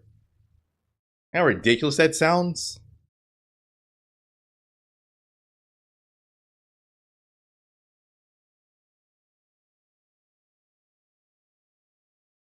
And he's probably going to have more kill power. So it's like, this is what they're going to do. Shadow's going to be slightly slower than Sonic, which that in itself is already ridiculous because like Sonic's already insanely fast, so who cares? So he's going to be the second fastest character in the game behind Sonic probably. But he's going to have more kill power. And he's going to have a gun. Is that what you really want? Is that what you really want, chat? The Sonic players are definitely, they're salivating because that's what they want. But for the rest of us who aren't Sonic players, you really want Shadow to be in the game? They're just gonna ruin him. You're not gonna get the Shadow that you're envisioning. It's gonna be Sakurai's Shadow. Yeah, I mean, The Jet shoes. Who cares if he has Jet? Just, dude, just get. We can mod him in. We can mod Shadow in. I mean, he's already modded in. Just play the modded version. We don't need him actually in the game. Eggman? You know what? Eggman would be fine. Oh, with Eggman. It's like a law of large numbers thing. The more Shoryus you hit, the more people are going to fall out of it. Yeah, but if that's going to be your kill against a Sonic, and then you don't get the kill against the Sonic, and then you get edge guarded at 35. This isn't your dad's Shadow. This is Sakurai's Shadow. I'm kind of just desensitized to it, I think, because I've seen Jazo lose many games, many sets from missing like Shoryu fallouts. A lot of damage there, but still, Wrath started off basically 0 to 100. So imagine this, chat. And now, of course, Imagine Shadow does spin dash, combos you off stage, and you're like, oh man, I'm too far away. I'm in a spot where Sonic would never be able to hit me, and then you just get hit with the blicky, and it's like bam, and he snipes you, and you're dead. You died at 40%, like near the blast zone, because you got hit. You got sniped. You can spin shot off the stage and get to the blast zone in 0.2 seconds. That's different. Yeah, but then they KO themselves with homing That's attack. their fault. Wait, I'm not disagreeing with you there. How'd I join Sid's Minecraft? It's not me. Someone used my name and added me. I would never play Minecraft. Smash has ruined that for me. Anyway, 69% on Wrath, and this is starting to look like the way the set count is. Yeah, getting top players on the mic and just letting them complain about their least favorite characters. My least favorite character is Pac-Man, and thankfully there's none of them in this bracket. So I should have invited T, man. Instead of Shuton and maybe play him instead? I thought about it. I was been pissed. I presented the ultimatum. That's fire, not gonna lie. Nah, bro. If you're not the one playing Shadow, you're not gonna enjoy it. And one of them was Shuton, and now it is still Shuton since I lost to him in pools. Oh, okay, yeah. Has him off stage, but again... This is what should happen. If Shadow gets in the game, whoever wanted him in and doesn't main him, we need to force them to just play Shadows like 100% of the time. Just that's the only character they can play against afterwards. And it's just so difficult to catch him. Of course, that's the obvious one. Yeah, because like all the Like they can't play any other matchup. ledge hangs are bad everywhere. Like Ganon. Ganon has the best ledge hang in the game, but Ganon has the worst everything else in the game, so it doesn't matter. Whereas like Sonic is Sonic. Yeah. I refuse to play any game who has a broken character in Smash. Nah, I still play Sonic games. I love Sonic. They can't force this. This Sonic isn't the Sonic I play. It's a different Sonic. Just Ken Sonic sucking. There's modern Sonic, there's classic Sonic, and then there's Smash Sonic. Completely different. Wrath has beat him so many times. This Sonic has only been in one game, and it's Super Smash Brothers. Or one series, I should say. All right, I got you here. Here's my free tick in the pool column. Yeah, this is quite ridiculous. But Jazo getting a nice little open up there, tries to run And off he with trades an air. Yeah, that's a big damage swing, and it continues to be just more and more damage. And eventually, no matter what you think about Sonic's stray hit potential, at some point... Banjo situation again, where everyone asks him, no one plays him. It's true. I mean, some people play him. And he won that game, by the way. Yeah. He won that. I was sitting backstage, like in our little lounge area, next to Wrath, and Wrath was screaming, "See, Sonic can't kill! Sonic can't kill!" And then Sonic's won that game anyway. And I was like, well. I mean, when you have your side special kills and a bunch of your aerials and your tilts and of course your smash attacks. I actually haven't played Shadow Generations yet. I do want to play that though. That kill, you know, what more could you need? As you are Wrath here taking game number 1 over Jazzo, we could see a swap from Jazzo off into the Ryu. He also has a couple other characters, I think, but I expect to see the Shotos for sure here. Sora has worse representation than Banjo. That's not true. The thing is, Sora is actually ridiculous though. I'm actually surprised more people don't play Sora. But for sure, Ryu, I'm not sure how much more the Fireball game will help. Having a very slow-moving, active, multi-hitting red Fireball is very helpful, but versus the way Wrath is playing, like Wrath is using his movement to jump over Fireballs, and then hit Jazzo for it, and then kill him for it. So it's tough. I mean, Wrath is very good. The one kill that Jazzo got in that game was Wrath overextending an advantage state and then getting reversaled for it. Yeah, after he was already 3 stocks to 1. It's ridiculous. And he is going to swap into the Ryu for this. I just remembered. Sorry, I need to do this. Of course, you think Jazzo, oh, he's getting better, and he's had some pretty good results recently at like the various British Columbia events he's been to, or like Pacific Northwest, various majors here and there. But also, Wrath has just as well been doing better. Yeah, I mean, like he got Wrath's top Miami 8 at, performance. including a victory over Mia, who is surely going to be number 2 in the world ranked this season. So Wrath is no slouch to beating these top players. Again, I thought even before, like one of the most underrated players in the world, I think he has the potential to usurp Sonix as number 1 just because of like his shamelessness. He's more shameless than Sonix will ever be, which is crazy to say if you're a spectator and you watch Sonix all the time in these top 8s. Sonix is really aggressive in terms of the wants Sonic to be players. cool, which is I like that. I like watching Sonix when he's trying to be cool because Wrath he is cares to cool win. very often. Wrath just wants to win. Yeah. Which I respect. And like that Mia set that you're talking about is so illustrative because Wrath made a massive comeback in that game. Okay. Yeah, I made a tweet because I don't know if you guys know, but like people have been worried about Concon because he made like a cryptic tweet and then delete his Twitter. But yeah, anyone who has been worrying about Concon, he's fine. I forgot to make a tweet about it, but yeah. I don't know how many people are aware about that, but he is okay. You kind of want to trap Sonic. You want to let them move, but in a more confined space. And Yeah, he is, Aaron. You know, is slightly working better off, but you're at 130% right now on Ryu. But the kill potential on Ryu. Oh, he goes to some events. He's just not super active because, yeah, he is like currently in the medical field. He is a doctor. Well, actually, Wrath opts to reposition instead of continuing the Lich Trap, which it could also work out here if he gets the Spin Charge in, but Spin Charge loses out to Red Fireball. The Shakunetsu wins out in that situation, and so Wrath just disengages once. I don't remember what he did, what he tweeted exactly, because he deleted it. But yeah, like his account's gone, but Wrath has. He's like, all right, you're going to spin down and or charge at me, but I'm going to make sure that you at least maybe can't do it from above. Oh, tried to forward smash that side B, but barely off the mark there. Wave dashing back just to make this a little bit more difficult. And Upper Shoryu takes the lead, which we saw a 3-stock to 1-stock lead for Wrath that game 1, so this is infinitely better. I'm going to point something out. Oh my god. You know what I was about to say? I was about to say that he hasn't homing attacked this set, and then he did it immediately. That was the first homing attack so far. You're really smart and good at this game. What can I say? You know when things are going to happen. That's why you were the best coach.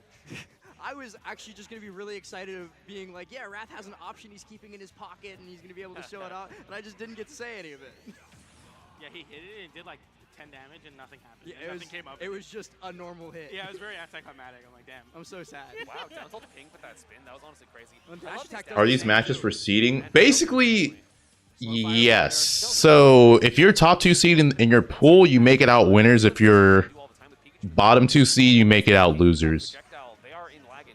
So yeah, you basically want to be top 2 seed, so you don't start in losers. Immediately to parry the multi too fast on that Sonic down B, so not going to be more, but 73% still on this first stock is Jazzo, so clearly the Ryu, that fireball game is just so important. That's like the main reason why Ryu is better than Ken, is because these fireballs are significantly better. You know something else we haven't seen this set? We get a down tilt Tatsu there, pops up, not quite enough to kill. We haven't seen Jazzo parrying, and that means Wrath has a solid timing mix-up on Jazzo every time that he's shielding, because we all know that Jazzo wants to parry you. I know that for sure. I was the one that got clipped. I mean, he tried it on Master Chief? Yeah, Master Chief has been a pretty, well, for characters wanted in Smash, he was been one for a long time because yeah. But earlier I watched Jazzo triple parry Byleth landing Nair, and so I believe that he can do anything. Oh, was that when the crowd said, "Here, like, let's go, Justin," and then he got parried? Well, which is I'm actually curious what they're gonna do. Like, are they gonna go with like a more iconic character, or are they gonna go with like one of the newer ones that have just gained popularity throughout the years?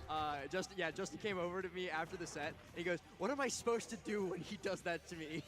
empty jump is the answer. That's the only answer. Crash. And right now, it looks like Jazzo has the answer. Wrath needs to find one, actually, because he is down an entire stock, basically, and it does not look like Jazzo's slowing down, but that up air, back air, this edge guarding, this is still why Sonic wins even the Ryu matchup, right? I think... Well, we keep saying that, but he's really not edge. I'm not gonna lie. I'm surprised Crash didn't get in. Opting for stage positioning instead. Oh, he gets a spin charge over the top. We're in a really bad spot now. I also think that they're probably gonna put in Gino. Like, I feel like they have to. They tease him as a Mii costume. We got the what? The Mario RPG remake. Do I still got a curse left in me? It's late in the year, but we'll see. The Tatsu just beat that. That was crazy. I mean, I know it is a little invincible on the leg, 89%. This might still be down till Shoryu percent. I know Sonic is a little bit heavier, but I'm not 100% sure how heavy that is. That's going to be a top.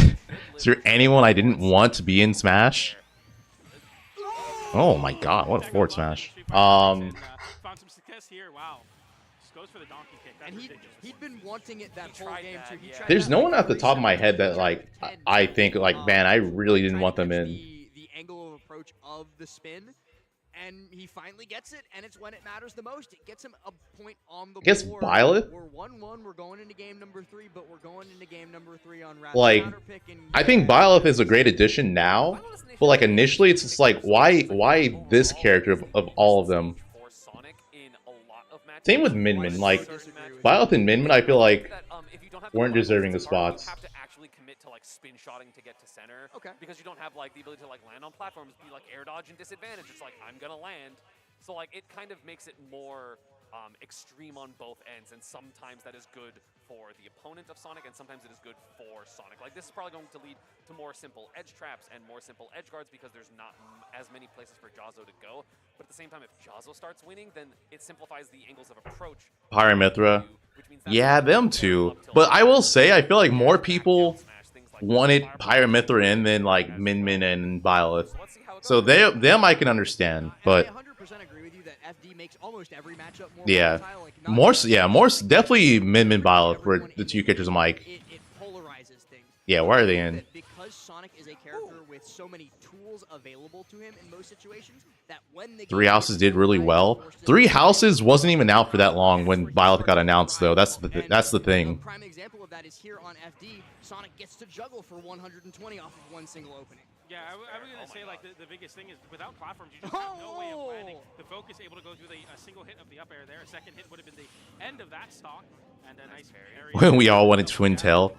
Minmin's the most popular character from ARMS, so it made sense that she got in. Presented by Wrath, and so far, Jazzo has not found one that didn't cost him 100% or a stock. Ooh, that was almost so cool. If Wrath had ended up getting the footstool and had the spin charge ready fast enough, he could have gotten the drag down hit of it into the fair and then done whatever his heart desired.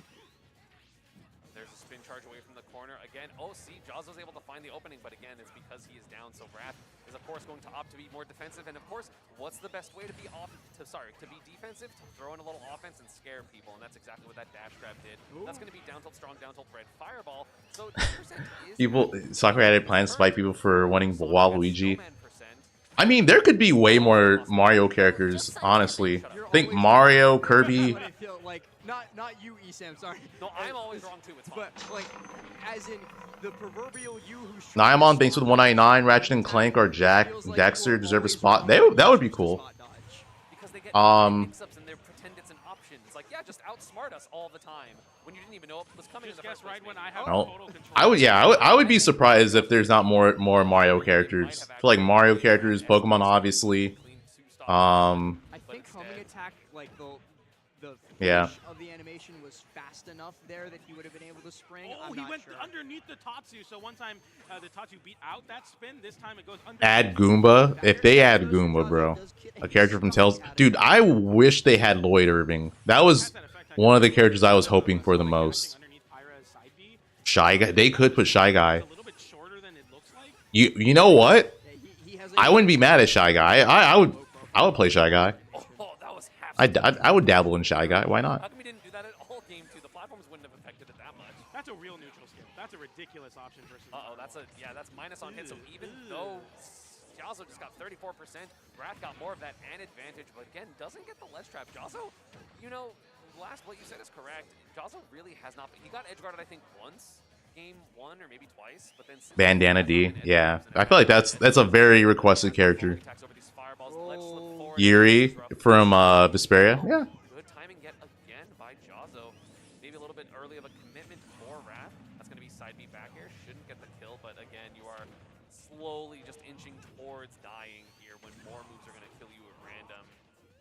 That straight hit kill power going to be coming up huge here in just a moment. Jazzo not quite getting the Tatsumaki, so he's going to eat a homing attack for it. He tried for an up smash Wow. there. That was like. Landing, but instead, Wrath just pops him up. That looks so weird, like the way that comboed.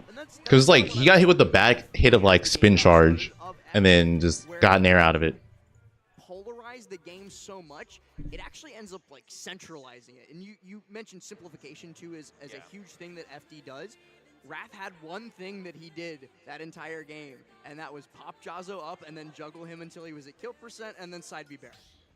Yeah, and we see Jazzo going to go back to PS2, which is not the stage he won on, because he did win on Small Battlefield, but PS2, I think. Yeah, you're correct. Yeah. You're correct. I think just the wider stage is going to definitely benefit Son. He's not going to. There's no shot. Paper Mario. They could do Paper Mario. That was another like highly requested character. It'd be hype. You'd probably still lose, but it'd be hype. No. He hates Joker. I could have been like, nah, bro, you don't got it like that on Joker. He wants I Joker wanted to give him the benefit of the doubt, like, oh, maybe he's cooking. Never mind, Jazzo going into game number 4 here with a mission to force a game 5. The jovial nature of Jazzo. What do I think is the best designed Joe character? Pesky commentators. Will that give him the reprieve he needs to start being stronger in this game? Game number 4, or will Rat say? I mean, I like Piranha Plant. I feel like Piranha Plant's a Joe character. That's like the Street It's fun. Fighter 4, like a battle of true ideas. Like Instead, we Heaven or yeah, exactly. Let's rock. I love the gear stuff for that. Back throw is going to put Jazzo on the ledge. Again, yeah, really like 0 ledge traps. He's not even like trying, it looks like. Like he's not trying to contest it. He's just like, I'd rather not get hit. But I feel like, okay, in order to ledge trap, there is an element of guessing at all times, right? Like you do have to eliminate certain options that you don't want to deal with and then guess between the remaining, right? Yeah. Dr. Mario. I feel like Dr. Mario's not a Joe character. He's just not good.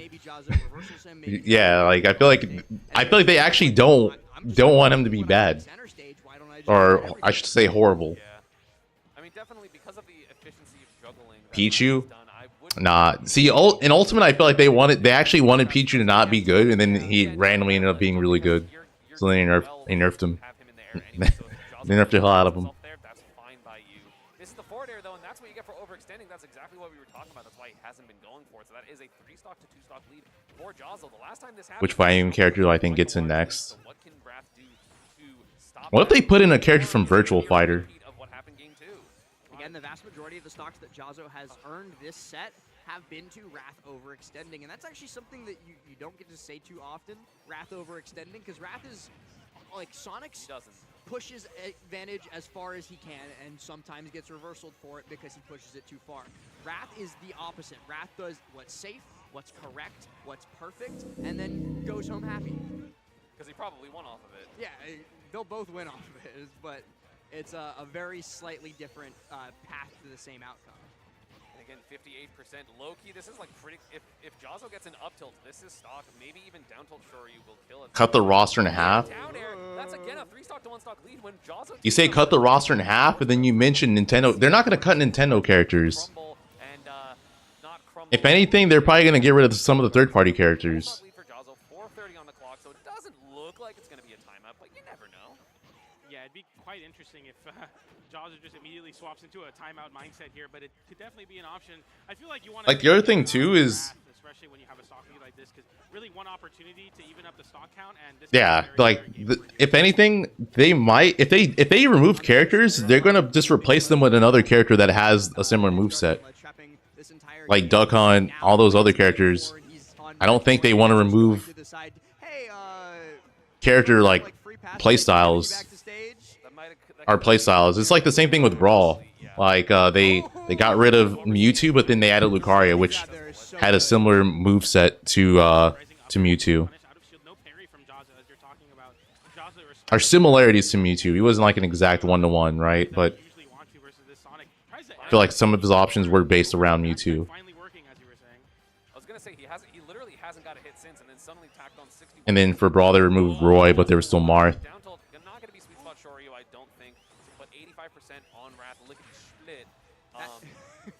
Yeah, I don't think they're going to get rid of Ryu. Next, Jawser's going to be like behind the controller going, please, please, please, please.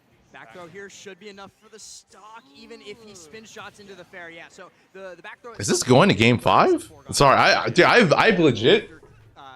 I've just been looking at chat and talking to chat. Even with focus attack, the forwarder is a multi-hitting move, so you can't really... Oh, he's going to... Like you said, impossibility for Ryu there, but... 114, that's good damage, but the question is, how do you get this final hit? Trying to read a spot dodge, because technically Ryu is an advantage in that position just because of the faster moves that Ryu has access to compared to Sonic. So Sonic is the one that has to immediately be on the defensive, and Jawzo's really trying to find a way in, but suddenly 28%, this is starting to look more and more threatening for Wrath. You're talking about being defensive, and I really want to praise Wrath's minute decision-making on the platform there. He knew that Jawzo was going to try and cheese him, for lack of a better word. Game 5. Jawzo finds just a clean Shoryu there to bring us to a Game 5 in one of his toughest personal matchups, like the desk over here. Nobody's watching. Dude, it's because... And he's brought us to Game 5 anyway. They played so many times. They're watching. I mean, it's good gameplay. Like the 7% probably of people that voted for Jawzo are very close to payout. There's like 1,000 people who have each put down 250K Hungry Box. No one, no one's calling Rose a replacement for Ice Climbers. Because that's not true. What happened was in Smash 4, they didn't put Ice Climbers in the game because of the 3DS. If you did not know, that is why Ice Climbers were not in Smash 4. They, like, the character was completed. They finished the character.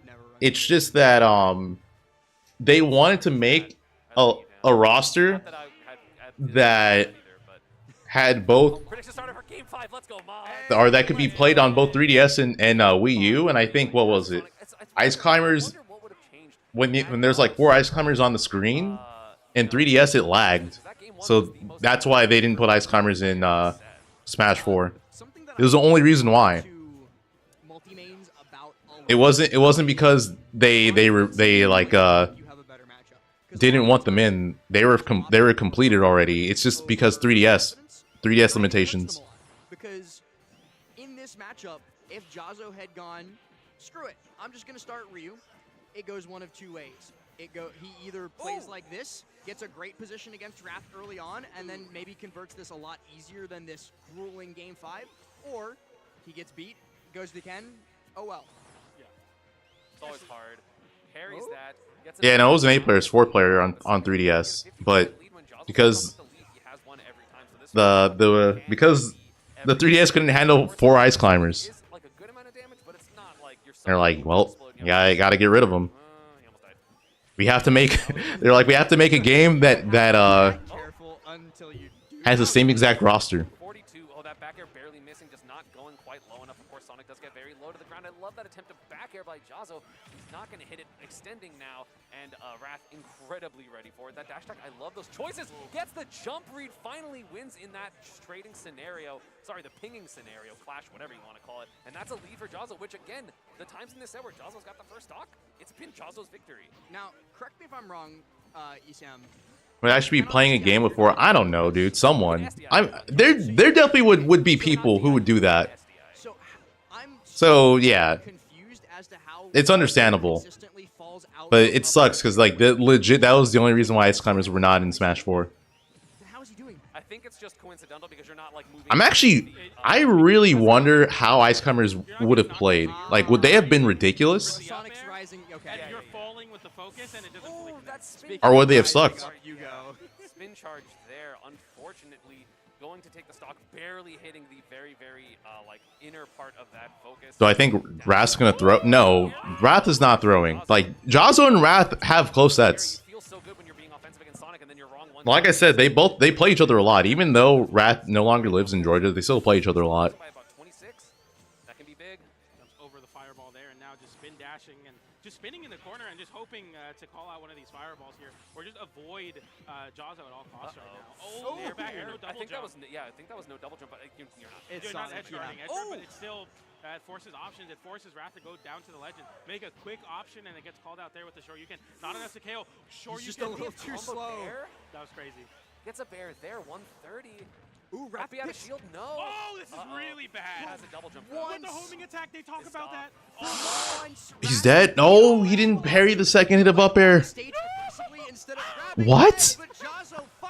Only one hit of fair connected. Dash attack. Sets up the dash attack into the corner, and Jazzo is on set point. The last 20 seconds were insane for both players. Such amazing counterplay, aggression, defense, both on display for both players. That was fantastic. Parry. Smash for DK jab and up tilt it was a kill confirm, yeah. Dude, tipper jab, turn around up tilt, comboed. Sweet spot up tilt, or that strong hit up tilt from DK was like slightly weaker than Fox's up smash too. It was actually insane how strong that was. I got 50,000 channel points on Wrath here, so I'm definitely a little biased. But man, Jazzo's putting on a show right now. He is fighting for his life in disadvantage state, and right now, Yo, take care, Peach. Have a good one. that this next opening could be all it takes to swing the tide of the match. The back air sends there, and now Wrath getting the party started. 50% on Jazzo. Jazzo lands back down though with the back air, but Wrath still continuing to be on the prowl in this disadvantage. What a jump there from the homing attack. Not homing attack, sorry. Spin charge. Well, that was super wrong move. But we are so close, 30% separate these two. But again, we've seen both players get so much damage. Their advantages have been, honestly, Jazzo's advantage has been better this set overall. But of course, as last mentioned, the adaptations, noticing what Jazzo can do, maybe can close up the stock on the next hit. I'm not sure. Dash attack, they're not going to work. Jazzo really doing a great job of stutter stepping and then shielding to try and slowly make his way towards Wrath. Tries to get underneath this platform, pops the shield up once again, but Wrath just gonna disengage and go to the left side. He tries for the dash attack in the corner, but pops out the focus too early and then eats the rest of the up air. Fair break. GG's. Yep. And you are sent down to Minecraft. As soon as he talked to the way he did, it was just like, yeah.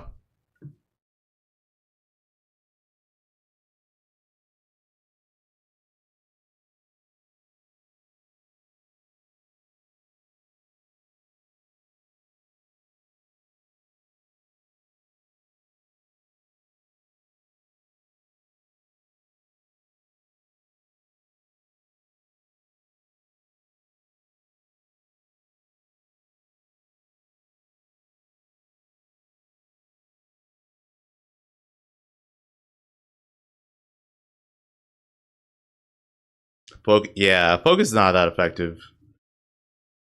Because spin charge, spin dash, up air, forward air. It does help though. It helps with like your falling and stuff. So it makes sense as why you would do it. So I'm pretty sure the last set's going to be, yeah, Lima versus Indothia.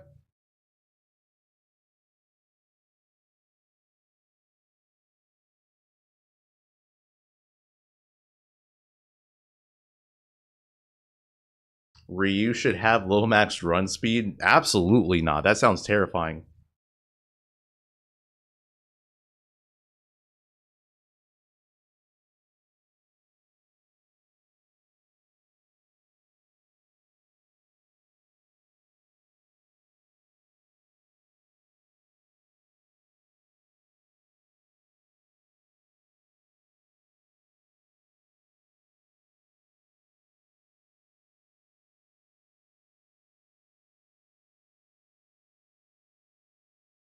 I guess when they, for some reason, they didn't update the score for some of the sets, because, yeah, pool 3 and 4, none of None of the records are being shown anymore.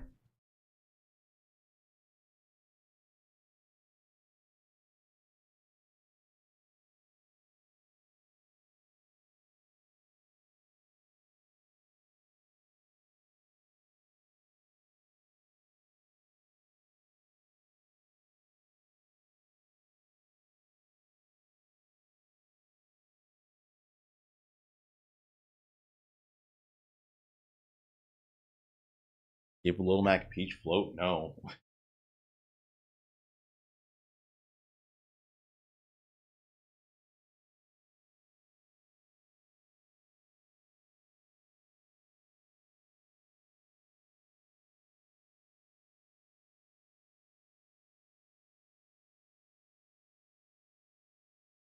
E11 was Joker, Samus, Roy, something like that. I had Joker at like 4 or 5. Actually, wonder how this would go, because especially since Does Lima believe Lima seems really good in this matchup.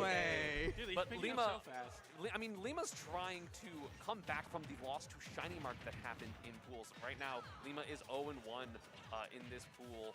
I don't know if it happened. There was another LCQ. I think there's 2 people in this one. This is the double LCQ pool. So Syrup also has joined this pool, but again, by virtue of winning the King of the Hill LCQ, does not have to play an extra. Yeah, so got it. The splash box of the dive kick hit.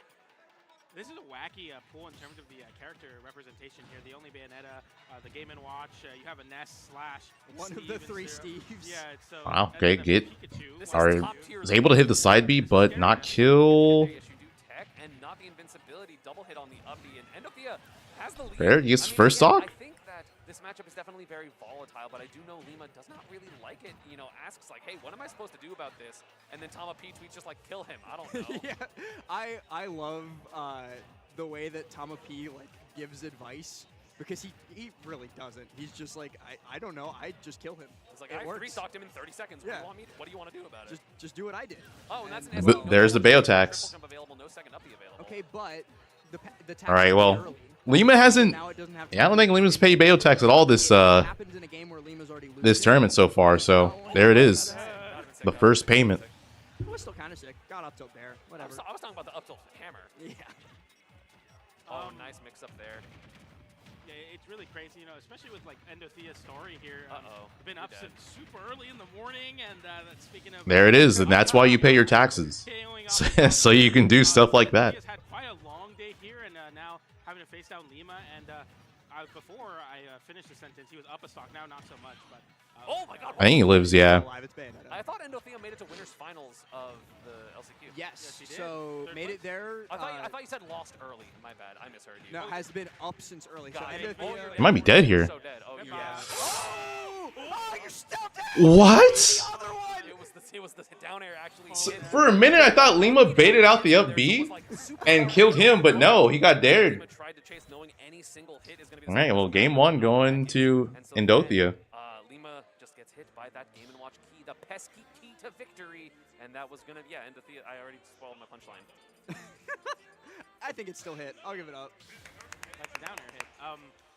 Yeah, that's that's definitely tough. Like, especially in Lima in that win condition there. But you see the scramble up B out of disadvantage, and hey, if it's gonna work the one time, it's gonna work there. And unfortunately for Lima, that's gonna be the game for Endothea. But yeah, Game Watch basically he upbeat him and down aired. That's what happened. I don't think a single person in the world had Endothea making it through the LCQ now in this spot. Endothea was the 5th seed. That doesn't count as Bayo tax. No, he just that was just Lima fucking up. The only people who were floated were the previous winners of the Hill Regionals. Like that was the only selection for it. Oh, okay. And even like they still got like semi-normally seeded. I had to do this whole process. It was annoying. It seems annoying. Yeah, it seems obnoxious to do. Yeah, shout out to Last for making something that's never been All right, Bear, first stop. Been done before. I don't know. It was take credit. Boom, take credit. Yeah, just oh, nice air dodge. Yeah, well, Game Watch Dare only spikes in like the very beginning of the animation. I don't know if you know. It used to be. So as long as you don't get hit with the very like, I think it might be the first hit or first few frames of the attack, you're not gonna get spiked. Listen, I like like Cookout, it's fine. It's one of the Carolinas. Because I also wouldn't put it past somebody from one of the Carolinas to have I Heart NC as their in-game tag, but be from South Carolina. That's true. What is Lima doing? This is the third SD already. I think third? Or The second. Okay. Well, we can call the key last dare stock, an SD. Uh-oh.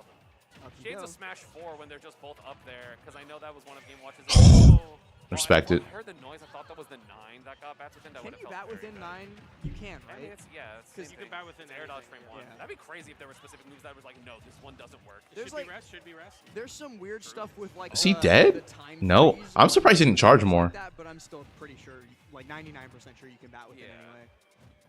Trying to get a back air poke, gets up tilt, and it was actually crouch canceled, so potentially able to get back air. But of course, Lima, you're never going to be ready for crouch cancel. Oh, that's gonna do it. Yep. Chair, take a seat, and Lima going to have to be sitting down for this last stock. Going to need a big comeback in order to win. There's the back Another bear to close out the stock. Words, evening up the stocks. So now, what can either player do to gain this victory? Double fair, man. That's so much damage. He's still going. At That's 64%. That's a Minecraft stack. That's a lot of damage. I think it's been a very long time since I've seen like. All right, chat. I have a question. That's hard actually with Game & Watch. Should I get Chinese food or should I cook steak? Is that the Gimmer video? Oh, the one where it's like plus a billion? Yeah, Oh, yeah, Witch yeah. Strike. Oh, he Bear went with for the hammer. delay. Okay, he's living. But yeah, what should I eat for dinner? Chinese food? Thai? Nah. It's Chinese food. It's Chinese food or steak. Those are the options. They're alive. They're not going to kill Dying down and away. Classic. But this is a not fun position. Backer doesn't come out. Down blended a little too early. You're dead. Up tilt bear. Game 2 going to Lima. Winning game number 2, bringing us to an even 1-1 scoreline. And I'm actually like, I'm so used to every time a Witch Strike. All right, hits I'm a the pull. stock That Lima not killing off of that is a genuine shock. Yeah, I understand totally. Witch Strike, definitely one of the developments for Bayo that has made her ridiculous. I remember back in the Smash 4 days, they knew about Witch Strike and were hoping that like the next patch was going to be the final one, so they were all like, we're Pulling. not I'm pulling. doing What this. is Witch Strike? Witch Strike is when you only get the first hit of the up B, so So- there's no chance to SDI. Yeah, so you know like when sometimes you get that weird hit, I'm showing Yeah, DJ with my hands, and the it pops outer them like hitbox. out Yeah, and yeah, up. pop it. Yeah. Okay. So you can SDI because one input. Yeah, you get Witch Striked on like a platform, like a small battlefield or a PS2 platform at basically any percent, and a good Bayo will kill you. Uh-oh. Nice Witch time. That's really Gonna bad. be able to get up there. And he goes so high. Lima I don't know what is happened, very, but scrappy and taking- Lima punishing what cooked it Wonky with like. number one with a Witch time there, chasing high and continuing the combo into the KO. That's a 0 to KO for Lima now. Ooh, the double hit. Oh! You're dead off this. My Okay. goodness, that would have been insane. I think that was still insane, regardless if it killed or not. if Lima had rage, it might have killed. Yo, Brandon with the $5 dono Chinese. Witch Strike as technology in general. Chinese does sound good. It was much easier because Witch Time was the way it was, and Bayo was the way she was in that game in general. The same they were thing like, that- we're not gonna do it until Chinese after the steak? done, so that they don't nerf it. Is that what you're saying? I should just go to like. So you know, oh, with punish. I should just buy Chinese steak and then cook it. Scheming Diddy's did. At the yeah, well, Dakpo was like, "This is my chance to beat Gluto. I'm taking it. Sorry, Diddy Kongs." I agree with that decision, to be honest. So far, it's pretty even. He got top 8 of that Genesis. Yep. So. And he'll take that forever. Bedgar's the inkling I was trying to think of earlier. I was talking Mac and cheat. anything. I was just I do want to do that too. 149% now on Endothea, but I mean, we've seen a lot of Game & Watches rob a stock away, very deep back there as they're looking to It's get that last Bayonetta, stock. man. Don't act like she's getting edge So guarded. far, Chinese food's winning. Even if it's not supposed to like edge guard, as in you're not. It's like slightly winning. Just kill you. Oh, nice parry. Yuki, thanks for the 5. Teriyaki Chinese. Now it's even. It's actually dead even. Sorry, not to Okay, Steak's taking the lead now. Very slight lead. It's just because you never see Bayo F tilt. It's true, yeah, understandable. There's up. He shouldn't be the stock, but still good damage. He doesn't This is have a getting double closer jump. and closer Oh, no, to. Bayo always has double jump. Bayo has like 14 Oh, of them. I thought it was Endothia's. I'm gonna be honest. I thought he was jumping out of the combo. Air dodging down out of the combo is an interesting choice from Lima. Is just like, I'm going to anti-air. Yeah, I mean, Steak's definitely the healthier choice. So if I cook steak, it's gonna be I'm gonna do white rice with steak and spinach. I got $10 for China. I mean, I could, but I'm gonna go with whatever the poll says. So far, steak's winning though, so I cook steak. Learn, and I'm learning you right now. I also wonder. I will end the poll when the set ends. Start of game number 2, like to behind the mask a little bit. Part of the schedule I'm not super happy with, but it had to be the way that it is in order to service the simultaneous LCQ happening. Lima had a big break. Lima had it's been like 5 hours since Lima played against Shinymark, and so Sounds terrible. had to re-warm No, up. I mean that's dude, steak is good. Maybe took that first and part of the second game to do so, but now Lima certainly in the zone, trying to make this set done so that he can be done for real for the day and get ready for tomorrow. Cooking stream. I mean, quite literally the opposite journey of Lima, where Endothea has been. I won't do a cooking stream, but I do post on I do what? I post what I cook on Instagram stories. Oh my god. Beautiful read on the double chef. I don't see Santa, but that was a gift for Endothea, and is going to take the first stock. Is up tilt back are going to kill. No, Lima doesn't even go for it. Goes for up air instead. So now I like the beer versus chef to try to get in there. There's Santa Claus. Santa Claus is walking into the. Santa Claus just gave our production guy some candy. Everybody give it up for Santa Claus. Yeah, absolutely. Shout out to Santa Claus. That's just for Santa Claus. I thought they just found his tomb, I guess, you know. Oh yeah, I did see that news Yeah, story. it's a little bit more of my bad, but yeah, nonetheless. Why is Endothea going for hammers when he's up a stock? That's crazy. Because then you could be up 2 stocks. Randy, you really want me to eat Chinese food? Oh no. Not on camera right now. No. Back air is going to beat more damage again. Thank you, Santa. For Endothea, Lima just unable to really get. I forget Yeah. what I was saying, but Base the steak and butter. I do that. I hope that chat I don't have time though, but I have Oh, another uppie again. oh, what? Endothea also got You didn't want to win. It was because it zoomed in, right? Because you got Star KO'd, it zoomed in, the game in not done the bucket for no reason. Wait, Lima gets the last hit of heal. Okay, the uppie. Okay, I thought he was dead. All right, so right now steak is still winning right now. 51% steak, 49% Chinese. So far, there it wasn't a 9 either. Big damage. I'm so pissed at that SD. How do you SD with game block? It went even for a moment, then went back to 51% steak. Oh, okay, Lima barely didn't kill there. Oh, that should be GG's, right? That's it. Why is it even? Okay. Whichever wins, I just need one to go 51% again. Once it goes 51%, I'm gonna end the poll. Right now, it's still even. Syrup. Yeah, well, this pool's weird. No, technically that is true. It's 100% true. That pool's just weird. Yeah. How is it still even? Winners regardless, because again, first and second. Okay. Okay, Chinese food won. All right. Looks like I get Chinese food. They like barely won. That was very neck and neck. That was pretty crazy. Chinese food, so it's okay. Look, I'll cook steak tomorrow. I will cook steak tomorrow. I might cook steak for breakfast. No, I'm not gonna cook steak for breakfast. I'm gonna cook eggs. Yeah. So Chinese food for dinner tonight.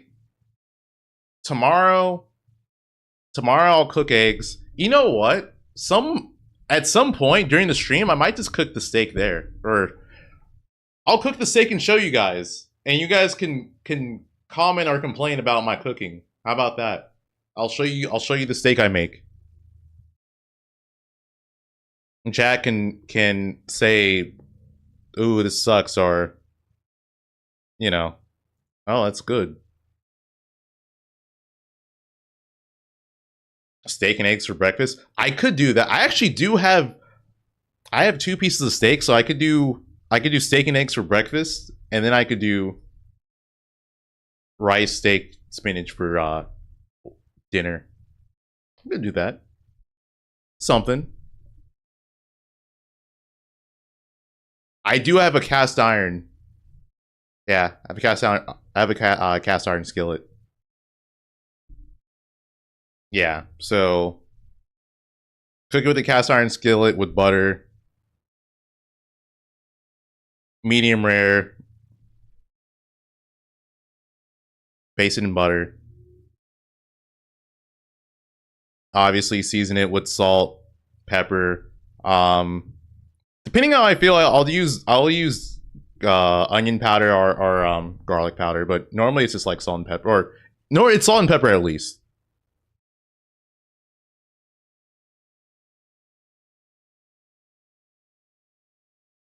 It's a ton of protein. I mean, you need a lot of protein in general.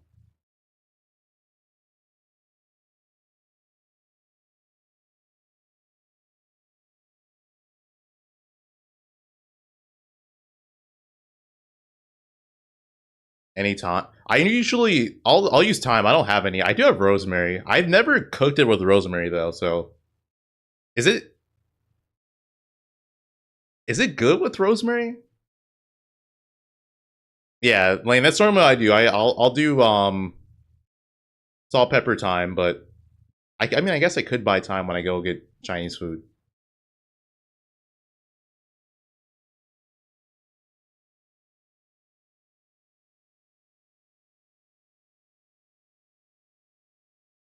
Rare, yeah, medium rare. I normally go medium rare.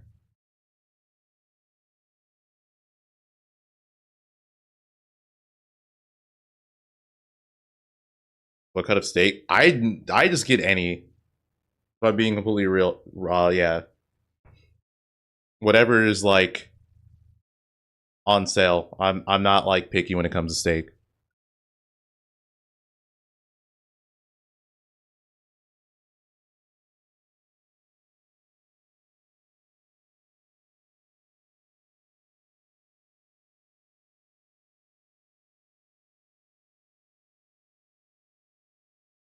All right. I'm assuming they're done, but I don't want to end the stream and they're not.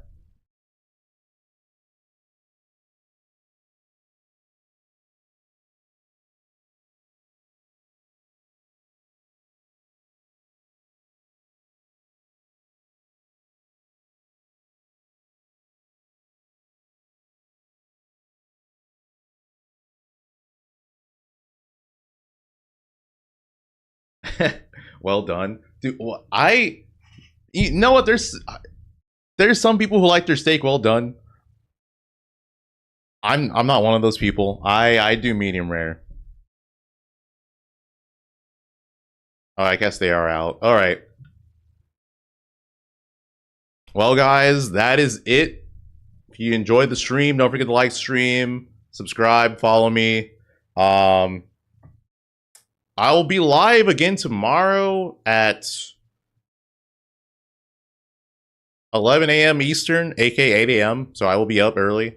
I'll see you guys then. They're going to finish some of the round robin sets, and then according to this, the bracket starts at 2 p.m. Eastern, like the final bracket. Also, I want to say something else. I guess the bottom two seeds, or I guess the bottom seeds are out. So if you're dead last, you're out of the tournament. I'm assuming, because it says top 12 in the it says top 12 for the final bracket. But yeah, I guess if you're dead last in pools, you don't make it out, unless it's not the case. I don't know. We'll find out tomorrow.